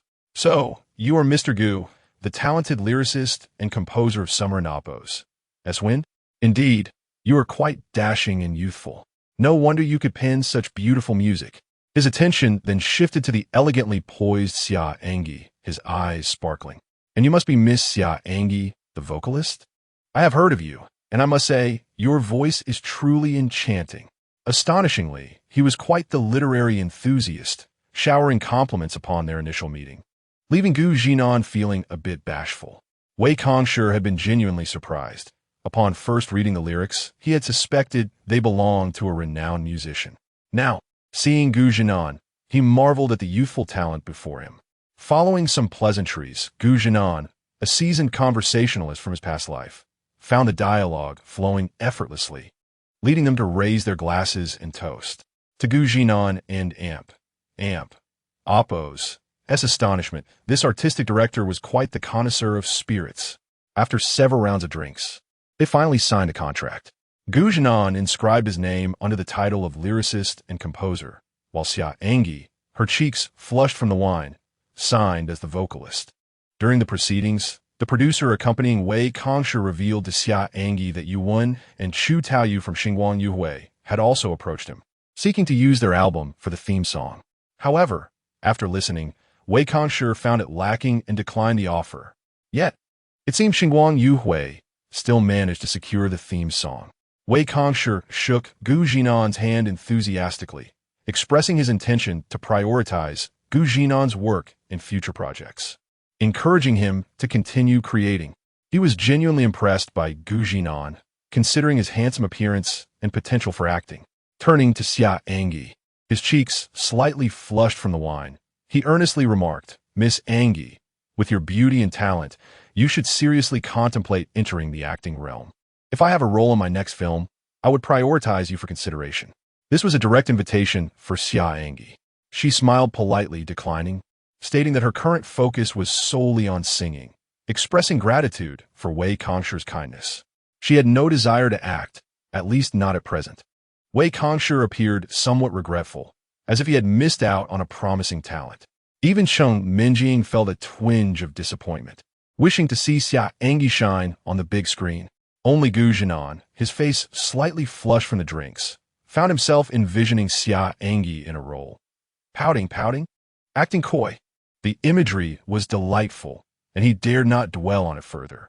As the group parted ways at the hotel entrance, Wei Kongsher and the producer hurried back to Hongyan to integrate the theme song, as the film was set to premiere on the 15th, leaving little time to spare. "Are you all right?" Xia An'ge inquired, noticing Gu Zhinan and Oppo's rosy complexion. He had consumed most of the alcohol at the table, allowing herself and Cheng Minjing to indulge only a little, while Ruaning, designated to drive, had only eaten. In Oppo's nothing, just a little drink. Gu Zhinan waved his hand dismissively. "All right, I shall stay at the nearby hotel for the night and return to lynching tomorrow. I'll look forward to your album." He had listened to Xia An'ge and Oppo's complete album, which was equally remarkable as the original. It would undoubtedly be exceptional here as well. Chapter 57. You won an Amp, Oppo's. Forget, right? I and Amp, Oppo's. I'll walk you there. Xia An'ge casually tucked her hair behind her ear, feeling the coolness of the evening breeze. Cheng Minjing was determined not to let Xia An'ge venture alone at such a late hour. She stepped forward and linked her arm with Xia An'ge and Amp, Oppo's. Ruaning followed suit, grasping Xia An'ge and Amp, Oppo's other arm. "We'll go together." They chimed almost in unison. Xia An'ge felt a hint of helplessness as her peach blossom eyes gazed wistfully at Gu Zhinan and Oppo's retreating figure. Although Gu Zhinan initially intended to decline, the hotel was not far, and with Xia An'ge's insistence, he found himself unable to refuse. After all, it was merely a few hundred meters, so he thought, why not? "Thank you," Xia An'ge said, her lips parting slightly as her gaze flickered sideways at Gu Zhinan, who walked beside Ruaning. "Thank you," echoed Cheng Minjing and Ruaning immediately. Xia An'ge and Oppo's brows furrowed slightly in response. In Oppo's nothing, really. I earn my keep as well. It's a mutually beneficial arrangement. Gu Zhinan replied, his eyes fixed on the towering buildings before him, a smile lingering on his lips. Xia An'ge chose not to dwell on it, allowing a subtle smile to grace her lips, hidden from view. The short distance was covered in no more than 10 minutes. Gu Zhinan and Oppo's gaze swept across the trio before settling on the rosy-cheeked Xia An'ge, a broad smile illuminating his face. "Good night," he said, his smile gentle and warm, like a spring breeze. Xia An'ge's heart fluttered unexpectedly. She lowered her head, unable to meet Gu Zhinan's eyes. Good night, she murmured softly. Good night, Mr. Gu. Wan Ying chimed in, while Cheng Minjing, a little dazed from the drinks, blushed and added, Good night, young Master Gu. You too, good night as well. With that, Gu Zhinan stepped into the hotel, leaving the three outside, watching him depart. After a moment, Wan Ying broke the silence, glancing at Xia An'ge and Appos as profile. Sister An'ge, Mr. Gu has gone inside. Xia An'ge responded with a nonchalant Let us head back, Wan Ying suggested, relieved that Xia An'ge was finally willing to move. She had always sensed a unique disposition from Xia An'ge towards Mr. Gu, something distinctly different. It felt as though they were friends, yet perhaps not. Mr. Gu was not only handsome, but also a talented songwriter and a novelist. Wan Ying suddenly recalled that his primary profession was indeed that of a novelist. Although he had denied it previously, she vividly remembered his occupation listed as a web novelist when renting a place. She wondered what his pen name was and resolved to inquire about it another day. She was quite fond of the author of Crossing Daunting and was curious to know if Mr. Gu knew him. Meanwhile, Gu Zhinan lay in his hotel room, deep in thought. Why did he keep encountering individuals who indulged in excesses? The elderly Lord Hong and of Huaxia education was one, and now this wild-spirited director, Wei Kong, was yet another. They had even exchanged phone numbers, but Gu Zhinan understood that such exchanges were merely formalities. Otherwise, why not simply add each other on WeChat? Who among the youth does not utilize WeChat nowadays? As a novelist, he mused, he would have no intersection with the art film director had he not composed Summer Breeze. It was nearly midnight when he lay on his bed, reflecting on what had been a splendid day. He picked up his phone and sent Xia An'ge a message. Are you back? Yes, came her swift reply. She had just returned to her apartment, not even having settled into the sofa yet. That and amp. Appos. As good, Gu Zhinan thought, intending to sleep. The gentle, languid sea breeze caressed the high peaks. As Xia An'ge and Appos, as ethereal and lazy hum filled the air, Gu Zhinan quickly grabbed his phone. Thankfully, no one was around. He had saved a clip of her humming from the complete version she sent him last night, and had set it as his ringtone on a whim. He had forgotten about it, and was relieved that it hadn't gone off all night, or it would have been utterly embarrassing. After all, the song was not yet released. And here he was, with it as a ringtone. What message did that send? Hello, Gu Zhinan, came a slightly irate voice from Cheng Mengshi, the intellectual beauty from Kyoto. Have you started the book for Xinjian Qi Xiaozhuan? Has the first volume been launched? It's been almost half a month. Today is the 7th. Tomorrow will be the 8th. What? So soon? Gu Zhinan felt the effects of the alcohol dissipate rapidly, shrinking back as he spoke softly. Cheng Mengshi seemed to sense his guilt, her large eyes widening in disbelief as she finally exclaimed, You Haven and Appos. T forgotten, have you? Damn. Gu Zhinan felt the remnants of the alcohol vanish, a chill running down his spine as he sensed her displeasure. No, don't say that. I'm writing it, I promise. He insisted, try to maintain his composure despite feeling guilty. Really? A scholar never lies. Send me a preview. If it's good, we'll launch it in the next couple of days. We can't delay. She directly sent him a manuscript review invitation. Will you accept? Accept? I can in Appos. T accept anything. I haven in Appos. T written a word. Gu Zhinan protested, feeling trapped. Day after tomorrow. I'll post it then. I'll revise the chapters to ensure it captivates the readers from the start. Don and amp, Appos, T deceive me. Check your review section. It's an uproar. Cheng Mengshi expressed her disbelief, convinced that he had completely forgotten about the launch. Had she not taken the time to check the review section today, she would have missed the loyal fans who were practically losing their minds, leaving comments daily, urging him to respond. I promise. By noon the day after tomorrow, if I don't post it, I'm a dog. Gu Zhinan proclaimed with conviction, as if the person who had not written a single word was someone else entirely. All right, day after tomorrow. I'll start preparing for you these next 2 days. And at noon, we'll launch the book. Cheng Mengshi decisively cut off any chance of retreat for him. Gu Zhinan forced a sheepish smile, feeling utterly cornered. There was no way out now. Tomorrow, he would return to Lin City and begin his creative retreat to produce a miracle. Cheng Mengshi hung up, skeptical but hopeful, while Gu Zhinan found himself wide awake. He opened the author backend on the Chinese website and navigated to his review section. The opening was explosive. The book stated that there are no eternal banquets in the world. Do not fear, for I shall flip the table. Straight man, dog, thief. The text also mentioned, where in the world do we not meet again? If I go missing, what then? Does anyone know the home address of Straight Man? I have some local specialties I wish to share. I adore him. To the commenter above, are the local specialties blades? Don't deceive me. Everyone, please remain calm. I believe Straight Man is simply striving to deliver the most perfect book, as he is the author of Crossing Daunting. Stop defending him. I refuse to believe it. Zhinan broke into a cold sweat, realizing that upon returning home, he had been busy persuading his parents to resign, only to find out they wanted to open a small grocery store. He had become so caught up in the hustle that he had completely forgotten about launching Xia. He then posted, a day apart feels like 3 autumns. I have missed you all dearly. Each night, the thought of you lovely readers waiting for my book brings me to tears.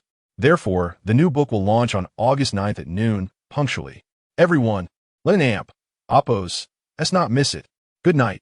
Having completed all of this, Zhinan finally drifted off to sleep, dreaming of a brighter tomorrow. Chapter 58. Opening the book as dawn broke. Zhinan hurried back to Lin City, unable to resist any longer. With tomorrow marking the commencement of his new book and his word count lingering at a mere 0. Who could endure such a predicament? Let an amp, oppos, let's have breakfast. And amp, oppos, LL take you to the station, he offered. At that moment, Xia An'ge was making a phone call outside Zhinan's hotel, concerned that he might still be asleep. It was only 9 in the morning, and she was dressed in simple loungewear. However, the connection on Zhinan's end was intermittent, accompanied by occasional loud noises. Xia An'ge couldn't help but furrow her brow. Have you returned? Through the receiver, Zhinan could hear her uneven breaths, leading him to mistakenly believe that she was up early for exercise, which explained her resilience against catching a cold after being drenched in rain the previous night. Yes, I'm on the high-speed train now. Then, abruptly, the call was disconnected. Is early morning exercise the cause of your foul mood? Zhinan pondered, tilting his head in confusion, his face a canvas of bewilderment. Why was it that women were so perplexing? Just last night, they had shared laughter and joy. Xia An'ge, feeling a surge of irritation, tossed her phone onto the passenger seat. She had woken up early to drive Cheng Minjing and Amp, Oppo's, car, intending to secretly see him off, only to discover that he had already left. How infuriating! Back at the apartment, Xia An'ge sat alone at the table, sipping congee, her delicate features resembling a sheet of eternal ice. When Ruan-ing and Cheng Minjing awoke and saw her sitting quietly, a chill seemed to permeate the air around her. Is Andy here, Angie? Cheng Minjing whispered to Ruan-ing, pulling her aside. Not yet. Her visit is scheduled for mid-month, and it's still early, Ruan-ing. Xia An'ge's personal assistant replied, fully aware of her family's schedule. Then why do I feel like An'ge is in a bad mood? Cheng Minjing remarked, gesturing for Ruan-ing to observe as Xia An'ge stirred her deep-fried dough sticks with her chopsticks. Come eat once you're awake. We'll be heading to the office later. Ruan-ing was about to speak when Xia An'ge's cold voice interrupted them, prompting the two to hastily retreat to the bathroom. They were left to speculate about why Xia An'ge was suddenly sulking, concluding that perhaps her aunt and Oppo's visit had come earlier than expected. In Xia An'ge and Oppo's modest apartment in Lin City, Zhinan opened the door, returning to the solitary existence he had maintained for over 10 days. The thought of needing to start his book tomorrow, with no drafts to speak of, filled him with dread. In this lifetime, Zhinan remembered himself as obedient and well-behaved, devoid of any rebellious tendencies. Yet in his previous life, during his middle school years, he had experienced a fervent bout of defiance, neglecting his school bag for an entire summer. It was only when school was about to commence that his mother discovered his bag wedged in the couch and promptly apprehended him. She had believed his benign lie about having completed his summer homework long ago. That night, moved by his mother's tenderness, he reflected deeply on his mistakes, leading to an extraordinary night of writing. By morning, with dark circles under his eyes, he presented his completed assignments to his mother, narrowly escaping punishment, but at the cost of much joy. Who would have thought he would find himself in a similar predicament once more? Zhinan sat at his computer, opening the writer's assistant on the Chinese website. He established a new book, saving it locally. Title: The Legend of the Swordsman in Ancient Times. Pangu cleaved the heavens and the earth, leading to their gradual separation, and subsequently perished from exhaustion. Upon his death, his essence transformed into Fushi, Xinnon, and Yuhua. The three sovereigns created gods, beasts, and humans, condensing the 5 elements into 5 spirit pearls. Xinnon met a tragic end among mortals, while Qiyu led the beasts against humanity. The divine clan dispatched Xianyuan and summoned the 5 spirit gods to combat Qiyu. In a town named Yuhang, the couple Li Sansi, renowned for their exploits in the martial world, welcomed a son named Xiaoyao on the 19th day of the 12th lunar month. They entrusted him to his aunt, Taizhong Feifeng. While they continued their travels, Taizhong Feifeng, inheriting the swordsman in Xingyu village, was responsible for raising the child named Xiaoyao. Zhinan and Appo's fingers danced across the keyboard, characters appearing on the screen at an astonishing pace. He recalled the original game background of The Legend of the Swordsman, integrating the storyline from both the game and the television adaptation, making his own modifications to craft a narrative that would resonate with readers. His writing skills were commendable. He simply needed to weave in elements that aligned with this world, ensuring clarity for his audience without inducing confusion. Adapting a novel into a drama was straightforward, yet reversing the process posed significant challenges. Fortunately, The Legend of the Swordsman boasted an expansive backdrop. As he crafted the outline, he envisioned replicating the essence of both the first and third installments. Thus, the settings he created seamlessly linked the two, anticipating that readers might find some aspects puzzling. Once he uploaded the third installment, they would surely experience a revelation. Ah, so that is how it is. Zhinan mentally prepared himself for the astonishment he anticipated from his readers. The entire afternoon passed in a blur. It wasn't until he stood a stretch that he noticed the moonlight filtering through the window, signaling the arrival of night. He had penned 10 chapters, each containing a minimum of 5,000 words, 50,000 words in total. Exhausted both mentally and physically, he stumbled to the refrigerator for a yogurt before returning to his desk. He opened the writer's backend on the Chinese website, eager to check the responses to his heartfelt post from the previous night. The comments had piled up to an impressive 999, indicating a significant increase in his readership, likely due to the poetry event. On this platform, devoid of restrictive groups, all readers could freely express their thoughts in the comment section, whether by posting or chatting in the forum. Zhinan observed the fervent responses to his post, filled with enthusiastic fanfare. Everyone hurry! The straight man has returned. After disappearing for so long, you can't just gloss over it with a tearful farewell. I, Huolinzi, vehemently disagree. The comment section was flooded with ones, and some even urged Zhinan to share a photo to verify the authenticity of his tears. Sighing, he mused about how his diligent efforts in writing were meant for their enjoyment, only to be met with such reactions. After a moment of contemplation, he boldly created a new book titled The Legend of the Swordsman, complete with a captivating synopsis. I wield a sword with grace, laughing as I sever the tempest. I walk with ease, resting in peace. When thirsty, I drink. When hungry, I feast. When drunk, I sing. When weary, I recline in the shade. The sun and moon are vast. Life is meant to be enjoyed. As the saying goes, to be young and unaware of love's sorrows is a waste. Wielding a sword in the martial world for the sake of beauty and oppos, he then created a new chapter, swiftly typing in the content. Having returned from obscurity, I announce my new book and amp, oppos, The Legend of the Swordsman and amp, oppos, will be uploaded at noon tomorrow. Fellow cultivators, I, Li Xiaoyao, come to pay my respects. Chapter 59. Trending without a chapter originally, he intended to send a message to Xia An'ge, inquiring about the reason behind her considerable morning irritability. It was indeed a poor habit that needed rectification. However, he reconsidered, given the landlord and amp, oppos, temperament, sending a WeChat message now might result in being blocked. Never mind, he thought. He would write a couple more chapters, aiming to create a small surge in readership within the few days following the book and oppos' release. thus allowing himself some leeway in discussions.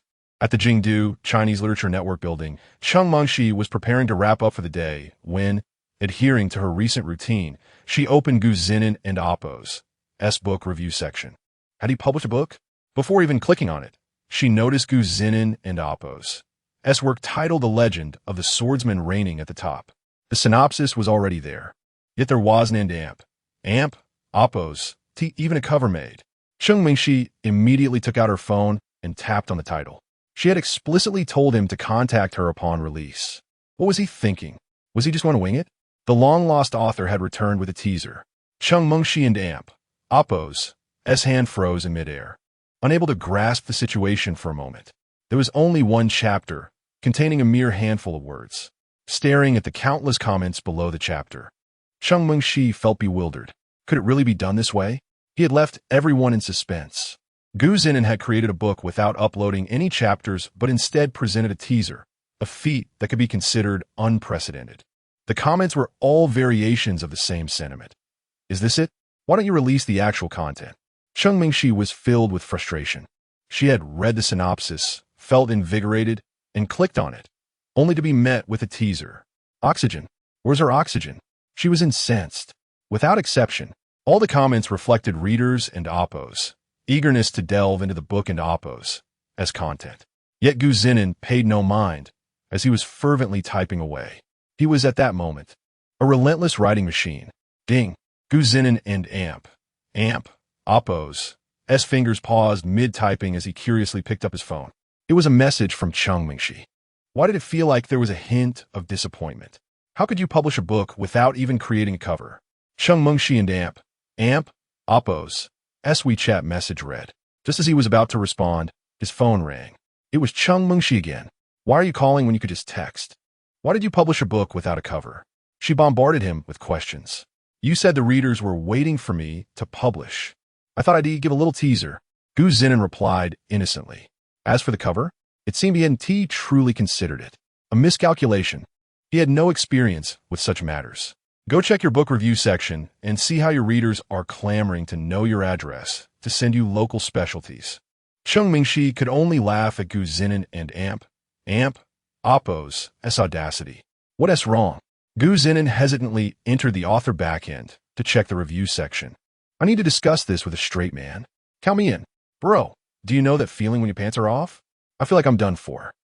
WC, I think I might have overdone it. Gu Zhinan and Appo's scalp tingled as he realized his comment section had devolved into a passionate discussion about how to make a splash. The main topic? How to generate buzz for himself. Should he delete the teaser? Or perhaps upload another chapter? Don and Appo's worry. Cheng Mengxi calmly interjected. This will create excellent momentum. I'll post a dynamic update on the official Weibo account later, announcing that you'll be releasing your book tomorrow. Gu Zhinan understood her reasoning. She viewed this as a brilliant opportunity, akin to indirect promotion. Yet, looking at the comments flooding in from eager fans, he felt a pang of guilt. We're in Appo's your cover. Cheng Mengxi suddenly remembered. I haven and Appo's made one? Wow, no wonder you're the editor-in-chief. So clever. Cheng Mengxi rolled her eyes at her phone, exuding an air of authority. She sighed. What kind of cover do you want? I can have a designer work overtime tonight to create one for you. At that moment, a certain graphic designer, merrily on her way home, felt a chill run down her spine, though she couldn't pinpoint the source of her unease. Gu Zhinan pondered deeply.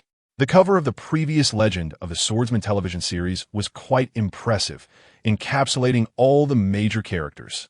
However, that wouldn't meet the immediate visual appeal required for an online novel. The cover significantly influences whether readers choose to click on it. The theory of aesthetics applies universally. What is taking so long? Cheng Mengxi thought Gu Zhinan had gone silent. Wait a moment. Suddenly, an image flashed in Gu Zhinan and Appo's mind, the iconic glance of Li Xiaoyao from the first Legend of the Swordsman. It was an everlasting classic. Editor-in-chief. Have a designer create an image of a young swordsman in a heroic robe, confidently glancing back over his shoulder. After sharing his vision, Gu Zhinan added, the expression should be confident and a bit roguish, and I only need the upper part above the sword handle. No need for anything below the shoulders. Gu Zinan felt a surge of excitement. If the designer could pull this off, it would be spectacular. Cheng Mingxi, having read the outline of Legend of the Swordsman, immediately grasped that Gu Zinan wanted a character study of Li Xiaoyao. You want a character close-up of Li Xiaoyao? Great. You'd better have plenty of drafts ready. I'll set it up for release tomorrow. And you must deliver. Do I keep writing with my feet? Gu Zinan hesitantly agreed, and Cheng Mingxi hung up, dialing another number. Xiao Mei, come back to the office. They're in damp. Oppos. That's an urgent cover to create. I'll be there to assist you. The graphic designer, just returning home, suddenly realized why she had felt that spine-chilling sensation. Damn the capitalists. After finishing her call, Cheng Mingxi reopened her computer and logged into the official Weibo account she managed. The post read, a straight male author, known for winning the poetry competition with Amp. Amp, Oppos, crossing daunting and Amp, Oppos, and a representative work included in the Huaxia education curriculum. We'll be releasing his new book, The Legend of the Swordsman, tomorrow at noon. Join us at the Chinese Literature Network for a journey through the youthful heroism of the Xinxiao world, where love and chivalry intertwine. Stay tuned. Just as she clicked send, the designer returned, casting a resentful glance at Cheng Mingxi, who felt a bit guilty. I'll count this as triple pay, she promised, igniting the designer and Amp, Oppos, as enthusiasm. Together, they worked late into the night, following Gu Zinan and Amp, Oppos, as suggestions. Cheng Mingxi supervised, offering her opinions whenever something fell off. Finally, by the early hours of the morning, they completed a vibrant cover brimming with youthful heroism. The designer gazed at the finished product, feeling a sense of pride. The Legend of the Swordsman, by a straight male author. Editor Cheng will launch it tomorrow, and I must see what kind of book warrants such attention. Unbeknownst to Gu Zinan and Cheng Mingxi, the readers who had initially engaged in discussions in Gu Zinan's review section had discovered the Weibo announcement. The excitement spread like wildfire. They flocked to the Weibo post, inundating it with comments. An increasing number of onlookers joined in, and soon it was trending. Chapter 60. The Sword of Immortality opens. A heart-stirring toast, Gu Zhinan rose early the next day, having a simple breakfast. Before he could even turn on his computer, he received a call from Cheng Mingxi. Do all the big leaders enjoy rising early? It was only 8 in the morning. Was she so worried he hadn't written anything? I'm awake, sitting in front of the computer, ready to write a couple more chapters. No slacking here. Before Cheng Mingxi could speak, Gu Zhinan rushed to say all of this. Cheng Mingxi was slightly bewildered, then chuckled in disbelief. I didn't urge you to write. I wanted to tell you that your novel hasn't even been uploaded. Yet it's trending on Weibo. It's #1 on the hot search list. Did you know? You haven't been urging me? Gu Zhinan's expression shifted from resignation to astonishment. Trending on Weibo? How did that happen? Cheng Mingxi explained that while promoting Gu Zhinan's work on Weibo the previous night, she specifically highlighted Crossing Daunting and the previously unknown majestic poem, A Toast. Now, the hot searches on Weibo featured 2 topics, one about the Sword of Immortality and the other questioning what kind of poem A Toast was. It was astonishing that it had entered the curriculum of Chinese literature. What an incredible concept. This meant that future generations of youth would be studying these 2 poems. Oh, the cover is ready. I sent it to you on WeChat. I'm quite satisfied. You can upload it directly later. Cheng Mingxi said leisurely. When you release the book at noon, I have a surprise prepared that will surely bring you another wave of super popularity. Are you looking forward to it? Honestly, I'm not looking forward to it, Gu Zhinan sighed, not expecting things to escalate this way. Suddenly, everything was trending, and it was clear he was the author of A Toast, and the rapid change caught him off guard. After hanging up, Cheng Mingxi urged him to prepare for the book release. Gu Zhinan gazed at the cover she had commissioned overnight, crafted with utmost dedication by the graphic artist. He was quite satisfied. It had the right feel. When he clicked on Weibo and opened the trending list, indeed, Crossing Daunting and A Toast were at the top, while the Sword of Immortality was 5th. What a remarkable occurrence. Another poem? And it's directly included in the curriculum? Where's this poem? Show it to me. I'm so annoyed. They're deceiving me with the Sword of Immortality, and now this. Gu Zhinan felt a pang of empathy. He understood such feelings. having experienced the disappointment when songs and movies he loved were overlooked. After a while, he had grown accustomed to it. Upon entering his book review section, he was met with an even more astonishing sight. Countless messages, and the chat room was overflowing with people. Each message was pushed up before he could even read it. Yet, Zhinan could discern that they were discussing the sword of immortality in a toast. All right then, let the guests converse. I shall go ahead and publish. He opened the author's backend, modified the cover for the sword of immortality, uploaded Chengmengxi and Oppo's artwork, and deleted the pre-release chapter. As he wrote, he kept an eye on the increasingly fervent review section, knowing noon was fast approaching. Zhinan sent a message to Chengmengxi on WeChat. I'm about to release the book. He opened the back end of the Sword of Immortality, created a new volume titled Encounter, and uploaded the chapters. 5 chapters, each containing 5,000 to 6,000 words, truly a display of sincerity. The new book, The Sword of Immortality, was set to meet the readers on time, and Li Xiaoyao was ready to meet everyone in the realm of immortals. Chengmengxi, who had been waiting for Zhinan's update, saw that he had uploaded the chapters. Adjusting her gold-framed glasses, she smiled confidently and lightly tapped the keyboard. The screen displayed, "How magnificent is the poem A Toast that has astonished the Poetry Association. Author Zhinan is here to tell you." She also included the original poem of A Toast. Meanwhile, the authors from the Chinese Literature Network who attended that banquet, such as Guang Chengshuang and Min Ji, eagerly retweeted the Weibo post, adding their praises. Finally, we can speak out. Zhinan is remarkable, a role model for our generation. Guang Chengshuang had held back for too long. That night, they were all under strict instructions to keep it a secret, but now they finally had the chance.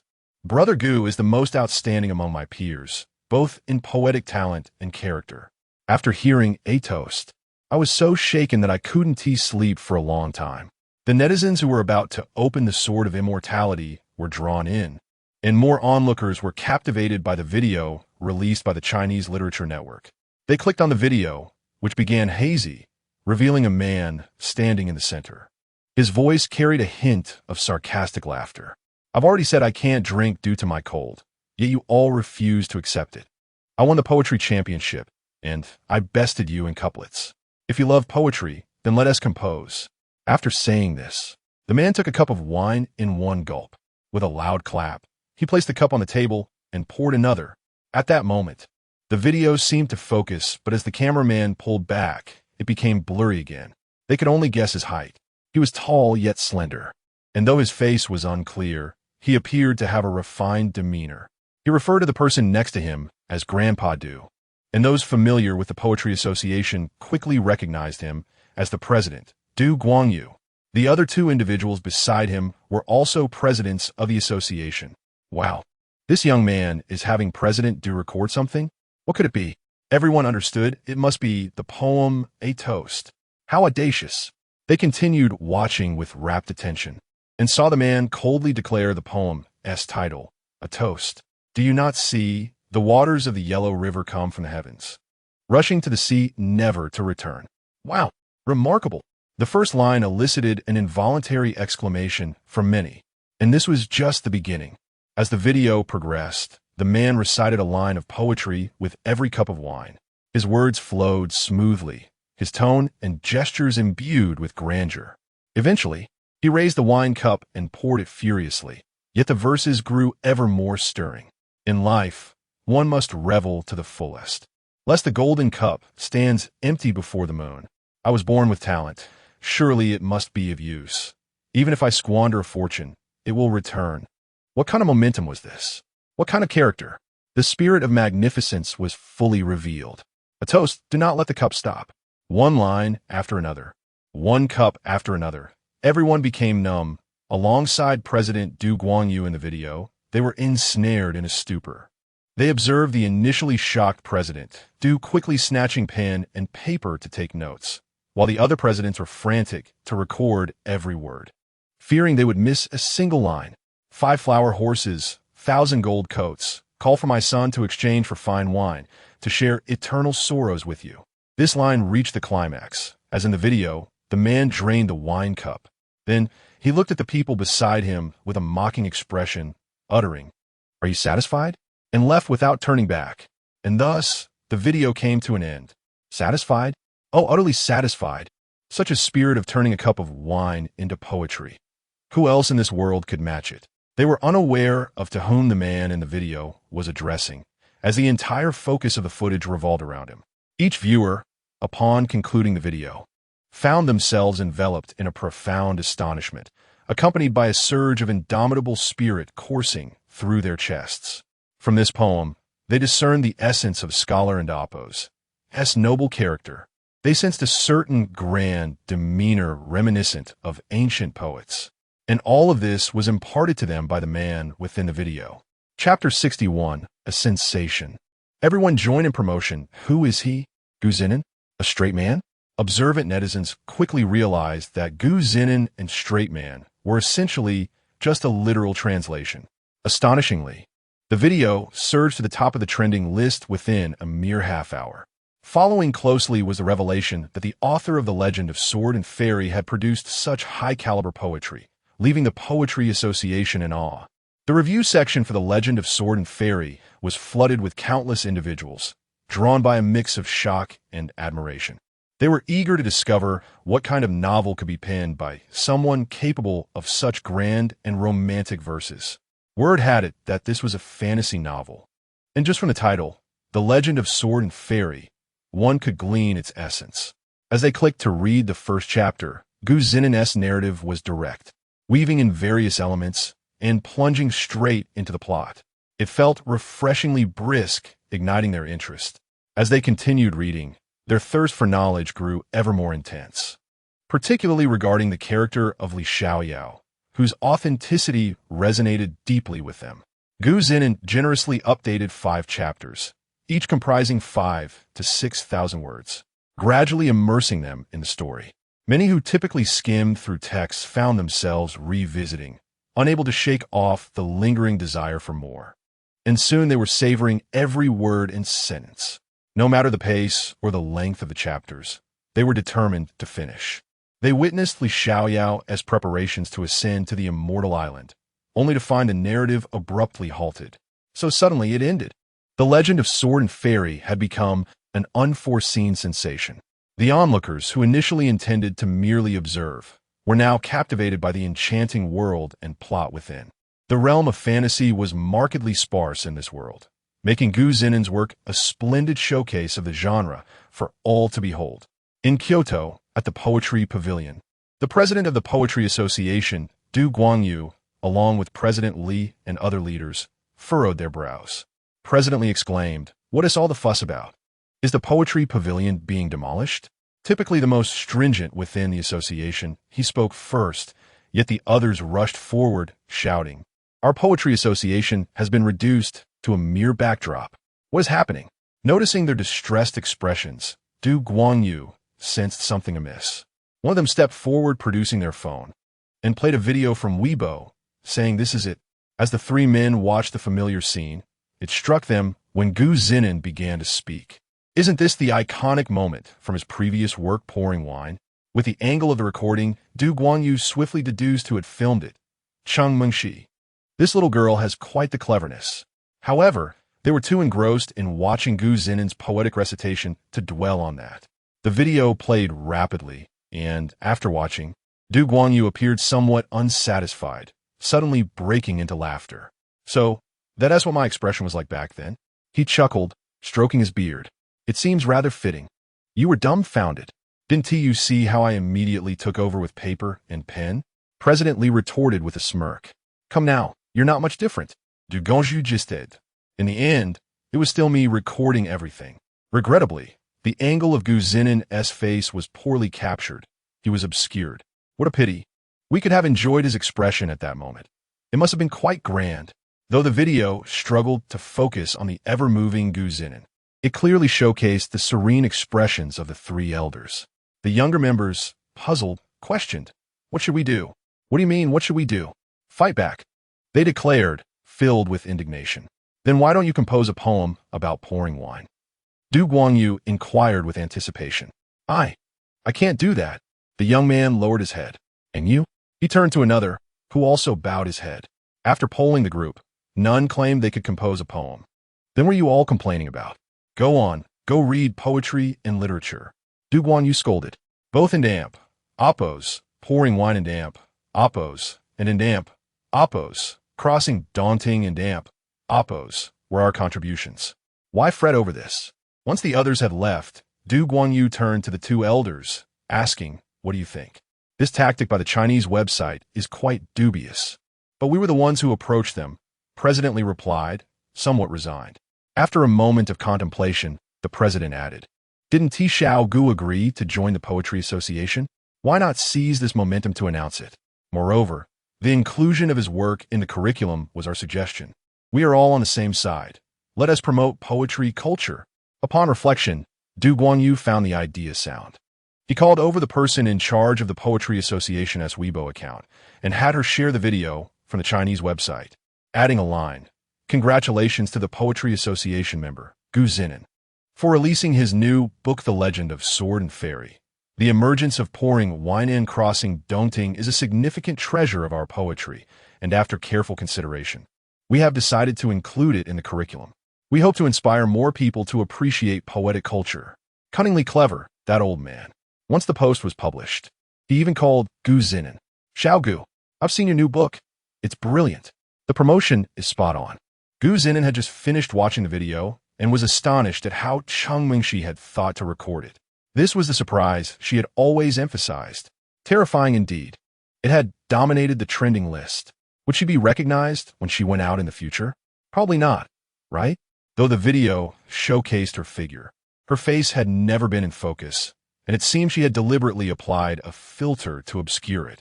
Zhinan felt fortunate that Mingxi's filming skills were lacking.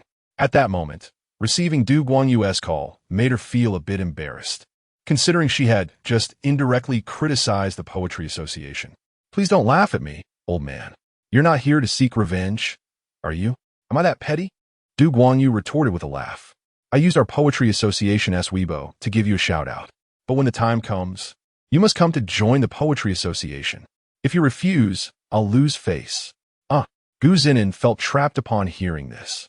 She could only nod helplessly. I understand. I'll definitely join when I have time in Kyoto. Make sure you do. Having received a satisfactory response, Du Guanyu hung up, praising the president's clever maneuver, which had expertly tapped into Zhinan's soft-heartedness. No sooner had the call ended than Zhinan's phone rang again. This time, it was Hong En from Xia Education, the one who had left his contact information previously. Xiao, it's me, old Hong. Zhinan responded respectfully. Hello, Mr. Hong. No need to be so formal. I consider you a friend. He boomed jovially from the other end of the line. Zhinan chuckled softly, recalling how he had drunkenly clasped her shoulder, declaring they should become sworn siblings. Yet, she and T mentioned it. After exchanging pleasantries, Hong En remarked, impressive. I didn't expect you to create pouring wine in such a manner. We must share a few drinks together someday. How bold. Not happening. I won't become your sworn sibling. Zhinan thought, but only managed a feigned smile. It's already trending #1 on Weibo. We just decided in our meeting to announce the new curriculum, and your poem will be included. Hong En remarked, I suppose we are riding on your wave of popularity, so we shall assist in promoting your new book. What is its title? The Legend of Sword and Fairy. He replied, a splendid name. Zhinan readily agreed, as it bore no adverse implications for him. Moreover, how could this be considered riding on anyone's coattails? You are a national-level official account. Let us not be ridiculous, my friend. Satisfied with Zhinan's affirmation, Hong En promptly ended the call. Subsequently, the Weibo account of the Chinese website was once again shared by Xia Education, accompanied by the announcement. The new textbook has been completed, and we are thrilled to include Jinju prominently. We also extend our heartfelt congratulations to Comrade Zhinan on the tremendous success of his new book, The Legend of Sword and Fairy. As the enthusiasm continued to escalate, the top 3 trending topics were all related to Zhinan, ranging from Jinju to videos, culminating in amp, oppos, The Legend of Sword and Fairy, and amp, oppos. His greatest concern now was that the review section was inundated with requests for updates. rendering him unable to discern any messages in the chat area. The comments flowed as swiftly as shooting stars. Moreover, his donations had soared to the very pinnacle, claiming the first position across the entire site. A remarkable feat indeed. The previous leader of the donation rankings was a superlative author on the Chinese website, whose work God Slayer had steadfastly held the top spot for years, yet now trembled in the second position. In just a matter of hours, the legend of Sword of Fairy had successfully established itself as a treasure gem of the Chinese website, marking the greatest miracle since its inception. Chapter 62. The tampered song launched. Zhinan noticed that numerous celebrities and influential figures had shared the Chinese website and Oppo's video. Furthermore, the Poetry Association and China Education and Oppo's posts were also extensively circulated. He even observed Yu Min and Chu Taoyu joining the trend. Was an opportunity too good to pass up? Why wasn't his landlady capitalizing on this momentum? Given her lack of promotion and the film's theme song not being released until the 15th, Hua Jia, managing Chu Taoyu's Weibo, considered leveraging such trends a trivial matter, especially before the album and Oppo's release. She even shared the Chinese website, Poetry Association, and China Education and Oppo's Weibo posts, recognizing their relevance. As for Yu Min, she shared the Chinese website and Oppo's video, complimented the poetry, and promoted her album.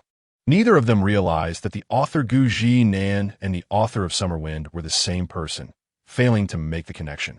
While the popularity of the legend of Sword and Fairy was anticipated, the promotional effect of Bring the Wine exceeding expectations. What could he do? Ignoring the pleas for updates was impossible. With only 100,000 words in reserve, even releasing everything Wooden and Oppo's suffice. He uploaded another 50,000 words, adding a note.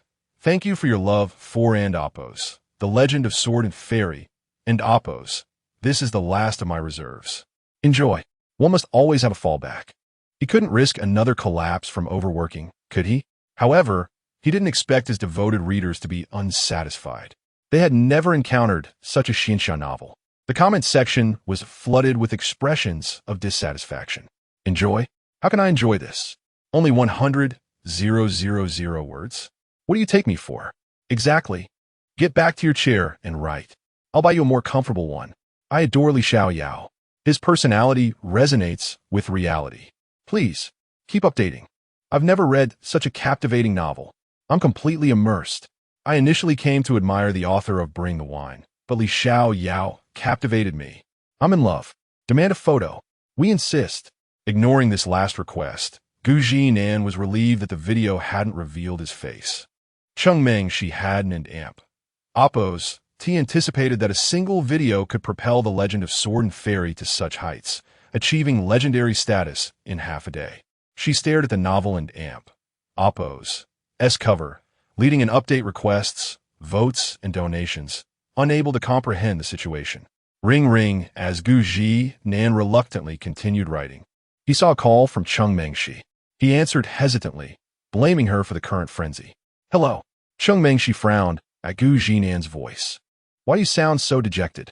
Aren't and Oppo's you happy about achieving legendary status? I am happy. Zhinan forced a smile. Are you sure? Are you sick? You can and Oppo's afford to be sick now. Chengmeng Shi was concerned, as Zhinan was now a treasure to the website. Zhinan and Oppo's tone was aggrieved. Sister, have you seen my comment section? It and Oppo's about to explode. At this rate, I could die on my computer and still not keep up with the updates. According to the website and Oppo's rules, every 100 update requests required a new chapter. He didn't and Oppo's dare check the requests. Chengmeng Shi chuckled, her voice teasing. Do you know how much money your donations have amounted to? How would I know? My backend hasn't updated. 800,000 RMB. Chengmeng, she exclaimed. Zhinan was speechless. 800,000? After the split, the total donations are over 1 million. Chengmeng, she shook her head, amazed by the absurdity. The launch was already unprecedented, a pinnacle in the website's history. She doubted such a phenomenon would occur again. Owing to the unique Xia setting of the legend of Sword and Fairy, and Gu Zhinan's bring the wine and passing daunting lake being selected as teaching materials. And the inspiring spirit in the video. Over 1 million in donations. Gu Zhinan gulped, realizing that motivation wasn't entirely absent. In the coastal city, at Starlight Entertainment, Xia An'ge's face was as cold as ice as she stared at Lianming Zhi, the general manager of Starlight Entertainment. Why? She demanded, her voice chilling. Lianming Zhi felt uncomfortable under Xia An'ge's gaze. He stood up, feigning composure. We're all part of the same company. There's no need for infighting. Just a little compromise. Compromise? Xia An'ge laughed bitterly, her eyes filled with sorrow. Have you ever treated me as part of the company?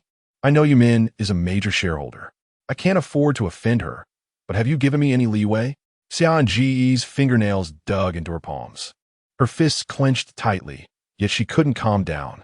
The song, originally scheduled for release at midnight on the 15th, had been changed to midnight on the 10th by Lianming Zhi. In a few hours, Summer Wind would be available on all music platforms.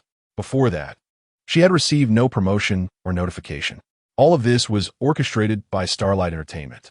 She had been foolish, thinking that submitting the release contract would suffice. She hadn't expected Lianming Zhi to intercept the contract and change the date. Disheartened, she uttered, joining Starlight Entertainment was the stupidest thing I've ever done. With a heavy heart, Xia An'ge stood up, refusing to look at the place that filled her with fear and disgust. Outside the office, Chengming Ying was suppressing her anger. Xia An'ge didn't and oppose. He wanted to enter, but it was futile. Seeing Xia An'ge emerge, Chengming Ying rushed forward. Xia An'ge smiled apologetically, her smile strained. She whispered, I and oppose. I'm sorry for making you suffer with me. I and oppose. I'm not a good idol. I can oppose to even pay you, and you have to run around yourself. Chengming Ying's eyes reddened. She shook her head vigorously, unable to speak, and took Xia An'ge's hand, leading her out of the building.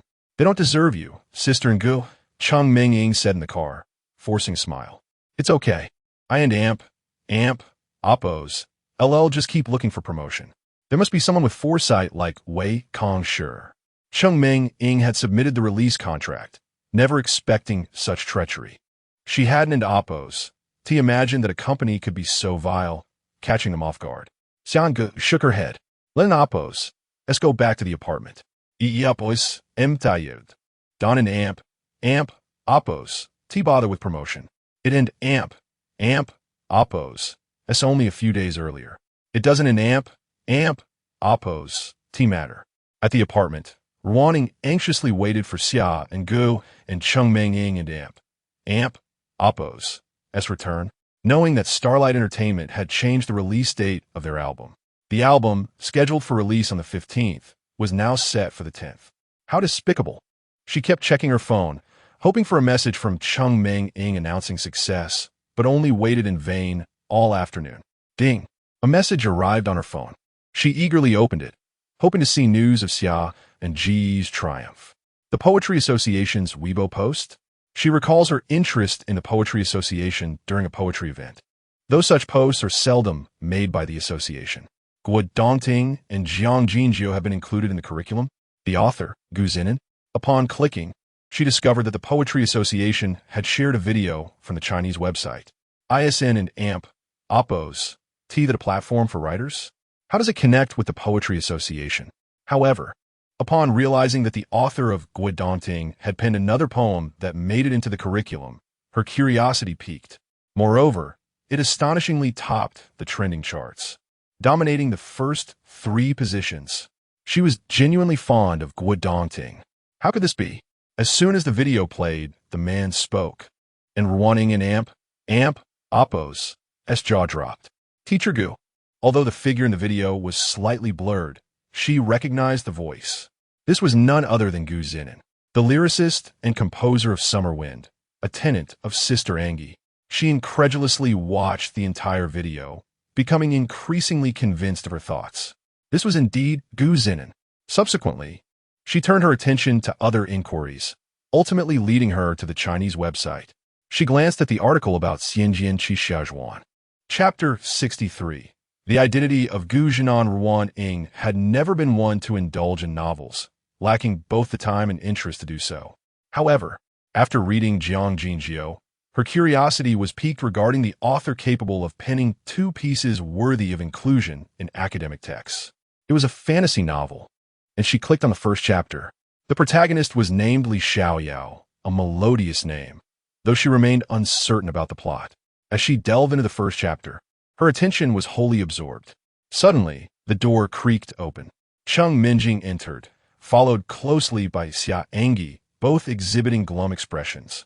Upon their arrival, they noticed Ruan-ing, completely engrossed in her phone, and took a seat beside her without eliciting any response from her. "What are you doing?" Cheng Minjing frowned. "You didn't amp, oppose, to even look up when Angie and I came back. What could possibly be so captivating?" She leaned forward to glimpse Ruan-ing and oppo's screen. "A novel?" Cheng Minjing inquired. Perplexed.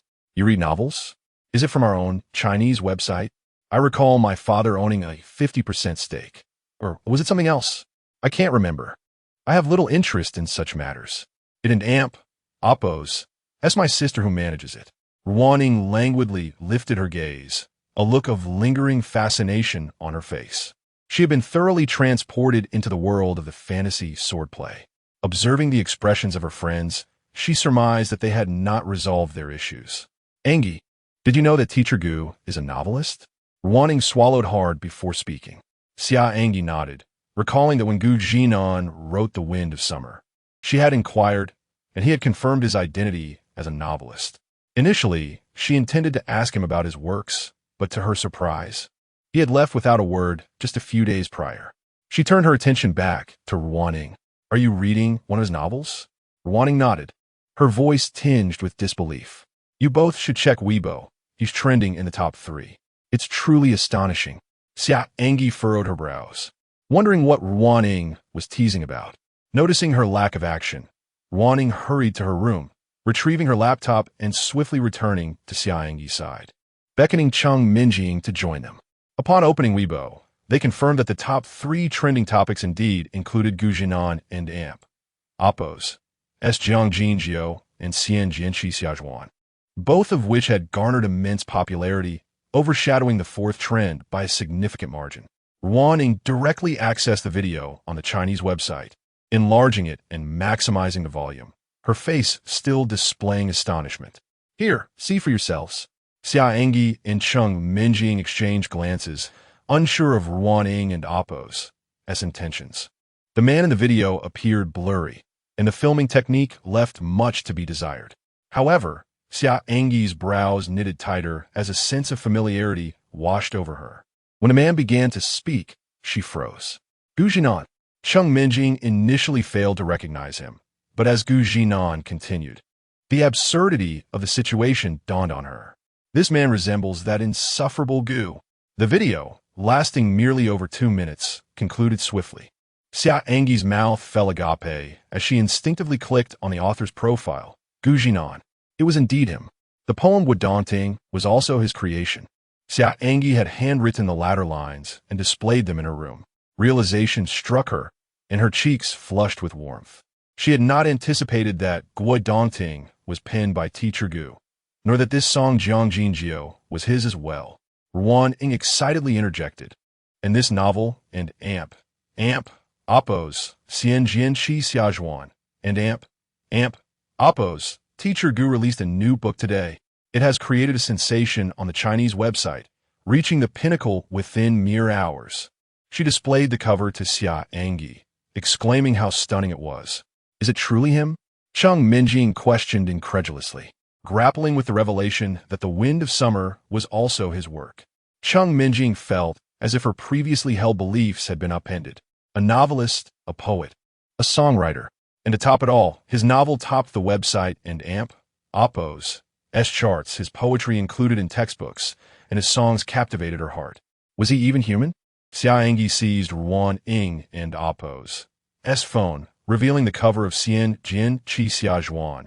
The author clearly identified as a straight man, undoubtedly Gu Zhinan, without an ounce of pretense. "I'll return to my room for a moment," Xia An'ge remarked hurriedly, retreating to her space. Wanning heard the unmistakable sound of a lock clicking. Yet her sole focus was on completing the latest chapter of Xia An'ge, leaving her too preoccupied to ponder further. She merely assumed An'ge also found the situation bizarre. After all, Teacher Gu had been under the same roof as them for over a month. According to An'ge, both had only recently discovered each other's professions. Zhinan was unaware of Xia An'ge, the unknown star, while Xia An'ge remained oblivious to Zhinan, the novelist. Cheng Minjing remained entranced by her computer screen, unable to tear herself away, before eventually returning to her room. She intended to call her sister, as Cheng Mengxi managed the Chinese website's Weibo account. As Xia An'ge gazed at the dialing interface, a sudden wave of apprehension washed over her. She had intended to congratulate Zhinan, shocked to learn he was a literary prodigy. No wonder he could compose a song like The Wind of Summer. Wrapping herself in her blanket, her cheeks flushed with embarrassment, she finally mustered the courage to dial the number. Just as the call connected, regret surged within her, and she contemplated hanging up. Yet at that moment, the phone displayed an incoming call. Zhinan? Hello? Zhinan answered, perplexed. Ever since Xia An'ge had invited him for breakfast a few days ago, and he had returned to Ling City, she had not reached out to him. Congratulations. Xia An'ge feigned composure. Congratulations? What for? Zhinan queried, bemused by their contrasting thought processes. Xia An'ge pouted, sensing that Zhinan seemed reluctant to reveal his dual identity as a poet and novelist. Your poetry and novels. Her voice escalated in excitement. Oh, thank you, thank you. Zhinan suddenly grasped the situation. And may I preemptively wish your song success on the charts. Xia An'ge felt a twinge of disappointment upon hearing this. That song, if given to me, might squander its worth. You could easily sell it to a renowned artist for a handsome price. Selling it to me may yield you nothing. After signing the contract, Zhinan had indeed received nothing in return. What do you mean? Zhinan replied, bewildered. You think the price is too low? 100,000 for a song, plus 10% of sales. That and Oppo's. That's an astronomical figure. Fearing the song and Oppo's brilliance might be obscured in her hands, Xia An'ge and Oppo's voice dwindled. Zhinan sensed her discomfort and spoke earnestly over the phone. This song was written for you. I made it clear from the start. If it doesn't and Oppo's, tea shine in your hands, that and Oppo's. That's my choice, and it has nothing to do with you. He paused before continuing. I wouldn't amp. Oppo's. Do you want to sell it to someone like you one, whom I don and amp? Oppo's. To even know. Do you understand? Oh. Xia An'ge responded quietly, her eyes shimmering with warmth. By the way, are you in a bad mood? Zhinan abruptly changed the subject. No. Then why did you hang up on me a few days ago? Xia An'ge glared at her phone, as if attempting to penetrate the screen and chastise the man on the other end. Why should it concern you? Zhinan remarked, brushing his nose. Am I curious? The summer breeze was set to launch at midnight on the 10th, which meant in 4 hours. Xia An'ge spoke softly. Midnight tonight? Zhinan pondered for a moment. If he recalled correctly, wasn't it supposed to be at midnight on the 15th? Why the sudden change? After a brief contemplation, Xia An'ge decided to explain the reason to Zhinan, considering he was the lyricist and composer. Upon hearing her explanation, Zhinan shifted his perspective. He was already quite irate. Is there really such a ridiculous company? Chapter 64. 100,000 rewards for an advertisement. How was Xia An'ge deceived into this situation? Zhinan found himself engulfed in profound contemplation. Is there no way to amend this? Indeed, it has already been established. The Soul movie is set to premiere on the 15th, and Zhinan felt certain that once it goes online at midnight, it would inevitably falter. A good song may withstand trials, yet in this digital age, obscurity leads to oblivion. Regardless of the song and Oppo's quality, the results are unlikely to be exceptional, and will certainly not achieve the acclaim it deserves. With only 5 days remaining until the movie and Oppo's release, it was evident that the performance during this period would be subpar. As he pondered, a light flickered in his eyes, and he immediately shared his thoughts with Xia An'ge. Upon hearing him, Xia An'ge furrowed her delicate brows. Zhinan suggested that she should capitalize on his current trending status on Weibo. I wanted to amp Oppo's. Do it, Xia An'ge replied, unwilling to exploit Zhinan and Oppo's popularity. Moreover, As a minor celebrity, her attempts to ride the wave would yield little attention. She explained her reasoning to Zhinan, who, after a moment's reflection, felt her argument was valid. However, he noticed that Chu Taoyu and Yuan had both shared the news, leaving him uncertain about the outcome. So what will you do? Xia An'ge pursed her lips. I'll post a Weibo update shortly, informing my fans to listen if they wish. Whether many or few, it matters not. I sing for those who appreciate my voice. She spoke fervently, and Zhinan found himself at a loss for words. Perhaps it was this purity of passion for singing that set Xia An'ge apart from others. After conversing for nearly half an hour, they ended the call. Zhinan sat before his computer, gazing at the bustling comment section, lost in thought. In a wealthy district of Kyoto, a man in his late 20s was intently engrossed in his phone. The content displayed was none other than Zhinan and Amp, Oppos, Xianjian. The man, Wang Lang, was a super-rich heir, his father the wealthiest real estate tycoon in China. His life could be described as one of lavish indulgence. As he once stated in an interview, "From the moment I was born, I stood at a finish line many can only dream of, while your finish line is merely my starting point." This stark reality was irrefutable. Suddenly, he exclaimed what? Wang Lang was so engrossed, he tossed his phone onto the sofa upon realizing he had reached the latest chapter. A lover of life and Amp, Oppos, pleasures, he engaged with a myriad of experiences. Today, while scrolling through Weibo, he noticed that a single author had monopolized the trending topics, occupying the top 3 spots. Intrigued, he clicked to watch the video and was captivated by the vigor of Jiang Jinjiu. On a whim, he retrieved a bottle of red wine, only to reconsider, opting instead for white wine to toast with Zhinan in spirit. The realm of Xinxia had yet to fully form, with only ancient legends of cultivation remaining. Zhinan's interpretation of Xianjian Qixia Zhuan heralded the dawn of a new era in Xinxia literature. As Wang Lang delved deeper, he found himself utterly enthralled, resonating with the character Li Xiaoyao, both a rogue and a charming scoundrel. He became so immersed that he neglected to eat. However, upon finishing the latest installment, a profound emptiness enveloped him. I must see Li Xiaoyao marry Zhaoling. Wang Lang's eyes gleamed with urgency. The latest chapter revealed that Li Xiaoyao had arrived at Xianling Island and encountered Zhao Ling and Amp, Oppos, Zhinan seamlessly blended the plots of games and television into a fresh narrative, ensuring the storyline was extensive yet engaging. Wang Lang understood that all signs indicated Li Xiaoyao was destined to wed Zhao Ling and Oppos. The way Zhinan depicted Zhao Ling and Amp, Oppos, enchanted him.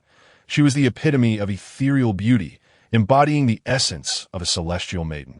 As he identified with Li Xiaoyao, every description of their interactions stirred his heart. Wang Lang decided to show his appreciation by donating 1,000, then reconsidered. A writer of such talent deserved substantial encouragement. He promptly linked his gold card and entered a staggering amount, 100,000. Congratulations on your successful donation. You may leave a message of encouragement for the author or request updates. The donation mechanism on the Chinese website stated that contributions exceeding 10,000 would trigger a 10-minute scrolling message across the site, while 20,000 would extend this to 20 minutes, and a maximum of 30,000 would last 30 minutes, visible to all users. Wang Lang grinned widely and typed, "Straightforward writing and Oppos, Xianjian Qixia Zhuan and Oppos, is truly captivating. A mere 100,000 as a token of respect. Hurry up. I want to see Xiaoyao marry Ling and Oppos. Confirm." Instantly, the entire Chinese website erupted with excitement. What? Is this for real? 100,000. It and Amp, Oppos. S from Wang Xiao. He reads novels too? ISN and Amp, Oppos. T that obvious? He donated and you still ask? If you don't need your eyes, you might as well donate them. The man himself mentioned wanting to see Xiaoyao marry Linger. I want to see it too, but alas, I lack the funds to donate. Wang Xiao is incredible. 100,000 just to urge updates. What a world of the wealthy. This substantial donation ignited fervor among the readers, who flocked to Zhinan and Amp, Oppos, as comment section, eagerly awaiting the next update. Surely, with 100,000 donation, an update was imminent, right? Zhinan indeed wished to provide an update. However, What he typed on his computer was not a chapter of Xia An'ge, but rather a standalone message. Dear readers, does your reading bring you joy? Time flies when one is having fun, and it is once again time to share.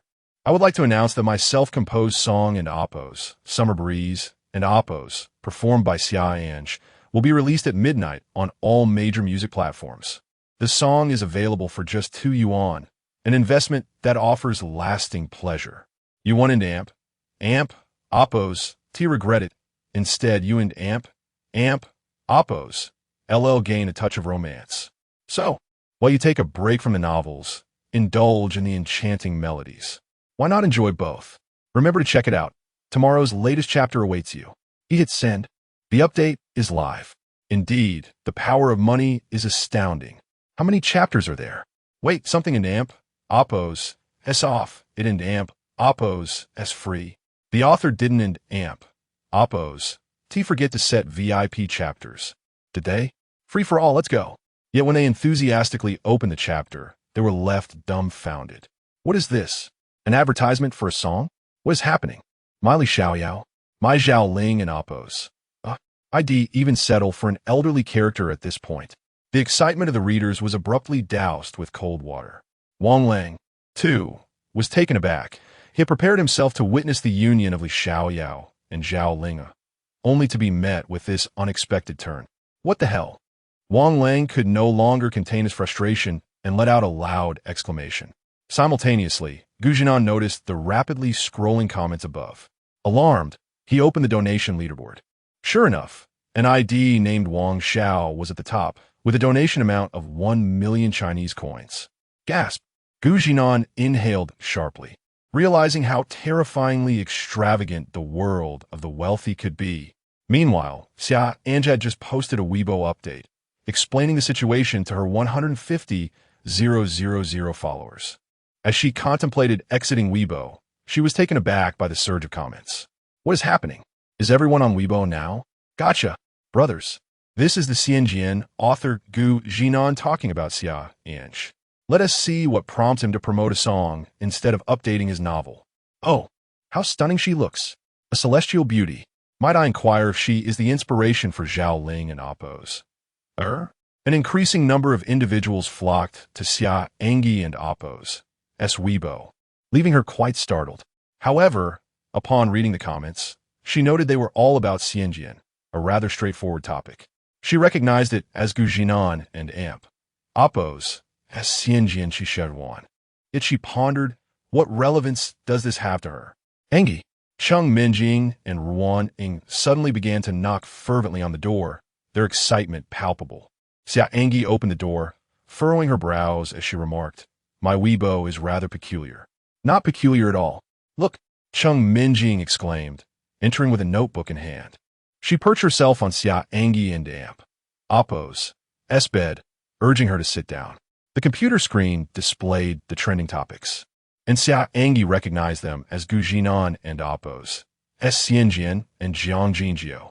However, upon closer inspection, she realized it was something else entirely. Young Master Wang has become so addicted to and amp, oppos', Xia An'ge and amp, oppos', that he rewarded the author with a staggering 100,000 for updates. Young Master Wang and amp, oppos', infatuation has earned him nothing but an advertisement. The author can even compose songs. The Summer Breeze will debut at midnight tonight, with lyrics and melody by the Xinjiang author, known as Zhinan. What could a song penned by a novelist and performed by the hidden singer Xia An'ge of Xinguang Huyo possibly be like? After perusing these trending topics, Xia An'ge felt even more perplexed. Ruan Ying then opened the Chinese website, showcasing the latest chapters of Xia An'ge to Xia An'ge, chuckling. Young Master Wang has rewarded Teacher Gu with 100,000 in hopes of updates, but Teacher Gu instead promoted our album, and now it in oppos' trending. Xia An'ge and oppos' mouth fell agape in astonishment as she gazed at Ruan Ying, her eyes wide with surprise. He will face severe backlash. He has already been mercilessly criticized. Cheng Minjing lamented. The review section is filled with condemnations of his lack of professionalism. Oh, Xia An'ge sighed, lowering her head, her bangs obscuring her vision as she stared at the computer screen, which appeared somewhat blurry. Young Master Wang, upon seeing himself trending, kicked his chair in frustration, determined to storm the Chinese website to demand, "Who is this straight man? I must apprehend him and compel him to finish Xinjiang." Dingling. The phone rang. Young Master Wang glanced at the caller ID, his expression darkening. It was his wealthy friend, with whom he usually indulged in nightlife and fish-keeping. "What do you want?" Young Master Wang replied tersely. The voice on the other end erupted in laughter. "Young Master Wang, 100,000 to urge a novelist for updates. And you still can't get it. Ha ha ha. Get lost." Young Master Wang, in a fit of rage, hurled his phone into the air. Chapter 65. The album launches with great impact at the Kyoto Chinese Network building. Cheng Mingxi was utterly astonished. The review section of Zhinan and Amp. Oppo's S-Works now required maintenance. Dingling. Zhinan. Cheng Mingxi was filled with fury. What game was this man playing? He even wrote a song? What on earth was happening? Zhinan had already shut down his computer, contemplating the scorn he would face. At worst, he could exert himself to write more fervently tomorrow. He had already done it. The results exceeded expectations, trending on social media. What was the issue? Cheng Mingxi and Amp. Oppo's anger flared further upon hearing Zhinan and Amp. Oppo's tone. "Do you even comprehend what you are doing? Setting aside Wang Lang and Amp. Oppo's identity. The man rewarded you with 100,000, and you simply posted an advertisement? You can write songs too? I didn't see it before posting. Should I update it tomorrow? It's already posted." Zhinan shrugged nonchalantly. The trending topic was his, the song was his creation. He was merely riding on his own coattails. Wasn't that entirely reasonable? Yet you cannot merely post an advertisement. Your review section is paralyzed. The staff is urgently maintaining it. Do you even know how many trending topics you have? Cheng Mingxi exclaimed in exasperation. Young Master Wang spent 100,000 RMB to urge an author for updates, and yet he cannot even buy that. Do you realize how severely you will be criticized? Zhinan scratched his head, regretting the situation that unfolded, mentally apologizing profusely to young Master Wang. But now that the incident had occurred, was it not worse to update? Besides, once they realize the song is delightful, they understand me? Do you truly believe a novelist can write a beautiful song? Cheng Mingxi massaged her temples. Zhinan nodded confidently. He indeed believed so, having heard Xia An'ge and Oppo's singing. Suddenly, a light flickered in his eyes, as if an idea struck him. How about the editor-in-chief uses the official account of the Chinese network to help me advertise again? Get lost. Cheng Mingxi slammed the phone down in fury. That scoundrel. She had just learned that the person named Xia An'ge was the star her sister was pursuing. An idol singer buried in an entertainment company? Apart from being good-looking, how good could her singing possibly be? It suddenly dawned on her. No wonder Zhinan had cautiously asked her earlier if she had a sister named Cheng Mingxi. They truly knew each other. This was infuriating. Remembering the call she received from Cheng Mingxi in the afternoon, inquiring about the author of Xinjiang, she felt utterly perplexed and realized she needed to clarify matters eventually. In Haipu City, at the Xinguang Huyu building, Yuan Chutayu, Lian Mingxi, and Sister Hua were all present, even Yuan and Amp, Oppo's assistant, Xiao Yuan.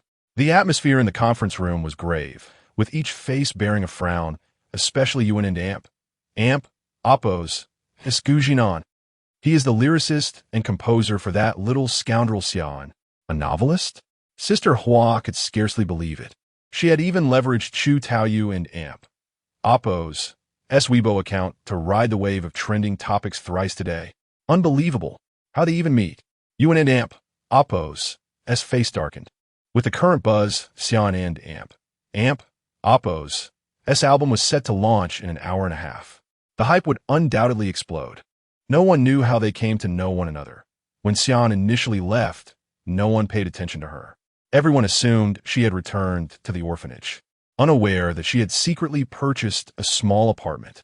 Even her search for Qisheng was only known to Yuan by chance. Before this, who would bother to focus on someone destined to become a mere tool? Moreover, they had fully grasped her background. Lian Mingxi remained relatively calm. He merely hoped that Xia An'ge could generate profit for the company without becoming too famous.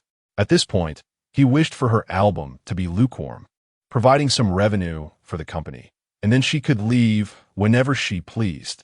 Xia An'ge, Oppo's contract expired in February next year. He did not anticipate her renewing it. Investigate this Zhinan, a poet whose works made it into textbooks, a novelist who topped the historical charts of the Chinese network on the same day. Do not underestimate him. At that moment, Yuan's expression was exceptionally grim. After uttering a final remark, she departed. Want to make a comeback? She scoffed inwardly. A singer barely on the third tier, though you've gained a wave of astonishing hype, are merely flailing in desperation. Once her album drops on the 14th, with the album released in August, she would rise to the ranks of first-tier popularity, commanding the highest traffic. How could you compare with me? You just can Oppo's to secure the theme song for an art film. You fumed, unappreciative director. At midnight, Xia An'ge, Oppo's fanbase surged to 400,000, predominantly comprised of onlookers and admirers of her beauty. The trending topics continued to soar, and with the arrival of midnight, Summer Wind swiftly climbed to the top of the trending list, although the majority of the comments criticized Zhinan for being unprofessional, asserting that he had not grasped his novel and was merely writing songs. Perhaps even an unknown small-time singer's work was subpar. Cheng Minjin gazed at the trending topic, swallowing hard. The promotional efforts she had desperately pursued paled in comparison to Zhinan's single-chapter advertisement. However, Xia An'ge had ushered them out, claiming she wanted to catch up on sleep and would wake up to check the album launch. They believed her. Xia An'ge lay on her bed, watching the flickering phone screen. She would illuminate it each time it threatened to black out, the screen displaying WeChat conversations. The contact was labeled Gu Manzi, inspired by their first encounter's wild collision. She had been staring at it for over an hour, glancing at the time. Summer Wind was about to launch. He shouldn't be asleep, right? He must be waiting to listen, but he had already heard it. At this moment, Xia seemed to disregard the sales results following the trending topic's launch. She gently bit her lip, her peach blossom eyes fixated on the screen. Ultimately, her finger glided across it. Are you asleep? After a brief wait, Gu Manzi's status changed to typing, and Xia An'ge's eyes sparkled. She even noticed her lips curling into a smile. Listening to the song, Zhinan lay on his bed, headphones on, his phone raised high before his face. A slight miscalculation could yield classic consequences. As for sleeping, it was the time for online depression, sister. I've already cultivated the mood. Oh. Xian pondered for a moment before inquiring, how did you come to think of advertising for me in your novel? I noticed your review section was rendered unusable. What she wanted to convey was, I saw you being criticized by many, and when she saw it, her peach blossom eyes flared with anger. But she hesitated to voice it, fearing it would upset him further. Zhinan wondered if the landlord was genuinely concerned for him. Are you worried about me? He felt compelled to express what was on his mind, so he asked. Xia An'ge, Oppo's earlobes flushed red, her fingers nervously typing. No. Oh, so it was merely an illusion. Just a minor issue. Tomorrow I will add many updates. Summer Wind is so delightful. I merely uncovered a hidden gem for them. They will thank me tomorrow. Perhaps once they finish listening to the song. Zhinan's fingers danced across the keyboard. Xia An'ge's smile widened, as if her peach blossom eyes mirrored her delight. Are you certain it's a treasure, not a fright?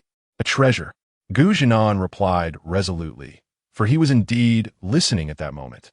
Xia An'ge, Oppo's album was titled Summer Wind. The cover featured the attire she wore when she picked him up at the airport. She was smiling, enchanting, captivating. Her charm and innocence radiated vividly. Zhinan was utterly mesmerized. When a landlord smiled, she outshone any star he had ever encountered in the entertainment industry. The song was launched, precisely on time, without any further mishaps. The single was available for purchase at 2 yuan. A significant number of people awaited its release, driven by the overwhelming buzz, which piqued their interest. If it were a dreadful song, these individuals would undoubtedly flood the review section of the abominable Xinjiang tomorrow, demanding that the despicable author retreat to pen his words properly. Young Master Wang is also waiting, anticipating the moment when this song, which cost a staggering 100,000 in rewards, merely turns into an advertisement. A mere 2 yuan. In comparison to 100,000, the disparity is beyond measure. Purchase. Play. Suddenly, a gentle guitar melody wafted through the air without any forewarning. Accompanied by the soft vocalizations of Xia An'ge, the song commenced.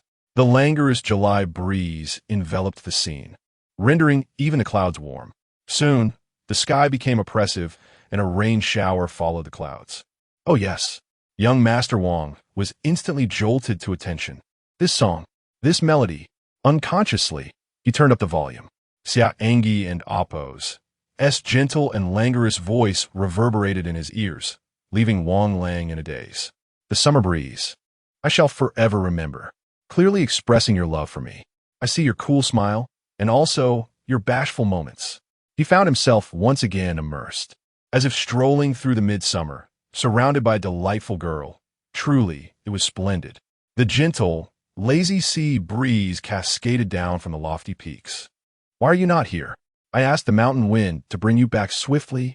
Xia An'ge sang with an exquisite blend of tenderness and a hint of alluring languor.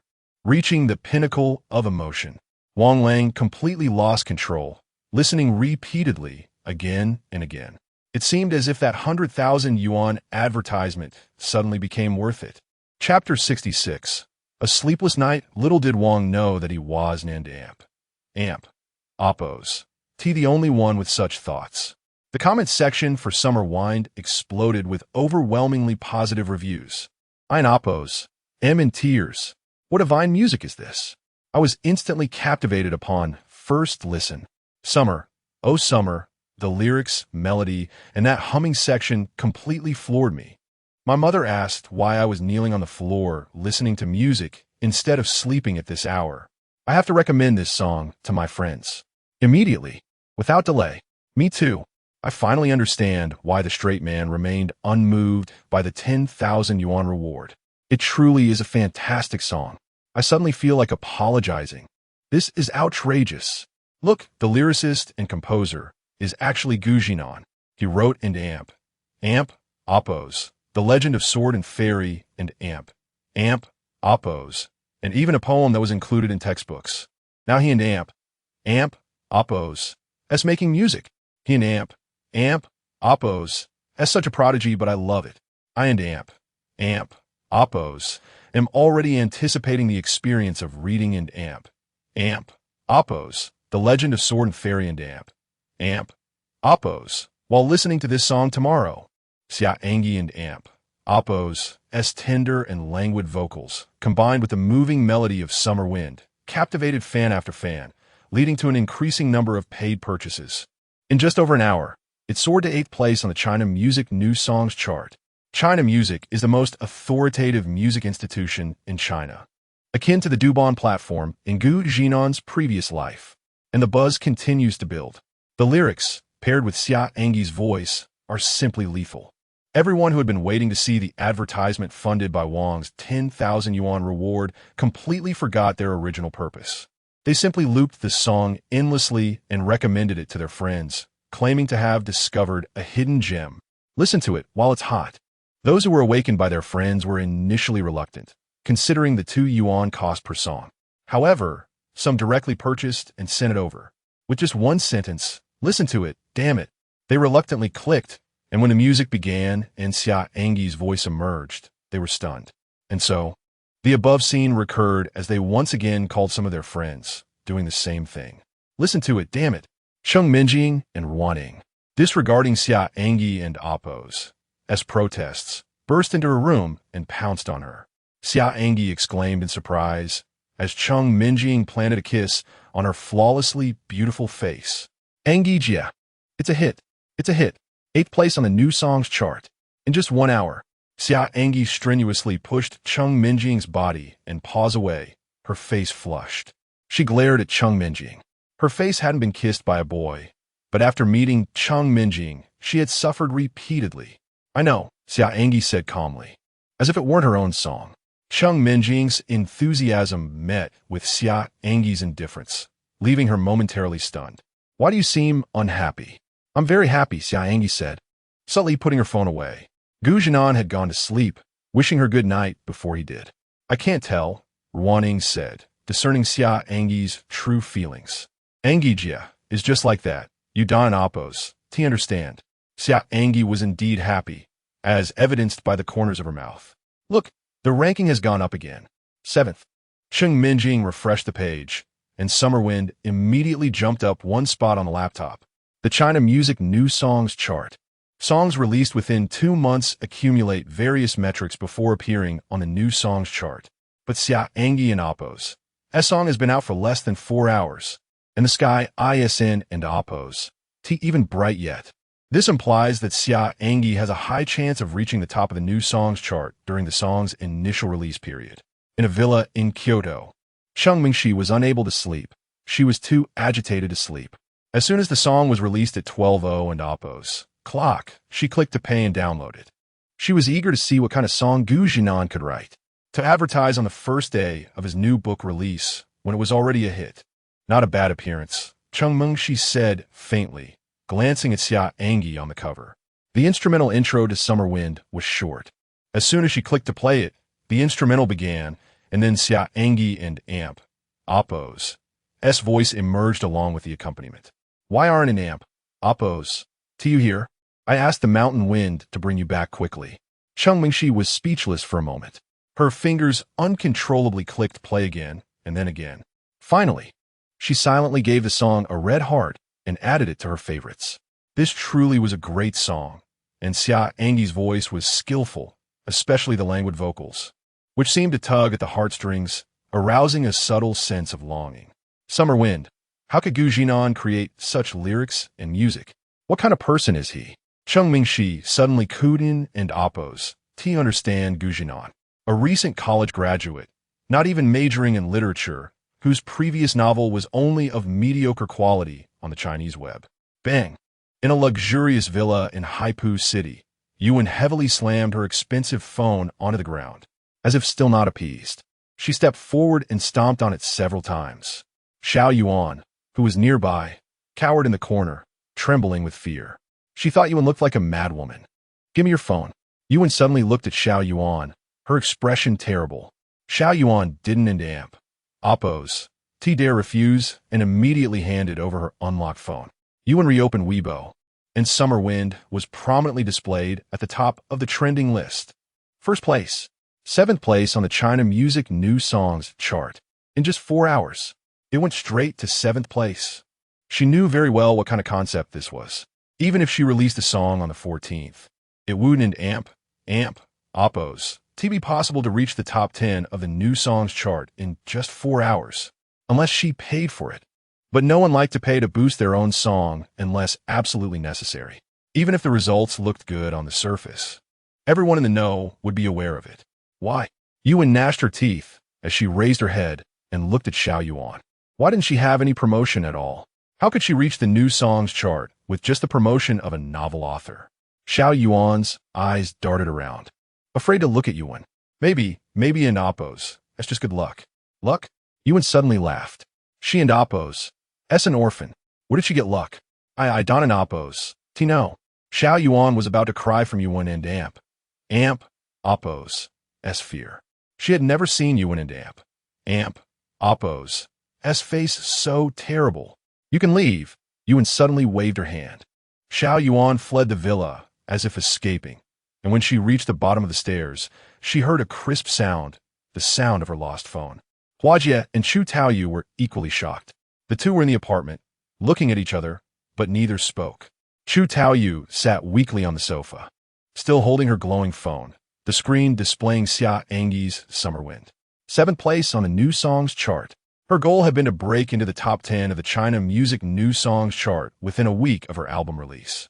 But now Xia An'ge was telling her that she only needed a few hours to reach the goal you only dared to look up to. Huajie, why? She also asked her question, her tone somewhat bitter. After all the suppression, they still couldn't defeat her. She rose up again, more unconquerable than ever, and went even further. Chu Taoyu knew that her album hadn't and Oppose even been released yet, but she had already lost. She couldn't and Amp, Oppose went against a song that had reached the New Songs chart in just a few hours, and neither could Yuan. Zhinan. Huajia said seriously. I can't deny Xia An'ge's voice, but this song was tailor-made for her, whether it's the melody or the lyrics. Who exactly is this Gu Zhinan? Isn't he a novel author? He even wrote a poem that made it into Chinese textbooks. Of course, Huajia knew.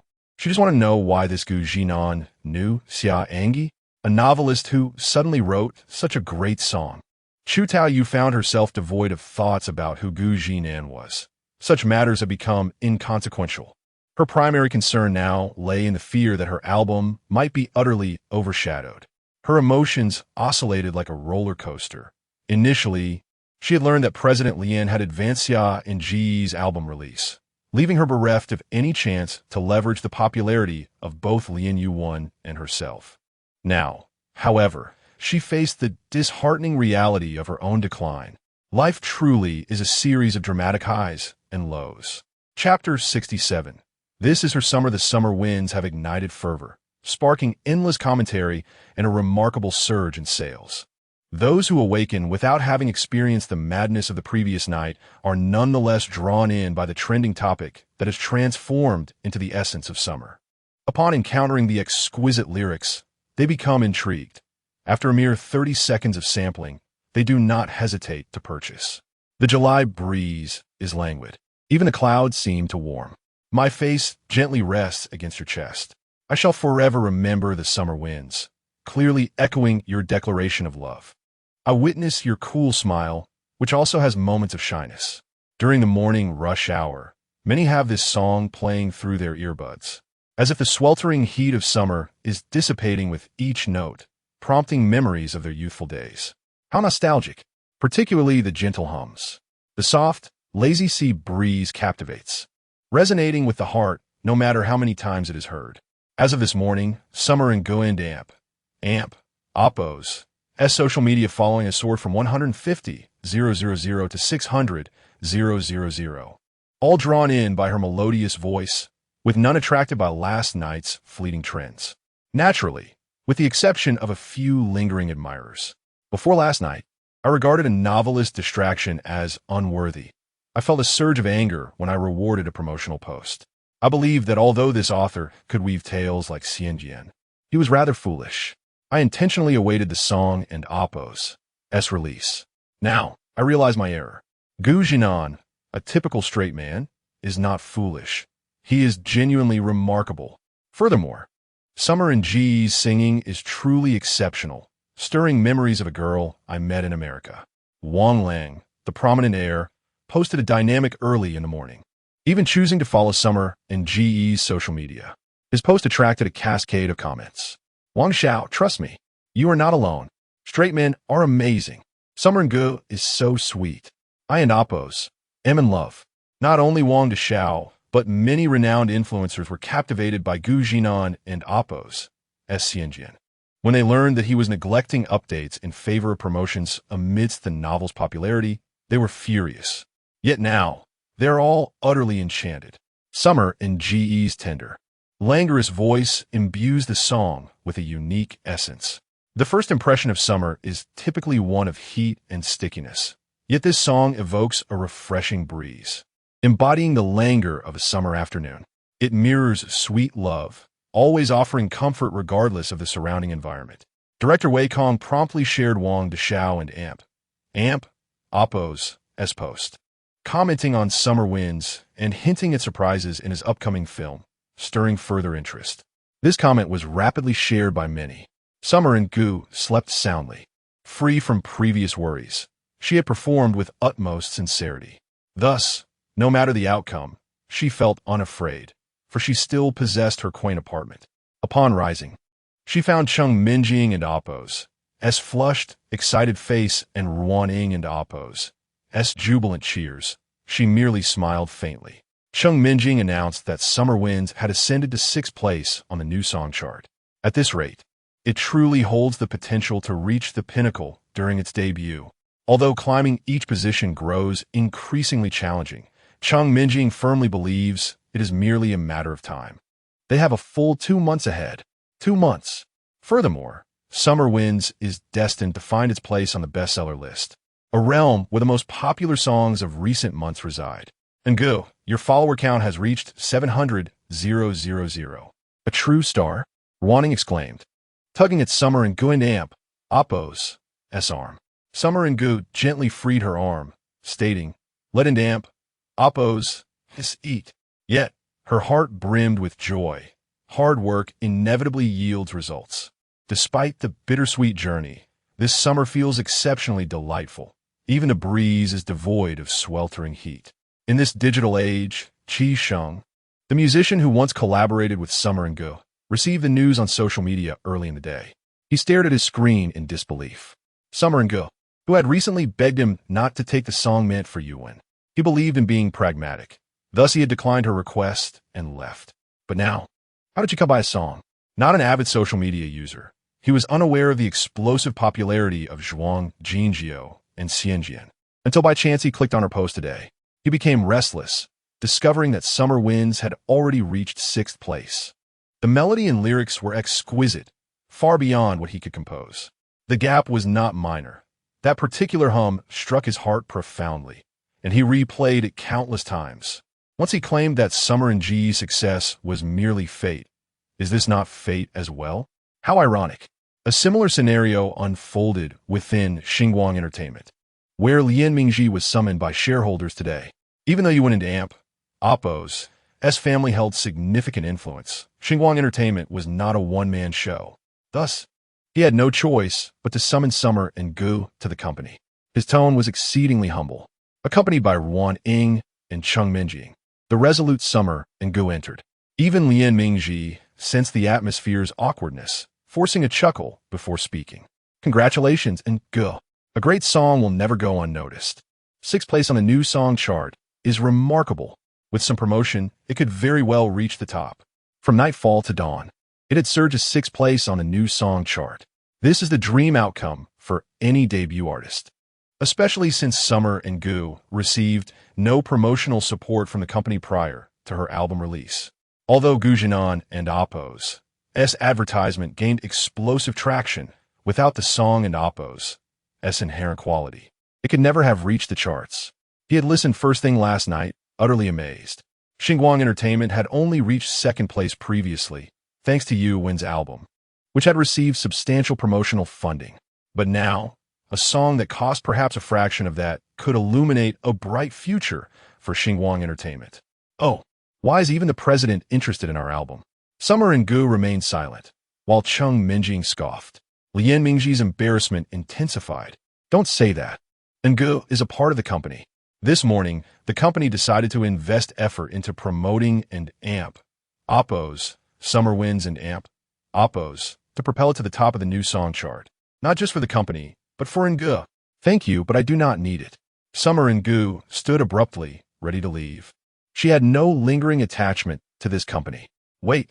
Lian Mingji blocked her path, his expression awkward. Don't be angry. Your feelings are valid, but I am powerless. The arm cannot twist the thigh, can it? He attempted to coax her back to her seat, but Summer and Gu furrowed her brow, evading his hand and stepping back. She was disgusted. What more do you wish to say? Lian Mingji naturally withdrew his hand, forcing a smile. We are all part of the same company, and the contract is still in place. We cannot simply neglect our obligations to the company, can we? It would be unreasonable. Moreover, Ngu, your popularity is soaring. The company is willing to cooperate in promoting you for your own benefit. How dare you mention the contract? Cheng Minjing was about to retort when Summer and Gu restrained her, shaking her head and addressing Lian Mingji as if speaking to a stranger. I will dictate the terms of the promotion. If it is to proceed, then so be it. Lian Mingji and Oppo's smiling face froze in surprise as he looked at Summer and Gu, muttering that he would consult further before retreating to his office. Ngu, are you truly willing to earn money for them? Cheng Minjing furrowed her brows, contemplating the situation. She intended to leverage this newfound popularity to reach out to other entertainment companies, securing a contract that would be most advantageous for Xia An'ge. Xia An'ge gazed at Cheng Minjing and softly remarked, if the initiative lies within our grasp, we shall pursue it, especially since the contract has yet to conclude. They cannot evade us indefinitely. Cheng Minjing nodded in agreement, affirming that if this were indeed the case, They could choose to depart or dismiss any unwanted engagements outright. Lian Mingji soon emerged, his expression somewhat grim, evidently having faced a reprimand during a phone call. He pondered aloud, "You may decide, but do not abuse this power. That is the boundary." Xia An'ge nodded, and Cheng Minjing stepped forward to request that Lian Mingji send the event proposal to her email, providing him with the necessary address before departing. Lian Mingji clenched his fists tightly, ultimately slamming them down on the table in frustration. Just as he was still grappling with his emotions, a call from Yuan interrupted him. "Why are you promoting her?" she demanded. "Why not ask the shareholders? What do you want from me?" Lian Mingji's tone was far from cordial. It was precisely because of this woman that he had endured a severe scolding during the morning and AMP, Oppos, as shareholders and AMP, Oppos meeting and had now faced further ire over the phone. "What do you mean by that?" Yuan retorted, equally displeased by his demeanor. Lian Mingji scoffed. "What do I mean? This morning, your father specifically summoned me to berate me for nearly an hour, questioning why I had allocated no resources to Xia An'ge. It and Oppos, that's laughable. They sit back and benefit while I take the blame. Capitalists truly are leeches. Does he not have any self-awareness? It's quite a performance." Yuan's dominance in Starshine Entertainment stemmed from her father's substantial shareholding. What was her true worth? Her concern over Xia An'ge's potential threat to her status was unfounded. After all, Lian Mingji had invested considerable effort to bring Xia An'ge on board through her talent show. He was acutely aware of Xia An'ge and Oppos as capabilities. Yet what could he do? The shareholders in Oppos meeting had thrust him into the spotlight, diverting suspicion onto him, a strategy that was undeniably effective. "You had better be mindful of your words." Yuan and Oppos' voice was icy.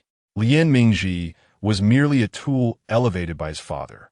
Taken aback, he slowly replied, "Do not waste your thoughts. Your father will not assist you any longer. They intend to capitalize on Xia An'ge and Oppos' popularity to create unprecedented buzz for the company. Whether they will find ways to retain Xia An'ge in the future is not for you to determine." With that, Lian Mingji abruptly ended the call, his agitation palpable. On the other end, Yuan's expression was equally displeased as she contacted her father, who responded with a less than pleasant tone, advising her to temper her expectations. After all, Xia An'ge and Oppos' rising popularity was undeniable, and if harnessed correctly, it could yield significant profits for the company. As the summer wind stirred, a sensation swept through the air. Overnight, countless individuals became acquainted with a singer named Xia An'ge, who had serenaded them with a song titled Summer Wind. In this sweltering summer, I still recall those days when we were together. On that day, on the playground, you lowered your head and confessed your feelings for me. And in that moment, the summer breeze felt refreshing, as if the world had narrowed to just you and me. This particular comment soared to the top of the song's comment section. Chapter 68. Praised Mr. Gu awakening at 9:30. Gu Zhinan emerged from his slumber. Lately, he had been plagued by dreams of returning home for his wedding. Envisioning himself as the proprietor of a humble supermarket, his parents in good health, and his wife both beautiful and loving. A sense of melancholy washed over Gu Zhinan, as if these dreams were hinting at something. Yet, he lacked a girlfriend, and his parents' supermarket was merely under renovation, soon to be ready for its grand opening. With a sigh, he resolved to devise a means to catch up on the legend of Sword and Fairy. After a simple breakfast, he booted up his computer, already aware from his phone that Summer Wind had ascended to the 7th position on the new song chart, still dominating the trending topics on Weibo. The impact was unexpectedly profound. Navigating to his author and Oppos' backend on Chinese Net, he promptly uploaded 3 of his remaining 5 manuscripts, each chapter spanning 10,000 words. Greetings, fellow enthusiasts of Oppos, the legend of Sword and Fairy and Oppos. Have you had the pleasure of listening to the song? Has it met your expectations? Today, a triple update awaits. Each installment a substantial 10,000 words. I shall continue my writing endeavors. As a token of gratitude for young Master Wang's generous contribution, I will upload a massive 20,000-word chapter momentarily. Enjoy. He uploaded the chapters directly. The comment section had already been meticulously curated by Chinese Net and Oppo's staff, and upon inspection, Zhinan noticed the addition of 2 artificial customer service channels. Impressive, he mused. Could I perhaps report this individual who accuses me of delaying updates and request their account be muted? The comments section was abuzz with excitement, primarily revolving around discussions of summer wind and anticipation for the upcoming updates. Have you all listened? And Oppo's, summer wind and Oppo's. And Oppo's, absolutely captivating. Xia An'ge and Oppo's, vocals are simply enchanting. This summer is truly blissful. Fellow Taoist, she's also quite attractive. I've already followed her on Weibo, a decade-long admirer. You merely lust after her appearance. I, on the other hand, desire everything. It's all worth it. Who would have imagined that a novelist would compose songs and promote them? And the song is genuinely delightful. Unbelievable. Brothers, an update has arrived. A massive 3-chapter update, each 10,000 words, and a 20,000-word chapter dedicated to young Master Wang. Young Master Wang is truly exceptional. Upon refreshing the page, readers discovered that the legend of Sword and Fairy indicated new updates. Elation surged through them as they eagerly anticipated the continuation of Li Xiaoyao and Zhao Linger's tale. Young Master Wang's generous reward of 100,000 is truly remarkable. Indeed, it has spawned such a delightful song. I feel as though I am in love throughout the entire summer. Young Master Wang is exceptional. I shall now immerse myself in the song and the legend of Sword and Fairy. Farewell, fellow Taoists. Wait for me. Chinese Net's reading mechanism facilitated real-time communication within the comment section, allowing readers to exchange thoughts and opinions on the plot. This greatly enhanced the sense of belonging among readers, fostering a strong connection to the novel. Observing the comment section filled with praises for young Master Wang, Zhinan couldn't and Oppo's help but pout and post a comment. When Oppo's, with you all. Young Master Wang may be exceptional, and the song may be delightful, but shouldn't you offer an apology to Mr. Gu? An interactive message from the author of And Oppo's, The Legend of Sword and Fairy and Oppo's.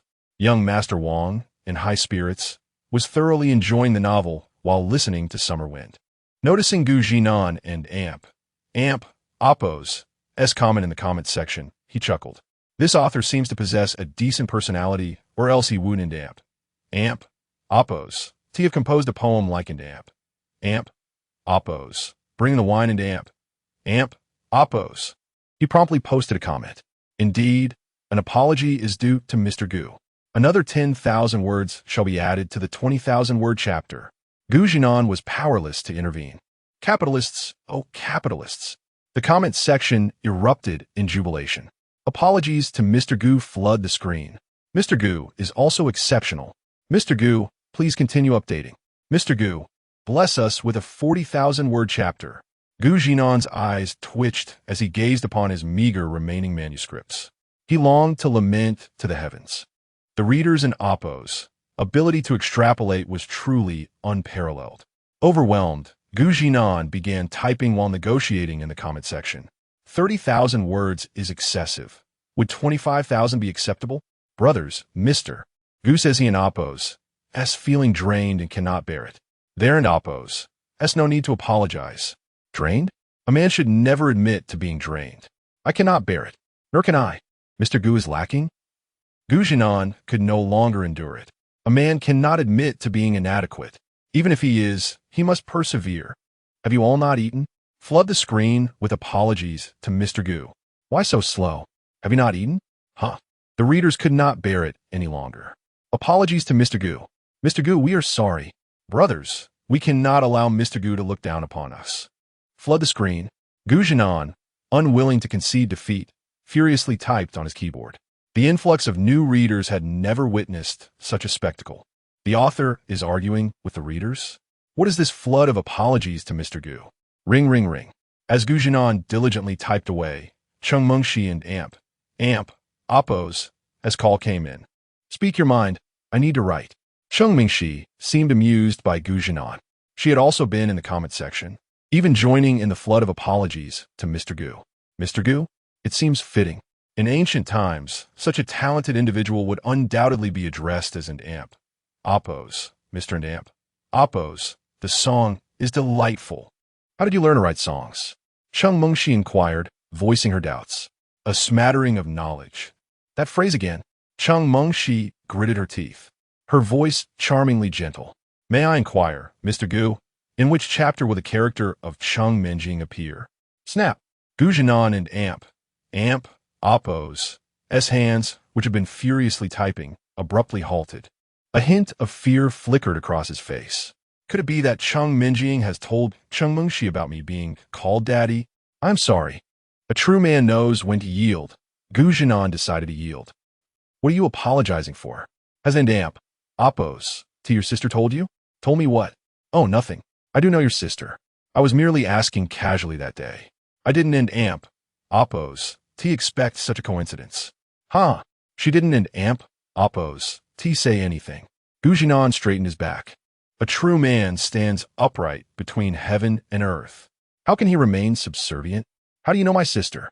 It was a quiet afternoon. I took a glass of milk from the refrigerator, closing the door 3 times, and then, in brief, your sister went to find Xia An'ge, and I happened to be writing a song for her. And then nothing else. Gu Zhinan resumed typing, chewing on a sausage, his words muffled. If you want to know, ask her yourself.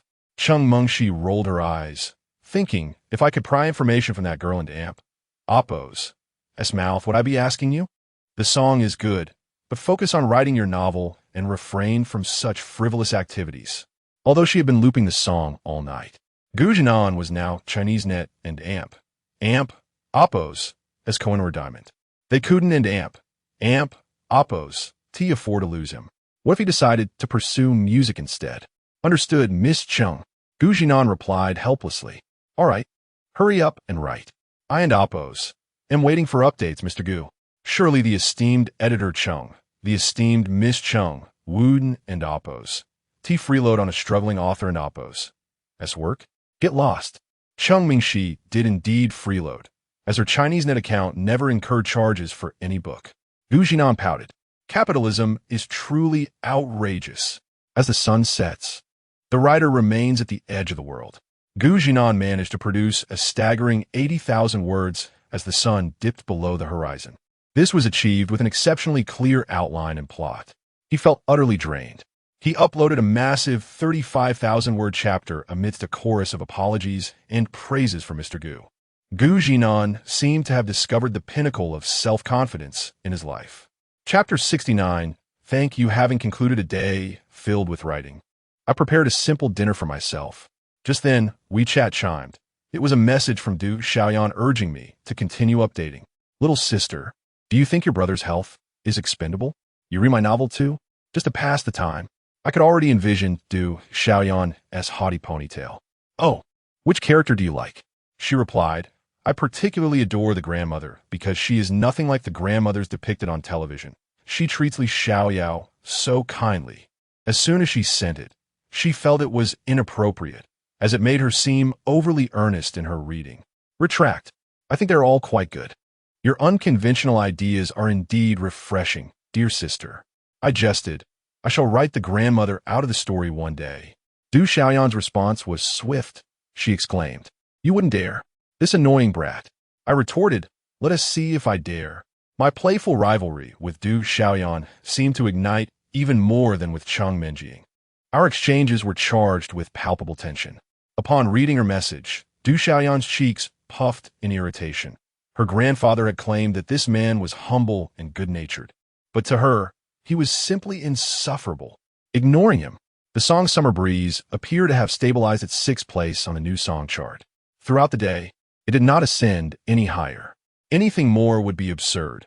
Reaching the top spot in a single day was beyond imagination.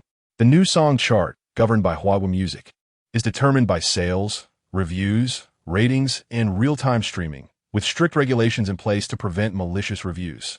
Any violations result in immediate account suspension, linked to one SID. Although Summer Breeze had not ascended further on the new song chart, it claimed the top spot on the real-time sales chart and was also #1 in streaming. Comments continued to surge, as listeners seemed to rediscover their summer memories through the melodies. Every narrative related to summer surfaced in the comment section. Xia An'ge and Amp, Oppo's fan count finally reached an impressive 900,000. As she perused the comments, her heart swelled with joy, yet her expression remained composed. She had spent the day engrossed in the legend of the sword and fairy, appreciating the remarkable quality of Zhinan's writing. She was completely absorbed in the enchanting world of the game until the sun dipped below the horizon and the crescent moon rose. What might that man be doing? Still writing? Today he had engaged in a playful spar with his readers, and Xia An'ge watched the lively exchanges in the review section. One after another, they called out Gu Gongzi. Unable to resist, she chimed in with a Gu Gongzi. Oh dear, her ears flushed crimson, and she muttered, "He is nothing but a ruffian." Xinguang Entertainment acted swiftly. By afternoon, Cheng Minjing had taken charge of the promotional plan, ensuring that Xia An'ge's photo, accompanied by Summer Breeze, appeared on various prominent music platforms. The promotion was undoubtedly a success. Initially indifferent to Weibo, many began to listen out of curiosity for 30 seconds, only to become enamored. After much contemplation, Xia An'ge couldn't help but send Zhinan a WeChat message. This time, he did not respond immediately. She found herself browsing through the song reviews and Zhinan's amusing commentary. Xia An'ge felt the commenters were rather irreverent, persistently encouraging Zhinan to have Li Xiaoyao marry Zhao Linger without delay, especially after witnessing her grandmother's delight. If not now, then when? Today. She had witnessed the spectacle of Li Xiaoyao stealing glances at Zhao Ling and Amp, oppose, or while she bathed, prompting a flurry of lewd comments. The irreverence was palpable. Ding! A WeChat notification popped up, and Xia An'ge clicked it almost instantly. What's this? No shenanigans? Zhinan had just emerged from the shower and replied. Xia An'ge sensed that he was worried about her intelligence being compromised again. The decision is mine. I will go if I wish, or not at all. I have become the master. Zhinan chuckled, noting that Xinguang Entertainment was, in essence, capitulating. Are they trying to leverage your value? Xia An'ge scoffed. Isn't it merely to secure a larger cut of your 10% profit? The landlord is magnificent, with a slight wrinkle of her nose. Xia An'ge noted that she would be traveling for promotions starting tomorrow. The day would be filled with events scheduled through Xinguang Entertainment. Cheng Minjing meticulously sifted through them, insisting that if they were to commit, they must fully exploit every resource. Her sentiment was blunt yet insightful. Cheng Minjing aspired to mold Xia An'ge into a genuine second-tier idol before summer's end, even seeking opportunities for first-tier resources post-contract. More promotion is beneficial. Your popularity is soaring. I checked your Weibo. You have 90,000 fans, all calling you their wife. Zhinan's message arrived promptly. Upon reading it, Xia An'ge's ears flushed crimson, her enchanting eyes narrowing at her phone. This was beyond her control. When her fan base was smaller, they had called her that. And now, with increased followers, both boys and girls echoed the sentiment. Just at noon, she had posted that they could call her Ngu, but not wife. Who knew it would only stoke the fans' fervor? The comments section flooded with messages. Ngu wife. How infuriating. So, are you my fan? Can I call you wife? Of course I follow you. Which one are you? Xia An'ge sought to identify the commenter to follow back. All was left unsaid. Time would reveal all. Her eyes sparkled with mirth as her fingers danced across the screen. My fans are curious why I would engage a novelist to write songs. Zhinan paused. What did you say? I mentioned that I'm your book fan. By chance, I private messaged you. The glint in Xia An'ge's expression was mischievous. No wonder he had seen so many comments in the review section today, suggesting that Gu Gongzi had incited a wave of interest. However, it seemed his review section was clamoring for him to obtain a Weibo certification so they could follow him. If Zhinan were to gain inspiration for poetry, they wanted to be the first to know, and most importantly, to urge for updates. Zhinan was left speechless, feeling that the final push for updates was the true motive of this enthusiastic group. Are they trying to mess with my mindset? He chuckled inwardly, contemplating how he might playfully annoy these charming readers in the future. As he continued to chat with Xia An'ge, the hour grew late. The landlord sent a voice message that contained a heartfelt, "Thank you, Zhinan." She quickly retracted it. "Thank you for rescuing me from the rain, for the songs you and Oppose, V written, and for everything." Xia An'ge and Oppose, as thoughts drifted, and her gaze turned toward the ceiling as if the shadows had lifted, leaving her ever more radiant. Good night. After sending the voice message, Zhinan opened it and listened, momentarily lost in thought, before she retracted and sent a simple good night. Her voice, laced with fatigue, suggested she was ready to rest. "You're asleep. How can I?" Zhinan found himself enveloped in a web of contemplation. Chapter 70. The street interview unveiled the following day. Xia An'ge departed from Haipu City. As previously mentioned, she would be exceedingly busy.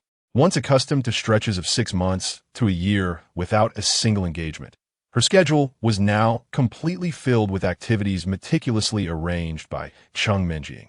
Among these were promotional events for her songs, as Cheng Minjing aimed to cultivate a substantial fan base for Xia An'ge, establishing her own dedicated supporters club. This approach ensured that promotional activities on Weibo would spread like wildfire, often surpassing the effectiveness of traditional marketing strategies. Within 2 days, all trending topics had vanished, replaced by new ones. Yet, Summer and Oppo's S-Breeze quietly ascended to the 4th position on the new song charts. Zhinan had also grown considerably quieter. During the day, he engaged in a battle of wits with his delightful readers, while in the evenings, Xia An'ge would invariably send him 1 or 2 messages. The only downside was that this landlord had seemingly learned to urge for updates. Tonight's message read, "Xiaoying says your novel is too short." After a brief pause, she followed up with, "I agree. Please thank her and extend my gratitude to you as well. Exhausted from all the hard work, yet still busy nitpicking my work." Zhinan truly appreciated Xia An'ge. After a long day, she still found time to critique his Xianjian. His review section had seemingly transformed into the most lively chat area on the entire Chinese web. Even other authors, seeking entertainment, would come to discuss the plot of Xianjian with its readers, drawing inspiration from it. After all, Zhinan's Xianjian was considered the pioneering work of the Xinxia genre in online literature, prompting nostalgia for his first creation, which featured a fantastical yet somewhat immature Xinxia style. It was indeed a practice piece, a trial run, and now it had achieved remarkable success. Xianjian Qixiachuan captured the charts, dominating every category except for word count. It consistently held the top spots, leaving other authors in awe, acknowledging Xianjian as an unrivaled masterpiece. They could only visit and glean insights from its narrative. Today's update is even shorter, Zhinan noted. "Yesterday, I at least released 2 chapters totaling 10,000 words. Today, just 2 chapters with 6,000 words. Who am I supposed to entertain? Fellow Taoists, please provide an address. I have just mastered sword control." Frustration bubbled within him. He had intended to enjoy Xianjian tonight, only to find a mere 2 chapters of 6,000 words, which he reread multiple times. "Upstairs, I have just reread from the first chapter."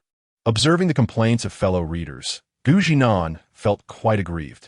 Other authors produced 2,000 words per chapter and released 3 chapters daily. He, on the other hand, wrote 6,000 words per chapter and only published 2 chapters each day. His earlier explosive updates had been 2 or 3 chapters of 20 to 30,000 words.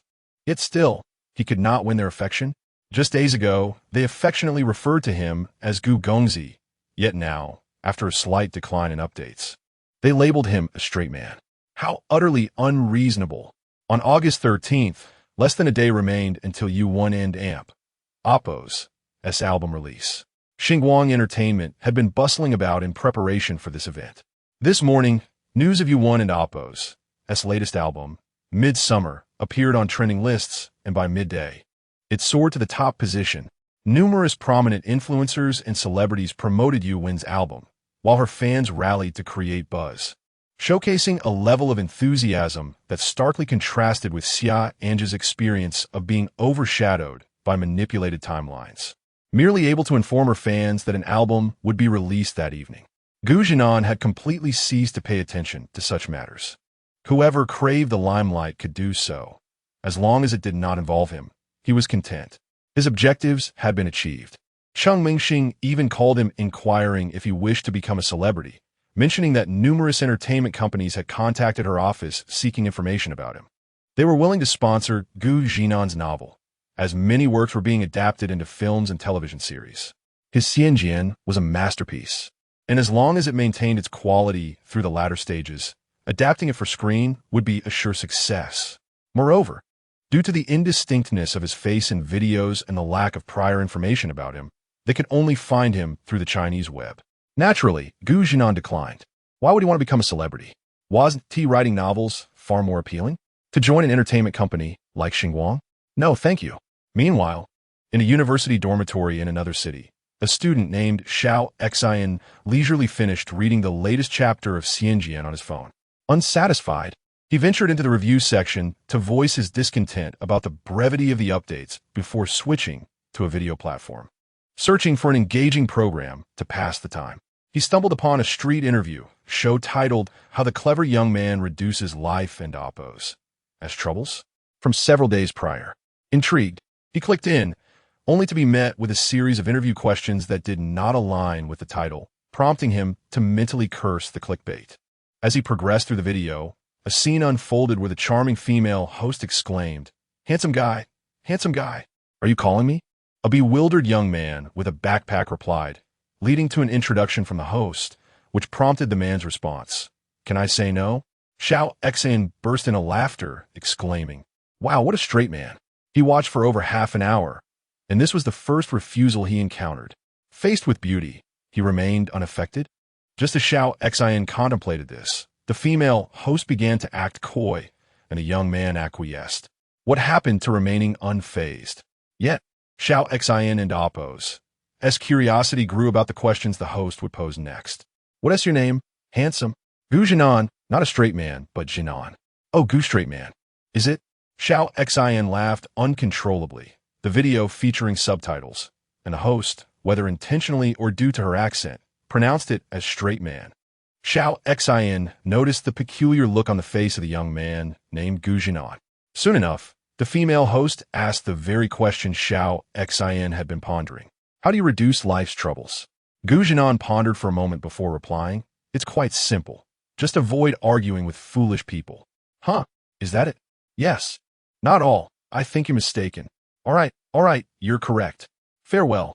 Xia An'ge witnessed a carefree figure swiftly departing the scene, leaving the female host and cameraman in a state of bewilderment, the frame remaining still for a long while. Ha ha ha, unbelievable. Xia An'ge could hardly contain himself, laughter doubling him over. Are you laughing at a rooster? His upper bunkmate cast him a puzzled glance, engrossed in reading Xia An'ge. Without further ado, Xia An'ge called him down and replayed the video. His roommate soon succumbed to laughter as well, but then abruptly fell silent, eyes widening as he murmured, Zhinan. Xiao Xin, Zhinan. Yes, Gu straight man, ha. Isn't he the author of Xia An'ge? Zhinan. His roommate leaped up in excitement. Xia An'ge and Amp. Oppos. As laughter ceased abruptly, and the two of them, as if uncovering a grand treasure, realized. The video from the Chinese web, though his face was obscured, could still reveal his voice. Both were elated, as the moniker straight man had been a constant in the review section, with readers clamoring for him to reveal his identity, only able to discern a hint of his refined features. Yet he had refused to unveil himself. Did you catch that? His roommate and Oppos' eyes sparkled with certainty. The voice was unmistakable, and though it had been slightly edited, Xia An'ge was nearly convinced that the handsome young man in the street interview was none other than Zhinan, the author of Xia An'ge. The interview location is in Ningnan City. My roommate quickly searched for the introduction of this episode, which indeed mentions Ningnan City, posting on Weibo, sharing in the book review section. I caught him. The straight man is quite handsome indeed. No wonder Li Xiaoyao writes so attractively, huh? Chapter 71. Accidentally seizing the spotlight, Yue Wen had been tirelessly promoting her album for the past fortnight, collaborating with numerous media outlets through Xinguang Entertainment to disseminate news of her album release. They even invested in trending topics on Weibo, enlisting a plethora of celebrities and influencers to advertise for her. The most distasteful tactic employed by Xinguang Entertainment was the exploitation of the currently popular song Summer Breeze by Xia An'ge, using it as a promotional tool. The insinuation that Summer Breeze would transition into a sweltering summer, and that it would join forces with the new song to ascend the charts, left Xia An'ge's devoted fans feeling repulsed, leading to a heated exchange in Yuewen's Weibo comments. Yuewen, unfazed by the discord, allowed her assistant to manage the confrontation, while fans from both camps hurled accusations at one another beneath their idols in Oppo's posts. Most of Xia An'ge and Oppo's supporters had initially gravitated towards her due to Summer Breeze, remaining oblivious to the ongoing feud until some veteran fans passionately elucidated the situation. Fueled by indignation, they soon joined the fray, inadvertently propelling Yuewen to the pinnacle of trending topics. Amused, she boldly posted on Weibo, advocating for unity as they were all part of the same company and should coexist harmoniously. Xia An'ge and Oppo's fans, finding the situation repugnant, were poised to retaliate when Xia An'ge herself updated her Weibo. There and Oppo's no need to pay heed to the distractions, just focus on your own journey. Her nonchalant demeanor reflected her disinterest in the drama, prompting her to instruct Chung Minjing to post on her behalf. She desired for her fans to appreciate her music, rather than engage in feudal disputes with Yuewen and Oppo's followers. Upon seeing Xia An'ge and Oppo's post, her fans quieted significantly, praising her kind-heartedness, while Xia An'ge's earlobes remained a rosy hue throughout her promotional events. Upon viewing Xia An'ge's Weibo update, Yuewen scoffed. Was she truly concerned about losing her fleeting popularity? Having already secured the top trending spot, she believed that with another round of advertisements, her first day sales would undoubtedly be impressive. Little did she know, a piece titled How the Author of Xinjian Avoids Conflicts in Life was subtly gaining traction, with viewership steadily rising. Unbeknownst to her, Zhinan was oblivious to the unfolding drama, as his objective for the day was to produce 2 chapters, each spanning 10,000 words, to satiate his eager readers.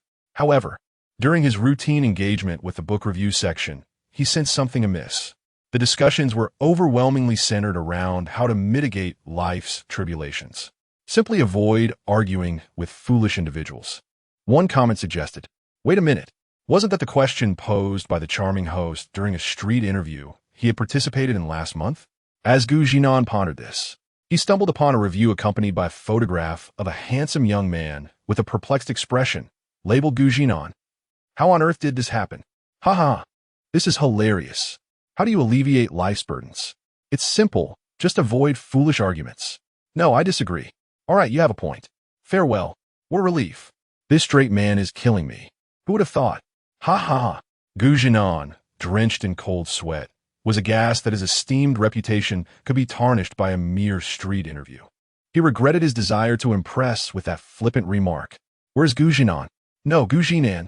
Why isn't he showing up to engage with his fans? Today is Gu Gongzi's day to shine. Come out and play Gu Gongzi.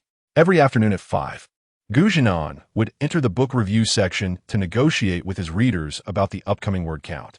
After a fit of anger, he had boldly declared that today's update would consist of a chapter with 10,000 words, thus transforming from the straight man into the illustrious Gu Gongzi, exuding confidence. He was undoubtedly present, though perhaps hesitant to speak up. Gu Gongzi? Oh, there he is. How dashing. He resembles my ideal Li Xiaoyao. Don't be deceived by him. Sister, be wary of his reluctance to engage. I'm handsome too. Li Xiaoyao was modeled after me. Zhinan's entrance ignited a fervor in the book review section, threatening to overwhelm it completely. Where did you find this? This is unreal. The online world is so deceptive. Although this young man is indeed charming, he pales in comparison to me. Zhinan earnestly typed, only to elicit laughter from the reviews. Are you joking with me? Ha ha ha, this is too much. Gu Gongzi, we're not saying you're not talented, but your daily output is so minimal. Why not spend some time on Weibo? The little brother who discovered you has already compared your appearance to videos from the Chinese website. While they aren't identical, they are remarkably similar. Did you know? The videos on the Chinese site obscure your face, but your voice is unmistakable, handsome. Zhinan was no longer composed. He quickly opened Weibo, hoping to inquire where to view the content, only to see one of the trending topics, how the author of Xinjian avoids life's troubles. His trembling hand clicked on it, as memories flooded back, leaving him in despair. This is disastrous. I can no longer flaunt my talents in public. The video displayed his striking visage in clear detail, complete with subtitles, now trending on Weibo. This unexpected wave of publicity left Zhinan utterly helpless. For Yuan, however, it was a sudden blow. She had intended to make a final promotional push on Weibo that evening, collaborating with other stars to release a statement, only to find herself overshadowed by the trending topic how the author of Xia An'ge avoids life's troubles. Why should I care about your trivial problems? I am currently overwhelmed with my own frustrations. She had invested significantly in trending topics over the past 2 days, spending nearly hundreds of thousands, all for this final promotional effort, only to be eclipsed by this and AMP. Oppos, Xia An'ge author and AMP. Oppos. Initially unaware of who the author was, upon discovering Zhinan and AMP. Oppos' name, she felt a surge of rage, wishing to consume the handsome figure from the video hole. Zhinan. Once again, it was Zhinan. Ever since he emerged alongside Xia An'ge and Oppos' music, he had been a source of her disdain, granting Xia An'ge an opportunity for resurgence. She was particularly incensed when Zhinan assisted in promoting Xia An'ge and Oppos' work, longing to tear him apart. How could a mere novelist, with a song to his name, gain such prominence and dominate the trending charts? During the height of Summer Breeze, she had even sought connections to locate Zhinan, hoping to sway him to her side. Yet, the Chinese website had steadfastly refused to provide any information about him. Now, a street interview had revealed him, stealing her thunder. A novelist, merely revealing his true face, had usurped the attention she had fought so hard to achieve. Chapter 72. How she acted cute Wen's gaze was firmly fixed on the screen, her eyes bloodshot. After a prolonged moment, she gritted her teeth and dialed a phone number. I must trend again. With the album release imminent, I cannot afford any mistakes. Lian Mingji, upon hearing Wen's words, felt a twinge of reluctance. We and AMP, Oppos, the already invested over 600,000 in promoting your Weibo presence these days. The budget is already stretched thin. We and Oppos, V poured too much into you, even riding on the residual heat of and Oppos, Summer and Oppos, wind, and Oppos, increased the efforts. Yuan nearly restrained her emotions. I will explain later. She insisted on no errors occurring. A flicker of gloom passed through Lian Mingji's eyes. Fine. The power of money was formidable. Once invested, they would engage a band of online influencers and a few moderately famous celebrities for promotion. Yuan and Oppos' album soared to the top of the charts, overshadowing the buzz surrounding the author of Xia An'ge. A cold smile graced Yuan and AMP, Oppos' lips. The last time, the sudden rise of Summer and AMP, Oppos' wine caught her off guard. But not this time. Apologies, but this world is still governed by strategic maneuvering. Seizing the momentum, Yuan promptly announced that her album would be released at midnight on the 14th. A different kind of love in the midsummer. It was a sensational tease. However, what Yuan was unaware of, and even Zhinan did not know, was that his formidable community of readers had embarked on an in-depth discussion about how to alleviate life and Oppos' troubles. Upon noticing that the trending topics had shifted, they appeared unusually united, even reaching out to the official Weibo of a street interview show. They propelled that official account into the trending topics while fervently sharing the original video. Consequently, more people encountered this segment, unable to contain themselves. Where is Xiaoyu? Please come out and introduce yourself. I am a straight man. How do you reduce troubles in life? Have you ever quarreled with foolish people? I think you are mistaken. And you think you are right? Well, Don and Oppos. Do you think either of us is right? Who is right? Zhinan is right. Haha, what a top-tier game. Xiaoyu. The production team of the street interview show, originally preparing for their next episode, suddenly found their official Weibo flooded with comments from netizens, all fervently discussing a topic titled How to Reduce Life's Troubles. Wasn't this the highlight content from the previous 2 episodes?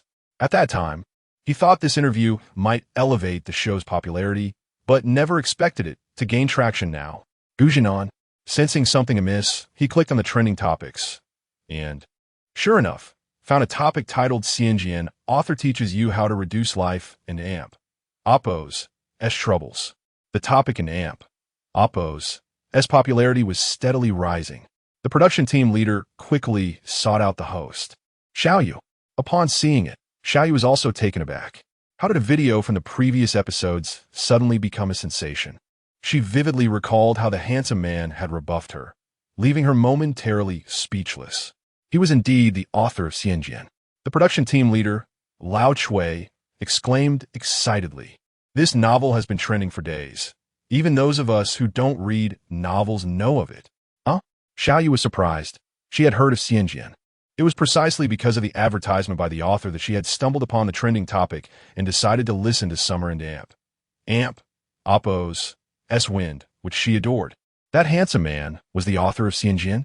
As she watched the flood of comments pouring into the official account, she felt transported back to that afternoon when Zhinan had left her reeling.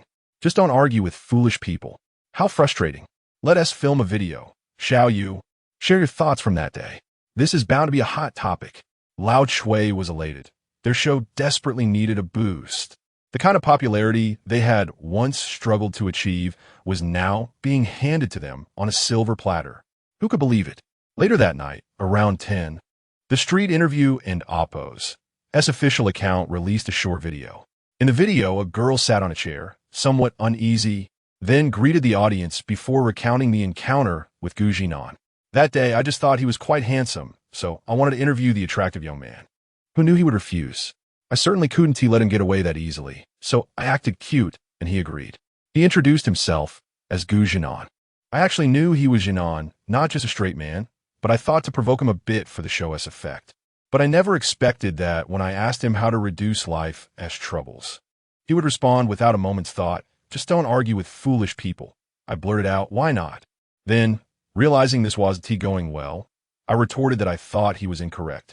And just like that, I fell into his trap. He excused himself and left. I was stunned for ages before I could react. He didn't give me a chance at all. I had no idea he was the author of Xia An'ge then. As Xiaoyu shared this, her expression bore a hint of grievance, resembling someone who had been wronged, effectively leveraging the hype. Netizens delightedly shared and commented, with several well-known influencers joining the conversation, finding amusement in the situation and adding to the sharing frenzy. The Street Interview's official account saw a dramatic increase in followers, and the show and Oppo's producers were overjoyed at this unexpected surge in popularity. However, Xiaoyu's expression was not as jubilant as imagined. Netizens became part of the playful banter. Just don't argue with him. Why did you argue with him? I didn't react in time. Ha ha ha ha. So I acted cute? Can you demonstrate again? I'm Zhinan. I didn't see that. Zhinan had no Weibo, and the netizens couldn't and Oppo's find a place to express their grievances. So they vented furiously in the trending topics and comment sections. Straight man? Oh no, young Mastigu, come out and play. You must be lurking on Weibo, watching the video. Hurry and get verified on Weibo. Running between two sides is exhausting. Not to mention the girl's portrayal was not lively enough. I want to hear how young Master Gu reacted when she acted cute. The video didn't capture the essence. Zhinan felt a wave of discomfort as he watched the video. What she said was untrue. She is fabricating facts. She did not act cute. I did not agree simply because she acted cute. I made a well-considered decision. This is clearly an exaggeration.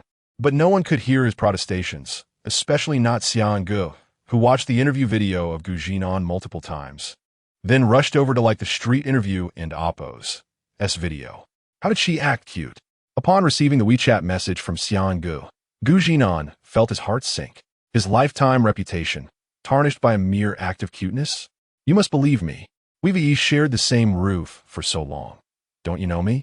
If I were lecherous, wouldn't I have acted upon it? After returning from an event, Xia An'ge, exhausted, rubbed her palms and picked up her phone to check for the latest chapters of Xia An'ge. To her surprise, she found the Weibo news and, upon watching the video, saw the girl acting cute towards Zhinan, who then agreed. His resolve seemed utterly feeble. Hadn't she begged him for ages to play the role of her boyfriend for just a day? Gumanzi, how infuriating. She decided to confront Zhinan. However, upon hearing Zhinan's words, her earlobes immediately flushed with a deep crimson hue. What does it mean to be infatuated if not to be so with oneself? Who shares a roof with you? Is it not you who is akin to a specter? Zhinan found himself perplexed. Why was it that once outside, one would deny their words? Such shamelessness. A mere display of affection from a girl, and you readily acquiesce. Zhinan found himself at a loss for words. She was merely acting, just as you once portrayed me. Oh, I shall take my leave now. Upon receiving this message, Xia An'ge felt a flicker of murderous intent in her enchanting eyes, resolutely deciding to ignore this individual. Zhinan, overwhelmed with frustration, felt utterly incapable of articulating his plight. Chapter 73. Ultimately, your desires remain unfulfilled. One could never have imagined that just before 11:30, she would once again be thrust into turmoil. The author of Xia An'ge has instructed readers on how to alleviate life and Oppo's troubles, completely overshadowing the fervor surrounding you when Oppo's album release. It has claimed the top spot on trending charts and continues to gain momentum. Little did she know that the very headline she yearned for was, for Zhinan, akin to a hot potato. He refrained from engaging on Weibo, thus transforming the platform into a fountain of amusement for netizens.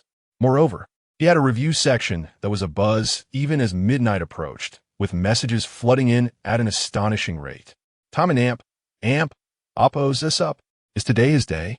That an Oppo's, that's not quite right. He retorted, and you think you and Oppo's correct? I believe you are mistaken too. Ha ha, stop messing with me. I can hardly contain my laughter at your comments. Gu Gongzi.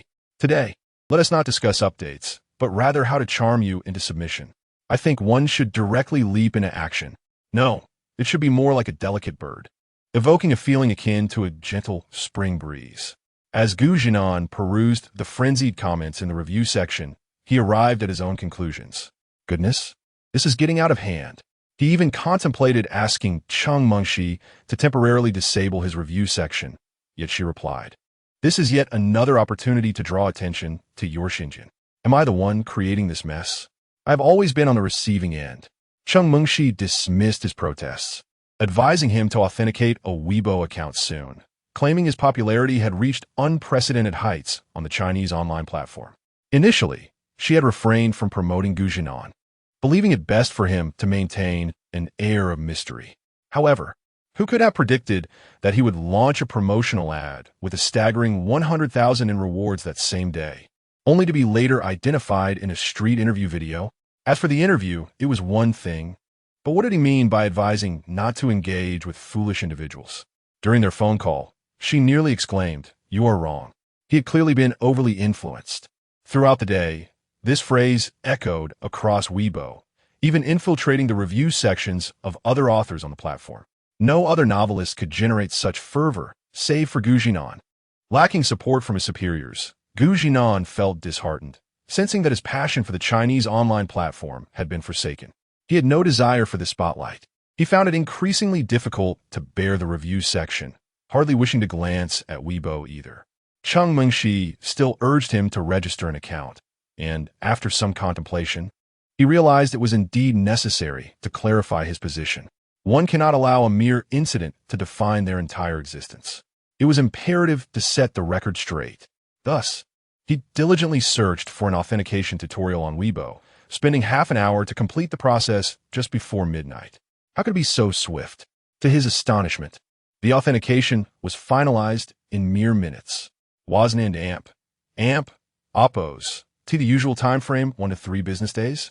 Yet, while he had intended to authenticate as a Chinese online author, with notable works such as Qin Shi Mingyu and Xianjian Qi Xiaozhuan, he was now listed as an author, poet, and musician. Though many individuals held multiple titles, he had no desire for that. Zhinan felt bewildered.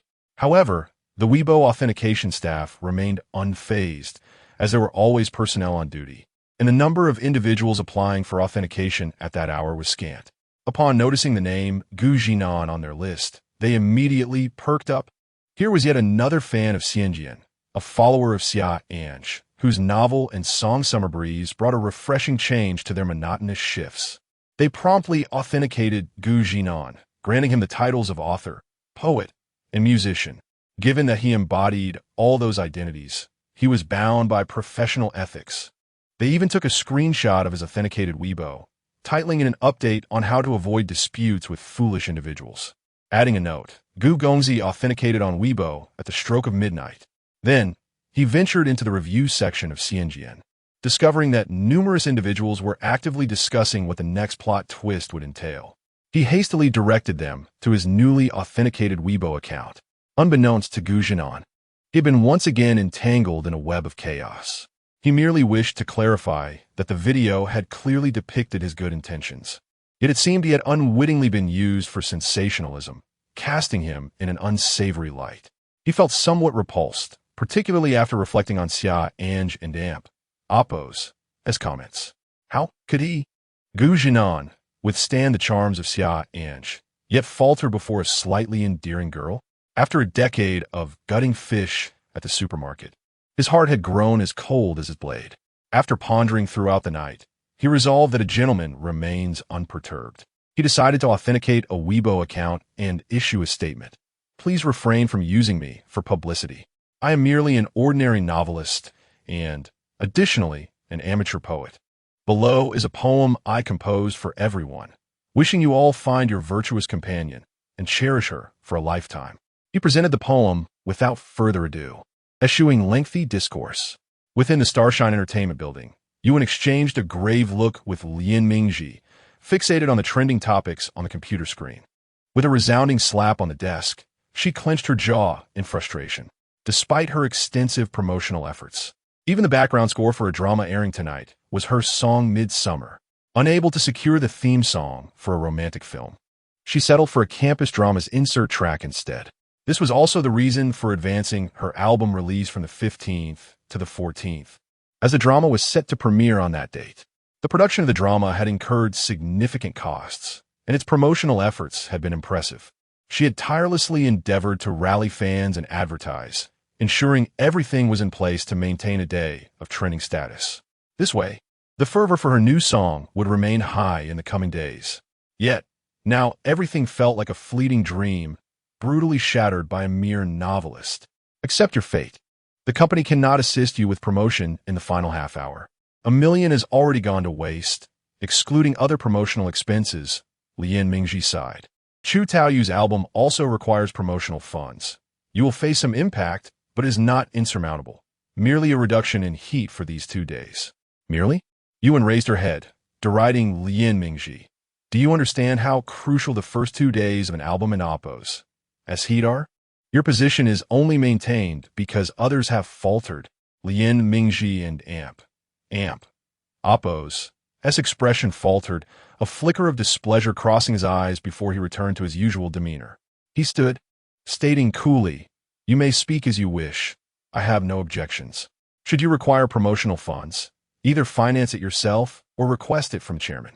Yuan fell silent, and Lian Mingji, knowing he would not provoke her further, announced he was leaving. Receiving no response, he felt no need for one. Shortly after Lian Mingji departed, Yuan rose, coldly muttering, "Useless." She cast one last glance at the screen displaying the trending topics. Her anger surging as the top spot still belonged to that Xianjian author. The gap in heat was minimal. Gritting her teeth, she resolved to invest her own funds to push for another surge in trending status. She refused to believe that, even in the dead of night, they could still suppress her trending topic. Just 200,000. I can afford it. Yuan engraved Gu Zhinan and Oppo's name deeply upon her pillar of shame. Her thoughts then shifting to Xia An'ge. The woman from the orphanage displayed an extraordinary vocal talent and remarkable beauty the moment she entered the realm of starry entertainment. An orphan, unexpectedly encountering a novelist who penned a song that achieved remarkable success. It is indeed somewhat ironic. The principle of paying for efficiency holds true and is quite valuable. Within just an hour of the release of Yuan and Oppo's album, Weibo and several other media outlets published late-night articles to bolster her visibility, propelling her to the pinnacle of trending topics. Upon witnessing this, she remained composed, gathered her belongings, and called for her assistant, Zhinan, to summon the driver. Returning to her villa, until the moment she retired for the night, Yuan cast anxious glances at the trending list, reassured only when confirming her soaring popularity. allowing her to drift into a peaceful slumber whilst envisioning the sales figures for the following day and contemplating her ascent in the charts. However, unbeknownst to Yuewon, a newly emerged topic was rapidly gaining traction during her slumber, ultimately rising to claim the top spot on Weibo and AMP, Oppo's, as trending list by dawn. Chapter 74. The graceful lady. The late hours are often filled with night owls, and even in the deep of night, many wander through trending topics.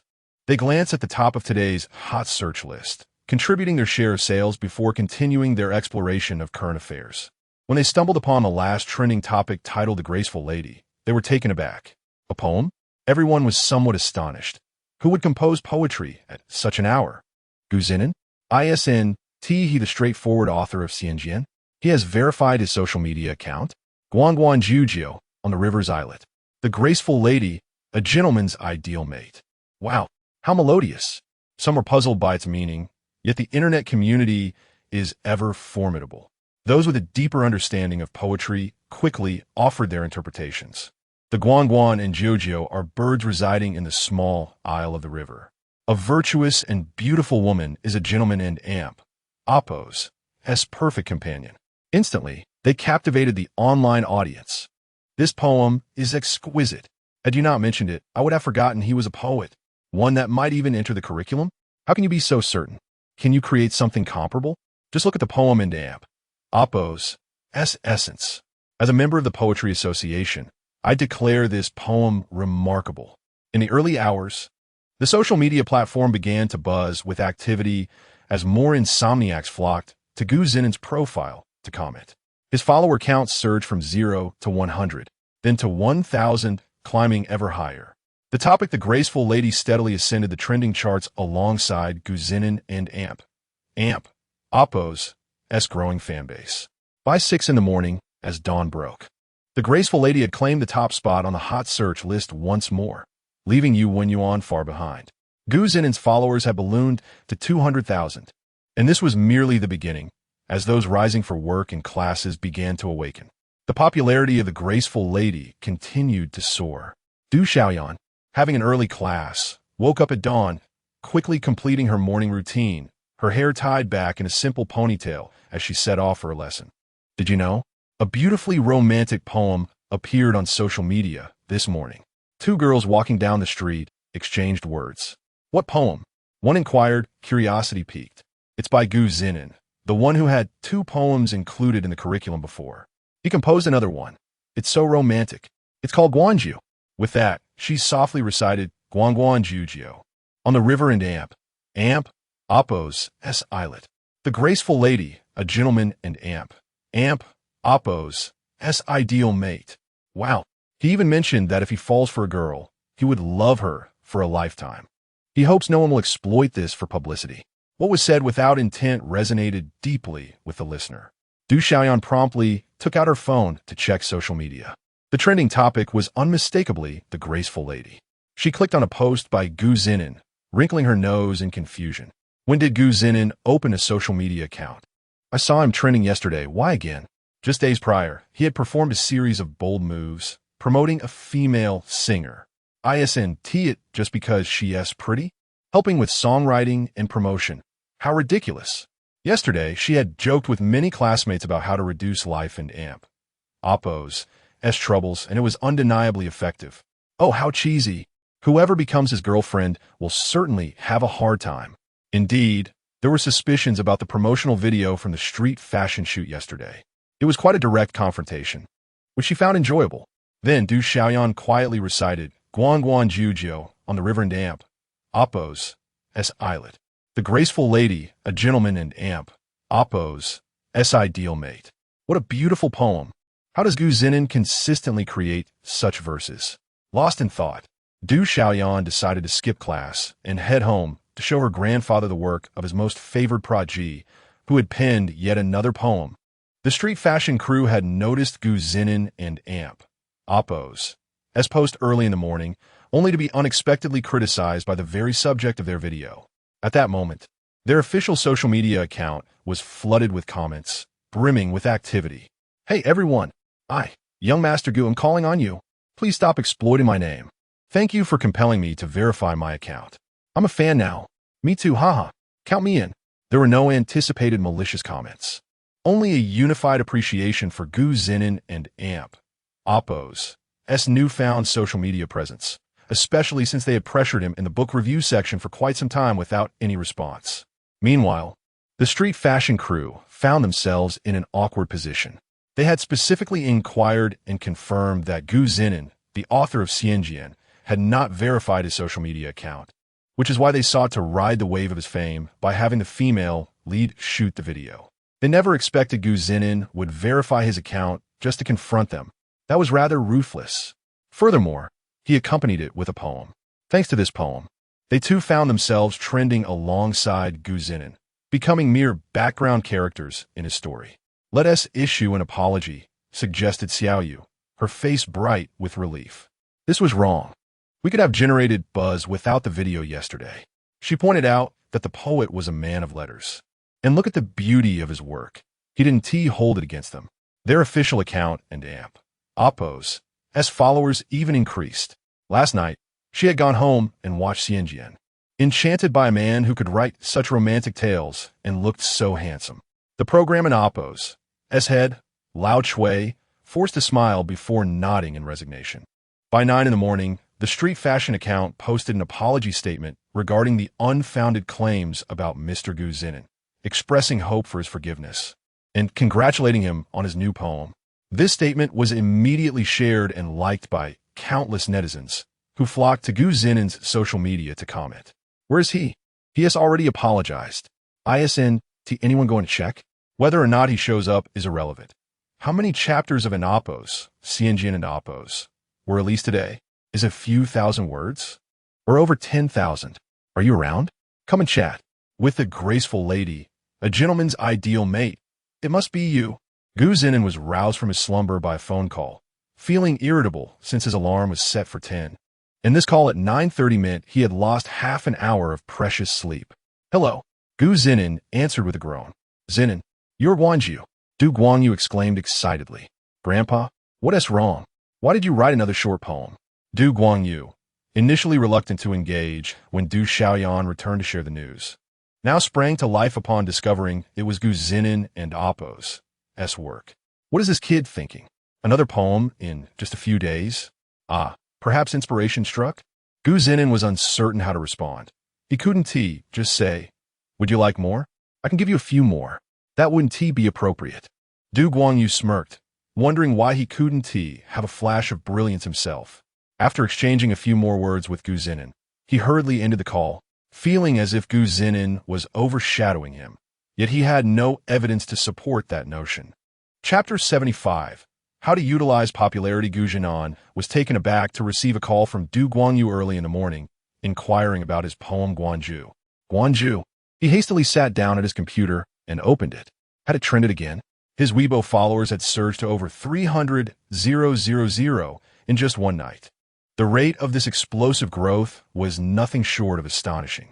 Fans had flocked to him from various sources, some drawn by his work in Xia An'ge, others by the allure of poetry, and a portion attracted by the lyrics of Summer Breeze. It was a rather eclectic mix. To his surprise, the street fashion show team had even apologized to him. He hadn't requested an apology. He merely wished to convey that he didn't want to be exploited for publicity.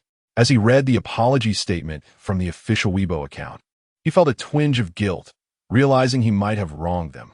Last night, he had indeed been inexplicably irritable. There was no need for an apology. Their interview had been splendid, and he had thoroughly enjoyed it. Gu Zhinan replied with this sentiment before heading off to freshen up, consciously ignoring the barrage of comments from netizens below. The day had only just begun, yet they were already clamoring for updates. Did they have no conscience? As for those requesting an explanation of the poem's meaning, he did wish to oblige, but he first needed to recollect his thoughts. In a fit of rage, Yuan had nearly destroyed everything in her villa. The fruit machine she had purchased just days prior lay shattered on the floor. In a single night, she had been pushed off the trending list. Despite her extensive promotional efforts, spending $1 million on Weibo trends alone, not to mention the costs incurred to have celebrities endorse her, it all felt in vain. Gu Zhinan. A cold glimmer sparked in Yuan's eyes. This man had repeatedly thwarted her success. She could tolerate others overshadowing her trending topics, but she would not stand for anyone associated with Xia An'ge to do so. Her new album had just snagged the 9th position on the Huawei Music New Song chart. This was utterly unacceptable. She could even envision Xia An'ge mocking her, deriding her for squandering resources yet failing to break into the top 10, while she, without any promotion, had ascended to 8th place purely through a Weibo trend. She could only hope that the campus drama airing today would draw in some traffic. With this thought, she swiftly grabbed her bag and set off for Xinguang Entertainment. Zhinan had not anticipated that his newly verified Weibo account would lead to direct interactions with netizens. He posted an update.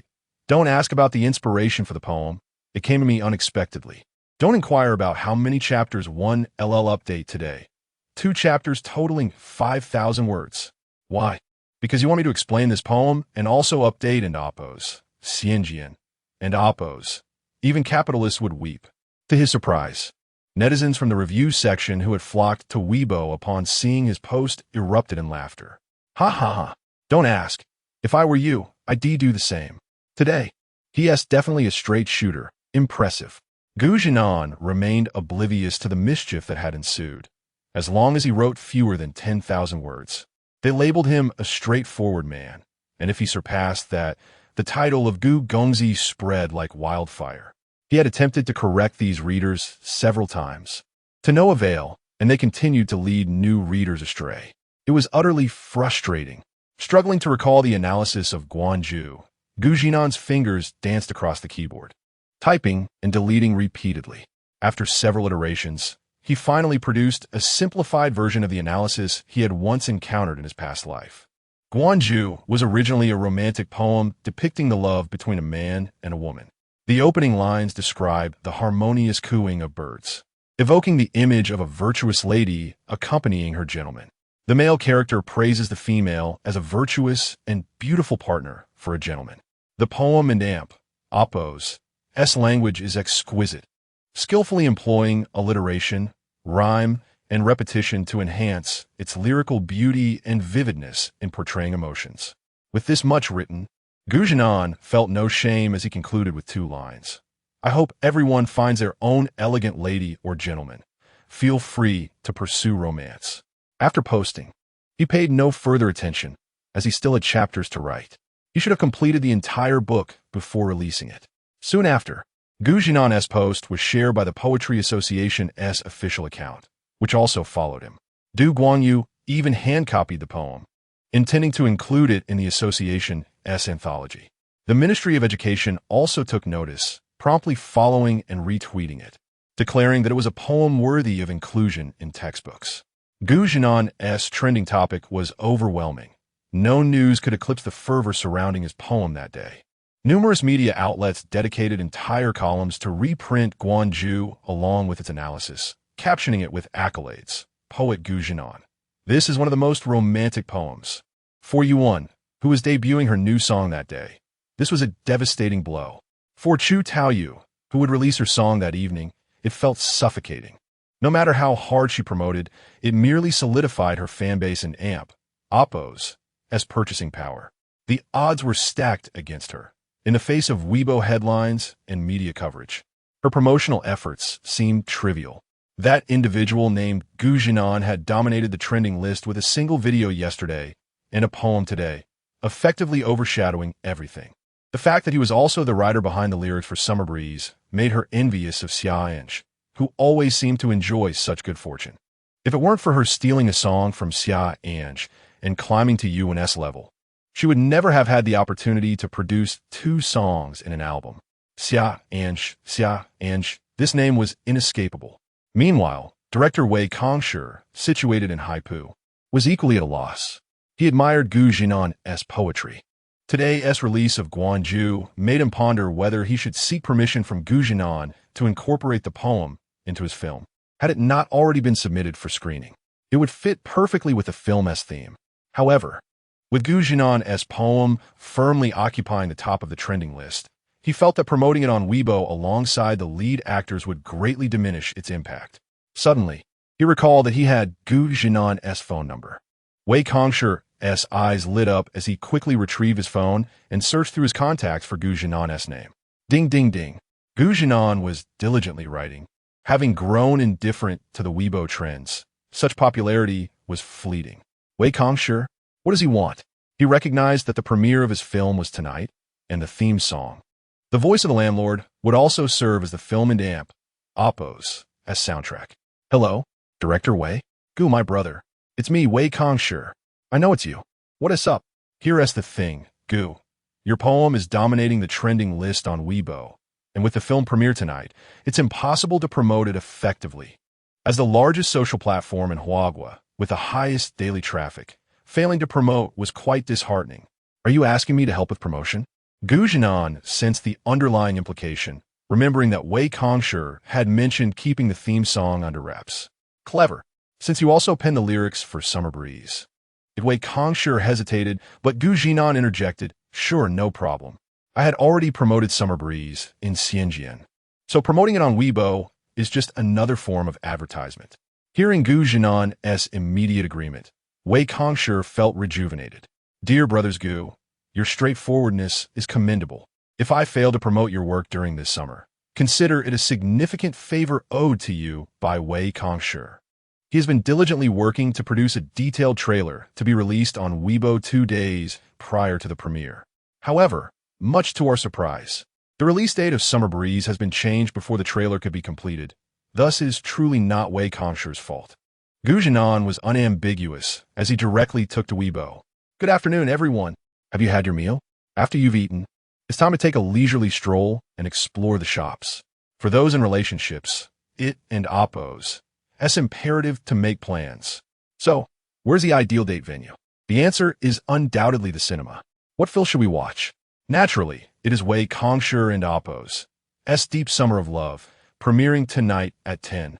My composition, Summer Breeze, will serve as the theme song for the film. I eagerly await your presence amidst the gentle summer breeze, the evening sunset, and the perfect timing of your company. Chapter 76. A wager with the advertisement swiftly completed, Zhinan noticed a new friend request on his phone. Who else could it be but Wei Kongshi? Agreed. Sounds good. My brother Gu, I'm immensely grateful. Should you ever require my assistance, do not hesitate to ask. Wei Kongshi and amp, Oppo's voice message arrived shortly after, followed by a repost of Zhinan's Weibo post. Only then did Zhinan realize that his Weibo had amassed 500,000 followers. The moment he shared this update, a flurry of active fans began to comment and repost, their speed leaving Zhinan astounded. They were all drawn by the renowned poem Guanju, and upon seeing Zhinan and amp, Oppo's post, particularly his poignant closing line, they were deeply moved. Oh my, what a cultured individual. Even promoting a film comes with a touch of eloquence. I think that's rather splendid. I've already purchased my tickets. Off to see it with my boyfriend. Me too, taking my girlfriend along. I'm different. I'll bring whoever. This summer is brimming with surprises. The theme song is Summer Breeze. I must go see it. Loving the summer breeze, the evening sunset, and you, perfectly timed. Such a romantic straight man. Is it really that wild? Can one simply post an advertisement on Weibo and reach 500,000 people? A sudden idea struck Zhinan, a lucrative thought. Should he consider selling ad space on Weibo? With 500,000 followers, he realized that many had already noticed his singular focus. Look, this straight guy is only following one person. I know it in Oppo's. Xia An'ge. What the hell? That scoundrel can amp, Oppo's. He possibly have feelings for An'ge, right? Impossible. An'ge is mine. Everyone draw your swords. Is the drink sufficient? If not, have another. Zhinan, amused by the lively banter of these onlookers, promptly followed the Poetry Association, Huaxia Education, Wei Kongshi, and Chinese Network. Let them talk. Xia An'ge is following you. With a keen eye, Zhinan caught sight of a new follower notification. Soon his WeChat chimed. The poem is lovely. The last line promoting the film is equally delightful. Xia An'ge had also noticed Zhinan's Weibo follow list, which featured only her white rabbit avatar. Uncertain of her thoughts, she felt a wave of fatigue dissipate slightly. Director Wei also asked me to help with promotion. He wanted me to join them tomorrow. Xia An'ge and amp, Oppo's. Messages flowed in, and Zhinan picked up his phone to reply. That's great. How many cities have you visited in the past few days? 4. Impressive. If it were me, I would linger in one city until it wore thin. Xia An'ge will soon realize you are a major star. Xia An'ge's popularity had surged astronomically in recent days. Zhinan spotted her on music streaming platforms and in news articles. Clearly, Minjing and Oppo's management was heavily media-oriented. Moreover, tonight, after the premiere of Love and Deep Summer, Summer Breeze would likely experience another surge in popularity. It had already reached 3rd place on the new song charts within just 5 days. While shopping for groceries yesterday, Zhinan had heard her song playing throughout the supermarket. It was a small but joyful occurrence. He could now hear his landlord and Oppo's voice almost everywhere he went. In just 5 days, to reach 3rd place was a historic achievement, especially given the altered release date and the lack of resources from any company. Thriving against the odds, she was on the brink of breaking through the ceiling. Xia An'ge sat on the hotel sofa, swinging her feet, awaiting Zhinan's messages. Upon seeing his reply, her peach blossom eyes drifted to the window, where the neon lights flickered, and she suddenly felt lost. Initially telling Xia An'ge she was a designer, she wondered how she would react if she found out about her singing career. What would she think? Why not have been straightforward from the beginning? Xia An'ge had long suspected that she had strayed from her studies to pursue a career in music. But it wasn't a matter of being unprofessional. Zhinan scratched his head, acknowledging that Xia An'ge and Oppo's singing was undoubtedly of a professional caliber. I don't think Xia An'ge will blame you. She might even feel proud of you. Zhinan finally replied. Why? Because she loves you, dear landlord. Xia An'ge had likely known all along what Xia An'ge was up to and quietly followed her, perhaps even among her Weibo fans. Beyond her aloof demeanor, her intellect was indeed wanting. No wonder she fell into a pyramid scheme. Zhinan chuckled, as Xia An'ge appeared to have stepped into such a trap. A wager? Zhinan suddenly thought of teasing Xia An'ge. Xia An'ge furrowed her brow, sitting cross-legged, clearly surprised by Zhinan and Oppo's comment. What shall we wager? Treat me to a meal. I want a lavish feast. Oh, you accepted? No backing out. I want something very expensive. Xia An'ge pouted, with Summer Breeze performing splendidly in sales. She would certainly have a substantial amount by the end of the month, especially with the promotional expenses covered. Moreover, Zhinan received a 10% cut of her song sales. As Xia An'ge and Oppo's popularity soared, the cost of her appearances also increased, a fact that Minjing managed adeptly. Will you be attending Director Wei and Oppo's film? Xia An'ge sent, her eyes betraying a flicker of anxiety. Watch a movie? I definitely want to go. I'm merely assisting with the promotion, Zhinan thought. No, I want to go. Oh. Zhinan sensed that Xia An'ge seemed reluctant to engage with him. He sent a couple more messages, but received no response. He wanted to ask if he could borrow her guitar to play. At 10 o'clock that night, Love and Deep Summer premiered punctually. As a romantic art film, its primary audience consisted of university couples, making for a substantial market. Following Zhinan and Oppo's wave of advertisements, Love and Deep Summer maintained its position at number 2 on the Weibo trending list, attracting viewers eager to catch the premiere. Meanwhile, Chu Taoyu and Oppo's album release seemed to unfold in silence, unable to breach the top 10 of the trending list, quietly promoting within her fan circle. Yuan collaborated with some celebrities for promotion, but to little effect. When Yuan learned that the theme song she had fought so hard for had been claimed by Xia An'ge and Oppo's Summer Breeze, she was infuriated. It dawned on her just how serious Wei Kongsher had been when he stated that the theme song was indeed secured and that the artist was someone she knew quite well. So well, in fact, that it felt like a deep-rooted connection. Her album and Oppo's reception was genuinely poor. Even some of her own fans remarked that although it was titled Midsummer, it lacked the essence of the name. In stark contrast, Xia An'ge's Summer Breeze had completely captured their hearts, with some fans even turning to follow Xia An'ge. Despite all the promotion, Summer Breeze remained at 9th on the new song charts, solidly placing Xia An'ge within the top 3. Chu Taoyu, once brimming with pride, now wore a dejected expression. Don't lose heart. We began marketing a month in advance. and your lead single was originally taken from Xia An'ge. Sister Hua consoled her, reminding her that this song, which Xia An'ge had adored, would not be overlooked in her hands. Have some confidence. Sister Hua was reluctant to see Chu Taoyu and Oppo's recent despondency, fearing it would dampen their morale. Yuan and Oppo's album release was overshadowed by Zhinan and Oppo's success. They had never intended to compete with the buzz surrounding Zhinan and Oppo's poetry. Certainly, Huajie proceeded to share Zhinan's Weibo, accompanied by a caption referencing Chu Taoyu's album, which, after all, is primarily themed around love, harmonizing beautifully with the essence of Zhinan's poetry. Moreover, upon the recent promotion of the theme song from Love in the Deep Summer by Zhinan, Huajie realized that the summer breeze could no longer be restrained. The girl they had once endeavored to suppress has, to this day, truly risen. How ironic it is. Chapter 77. Not in the mood to watch the premiere of Love in the Deep Summer was a resounding success, garnering numerous accolades on its opening night, particularly for the theme song performed by Xia An'ge. Once again, it captivated the audience and Oppo's auditory senses, especially during those enchanting moments when Xia An'ge's slightly languorous and gentle voice graced the screen. They were completely immersed in the film, experiencing it as if they were part of it. As the movie concluded, the summer breeze, imbued with the fervor of love in the deep summer, surged once more, keeping the single sales charts elevated, with hints of it climbing to the second position. The plethora of reviews seemed endless, with daily influxes of commentary. On the quarterly charts of several major music platforms in Huagua, Summer Breeze dominated, securing the top spot with overwhelming advantage.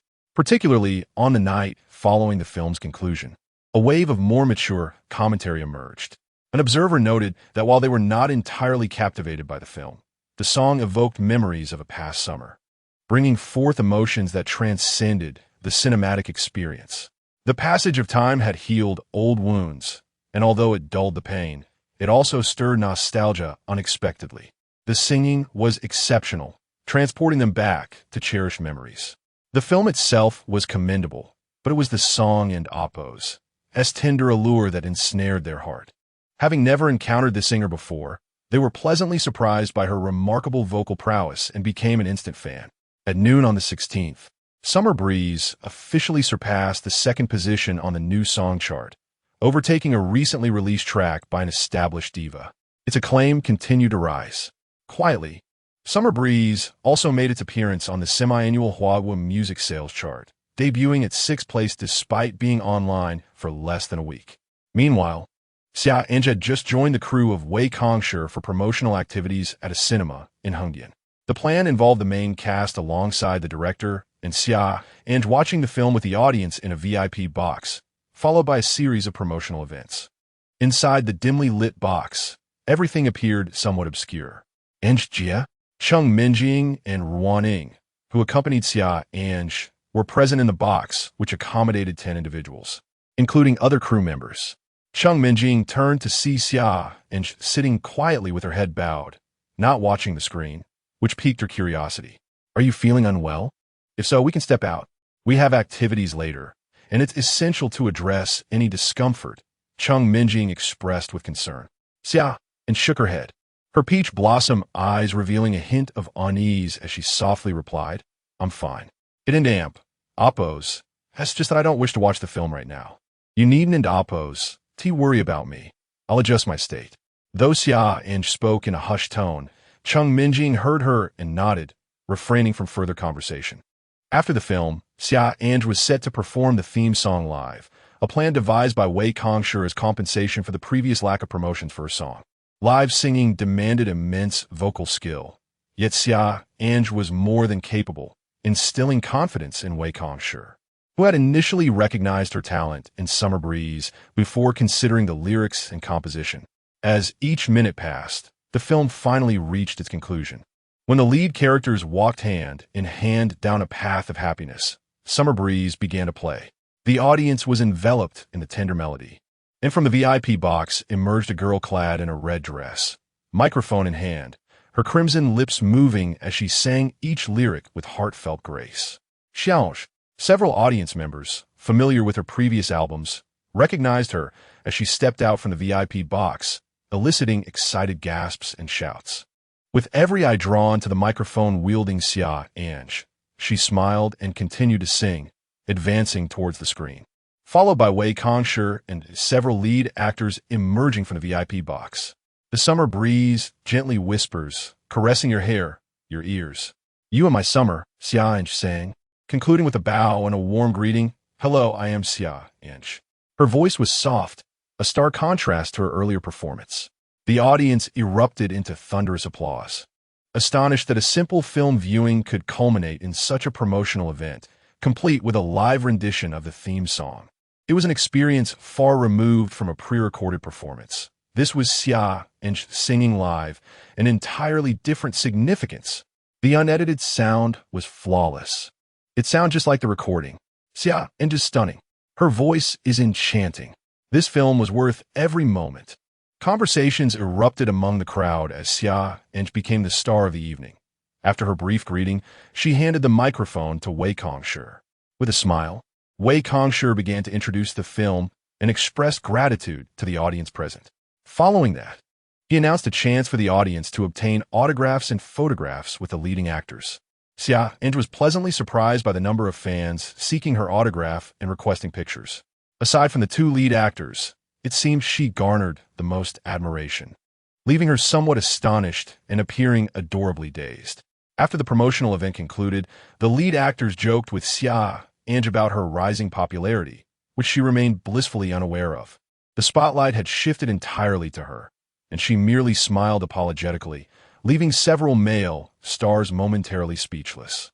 Fans clamored to leave messages on Xia An'ge's social media, exclaiming their delight at witnessing her live performance of the theme song after viewing Love in the Deep Summer. They shared photos of her where she smiled gently, exuding a hint of shyness, embodying a cool elegance that captivated her admirers. The fans were enchanted, inundating her social media with inquiries about her next promotional stop, eager to capture another moment with her. "Where are you headed next?" "I want to go." After a simple meal with Wei Kongshi and the crew, Xia An'ge prepared for the next 3 days of promotional activities across various cities, which would significantly bolster her popularity and the sales of Summer Breeze, especially given the positive reception of Love in the Deep Summer. As the sole performer of the theme song, her visibility surged. In a delightful twist, she learned that the last city on the promotional tour would be Linqiang. This sparked her excitement, as she had not watched the film during the promotional activities, opting instead to rest quietly. Chengminjing and Ruaning had grown accustomed to this, recognizing that Xia An'ge was simply striving to maintain her best state, ensuring that she remained unaffected by external distractions. Chapter 78. The long-awaited apartment, Zhinan lived without the troubles of regaining popularity. He considered himself merely a novelist. Occasionally, he would transcribe a couple of poems to earn some prize money, but writing novels remained his primary endeavor. Ultimately, his work Wanju was acquired by Huaxia Education for a sum of 100,000 yuan, though this time, no contract was signed, trust was paramount, and a straightforward exchange of funds sufficed. Zhinan found this arrangement quite reasonable, particularly when his bank account swelled by that amount. He refrained from jokingly suggesting to Huaxia Education that they might want to commission a collection of 300 poems of Huaxia. In the book review section, respect for Zhinan had grown. Every morning, readers greeted him with messages. "Good morning, Master Gu. Please take care of your health, Master Gu. How many chapters will you release today?" Such attention was the fruit of his diligent writing. The journey of Li Xiaoyao in the legend of the Sword and Fairy had officially commenced, with Zhinan skillfully intertwining the narrative with the game as plot, leaving readers eagerly anticipating more. Chengmingxi had taken to sending herself messages to wake up whenever her updates were delayed. "Am I writing a novel or working a 996 job?" Zhinan mused. "If this is the case, I might as well find a regular job." Then there was Du Xiaoyan, who thought Zhinan was joking when he mentioned wanting to kill off a character, only for that character to meet her end in the story. The incessant complaints on WeChat about that despicable man frustrated him to no end.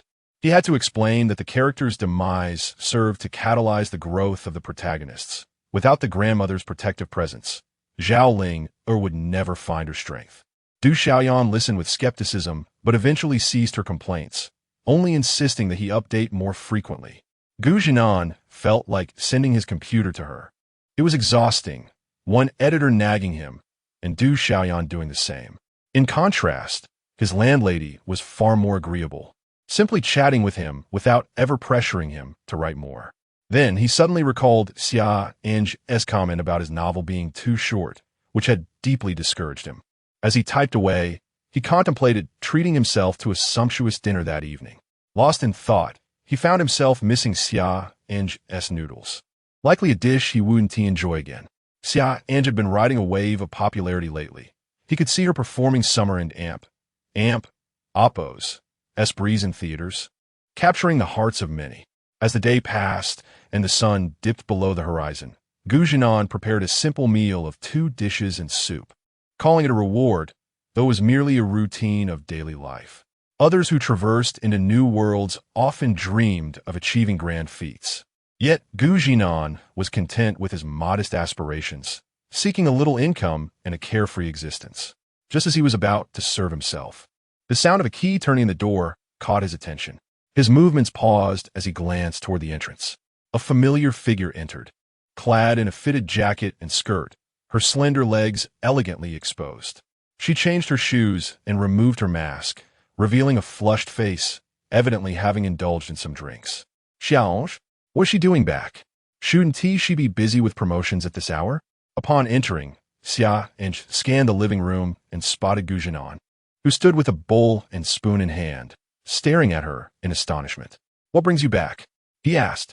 Her initial joy was swiftly extinguished as she coldly retorted, This is my home. She then retreated to her room, the sound of her footsteps sharp in Gu Zhinan's ears. Oh, he thought, sensing her displeasure. Rising, he approached the door and knocked gently. Are you joining me for dinner? I just finished cooking. Silence met his inquiry. He knocked again, but still no response. Feeling slightly embarrassed, he returned to the dining table, lifting the bowl to resume serving. Then, with a click, Xia An'ge opened the door, now dressed in comfortable loungewear. Her long hair styled in a bun, her previous elegance obscured. Nevertheless, Gu Zhinan noted an icy demeanor radiating from her. Xia An'ge walked to the dining table and sat directly across from him, her gaze fixed coldly upon him, her cheeks still flushed from the wine. Do you not want me back? She asked, her brow slightly furrowed, though Gu Zhinan felt an unexpected lightness in her voice. How could I? You are the landlady. This house belongs to you, he mumbled, carefully placing a bowl of rice before her. I've been following your updates on Weibo. Your fans say you promote daily, which surprised me, he added. Xia An'ge turned her head, her voice soft as she replied, The last stop for promotion today was in Lincheng. I can rest for a day now. Gu Zhinan nodded, then inquired, What about your assistant and manager? They're at the hotel. Do they trust you to come back here alone? Xia An'ge's dimples glowed with a rosy hue as she earnestly replied, This is my home. Returning to the kitchen, Gu Zhinan retrieved another bowl and found Xia An'ge already eating quietly, her head bowed. This is quite appetizing, he thought, feeling his appetite return. They dined in silence, the faint scent of her fragrance mingling with the aroma of wine wafting through the air. Suddenly, he chuckled, causing Xia An'ge to look up, her eyes filled with curiosity. How much did you drink? He asked, noticing her cheeks redden. Just a little, she replied. Actually, it was 2 glasses of red wine. Really? He teased. Yes, she confirmed, and his smile widened. However, when she shot him a glare, the playful expression on his face vanished, and he quickly returned to his meal. After a long pause, he finally broke the silence. It seems the rules you set as the landlady hold little weight between us. Xia An'ge recalled the initial agreements, still tucked away in a drawer. At that time, I thought you were not a good person, hence the need for constraints. She sniffed lightly before continuing, and now? You're still not a good person. Gu Zhinan fell silent, focusing on his meal, while Xia An'ge caught a glimpse of his expression and smirked triumphantly. You really are rather obstinate, she thought. Dinner concluded, and Gu Zhinan cleared the table while Xia An'ge sat on the sofa, sipping warm water to alleviate the effects of the alcohol. Outside, the crescent moon began to rise. accompanied by a gentle breeze. The scene was undeniably warm and filled with longing. When Zhinan emerged from the kitchen, Xia An'ge hurried back to her room, her movements brisk. Zhinan sensed that perhaps the landlady harbored some resentment toward him. Hadn't he merely asked why she had returned? Did women truly hold grudges so easily? Yet he was mistaken, for within a minute, Xia An'ge reappeared, clutching her guitar. Standing before him, she offered the instrument, her cheeks still flushed from a drink. "Didn't you want to borrow my guitar last time?" Zhinan cradled the guitar, chuckling as he said, "Didn't you buy this with your earnings? I could easily get one myself. What if I break it? You'd surely kill me." She shot him a playful glare. Returning to her seat on the sofa, her voice light yet firm. "If you break it, you'll have to pay for it." Chapter 79. Strolling before the movie, Zhinan carefully placed the items on the sofa and noticed that Xia An'ge was clutching something in her hand. However, Xia An'ge showed no intention of concealing it. Her face bore a hint of anxiety as she placed the movie tickets on the table and softly remarked, "During the promotion, they claimed to give out free movie tickets to fans, but I ended up with 2 extra." In truth, she had secretly purchased them, slipping away to buy 2 Universal movie tickets while pretending to go to the restroom, her mask concealing her identity. After speaking, Xia An'ge and Appo's eyelashes fluttered, her enchanting eyes gazing at Zhinan as she expressed her desire to see the film. Her heart raced with an unexpected urgency, and although her cheeks were already flushed, her earlobes seemed to bloom with a deeper hue in sync with her heartbeat. Zhinan, observing the 2 tickets on the table, picked them up and discovered they were for Wei Kongsher and Appo's film, Love and Deep Summer. He questioned her, "Aren't you promoting with the crew? Haven't you seen it yet?" "No," Xia An'ge replied, her eyes sparkling with anticipation. "Don't you want to see how your song is portrayed in the film?" Indeed, he felt a twinge of curiosity, yet he pondered why Xia An'ge sought his company for the viewing when her manager and assistant were staying at a nearby hotel. "Xiao Ying and Cheng Minjing are at the hotel, right? You could just buy another ticket for them to join you," he suggested, wanting to return to his writing as he was in the midst of a productive chapter. "Oh," Xia An'ge's expression dimmed noticeably. She stood up, intending to retreat to her room, wishing to avoid Zhinan. Having spent time with her, Zhinan recognized her mood was soured, prompting him to sigh and grab the movie tickets. "Are we going?" Xia An'ge turned back to see Zhinan slipping the tickets into his pocket with a smile. "Is this still valid for today?" "Quite generous of the crew," he remarked. Came her muffled response, her head lowered, hiding her expression. At 9 o'clock, Zhinan observed Xia An'ge in her loose home attire, wearing a mask, her hair, previously styled in a bun, now cascading down. Apart from a subtle hint of perfume, she seemed like an approachable neighbor. The 2 strolled down the street, their apartment mere moments from a commercial area featuring a cinema. Xia An'ge and Appo's tickets were valid at any theater within the city, a collaborative ticketing initiative among major cinemas, aimed at providing couples the flexibility to change their date locations at will. The movie was scheduled for 10, and they had left early, with about an hour to spare before the screening. As they wandered through a street lined with food stalls, Zhinan realized he had ventured out only a handful of times in the evening. Now, the array of snacks tempted him, and he felt a sudden pang of hunger despite having just dined. He turned to see Xia An'ge, shorter than him, her eyes shimmering with excitement. "Are you a foodie too, the aloof landlord?" he mused. While Zhinan had infrequently indulged in outings, Xia An'ge had hardly ever experienced such nighttime excursions, having forgotten when she last visited a night market. "Wait," she began, but before she could finish, Zhinan made a beeline for a duck intestine stall, handed over some cash, and returned with a generous cup of skewered duck intestines. Xia An'ge's eyes sparkled even brighter, and had it not been for her mask, Zhinan might have caught a glimpse of a different side to the usually reserved landlord. She indeed craved the duck intestines, but was taken aback that Zhinan had perceived her desire. Her heart fluttered, and her lips curled into a subtle smile. It was unexpected to discover that she enjoyed such popular night market delicacies. He had already noticed her gaze fixated on the stall, and had she not been masked, he might have witnessed the usually composed landlord swallow hard. "Here," he offered, as Xia An'ge quickly accepted the cup of duck intestines, holding it in one hand as she prepared to remove her mask. However, A moment of hesitation washed over her, her eyes reflecting a hint of distress. She feared being recognized. Zhinan sighed and walked a short distance to a nearby stall selling various knickknacks. Purchasing a baseball cap and promptly placing it on Xia An'ge and Amp. Oppo's head without a word. He himself was not concerned about being recognized. The videos of him from a few days prior had faded from public memory. His notoriety had yet to reach the level of a celebrity, whereas Xia An'ge, having been in the spotlight recently, was liable to be recognized, thus discretion was advisable. Xia An'ge shot him a reproachful glare for placing the hat on her head without prior notice. Zhinan, feigning indifference, turned his attention back to the bustling night market. Eagerly, Xia An'ge accepted the cup of duck intestines, her fingers brushing against his. The warmth lingered. Her earlobes flushed crimson as she adjusted the cap, lowering its brim cautiously before finally removing her mask. She had indeed become quite the popular singer, and the sounds of summer could be heard even amidst the night market and Oppo's, as hustle and bustle. See? Isn't being a star troublesome? Zhinan chuckled. Xia An'ge offered no reply.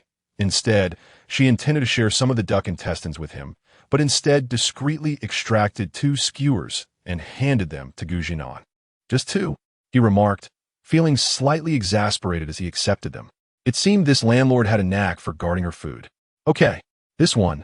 Wait a moment. As they completed their stroll through the street of snacks, Zhinan found his hands brimming with various popular treats, while Xia An'ge continued to nibble delicately. Sister, aren't you a star? Aren't you supposed to maintain your figure? He teased. Finally, when Xia An'ge pointed towards another stall, Zhinan sighed in resignation. No more. You can and Amp, Oppo's, eat so many calories late at night. You and Amp, Oppo's, still a star? I am a singer, she corrected him, her lips glistening with remnants of her feast, clearly delighted. Zhinan, momentarily speechless, grabbed a napkin from earlier and, without thinking, wiped the grease from her mouth. A singer is also a star, he stated. Xia An'ge froze, her eyes wide with surprise as her face flushed a deep crimson. It was only after he had finished that Zhinan realized the awkwardness of the situation. Retracting his hand sheepishly, the grease now cleaned away. Sorry. You can wipe it yourself. Oh, Xia An'ge mumbled, her head bowed, obscuring her expression from Zhinan, who sensed the atmosphere had turned uncomfortable. He quickly pulled out his phone, noticing the film was about to begin. He informed Xia An'ge, yet he still had snacks in hand. Zhinan sighed, and under Xia An'ge's watchful gaze, he hastily devoured most of the food he had accumulated.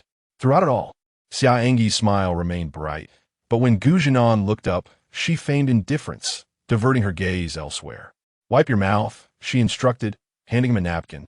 Zhinan accepted it absent-mindedly, feeling the same coolness.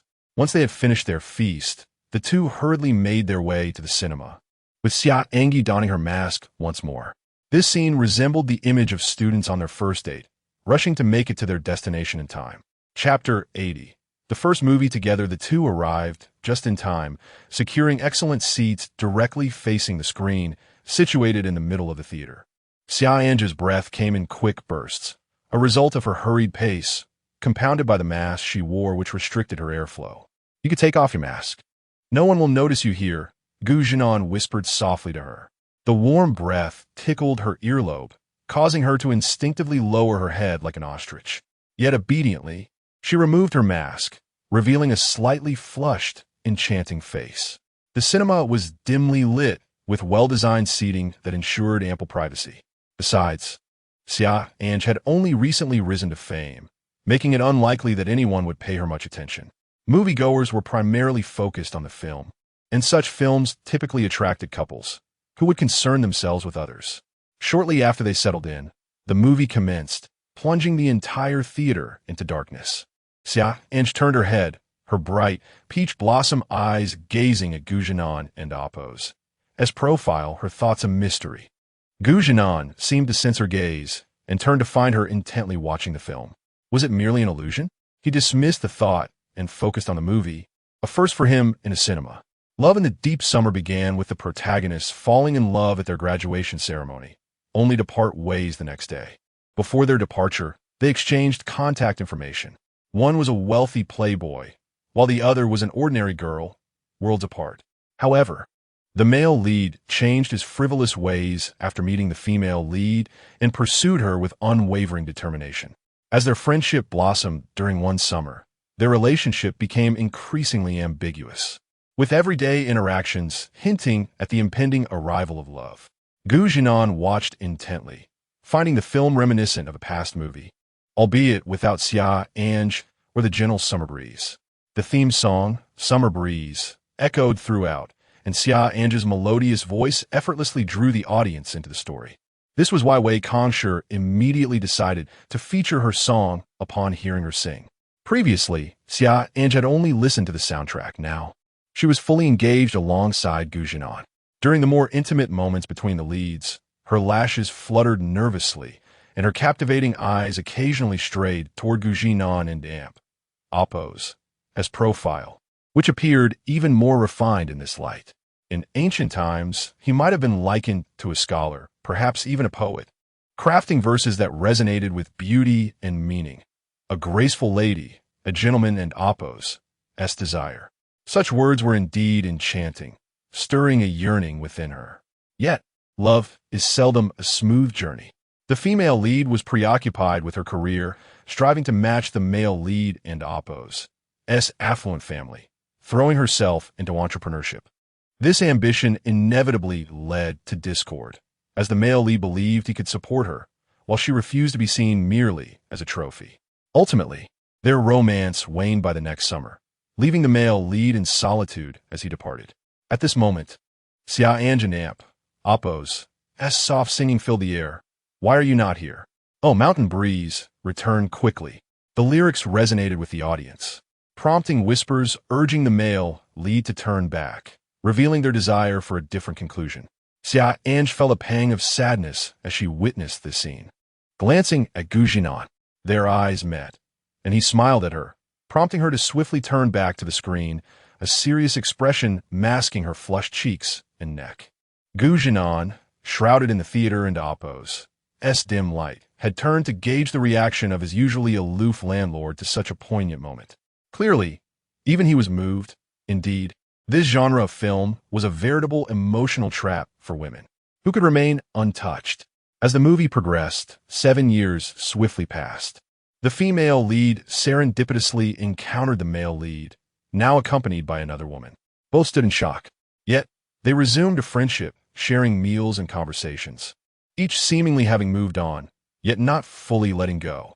Through their interactions, the female lead discovered that the male lead had been living independently, despite his parents' disapproval of their relationship. Over the years, he had experienced the challenges she faced, and now he had achieved a modicum of success himself. Once a carefree spirit, he had gradually transformed since meeting her, abandoning the nightlife he once reveled in, immersing himself in her world instead. Upon realizing this, the female lead was overwhelmed with joy and resolved to become a person worthy of him. In turn, he endeavored to better himself, striving for the qualities that would match her grace. After 7 years of circling back to one another, they finally embraced their mutual acceptance. As if echoing the sentiments of the female lead, she confessed, "I still love you, deeply and truly. I was once afraid that our feelings were merely fleeting, but now I am unafraid."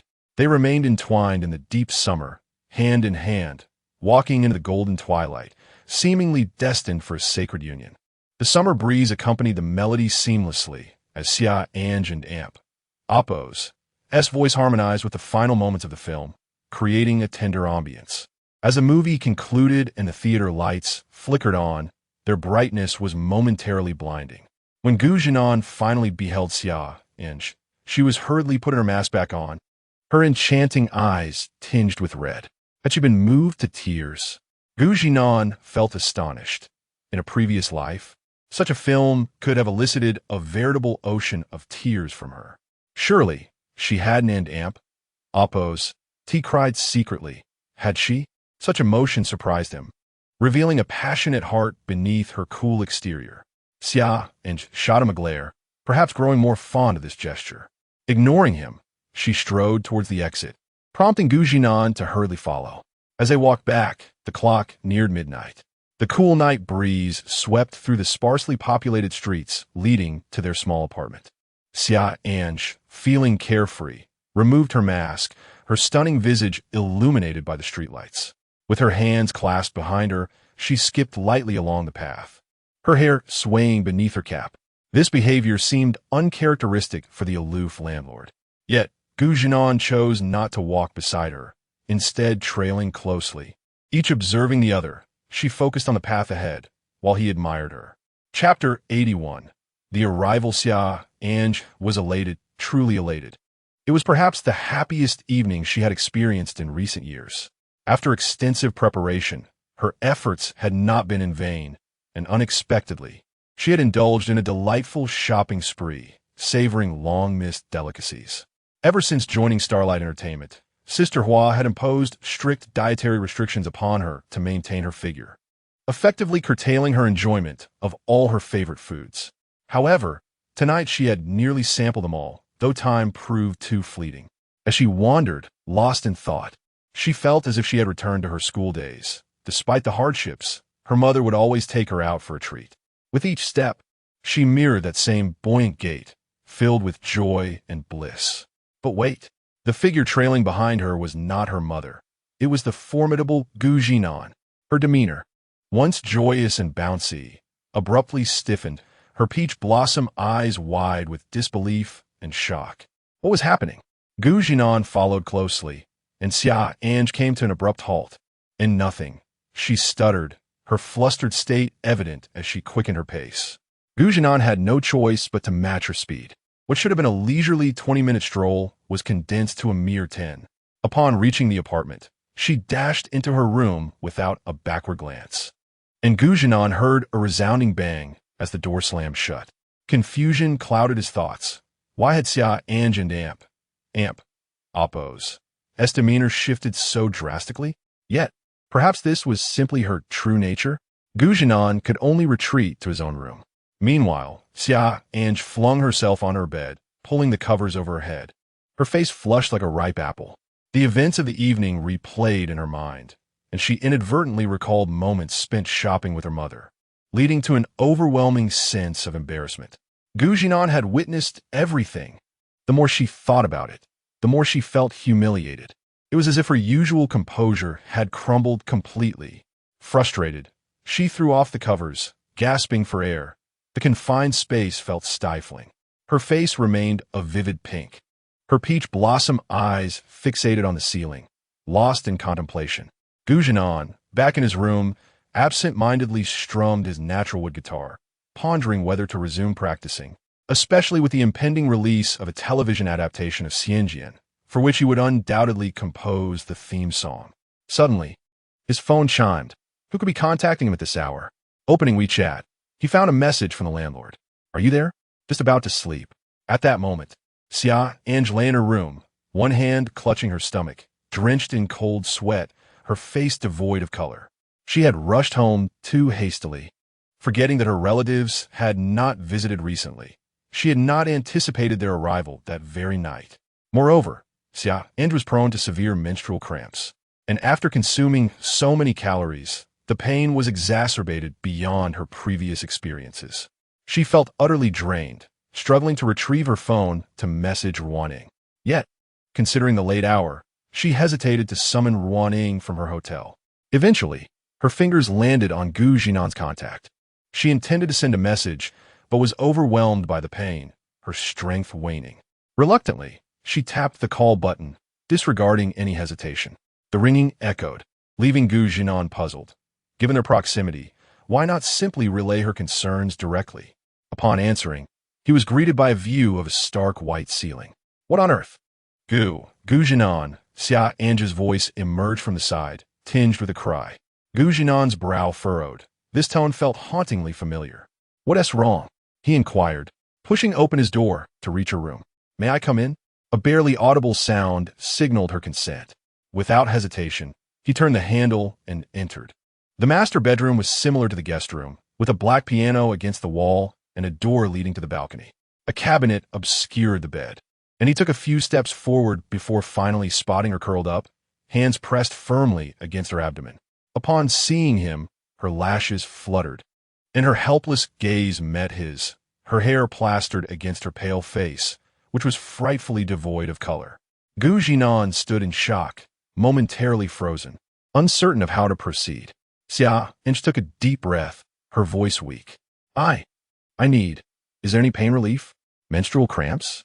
That notion flooded Zhinan and Appo's mind, reminiscent of scenes from idol dramas he had once watched, where such moments often unfolded.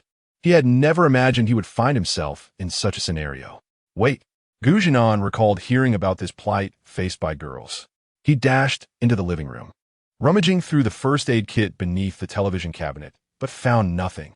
I and Amp, Appo's, LL take you to the hospital, he declared, returning to her room, intent on lifting Xia An'ge. However, she vehemently shook her head. No, it's too much of a hassle. Zhinan understood her reluctance stemmed from a fear of being recognized. Cursing under his breath, he hurried to the kitchen to fill a bowl with hot water, soaking a towel, and poured a glass of warm water. Drink some warm water and use the towel. I and Appo's, LL go get more, he said, placing the towel and water on the piano bench before exiting. He remembered there was a 24-hour pharmacy nearby. With a burst of speed, he raced downstairs. The pharmacy was only a short walk away, and he had no intention of taking his time. Xia An'ge watched the towel and warm water, the steam dissipating before her.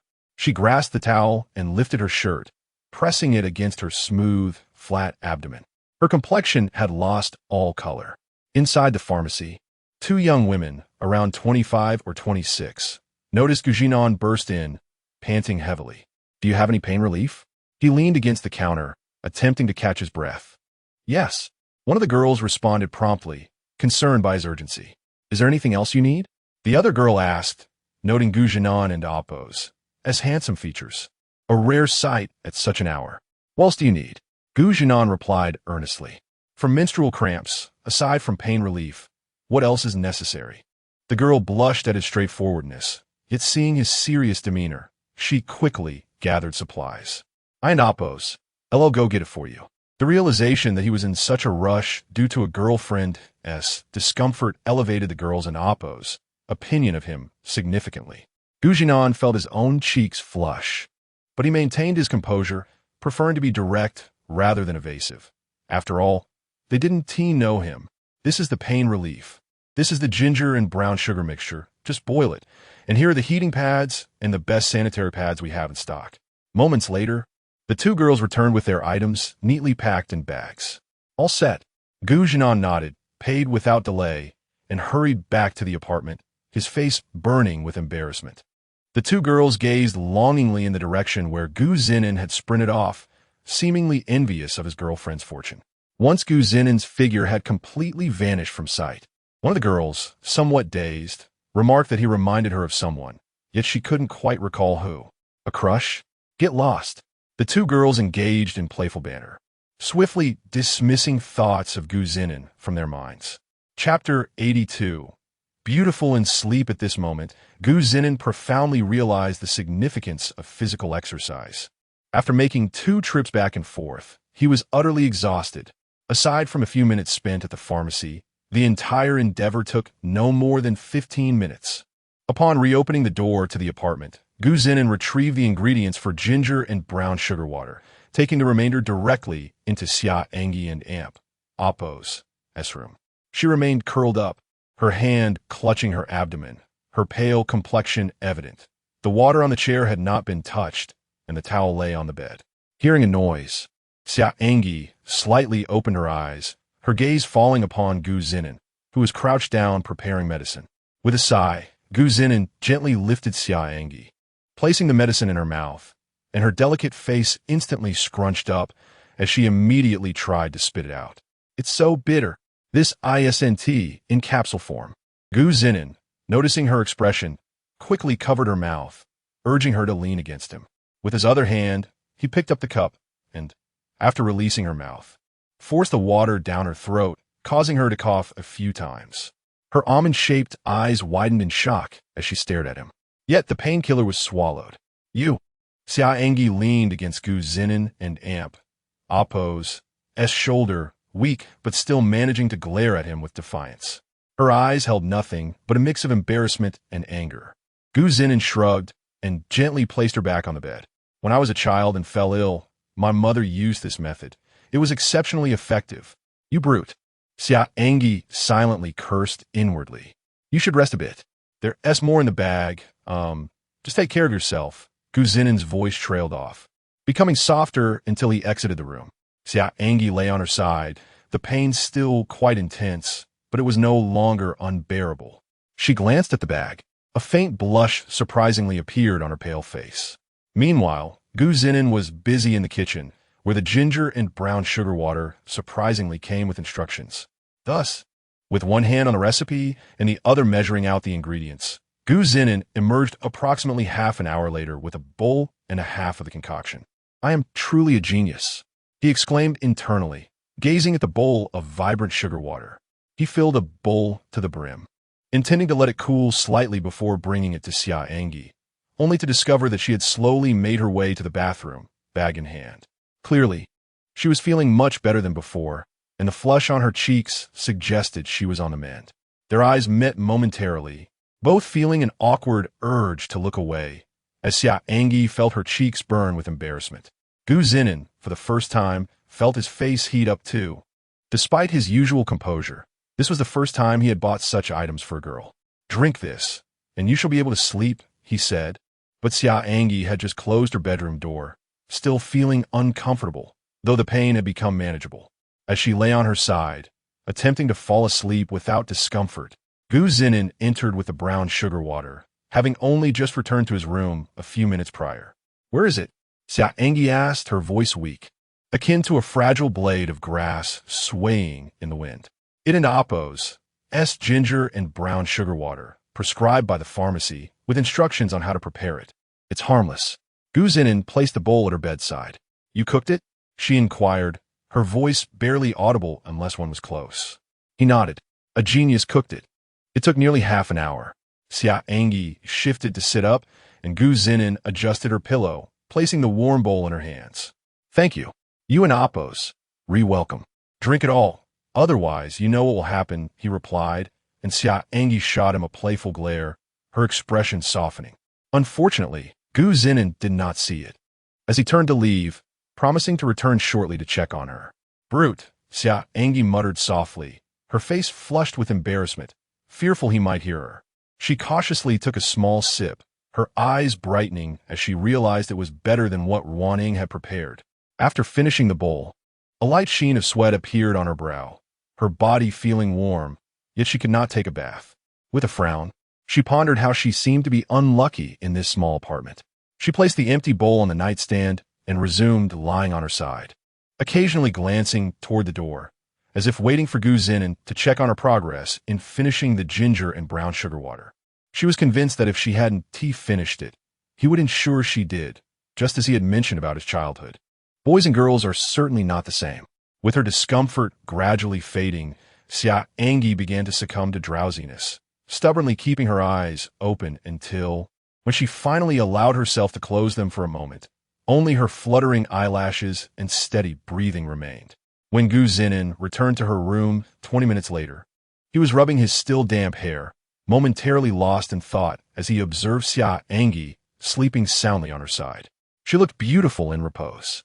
You seem to be sleeping quite soundly, he remarked, smirking. He tiptoed to the bedside to retrieve the bowl, turning around to find Xia An'ge's alluring face mere inches away, close enough that he could hear her gentle breaths. In a whimsical moment reminiscent of a scene from a fantasy drama, he inexplicably extended his finger and delicately brushed it against her nose. So smooth, then like a thief, he retreated from the scene. Xia An'ge remained peacefully asleep, though her nose twitched slightly in apparent dissatisfaction. Gu Zinan returned to the scene of his mischief, turning off the light before heading back to the living room, where a blanket awaited him, one he had brought from his room. He would sleep on the couch tonight, leaving Xia An'ge's door ajar. The midnight air was silent, the moonlight cascading onto the balcony. Gu Zinan rested his head on his hand, his dark eyes gazing out into the night. He couldn't and Appo's help but chuckle softly, quickly stifling it. If he woke the landlord, who knew what kind of frown he would face. He needed to ensure that Xia An'ge was well taken care of tonight, for she was a valuable asset.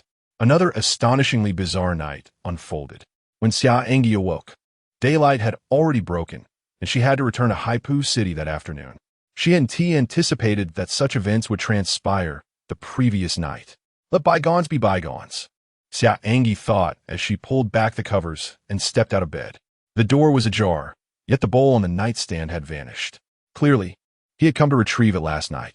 Her body felt significantly better, and she tiptoed out, clearly cautious of encountering Zhinan. For last night had been an utterly embarrassing affair. Chapter 83.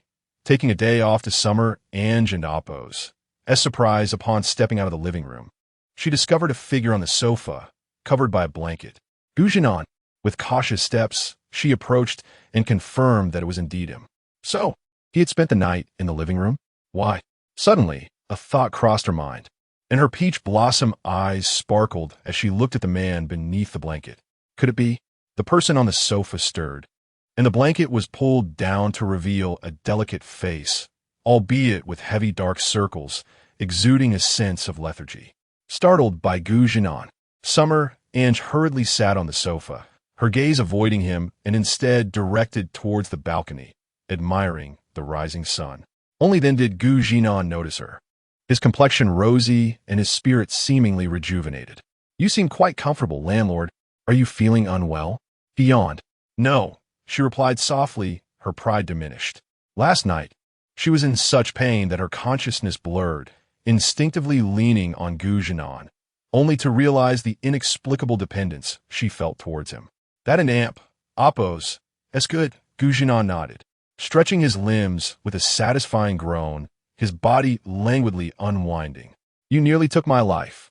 Xia An'ge remained silent, her earlobes turning crimson. Zhinan said no more and headed to the kitchen to prepare a simple breakfast. They sat at the dining table in silence. One was leisurely, while the other devoured her food ravenously, creating a stark contrast. "When are you leaving?" Zhinan inquired after taking a sip.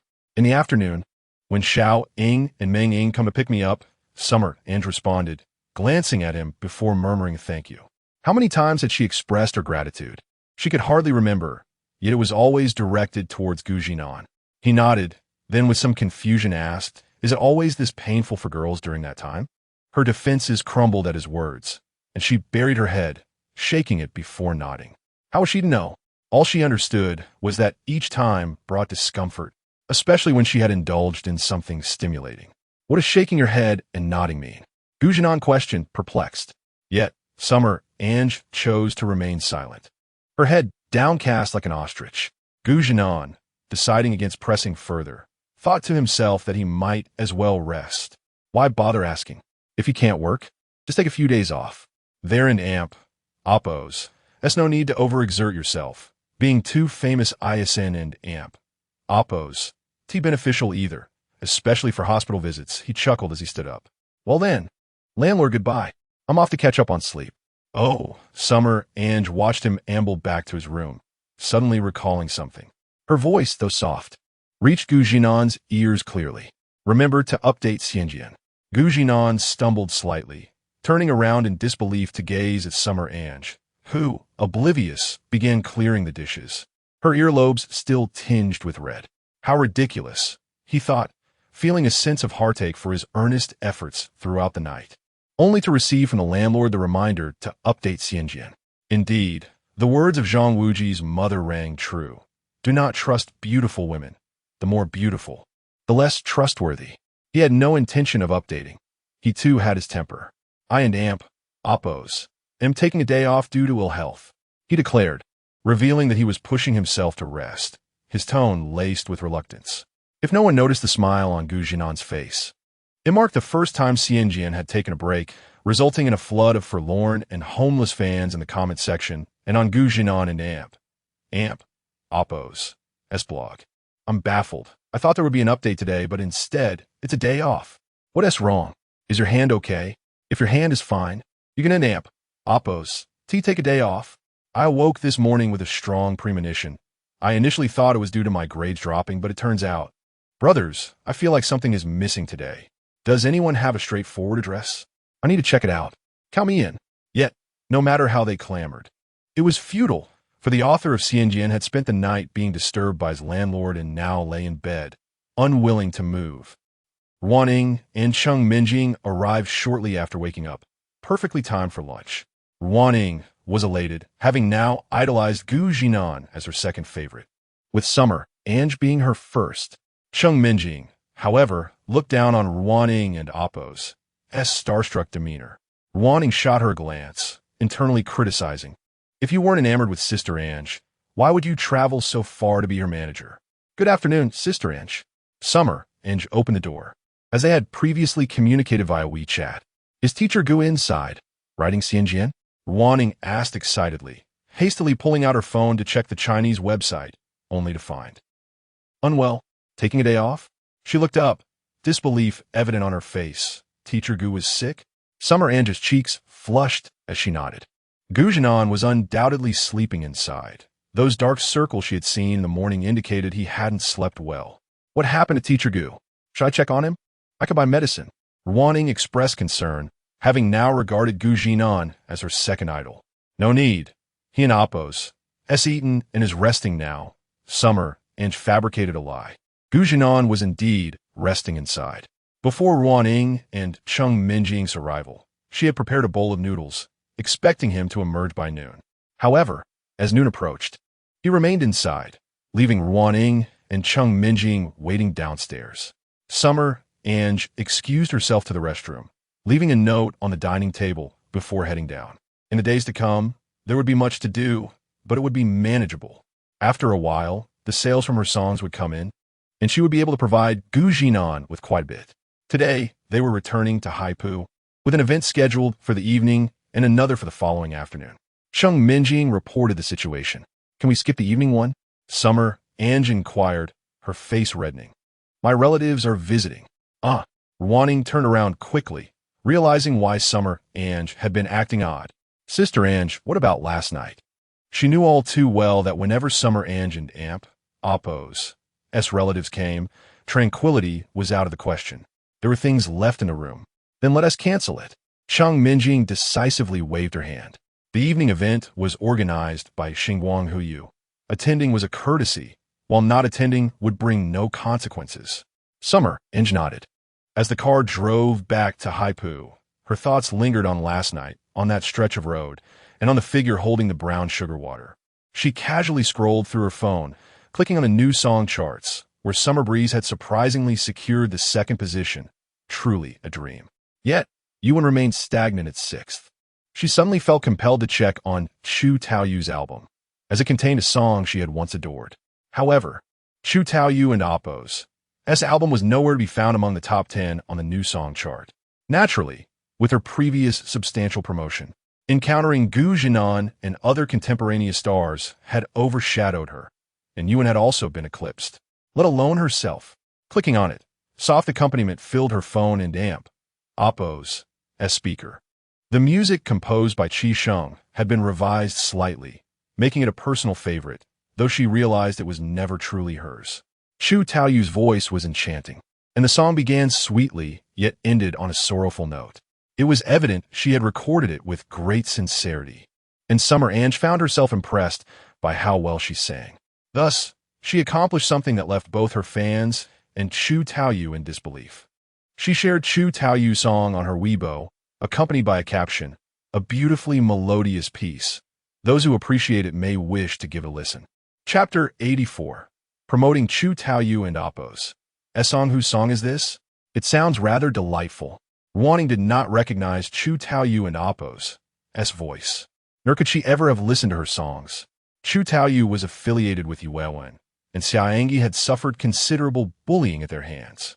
For a multitude of reasons, it was impossible for her to listen to Chu Taoyu's music. However, the driver, Cheng Minjing, furrowed her brow. She had heard this song before.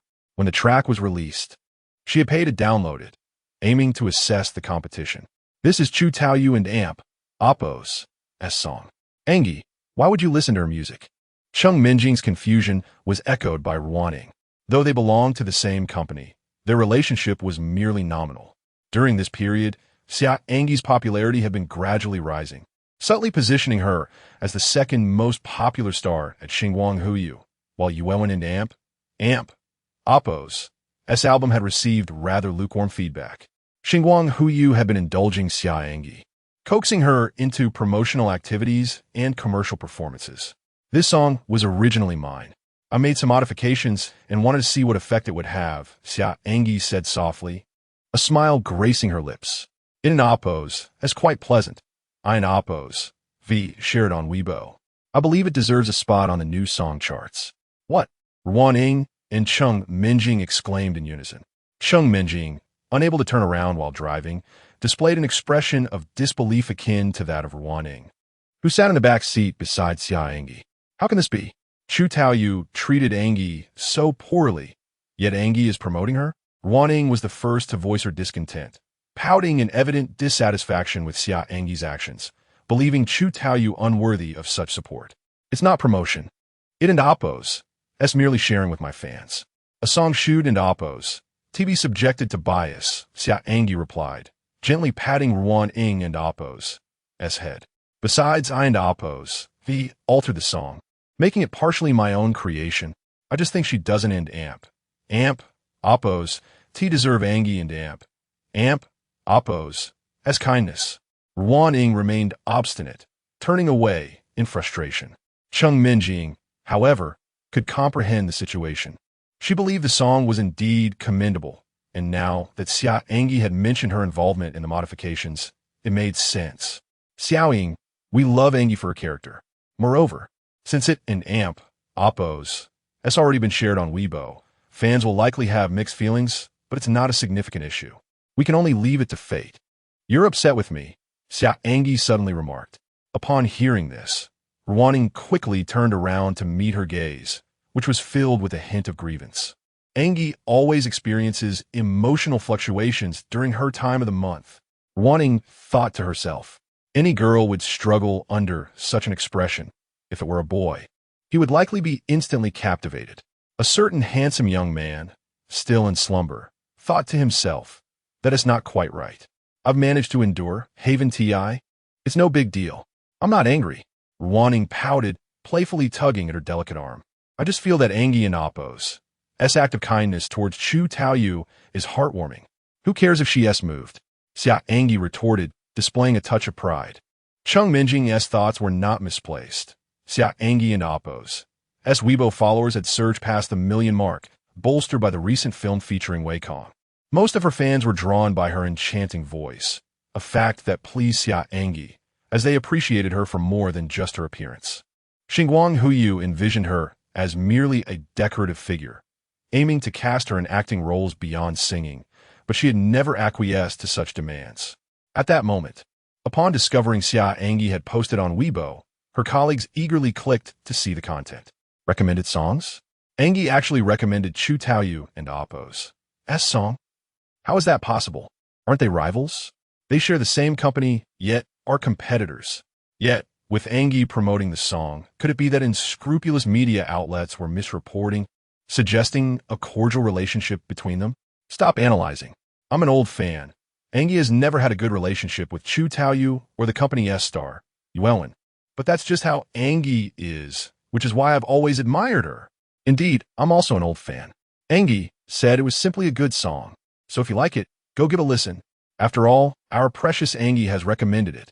Conversations flowed, with some individuals sharing the post, catching the media's attention. Consequently, several outlets published articles, and, astonishingly, it even trended on the hot search list. When Chu Taoyu noticed, she clicked on Xia An'ge's Weibo and saw her indeed promoting a song from her album. A whirlwind of emotions surged within her, a complex brew of feelings. Sister Hua, she truly helped me promote one of my songs. Chu Taoyu spoke in a daze, glancing at Sister Hua for some semblance of understanding. Sister Hua, equally perplexed, recognized the significant impact of Xia An'ge's post, which had propelled the Weibo trend to the 13th position. The album's sales had notably increased that day, since Xia An'ge had actively participated in the song's creation and modifications. It was likely the reason behind her endorsement. Is that so? Chu Taoyu murmured. pondering the notion of repaying kindness with kindness. Had she ever regarded Xia An'ge as a rival? The irony struck her hard. Upon entering the company, she had viewed Xia An'ge as competition, striving to curry favor with others in hopes of advancement. Yet, Xia An'ge's calm demeanor and aloofness had garnered her considerable goodwill among the staff. Xia An'ge, she whispered, lost in her thoughts. Upon returning to her apartment, Xia An'ge received a call from Xinguang Huyu, inquiring about her absence from the evening and Oppo's event. Cheng Minjing replied nonchalantly that Xia An'ge was unwell and did not wish to attend. The representative from Xinguang Huyu, caught off guard, ended the call in frustration. Soon after, a call from Lin Mingji came through, directed at Cheng Minjing, as Xia An'ge would never answer. She was aware of her own boundaries. Is An'ge sick? Lin Mingji feigned concern, behaving like a caring leader. Yet, Cheng Minjing smirked inwardly. Xia An'ge had become Xinguang Huyu and Oppo's golden goose this summer, prompting his interest. With that in mind, she kept her response succinct, stating that An'ge needed rest and promptly hanging up. Lin Mingji, wishing to say more, was met with the dial tone, leaving him frustrated. Xia An'ge truly was a cash cow, a fact he had never anticipated. When Yuan sought Wei Kong to use her album as the theme song for Love in the Deep Summer, they were turned down. Wei Kong was notoriously selective. They had also submitted Chu Taoyu's work, yet met with a similar fate. Surprisingly, it was Xia An'ge's Summer Breeze that secured the theme song opportunity. Now that Love in the Deep Summer was in theaters, the box office was expected to perform admirably. As the sole performer of the theme song, Xia An'ge naturally garnered significant attention. Recent meetings had revolved around her, as she, a previously unknown newcomer, had seized a substantial share of the spotlight this summer. Even seasoned stars were feeling the tremors of her rise, as she claimed the second position on the new song charts. Lin Mingji? Xia An'ge curled up on the sofa, resting her head on her knees, muttering to herself. Indeed, a petty person. Cheng Minjing chuckled, choosing to ignore him. Xia An'ge pursed her lips. She lacked the energy for further discourse, her mind elsewhere, observing Ruan Ying bringing out a bowl of brown sugar water from the kitchen. Her cheeks flushed with nostalgia for a long-lost flavor. It was a message from Gu Zhinan earlier that afternoon, which she had not yet replied to. Chapter 85. With all due respect, Gu Zhinan awoke shortly after Xia An'ge departed. Rising to seek sustenance, he discovered a bowl of noodles on the table, still warm, with a note nestled at the bottom, elegantly inscribed with the words lunch. A smile graced Gu Zhinan's lips. Although the noodles had become somewhat mushy from being left too long, their flavor remained unchanged, a long-lost taste. The landlord had not responded to a WeChat message. Gu Zhinan noticed his Weibo and review sections were inundated with requests for updates, with some even offering to visit personally for the address. Were they truly so naive? Not a single photo to substantiate their claims. As a seasoned internet surfer, Gu Zhinan found it hard to believe such assertions. He dismissed one particularly boastful message that included a photo of a person lifting dumbbells. After a brief perusal, he noticed messages from Cheng Mengxi and Du Xiaoyan on WeChat. With a sigh, he contemplated blocking the two, their persistent demands for updates grating on his nerves. He replied to Du Xiaoyan, thanking her for her concern, but firmly stating that he was alive and threatening to block her if she continued her incessant nagging. To Cheng Mengxi, he retorted about the topic of manuscript fees, questioning why she could demand updates while remaining silent on payments. Du Xiaoyan, upon seeing Gu Zhinan and Oppo's message, erupted with a series of furious emojis, followed by silence. Meanwhile, Du Guanyu noted that his granddaughter and Oppo's mood was more exuberant than usual that evening. Cheng Mengxi, on the other hand, called to offer condolences. Did I not mention that the amount for the manuscript fees is substantial and not yet organized? Last month, I also did not submit my work for Qin's Moon. With family obligations weighing heavily, I am the sole successful individual from my village. And the village beauty next door is eagerly awaiting my return for a formal courtship. Gu Zhinan launched into a long explanation, leaving Cheng Mengxi momentarily speechless. After a pause, she finally inquired, "Are you engaged to the village beauty next door? Did you not discern the subtlety in my request for funds?" He replied, "Indeed, We had a formal engagement as children, but when I sought to annul it, she refused, proclaiming that one should not underestimate a poor girl. Scoundrel. Xia An'ge. Oppo's tone dripped with disdain. I never imagined you to be such a person. Can you not see that I am jesting? People often reveal their innermost thoughts through humor. I believe your perspective is misguided. All right, you are correct. Zhinan, unable to restrain himself, muttered a curse under his breath. Xi's agile repartee left him somewhat defenseless. The manuscript fees will certainly be sent to you within the next few days, perhaps as early as tomorrow. I will personally ensure it. Rest assured, take a break today and remember to return to your updates tomorrow. Xi's smile was evident in her voice, clearly in high spirits. After hanging up, Zhinan remained unsettled. If he was to provide updates, why take a day off? It was impossible to catch up. He could only take occasional breaks to maintain his happiness. While browsing on Xinyu, he discovered a recent Weibo post from the landlord recommending a song. The comments were polarized, yet none appeared particularly outrageous, with most suggesting that such actions were unwarranted. And a few self-identified fans of Chu Taoyu chimed in, criticizing the insincerity. The comments were quickly drowned out. Honestly, they help you promote, and you still offer them your head? Your idol must be laughing in her sleep. Zhinan chuckled at the absurdity.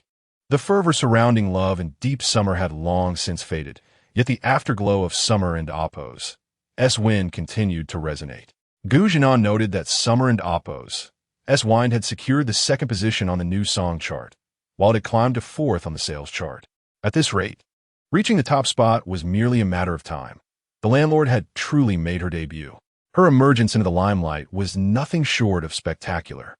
Once her contract expired, it was unlikely she would remain with Starshine Entertainment, especially since Summer and Oppo's wind had not been signed under their banner, but rather in her own name. Clearly, she had prepared for this moment, though Zhinan wondered where she might go next. He took a moment to familiarize himself with the top entertainment companies in Huagua Star Entertainment, Dynasty Entertainment, Huaxing Media, and Huanqiu Media Group. Each of these four giants possessed a wealth of premier resources and numerous leading stars under their aegis. The current reigning champion on the new song chart was a major star from Dynasty Entertainment. Zhinan had just researched this star and was momentarily taken aback. Wang Yuyuan, 24 years old, was the champion of Happy Girls, debuting just 2 months after her victory with an album that soared to the top of the new song chart within a mere 33 days. Also claiming the top spot in sales. In summary, she was beautiful and possessed a melodious voice. Had the landlord been overshadowed by this girl, only to be ensnared by a predatory company? Zhinan pondered where she would land once her contract concluded. Having proven her mettle, it was likely that all four entertainment companies would eagerly welcome her. Would she join Dynasty Entertainment, where she could soar to new heights? Xi had confidently proclaimed that the manuscript fees would be substantial. Could it possibly exceed $1 million? The prospect of becoming a millionaire was overwhelming. Zhinan gulped. The rapid changes were almost too much for him to process. Suddenly, he recalled his need for a vehicle. Relying solely on taxis was impractical. He could not endure another rainy night like the last. With a new resolve, he logged on to Weibo, realizing he had nearly 600,000 followers, hailing from diverse backgrounds. It was likely that a few among them possessed considerable knowledge about automobiles. Zhinan decided to put his adorable followers to the test. With all due respect, there are no good cars under 200,000. Dare to contest this? Asking questions was a hallmark of a learned individual, and Zhinan nodded in satisfaction, anticipating a flurry of responses from eager netizens, perhaps even an all-night debate. Feeling this was insufficient, he ventured to the author backend of a Chinese website to engage with his review section, where discussions about the Xianjian plot were still ongoing. Indeed, his fans were diligent and eager learners. He posted, "No more plot discussions. With all due respect, there are no good cars under 200,000. Dare to contest this?" Upon sending it, chaos ensued. Comments flooded the review section, and Zhinan checked Weibo only to find a barrage of question marks. What are you doing? Have you become arrogant? Just because you write well doesn't mean you're a good person. Is it to say that cars under 200,000 are unworthy of driving? Wealthy people, I refuse to accept this. I must debate you. I cannot oppose. To believe I have to endure this. Brothers, let us charge at him. Within the span of an hour, Zhinan's Weibo and review section were inundated with countless comments, with nearly everyone discussing cars and debating which models could be deemed the champions of cost-effectiveness, all under the 200,000 mark. His post even ascended to the 9th spot on the trending searches. Does the renowned author Zhinan look down upon cars under 200,000? Has the inflated author lost touch with reality? News outlets quickly seized upon this hot topic, each presenting their sensational headlines. Meanwhile, Zhinan retired for the night, seeking rest, planning to review the aftermath in the morning. Chapter 86. I shall go by Zhinan and Amp. Oppo's statement undoubtedly incited public outrage, as those who can afford vehicles priced above 200,000 are a mere minority. The majority of citizens in Huagua are content with ordinary means of transportation. Consequently, within just one night, Zhinan and Oppo's Weibo post was inundated with criticism. Most netizens accused him of being excessively absolute, devoid of the refined demeanor expected of a scholar. Despite their admiration for his ability to compose 2 exemplary poetic verses, a compilation of poetic works, a remarkable novel, and a catchy song, they began to feel a sense of dissonance. Was it possible they were inadvertently praising him? It appeared he was indeed quite impressive. The netizens grew restless, eager to vindicate their own vehicles, and some car dealers recognized this as an opportunity. After lambasting Zhinan in the comments, they swiftly initiated advertisements. With one advertisement begetting another, several car dealers joined in throughout the night. Zhinan and Amp. Oppo's Weibo post quickly ascended to the 5th spot on trending topics. As the architect of this whirlwind, upon waking, Zhinan picked up his phone to find a delightful message from Cheng Mengxi announcing that his payment had been processed, an astonishing amount of 1 million. He had struck it rich, a millionaire. With this sum, he could afford a more luxurious residence in Ningnan City, and perhaps even have his mother introduce him to a village beauty. No, a town beauty. A life filled with a loving family awaited him. Ecstasy enveloped Zhinan as he smiled broadly. Just as he was about to post a message of gratitude to Cheng Mengxi, her call came through. Upon answering, he was met with the formidable voice of the intellectual and assertive Cheng Mengxi. Zhinan, she exclaimed, clearly displeased. She had sent him a payment in good spirits. Yet he had spent the entire night embroiled in controversy. And pardon my candor, but are there truly no good cars below 200,000? Cheng Mengxi was genuinely incensed, demanding to know what was going on in his mind. What have you been posting on Weibo and in your book review section? Have you seen the backlash? Aren't you afraid the netizens will boycott your Xianjian? They are currently berating you on your Weibo and in the review section, vowing to drive you to despair. Really? Zhinan was taken aback, surprised to learn that so many were well informed. You seem rather pleased. Let me tell you, if you don't handle this matter properly, it will have significant repercussions for Xianjian Shishuan, and it will also reflect poorly on the Chinese literary community. Cheng Mengxi pressed her forehead, suppressing her rising frustration. Give me a day. Trust me. Zhinan replied softly, taken aback by the unexpected fervor of the netizens. Yet it seemed his objective was achieved. Cheng Mengxi couldn't fathom his calm demeanor. A thought flickered through her mind, and she probed cautiously, You wouldn't be doing this intentionally, would you? Is it that obvious? Zhinan's voice came through, tinged with embarrassment. I want to buy a car, but I have no idea which models under 200,000 are worthwhile. I thought I might seek the wisdom of the all-knowing netizens. Cheng Mengxi gasped in disbelief, slowly uttering 2 words, scoundrel. She abruptly hung up, feeling that if she continued speaking with Zhinan, she might be compelled to deliver a sound thrashing. What have I said that was so offensive? Zhinan pondered, his intentions innocent, merely wishing to gauge public opinion on vehicles. He opened his computer and logged on to Weibo, where the first thing that caught his eye was a highly upvoted lengthy comment from a certain Guang Chengshuan.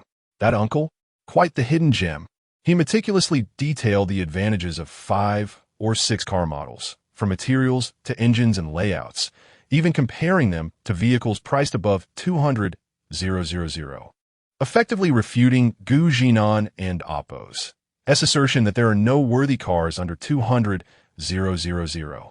He concluded with a heartfelt admonition, suggesting that while Gu Zhinan and Oppo's youth and talent were well known, he should temper his opinions at times, and even urged him to delete his Weibo post. Gu Zhinan nodded in agreement. He even sent a message to Guang Qingshuang. Brother Guang, you've mentioned so many options. If you had to choose one, which brand and model would you recommend? Please elaborate. I want an amp. Oppo's T concede easily. Having seen Gu Zhinan and Oppo's post, Guang Qingshuang felt a mix of confusion and anger initially, but then reconsidered, recognizing Gu Zhinan and Oppo's talent tempered by youth, perhaps blinded by the allure of the world. As a car enthusiast himself, Guang Qingshuang dedicated his night to compiling what he believed were the best cars under 200,000 to offer Gu Zhinan a clearer perspective. Seeing Gu Zhinan and amp, Oppo's message, Guang Qingshuang sighed, smiling as if advising a wayward child. Since you asked, let me enlighten you. If I must select one from these cars, my top choice would undoubtedly be our country and amp, Oppo's SYU series. Particularly this year and amp, Oppo's new model, the standard version priced just above 190,000, while the fully equipped version is slightly above 200,000, but worth every penny. It features, as Guang Qingshuang elaborated, Gu Zhinan comprehensively grasped the Huayu brand. The fully equipped version would cost around 230,000, totaling approximately 250,000. The vehicle, resembling a sports car, was undeniably striking. Indeed, netizens are a formidable force. Thank you, brother. I shall go buy it, Gu Zhinan exclaimed. He then posted another update, expressing gratitude to the netizens for their assistance, explaining that his initial inquiry stemmed from ignorance regarding car purchases, yet it also highlighted the collective strength of the online community. Marvelous! As a token of appreciation for my loyal readers, I shall offer an additional update today. After posting, he set out to locate a nearby dealership to purchase the car he had chosen. Now that I have the means, go for it. Guang Qingshuang nodded, smiling in response. However, just moments later, his expression transformed into one of disbelief. Buy it? Didn't an amp, Oppo's just claim there are no good cars under 200,000? Guang Qingshuang refreshed the page in disbelief, witnessing Gu Zhinan and Oppo's new post, and felt as though he had swallowed something unpleasant. Damn! The same incredulity swept through numerous netizens, their expressions mirroring their dismay as they read Gu Zhinan and amp, Oppo's words on their screens. I feel like he was fishing for responses, and we all took the bait. This comment garnered numerous upvotes, and the community united in critiquing Gu Zhinan's antics. I've lived long enough to witness this. It's the first time I've seen someone ask such a question, and the outcome is astonishingly effective. I, for one, am impressed by this guy. I even researched just to counter his claims. Me, too.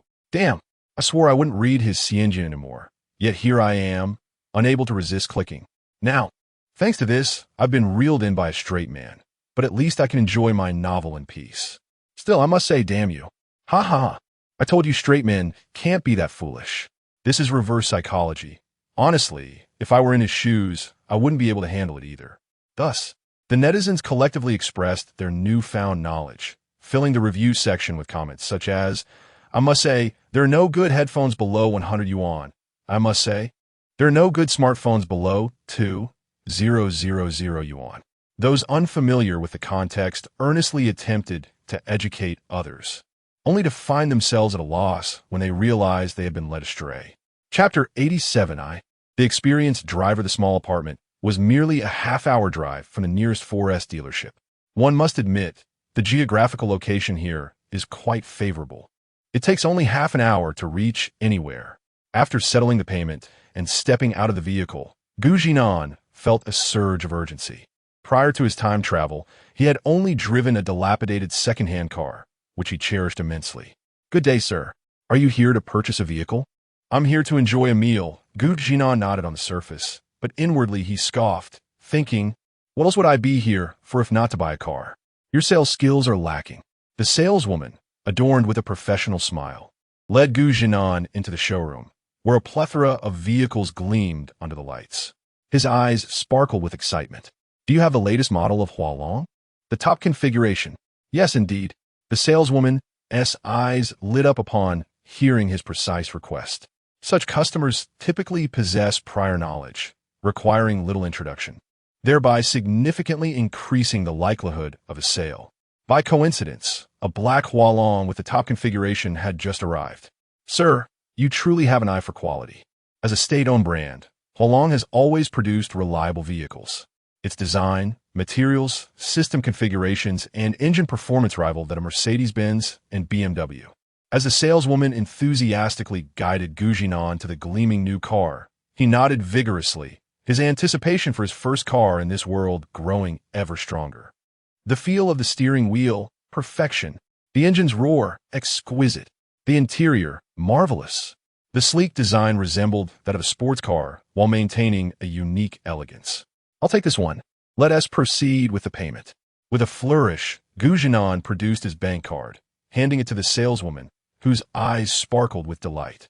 The handsome young man before her, seemingly ordinary in attire, was revealed to be a hidden affluent individual. Please follow me to input your password. Her voice took on a slightly more melodious tone, but Gu Zhinan was almost immune to such charm. Your alluring eyes cannot thaw my icy heart. According to Hualong's regulations, a driver's license must be presented for vehicle purchases. Sir, may I see your driver's license, so that we can assist you with the registration? Oh, Gu Zhinan exclaimed, quickly rummaging through his pockets, but only produced his wallet. Wait a moment. I always carry my driver's license with me.